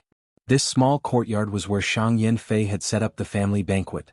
It was an open-air banquet, and because it was inside the mountain, there was no need to worry about wind or rain. The courtyard was not luxurious or elegant, it was even slightly run down. There were more than 10 tables in the courtyard, forming a circle. It was already starting to feel crowded. There were some fruits and snacks on the tables, there was also a sign indicating whose seat this was. 3 people had already arrived and sat down. Big brother, why did Lord Father gather us this time? Shang Chao Feng threw a red fruit into his mouth as he asked vaguely. The eldest Shang Qianyo was sitting upright with his eyes closed. Hearing this, he opened his eyes slightly, saying in a low voice, Lord Father just came out of closed-door cultivation and thought of us, so he held a family banquet. What is so strange about that? Big brother's words are reasonable, but when did Lord Father hold a family banquet without any important matters? Don't you feel that there are too many tables here today? Shang Pu Lao added. Shang Chao Feng snickered, but Shang Qianyo closed his eyes again. Shang Pu Lao's eyes flashed, he was in charge of the brothels, he was the most well-informed. Actually, he had already faintly heard the news, he was about to continue speaking when his ears moved. Someone is coming. The 3's gazes turned to the door of the courtyard. With a creak, the door was pushed open and 3 people walked in. Wei Yang was in front, followed by Fang and Bai. Fang and Bai had been to this courtyard before. It was the private residence that they had been summoned to. This private residence belonged to clan leader back then. When he was still a young master, he was suppressed by the other young masters. Lord Clan Leader retreated in order to advance. He gave up the young master position and became an ordinary clansman. When he was in dire straits, he lived here. After Clan Leader succeeded, to remind himself and the younger generation, he preserved this place. The family banquets have always been held here. Wei Yang opened the door as he introduced. Next, he noticed the three people in the courtyard. Oh, so the three young masters have arrived. Shang Qiunyou, Shang Chaofeng and Shang Pulao all stood up, cupping their fists towards Wei Yang. Elder Wei Yang, greetings. Wei Yang was one of Shang Yanfei's 5 generals, an important official of Shang clan. As long as the young master wanted to compete for the young clan leader position, he would have to go through Wei Yang's evaluation. Greetings, young masters. These two are the honored guests invited by the patriarch today. Wei Yang cupped his hands, his expression calm. He was an elder, and his status was even higher than the young master. He was also an important official, so he wouldn't try to curry favor with these young masters. Please sit here. Wei Yang led Fang Yuan and Bai Ningbing to their seats.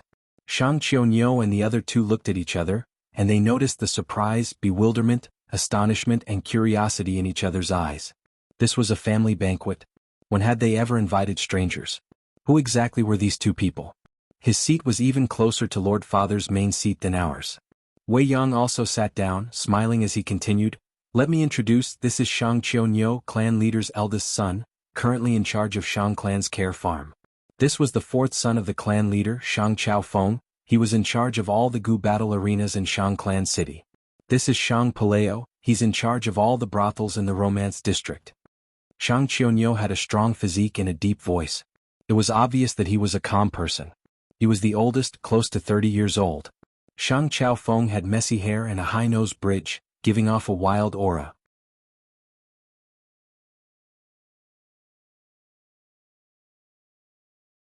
Shang Pulao was the most delicate and pretty. He had a thin body and a pale complexion.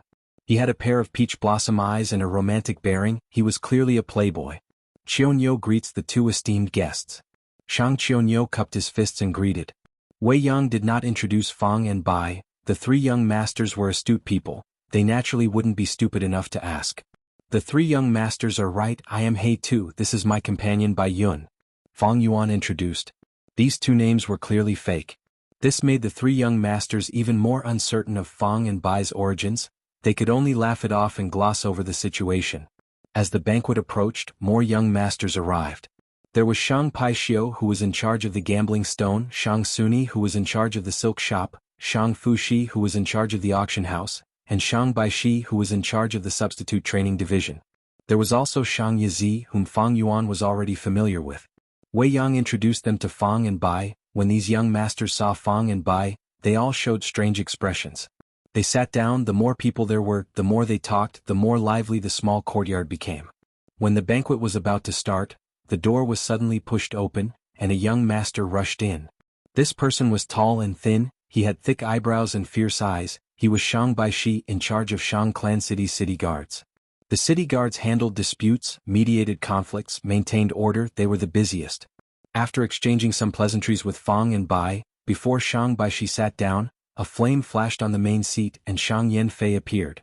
Shang Yanfei wore a white robe this time. The corners of his sleeves were embroidered with gold. His blood-red hair spread out recklessly, reaching his waist. Coupled with his extremely handsome face, it formed a unique aura and charm. We greet Lord Father. The young master stood up and half knelt on the ground, greeting in unison. Lord Tribe Leader. Wei Yang stood up. At the same time, Fang and Bai also stood up and paid their respects. Sit. Shang Yanfei reclined on the wide-back chair, casually waving his hand. Immediately, a dazzling rainbow-colored light spread out, resembling raindrops or clouds. The light landed on everyone's table, turning into exquisite delicacies. The fragrance of the dishes permeated the entire courtyard. Fang Yuan immediately recognized this as gourmet food box gu. Shang Yanfei's unique rank 5 gu, used to store delicacies.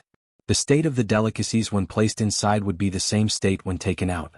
Fang Yuan had worked hard in a caravan in his previous life. After Guyue village was destroyed, he had no one to rely on. At that time, Yitian Mountain suddenly rose up. demonic path Gu masters formed an alliance. Their momentum was huge, touching the bottom line of the righteous path. All the large clans allied and attacked Tian Mountain.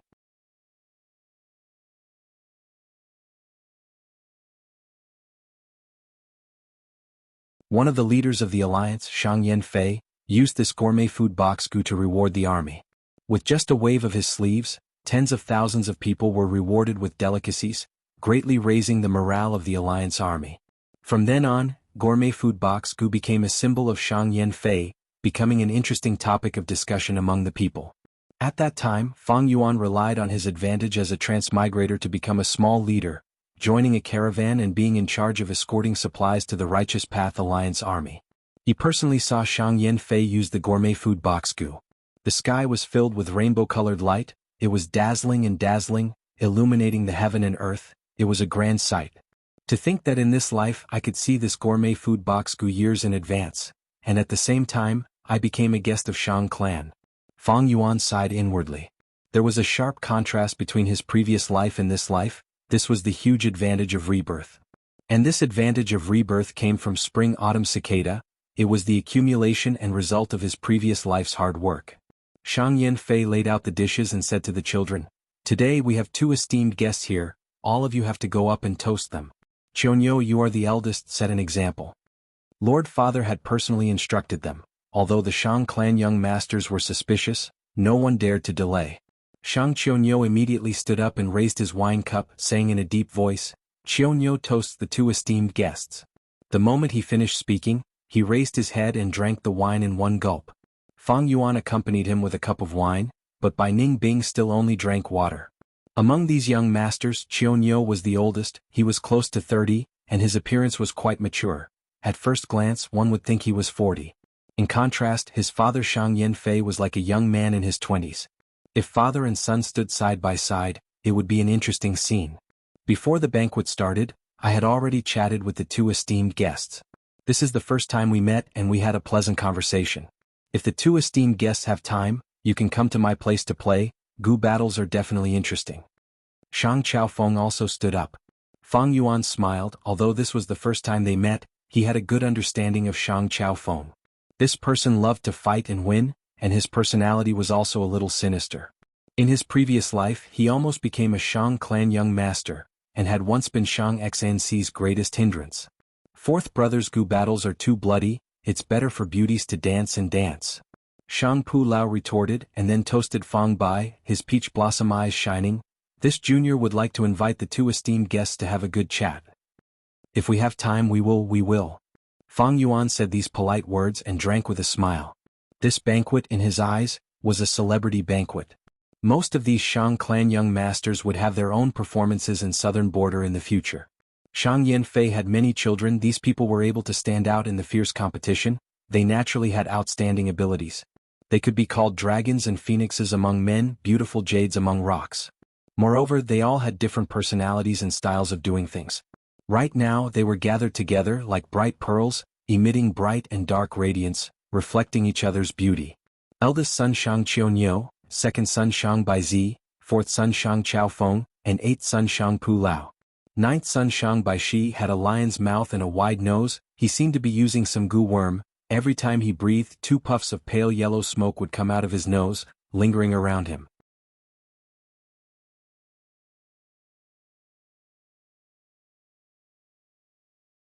Tenth son Shang Baishi had a short and fat body, and did not seem to be eye-catching.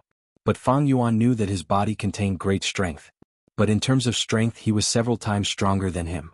12th son Shang Baishi, later married into Tai clan, and became the publicly recognized second divine investigator after Tai Xuelun.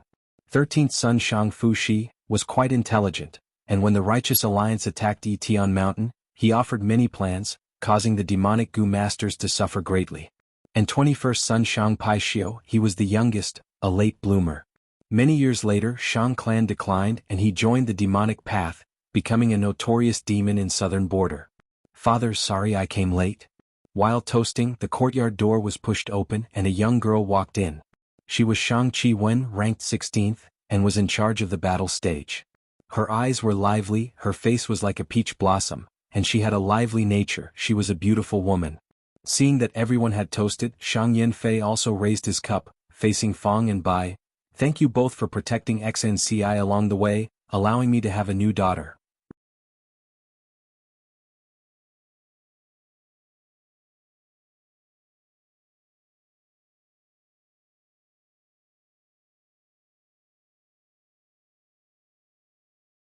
Chapter 274.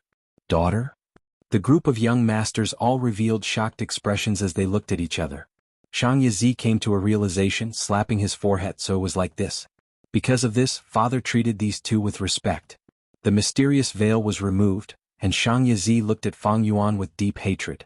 He was no longer afraid. Now that I know your background, I will slowly deal with you two bastards after I get through this assessment and catch my breath. At once, the courtyard was silent. Shang Yanfei smiled, looking around, giving everyone time to accept the news. Fang Yuan cooperated, showing shock, realization and suspicion, muttering, "Don't tell me?" "That's right." Shang Yanfei looked at him, nodding. "It is the Zhang clan's young lady who protected you two on the journey. She is my daughter. From the moment she stepped into Shang clan city, I sensed her bloodline, and now we have reunited." "Zhang Xianci," Bai Ningbing blurted out. Shang Yanfei laughed heartily. She is no longer surnamed Zhang but Shang. You two saved my daughter's life, you are our Shang clan's benefactors. Thus you are worthy to toast to our family. Just as they spoke, the courtyard door was pushed open. The young female Gu Master Tianlan was dressed like a servant. After opening the door, she returned to Shang Xnc's side. "Missy." Xiao Dai looked at the courtyard full of people, feeling timid. "Let's go in." Shang Xnci let out a breath of turbid air. Under everyone's gaze, she walked into the courtyard. Suddenly, her footsteps stopped, and a pleasantly surprised expression appeared on her face.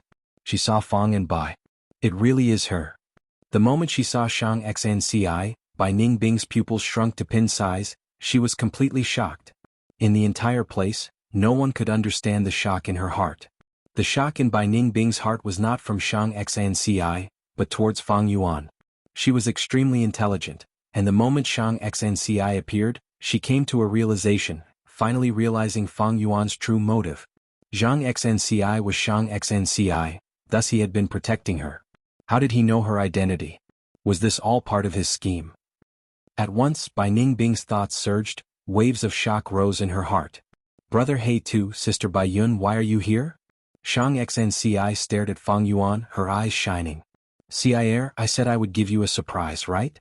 Shang Yanfei smiled warmly. Shang Xnci bowed. "Thank you, father, this is the happiest day since I came to Shang clan." After these days of confusion, she had already accepted that Shang Yanfei was her father. After these days she accepted that Shang Yanfei was her father. Even though Shang Xnci still had resentment and hatred towards Shang Yanfei, the deep bond of kinship was something that the kind-hearted her could never sever. Shang Tian like. Shang Xnci was, Tian is of God. Xan Tian is father, one. And is. Shang Xnci turned around and explained to Fang Yuan with a panicked expression. "Brother He Tu, I did not lie to you on purpose." Before she said she other and other than to mother had asked me before. I only understood her painstaking efforts after meeting you. These words struck Bai Ningbing's heart like a bolt of lightning. Her blue eyes narrowed into a line. Her heart was filled with extreme shock and doubt. Even Shang Xnci doesn't know her identity? What?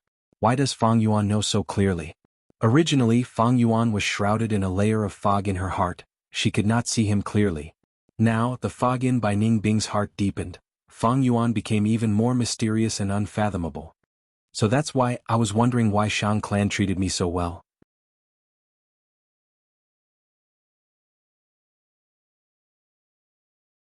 So that's why.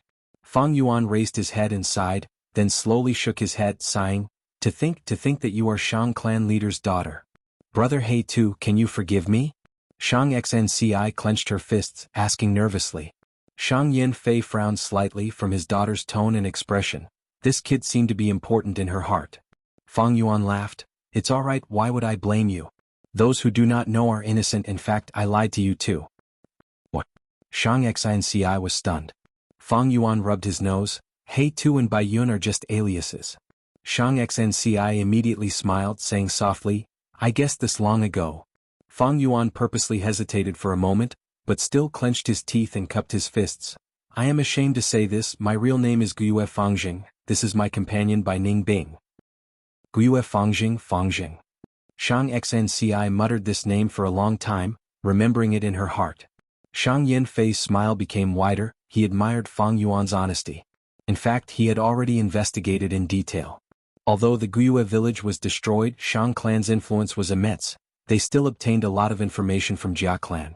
The Guiyue village indeed had a person called Guiyue Fangjing, and this youngster had a great aptitude, he was being nurtured as a young clan leader by Guiyue clan.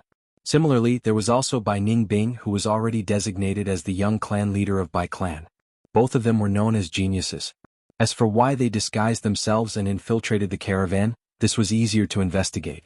Because of an inheritance from Baigu Mountain, the only two young masters of Bai clan died in the hands of Fang and Bai. At the same time they took away most of the inheritance. The arrest warrant issued by the Bai clan was the best proof of this. So it was like that, to speak the truth I was just thinking about it. Shang Pulao laughed. This child congratulates Lord Father. Shang Baishi said. If there's any trouble, tell Big Brother. Shang Qianyo looked at Shang Xnci. This is great, I have another sister, coming to this clan banquet was worth it. Shang Qiwen said with a smile. The young masters recovered from their shock and offered their congratulations. This is a joyous matter for everyone, because you have gained another sister. Shang Yanfei's gaze swept over his children, he was very clear about their mental state. Shang Xnci's appearance is undoubtedly a threat. From now on, there is one more person competing for the position of young master. Back then wasn't Shang Tua High Father's illegitimate son? Right now he is Shang clan's young clan leader. Actually there is no need to worry, Zhang clan is a vassal of Wu clan, and has a feud with Shang clan.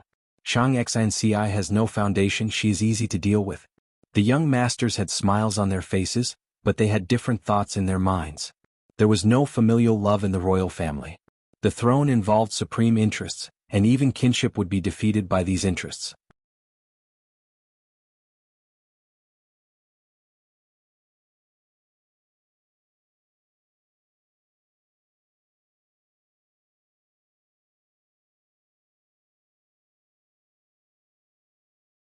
Shang Xnci only heard half of it, but her eyes shined brightly.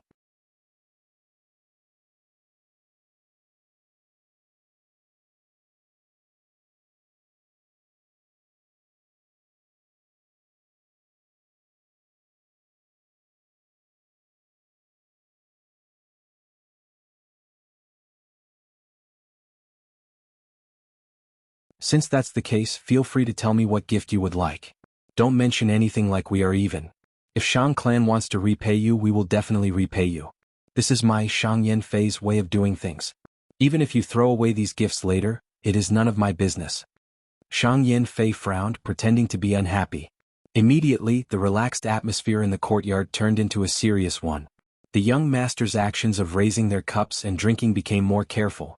This was the tyranny of a rank 5 Gu master, Shang clan leader Shang Yanfei. I want to thank you, even if you are not willing you have to accept it. You have to accept it even if you don't want it.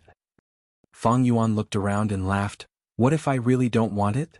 Shang Yanfei said indifferently, his gaze resolute, that is not up to you. The young master saw the two arguing and cursed Fang Yuan for being a fool, lacking a brain. Shang clan leader's gratitude was pushed away, how many people outside could not get it even if they wanted it? The other side could not help but admire his courage. Shang Xnci's palms were sweating, worrying for Fang Yuan. Wei Yang laughed, trying to smooth things over. I got it, brother Fangjing is injured and his appearance is ruined. Why doesn't Lord Clan leader send a doctor to restore his appearance? This is a good idea. Wei Yang, go and call Dr. Susho. Shang Yanfei nodded. Fang Yuan did not speak and Wei Yang turned into a light and left. Not long later, Wei Yang came back and reported, Dr. Susho has been invited into the house, brother Fangjing, please follow us. Fang Yuan did not care much about his appearance, but he could not force it now. He looked at Bai Ningbing who was sitting at the side, you come as well, it will be good to check your body. Bai Ningbing was about to scoff, what injuries did she not know? But thinking about it, she knew Fang Yuan had other intentions, so she agreed. The two left the courtyard and came into the house. They were familiar with this house. Back then they waited for Shang Yanfei for 6 hours, but did not manage to find him. Dr. Susho was a woman with a graceful figure, Wearing a white dress and a white veil, she was sitting on a chair and drinking tea. She had a complicated relationship with Shang Yanfei, with both gratitude and hatred. She had a special position in Shang Clan City, as a rank 5 healing Gu master. It is rare that my mood is so good today. She put down the cup in her hand, looking at Fang Yuan. You want to heal your injuries? Go take a bath first. She pointed at Bai Ningbing. Especially you, little girl, what did you smear on your face? It is so dirty and ugly, wash it clean first. Bai Ningbing was used to hiding her appearance along the way, even in Shang Clan City. Her face was smeared with cinnabar powder, acting as a birthmark.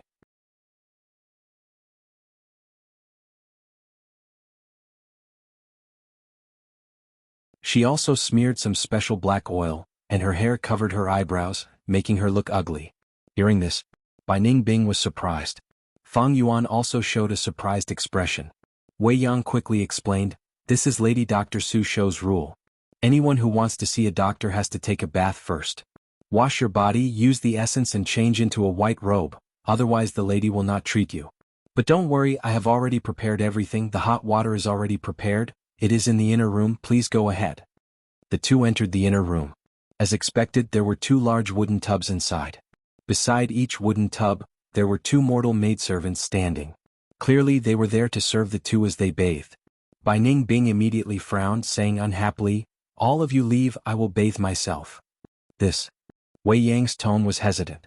These 4 were Dr. Su Shou's subordinates. Dr. Su Shou loved cleanliness if she chased away the maids. She was afraid that you would do it half-heartedly and not clean yourself, so she would not treat you. The 2 of us don't need to leave, Big Brother Wei, you can leave first. It's fine if she doesn't know how to enjoy herself. Fang Yuan smiled.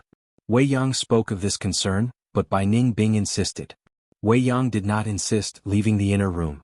He closed the door. After all, the main focus of treatment was Fang Yuan. Fang Yuan quickly took off his clothes and entered the wooden tub. The temperature of the tub was just right. One of the maids sprinkled the essence. The other rubbed Fang Yuan's body with practiced movements. They were clearly experienced. Bai Ningbing stood in front of the wooden tub, hesitating for a while. Fang Yuan leisurely lay in the wooden barrel, his arms resting on the edge of the barrel as he laughed lightly. Bai Ningbing, our identities have already been exposed, there is no need to conceal ourselves in Shang Clan City. Don't tell me you don't dare to show your true face? Bai Ningbing snorted coldly. Fang Yuan continued, I called you here for your own good. I have heard of Dr. Su Shou's name long ago in the southern border. She, 9-fingered wandering doctor, divine hand doctor and killer doctor are known as the 4 great doctors. You can ask her about the yin-yang rotation gu later. Yin-yang rotation gu. Bai Ningbing's eyes squinted into a slit, her eyes shining with uncertainty. This was the greatest pain in Bai Ningbing's heart, and was the main method Fang Yuan used to suppress Bai Ningbing. But Fang Yuan said it so openly. What was he trying to do?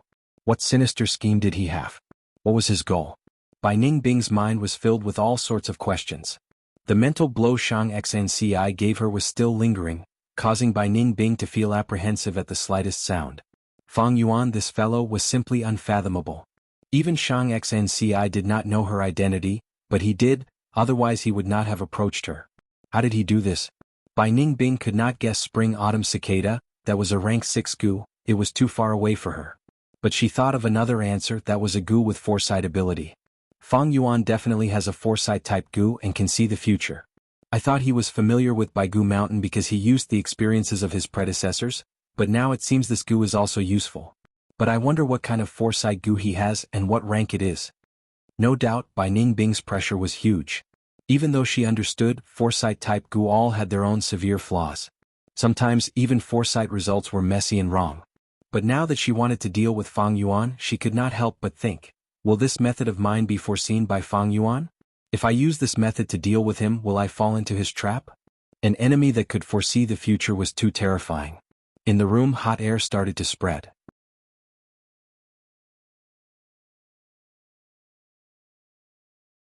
Bai Ningbing stood on the spot, but felt her limbs turning cold. In her haziness, she could vaguely see Fang Yuan lying in a wooden tub, with a servant beside him bathing him. She could feel that Fang Yuan was looking at her, using that pair of eyes that were as dark as ink, with a pair of eyes that were as deep as an abyss, quietly staring at her. She seemed to hear Fang Yuan's whisper in her heart, "What are you going to do?" Bai Ningbing. That's right, this is my trump card, a foresight type goo. You still want to deal with me? Then bring it on. I have already seen the future, you have no chance of winning. But in fact, Fang Yuan was already resting with his eyes closed. Whether Bai Ningbing bathed or not, he was killing two birds with one stone to probing both Bai Ningbing and Shang Yanfei. The two servant girls were very experienced. Once the water was slightly cold, they would immediately add water. The room was not big with just two wooden tubs, it was already very crowded. It could be seen that Shang Yanfei gave up his young master position and became an ordinary person. But this was normal. Heroes often met their end. This was not just a saying. The fate of heroes was full of misfortunes and disasters. But it was the end, the predicament that created heroes. Shang Yanfei could be considered a hero, but he was even more of a schemer, a ruthless person. After bathing for an hour, only then did the servant girls stop. Fang Yuan wore the prepared white shirt and walked out of the room. Bai Ningbing was still standing on the spot, her blue eyes flashing with thoughts. Both of you go out, I will bathe alone. After Fang Yuan left, Bai Ningbing chased the two servant girls out of the room. Fang Yuan smiled, the more Bai Ningbing thought, the more pressure she felt. The more she thought about it, the weaker her fighting spirit became. Sometimes, a strong point was not always a strong point. If Bai Ningbing was a straightforward person, then so be it. But she was extremely intelligent, and the smarter she was, the more she thought. The more she thought, the more she felt that Fang Yuan was unfathomable and difficult to defeat. Bai Ningbing might feel that bathing was not a problem. But Fang Yuan saw from this small matter that she lowered her head to him. Intelligent people were always suspicious. From a certain point of view, Bai Ningbing was helping Fang Yuan to suppress her. Returning to the main room, Fang Yuan saw Dr. Su Shou. Dr. Su Shou did not talk nonsense with him and stretched out her hand. She placed it on Fang Yuan's shoulder. A white watery light suddenly surged, enveloping Fang Yuan's entire body. A cool and refreshing feeling immediately spread throughout Fang Yuan's body. The originally burnt skin was visibly recovering. It began to grow. At the same time, flesh began to grow on the right side of Fang Yuan's head. As time passed,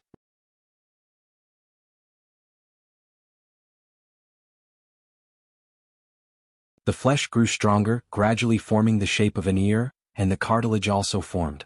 Fang Yuan clenched his teeth, the numbness and itchiness formed like a tide, constantly challenging the limits of his endurance. Very quickly he grew new and tender skin, the burnt hair and eyebrows also began to grow back. After the time it took to drink half a cup of tea, his injuries were completely healed. Not only did he completely restore his appearance, but his right ear also grew back, symmetrical to his left ear. Dr. Su Shou withdrew her hand and commented indifferently, "Now you look much more pleasing to the eye.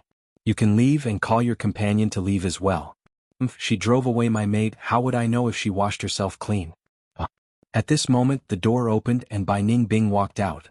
She was dressed in a white robe, and her disguise had been washed away, revealing her true appearance. Her eyes were deep blue like the sky, her skin was smooth like jade, and her cheeks were slightly red, carrying the moisture of a bath. Even Dr. Su Shou, who was a woman, could not help but be moved by Bai Ningbing's stunning beauty.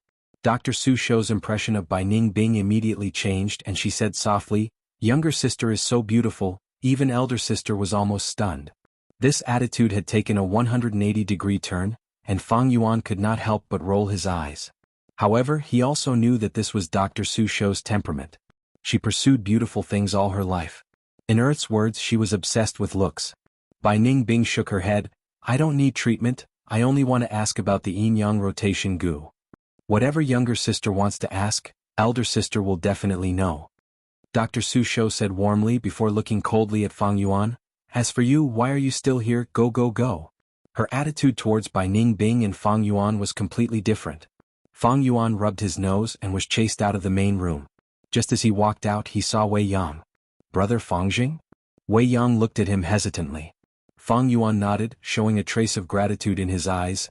"I have troubled Brother Wei to guard this place." "Haha, to think that Brother Fangjing is such a talented person." Wei Yang gave a thumbs up, praising him. Actually, Fang Yuan's appearance was ordinary, at most above average. But his eyes were eerie, and had a firm and unwavering temperament. Most importantly, he was too ugly when he was injured. Comparing the two, Fang Yuan was more handsome. But Wei Yang quickly smiled bitterly, "Brother, since you call me big brother, then I have to reprimand you. Why don't you want Shang Clan's gift?" I know you have your principles, but Shang Clan has Shang Clan's rules. When in Rome, do as the Romans do, and Lord Clan leader is not trying to harm you. This is a good thing. But if you insist, this good thing might turn into a bad thing.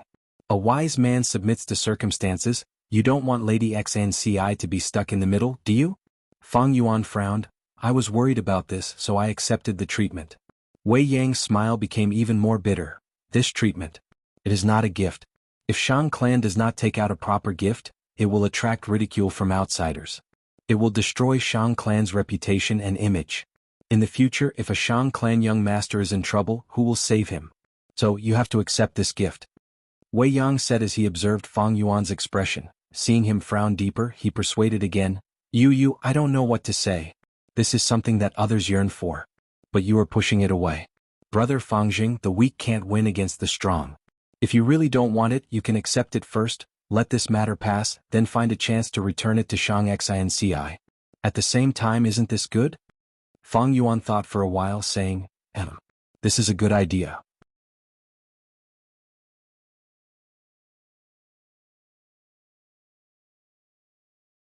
Firstly, it does not go against my principles, and secondly, it will not make things difficult for you. But Brother Wei, what do you think I should ask for? Wei Yang blurted out, the token, of course. Fang Yuan laughed in his heart. This was what he wanted.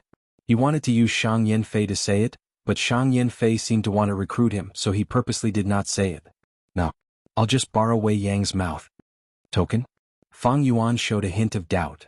You just came to Shang Clan City, although you know you need a token, you don't know its importance.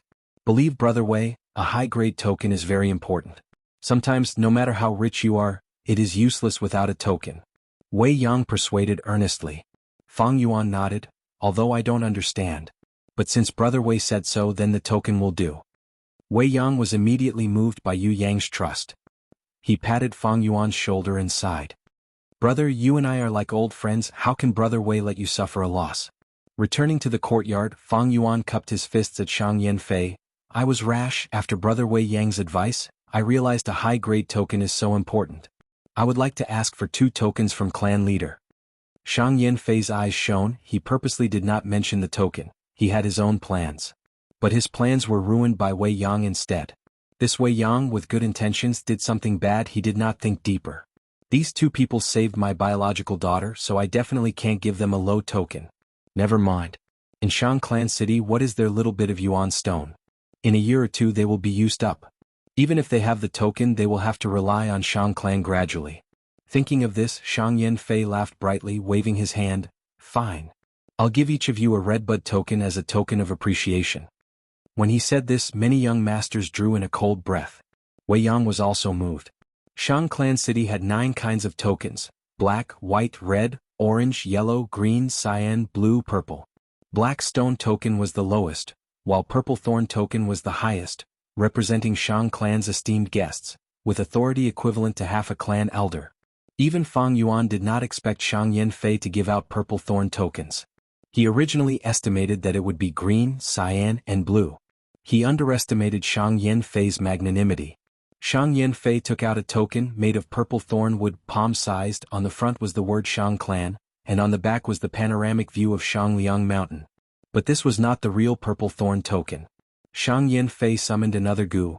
This is Shang Clan's special token gu. I need some of your blood. The gu worm was like a mosquito. It flew to Fang Yuan's arm and bit him before flying back to the token. Crack. With a crisp sound, the token gu self-detonated, turning into a blood-red light that entered the token.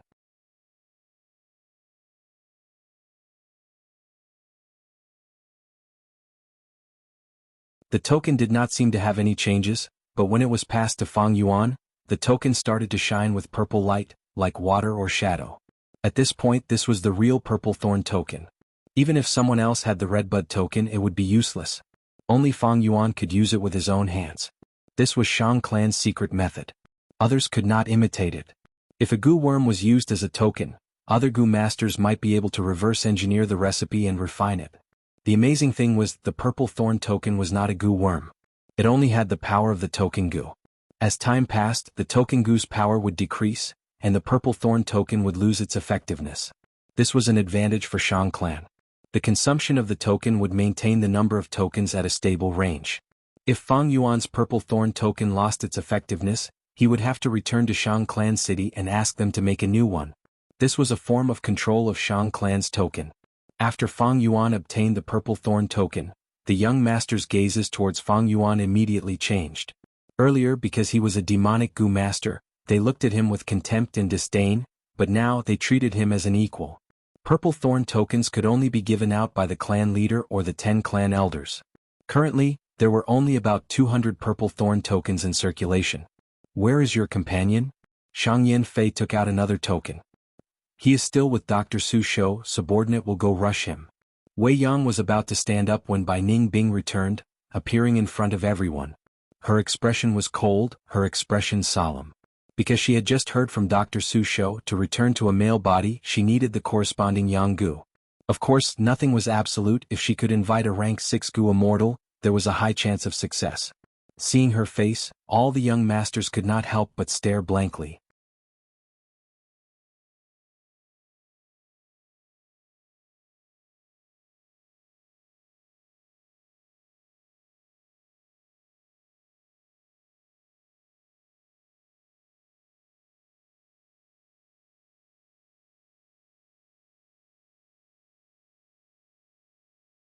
Since that's the case, feel free to tell me what gift you would like. Don't mention anything like we are even. If my Shang clan wants to repay you, we will definitely repay you. This is my Shang Yanfei's way of doing things. Even if you throw away these gifts later, it is none of my business. Shang Yanfei frowned, pretending to be unhappy. Immediately, the relaxed atmosphere in the courtyard turned into a serious one. The young masters' actions of raising their cups and drinking became more careful. This was the tyranny of a rank 5 Gu master, Shang clan leader Shang Yanfei. I want to thank you. Even if you are not willing, you have to accept it. You have to accept it even if you don't want it. Fang Yuan looked around, laughing loudly. What if I really don't want it? Shang Yanfei said indifferently, his gaze resolute. That is not up to you. The young master saw the two arguing, cursing Fang Yuan for being a fool, lacking a brain. Shang clan leader's gratitude was pushed away. How many people outside could not get it even if they wanted it? The other side could not help but admire his courage. Shang Xnc's palms were sweating, worrying for Fang Yuan. Wei Yang laughed, trying to smooth things over. I got it, brother Fangjing is injured and his appearance is ruined. Why doesn't Lord Clan Leader send a doctor to restore his appearance? This is a good idea. Wei Yang, go and call Dr. Su Shou. Shang Yanfei nodded. Fang Yuan was silent, while Wei Yang turned into light and left. Not long later, Wei Yang came back and reported, Dr. Su Shou has been invited into the house. Brother Fangjing, please follow us. Fang Yuan had never cared about his appearance, but he could not force it now. He looked at Bai Ning Bing, who was sitting at the side. You come as well, it is good to check your body too. Bai Ning Bing was about to scoff. What injuries did she not know? But thinking about it, she knew Fang Yuan had other intentions, thus she agreed. The two left the courtyard and came to the house. They were very familiar with this house. Back then they were here waiting for Shang Yanfei for 6 hours, but did not manage to find him. Dr. Su Shou was a woman with a graceful figure. Her face was covered with a white veil and she wore a white dress, sitting on a chair and drinking tea. She had a complicated relationship with Shang Yanfei, with both gratitude and hatred. She had a special position in Shang Clan City, as a rank 5 healing Gu master. It is rare that my mood is so good today. She put down the cup in her hand, looking at Fang Yuan. You want to heal your injuries? Go take a bath first. She pointed at Bai Ning Bing. Especially you, little girl, what did you smear on your face? It is so dirty and ugly, wash it clean first. Bai Ning Bing was used to hiding her appearance along the way, even in Shang Clan City. Her face was smeared with cinnabar powder as a birthmark.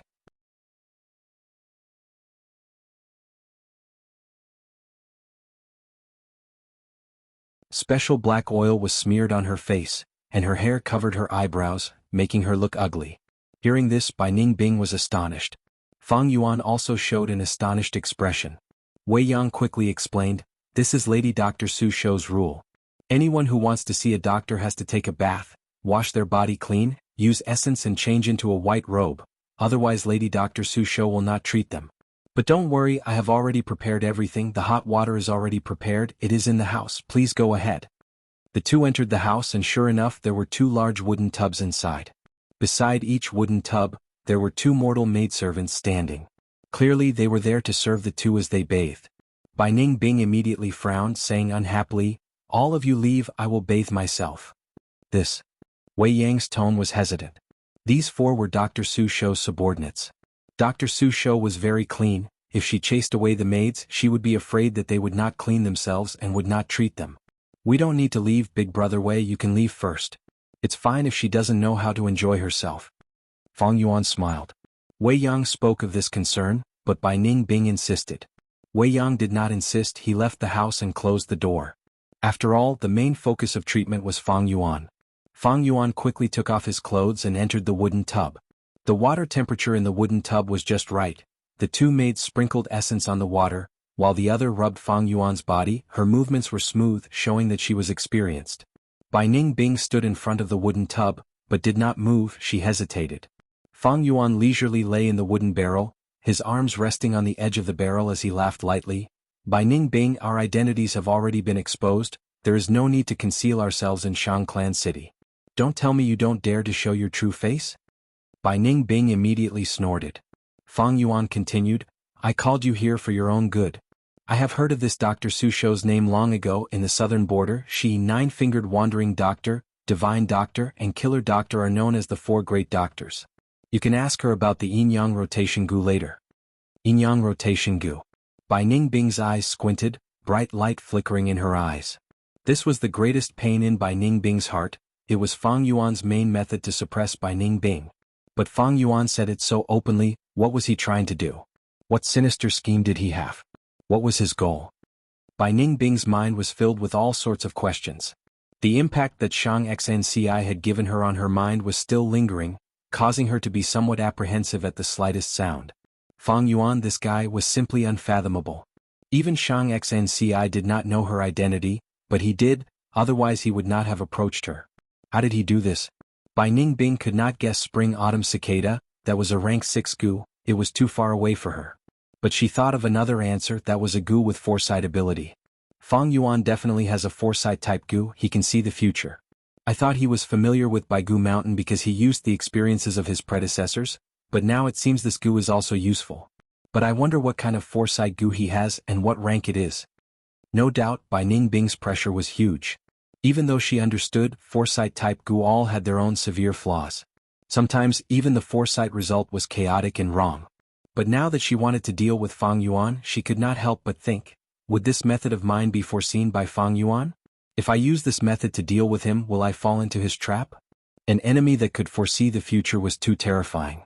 In the room, hot air started to spread.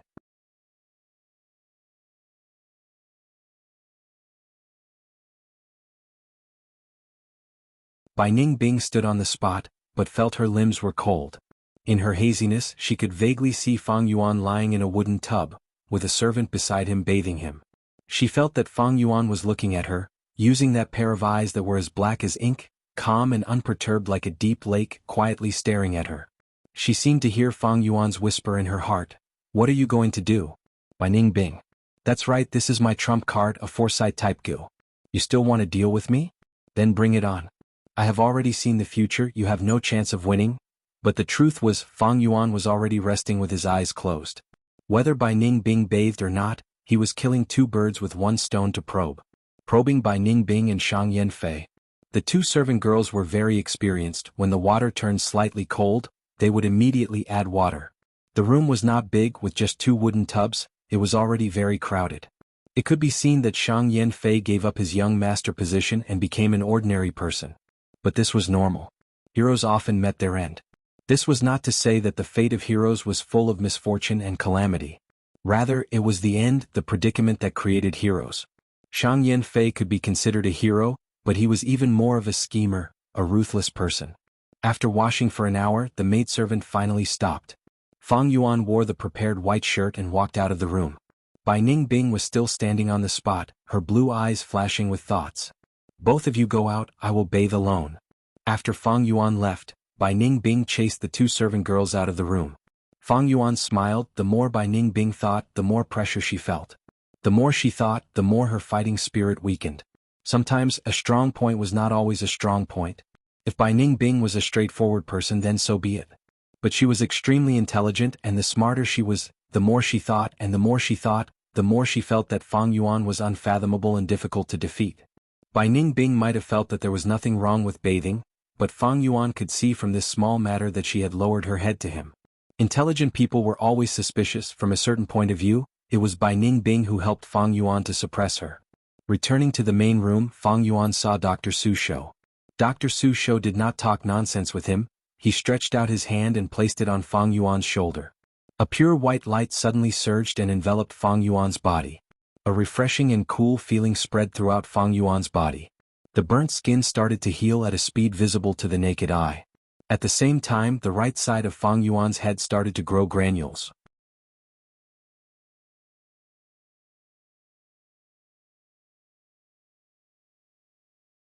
As time passed, the granules grew stronger, gradually forming the shape of an ear, and the cartilage also started to form. Fang Yuan clenched his teeth and endured. The numbness and itchiness formed like a tide, constantly challenging the limits of his endurance.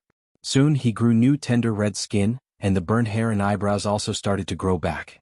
After the time it took to drink half a cup of tea, his injuries were completely healed.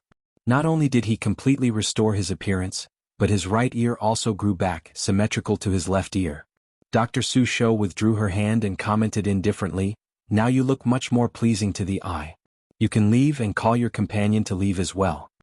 She chased away my maid. How would I know if she washed herself clean?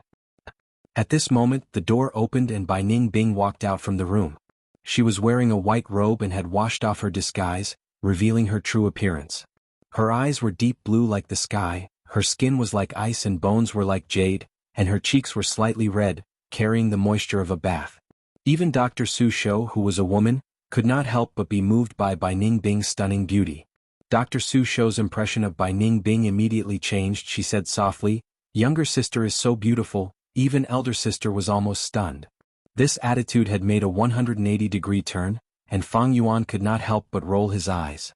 But he also knew that this Dr. Su Shou's personality was like this. She pursued beautiful things her whole life. In Earth's words, she was obsessed with looks. Bai Ningbing shook her head. "I don't need treatment, I only want to ask about the yin-yang rotation gu. Whatever younger sister wants to ask, elder sister will definitely know." Dr. Su Shou said warmly before looking coldly at Fang Yuan. "As for you, why are you still here? Go go go." Her attitude towards Bai Ningbing and Fang Yuan was completely different. Fang Yuan rubbed his nose as he was chased out of the room. Just as he walked out, he saw Wei Yang. "Brother Fangjing?" Wei Yang looked at him hesitantly. Fang Yuan nodded, showing a trace of gratitude in his eyes. "I have troubled Brother Wei to guard this place." "Haha, to think Brother Fangjing is such a talented person." Wei Yang gave a thumbs up and praised. Actually, Fang Yuan's appearance was ordinary, at best he could be considered above average. But his eyes were eerie with a firm and unwavering aura. Most importantly, he was too ugly when he was injured. Comparing the two, Fang Yuan was more handsome. But Wei Yang quickly smiled bitterly. "Brother, since you call me elder brother, then elder brother has to reprimand you. Why do you not want Shang Clan's gift? I know you have your principles, but Shang Clan has their own rules. When in Rome, do as the Romans do, and Lord Clan leader is not trying to harm you. This is a good thing. But if you insist, this good thing might turn into a bad thing. A wise man submits to circumstances. You don't want Lady XNCI to be stuck in the middle, right?" Fang Yuan frowned. "I was worried about this, so I accepted the treatment." Wei Yang's smile became even more bitter. "This treatment is not enough. If Shang Clan does not take out a proper gift, it will attract ridicule from outsiders, ruining Shang Clan's reputation and image. In the future, if a Shang Clan young master is in trouble, who will save him? So, you have to accept this gift." Wei Yang said as he observed Fang Yuan's expression. Seeing him frown even deeper, he persuaded again. I don't know what to say. What others yearn for, you push away. Brother Fangjing, the weak cannot win against the strong. If you really do not want it, you can accept it first, let this matter pass, then find a chance to return it to Shang Xinci. At the same time, isn't this good?" Fang Yuan thought for a while, saying, This is a good idea."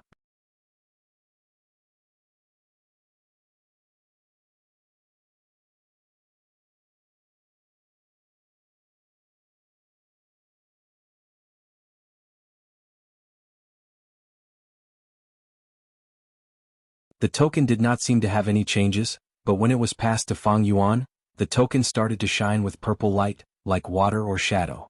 At this point this was the real purple thorn token. Even if someone else had the red bud token it would be useless. Only Fang Yuan could use it with his own hands. This was Shang clan's secret method. Others could not imitate it. If a goo worm was used as a token, other goo masters might be able to reverse engineer the recipe and refine it. The amazing thing was the purple thorn token was not a goo worm. It only contained the token goo's power. As time passed, the token goo's power would diminish, and the purple thorn token would lose its effectiveness. This was an advantage for Shang clan. The consumption of the token would maintain the number of tokens at a stable range. If Fang Yuan's purple thorn token lost its effectiveness, he would have to return to Shang clan city and ask them to make a new one. This was a form of control Shang clan had over the token. After Fang Yuan obtained the purple thorn token, the young master's gazes towards Fang Yuan immediately changed. Earlier, because he was a demonic goo master, they looked down on him, but now they treated him as equals. Purple thorn tokens could only be given out by the clan leader or the 10 clan elders. Right now there were only about 200 purple thorn tokens in circulation. Where is your companion? Shang Yanfei took out another token. He is still with Dr. Su Shou, subordinate will go rush him. Wei Yang was about to stand up when Bai Ning Bing returned, appearing in front of everyone. Her expression was cold, her expression solemn. Because she had just heard from Dr. Su Shou to return to a male body, she needed the corresponding Yang Gu. Of course, nothing was absolute. If she could invite a rank 6 Gu immortal, there was a high chance of success. Seeing her face, all the young masters could not help but stare blankly.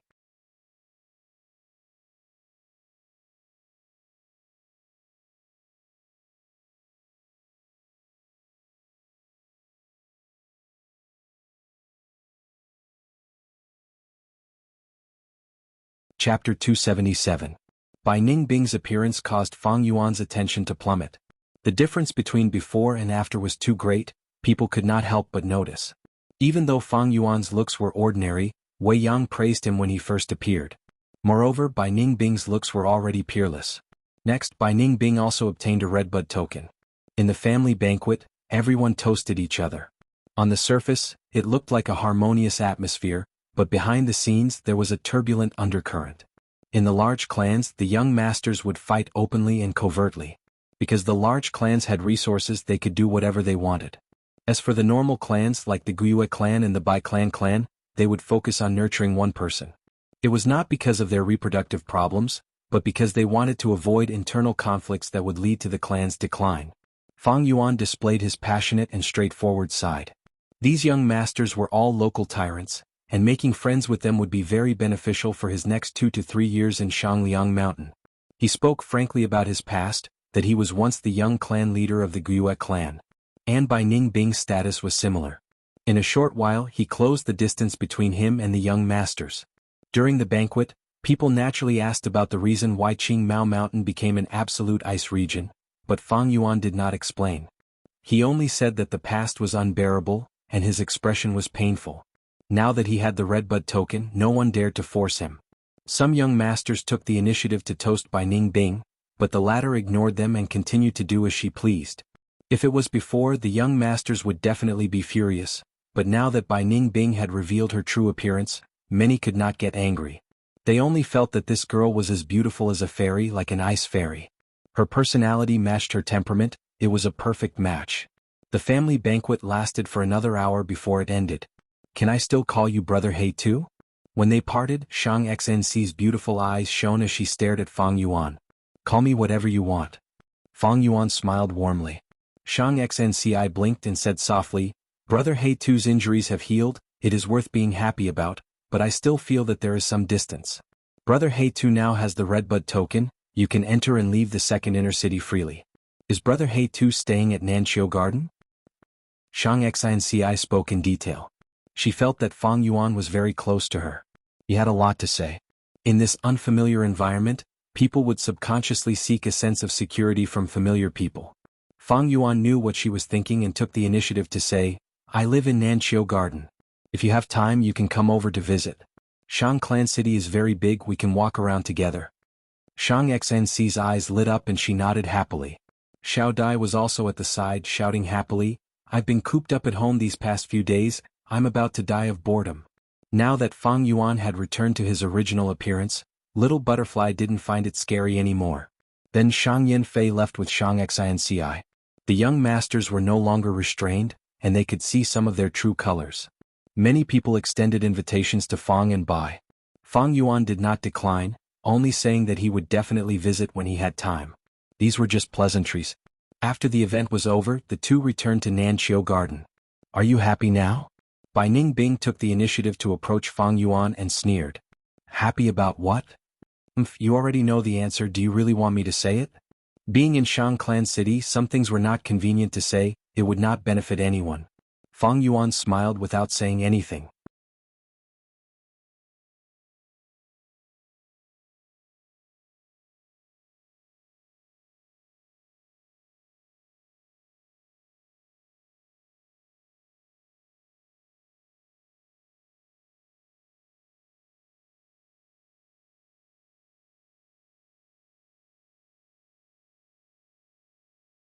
She even looked down on Fang Yuan's haggling over the smallest details. To prevent any accidents from happening, the two returned to Nanqiu Garden, and used the poison Vao Gu. Like this, a new alliance agreement was established. According to the alliance agreement, Fang Yuan took out half of the 900,000 yuan stone and put it into Bai Ningbing's primeval elder Gu. Fang Yuan lost half of his wealth, but gained an ally like Bai Ningbing. It was a good deal. And Bai Ningbing also saw hope of obtaining the Yang Gu. Both sides were wary of each other and had their own plans. It was not easy to have such a happy ending. "Now, can you help me advance to rank 3? Fang Yuan's expression was gloomy. Bai Ningbing laughed proudly, seeing Fang Yuan's ugly expression. She could not help but feel happy. These days she did not provide any help to Fang Yuan's cultivation. But now that the alliance agreement was established, it was a different situation.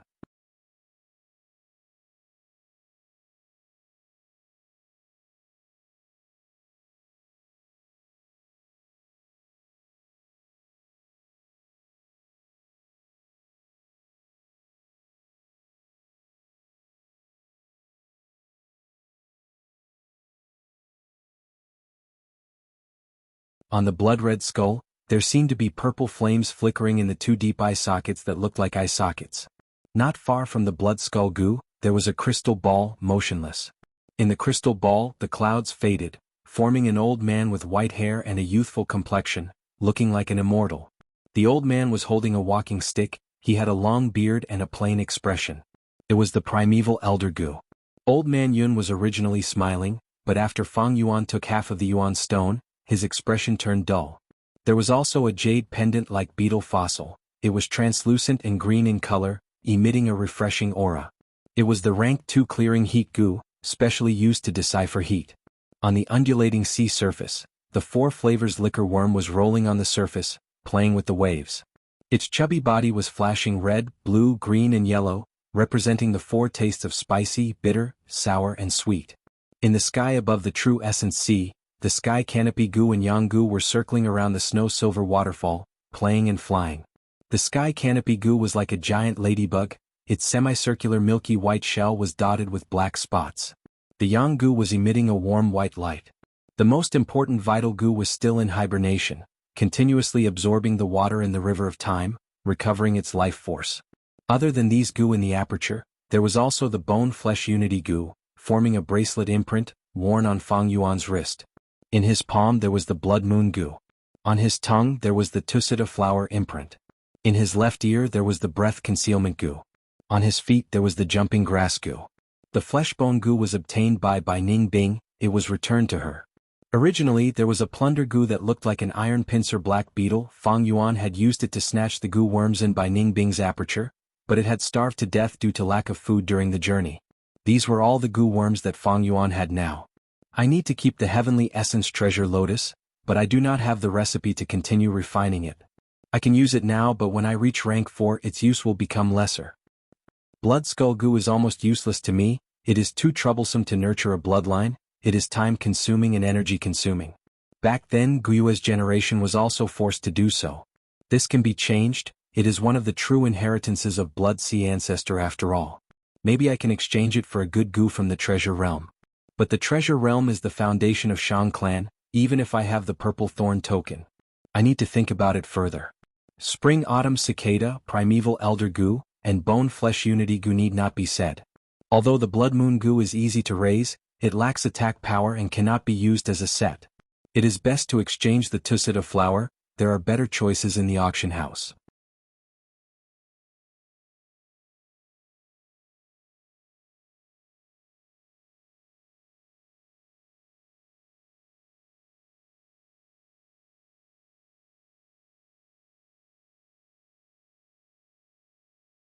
But Shang Yanfei did not want to recruit Fang and buy for himself, but for Shang Xanci. He opened his eyes and suddenly turned into a flash of fire, disappearing from the study room. When he reappeared, he was already in a huge corridor.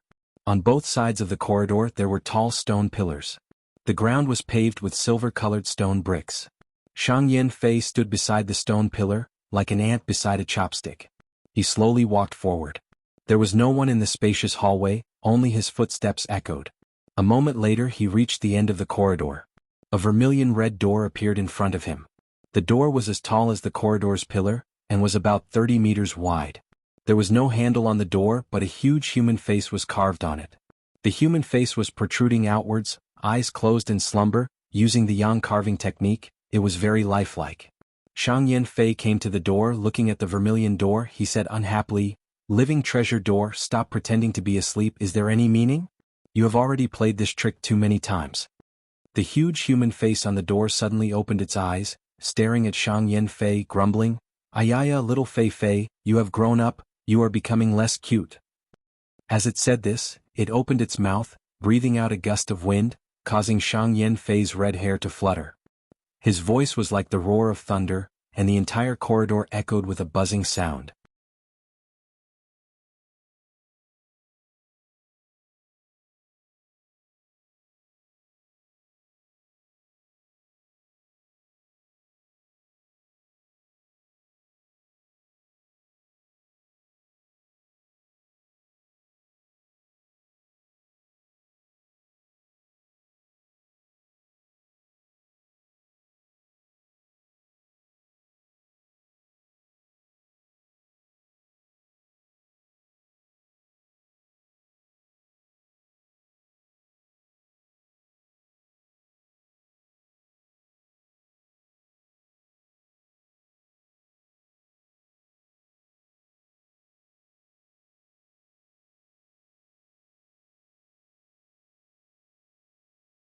Chapter 280. Nurture, use, refinement. These were the three main aspects of a Gu master's cultivation. No matter which aspect they were deep and profound, the knowledge was as vast as the sea. Normal people could spend their entire lives and still not understand them. "Brother Wei, please give me some pointers." At the banquet, Fang Yuan cupped his fists. "We hit it off right from the start. We are family, no need to be polite." Wei Yang cleared his throat, speaking, "From the big picture, Gu masters are split into 9 ranks. Rank 1 to 5 become mortals, rank 6 to 9 become immortals. Among millions of Gu masters, there might be one who becomes an immortal. Becoming an immortal is too far-fetched, even publicly recognized geniuses might not succeed. Let's not talk about immortals, let's talk about mortals. Among the 5 ranks in the mortal realm, rank 1 and 2 are just the beginning, while rank 4 and 5 are high-end battle strength. Rank 3 in the middle is the link between the two. The two of you have cultivated to this stage, you have already reached a higher level. Rank 3 is especially important. During this period you will have a solid foundation and choose the right direction to develop, you will have great achievements in the future. When a Gu master reaches rank 3, their individual strength cannot be ignored. In many villages, rank 3 Gu masters are clan elders. During this period, the Gu master first needs to determine their own direction of development, then create a set of Gu worms. To become a logistics Gu master, the Gu worms have to be storage-type Gu worms. To become an investigative Gu master, the Gu worms have to be investigative. To have success in fusion, the Gu master can choose to deduce Gu worms in this aspect, and create new recipes. If one likes scheming, they can collect lightning thoughts Gu, immortal guidance Gu, and others. Wei Yang continued to introduce. The so-called direction was attack, defense, healing, storage, movement, investigation, these 6 main aspects. Healing Gu masters were doctors, they had high status. Storage Gu masters were logistics Gu masters, every force could not lack them. Wei Yang was a movement Gu master, his core Gu worm was rainbow light Gu. Of course, Other than these 6 main aspects, there were other small branches. For example, Gu masters specialized in refinement. They had Gu worms to speed up the refinement, or to weaken the Gu worm's will. For example, insect-catching Gu masters. They specialized in finding and capturing wild Gu worms. All in all, at rank 3, Gu masters would start to have complicated and detailed job classifications. Gu masters would become more specialized in a certain domain. At this point, Wei Yang paused and looked at Fang and Bai, asking, "I wonder if the two of you have decided on the direction of your development?" Fang Yuan and Bai Ningbing said in unison without any hesitation. Both of them advocated attacking. Aggression was second nature to them, and they were both arrogant and unruly. Wei Yang nodded. He was not surprised. He had read many people and could guess Fang and Bai's choice. He continued, "Next, we need to choose Gu worms and combine them into a set of interconnected systems." A set of Gu worms had many benefits. First of all, in terms of feeding, similar Gu worms were fed with similar food, which was convenient to collect, store, and trade. Secondly, in terms of usage, the Gu worms could coordinate and complement each other. For example, Wei Yang's rainbow light Gu expended a lot of primeval essence. Wei Yang used light source Gu to reduce this expenditure. Finally, in terms of refinement, put similar Gu worms together and refine them to a higher rank. Not only could it save money, but it also had a higher success rate than the fusion of Gu worms. Since you have chosen the offensive aspect, then there is no doubt that the offensive type Gu will be the core.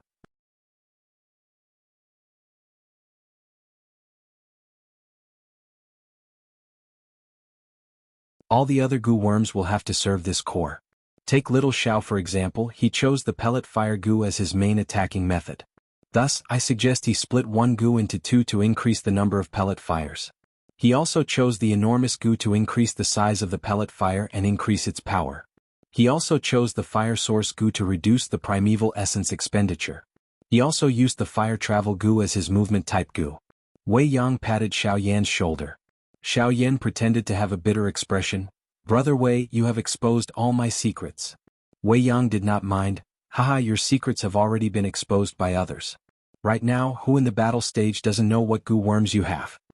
Soon after, Wei Yang turned to Fang and Bai and said, "Even if all your Gu worms are exposed, it is not a problem. As long as you combine them well, you can deal with any situation. The core Gu worm is the foundation of the entire set. Have the two of you thought about what offensive Gu to use as the core?" Fang Yuan clenched his fists. "Before this, I have already used many Gu worms to increase my strength. Strength is my advantage. I want to continue down this path and use my great strength to suppress my opponents." Bai Ningbing directly said the name of a Gu, Frost Demon Gu. Speaking of which, Bai Ningbing originally had a rank 3 Frost Demon Gu. Frost Demon Gu could allow a Gu master to turn into a Frost Demon, and Bai Ningbing was very good at using it. Unfortunately, during the battle with Guo Qingshu, the Frost Demon Gu was destroyed. This caused Bai Ningbing to be obsessed with the Frost Demon Gu. Wei Yang heard this and frowned. "You want to walk the Strength Path and Ice Path. Ice Path has the advantage in defense. Frost Demon Gu, Snow Woman Gu and Ice Crystal Gu are the 3 most popular transformation type Gu. Frost Demon Gu and Snow Woman Gu are suitable for females, while Ice Crystal Gu is more suitable for males. As for Fangjing, you want to walk the Strength Path." Wei Yang shook his head. "I am not trying to discourage you, but this idea is not reliable. Strength Path is the most common choice." "What?" "Because it is cheap and good. Strength Path related Gu are mostly cheap. But Strength Path is also the hardest to stand out, and can easily become mediocre. I will tell you the truth, I have walked the Strength Path before, but to purify the increased strength in my body, I had to spend a lot of Yuan stone. Most demonic Gu masters lack capital, and use Strength Path as a springboard. But brother Fangjing, you have the purple thorn token and hundreds of thousands of Yuan stone, you don't need to take this detour. Strength Path is really hard to stand out." Hearing Wei Yang's words, Fang Yuan and Bai Ningbing looked at each other and nodded. Wei Yang smiled in relief. It was not a waste of his words. Xiao Yan also smiled. Listening to Brother Wei's words, I also gained a lot.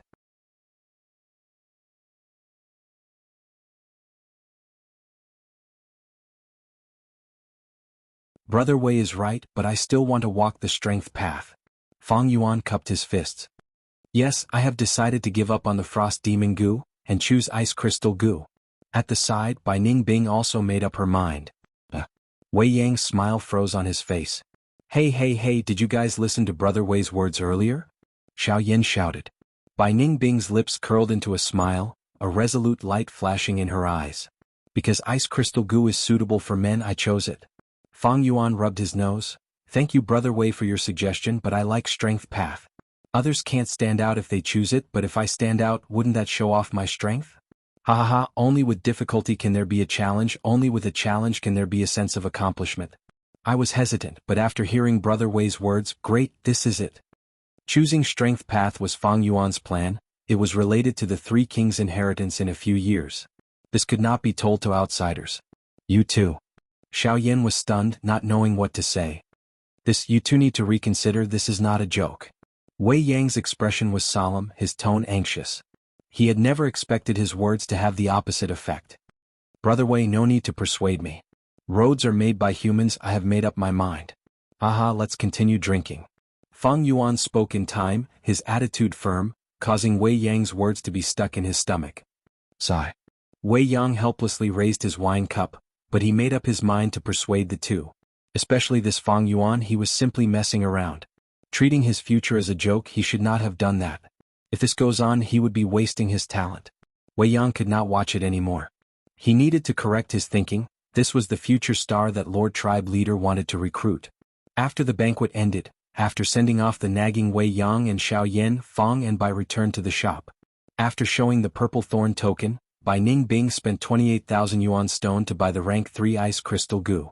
Fang Yuan chose a rank 2 brown bear innate strength goo, spending 4,100 Yuan stone.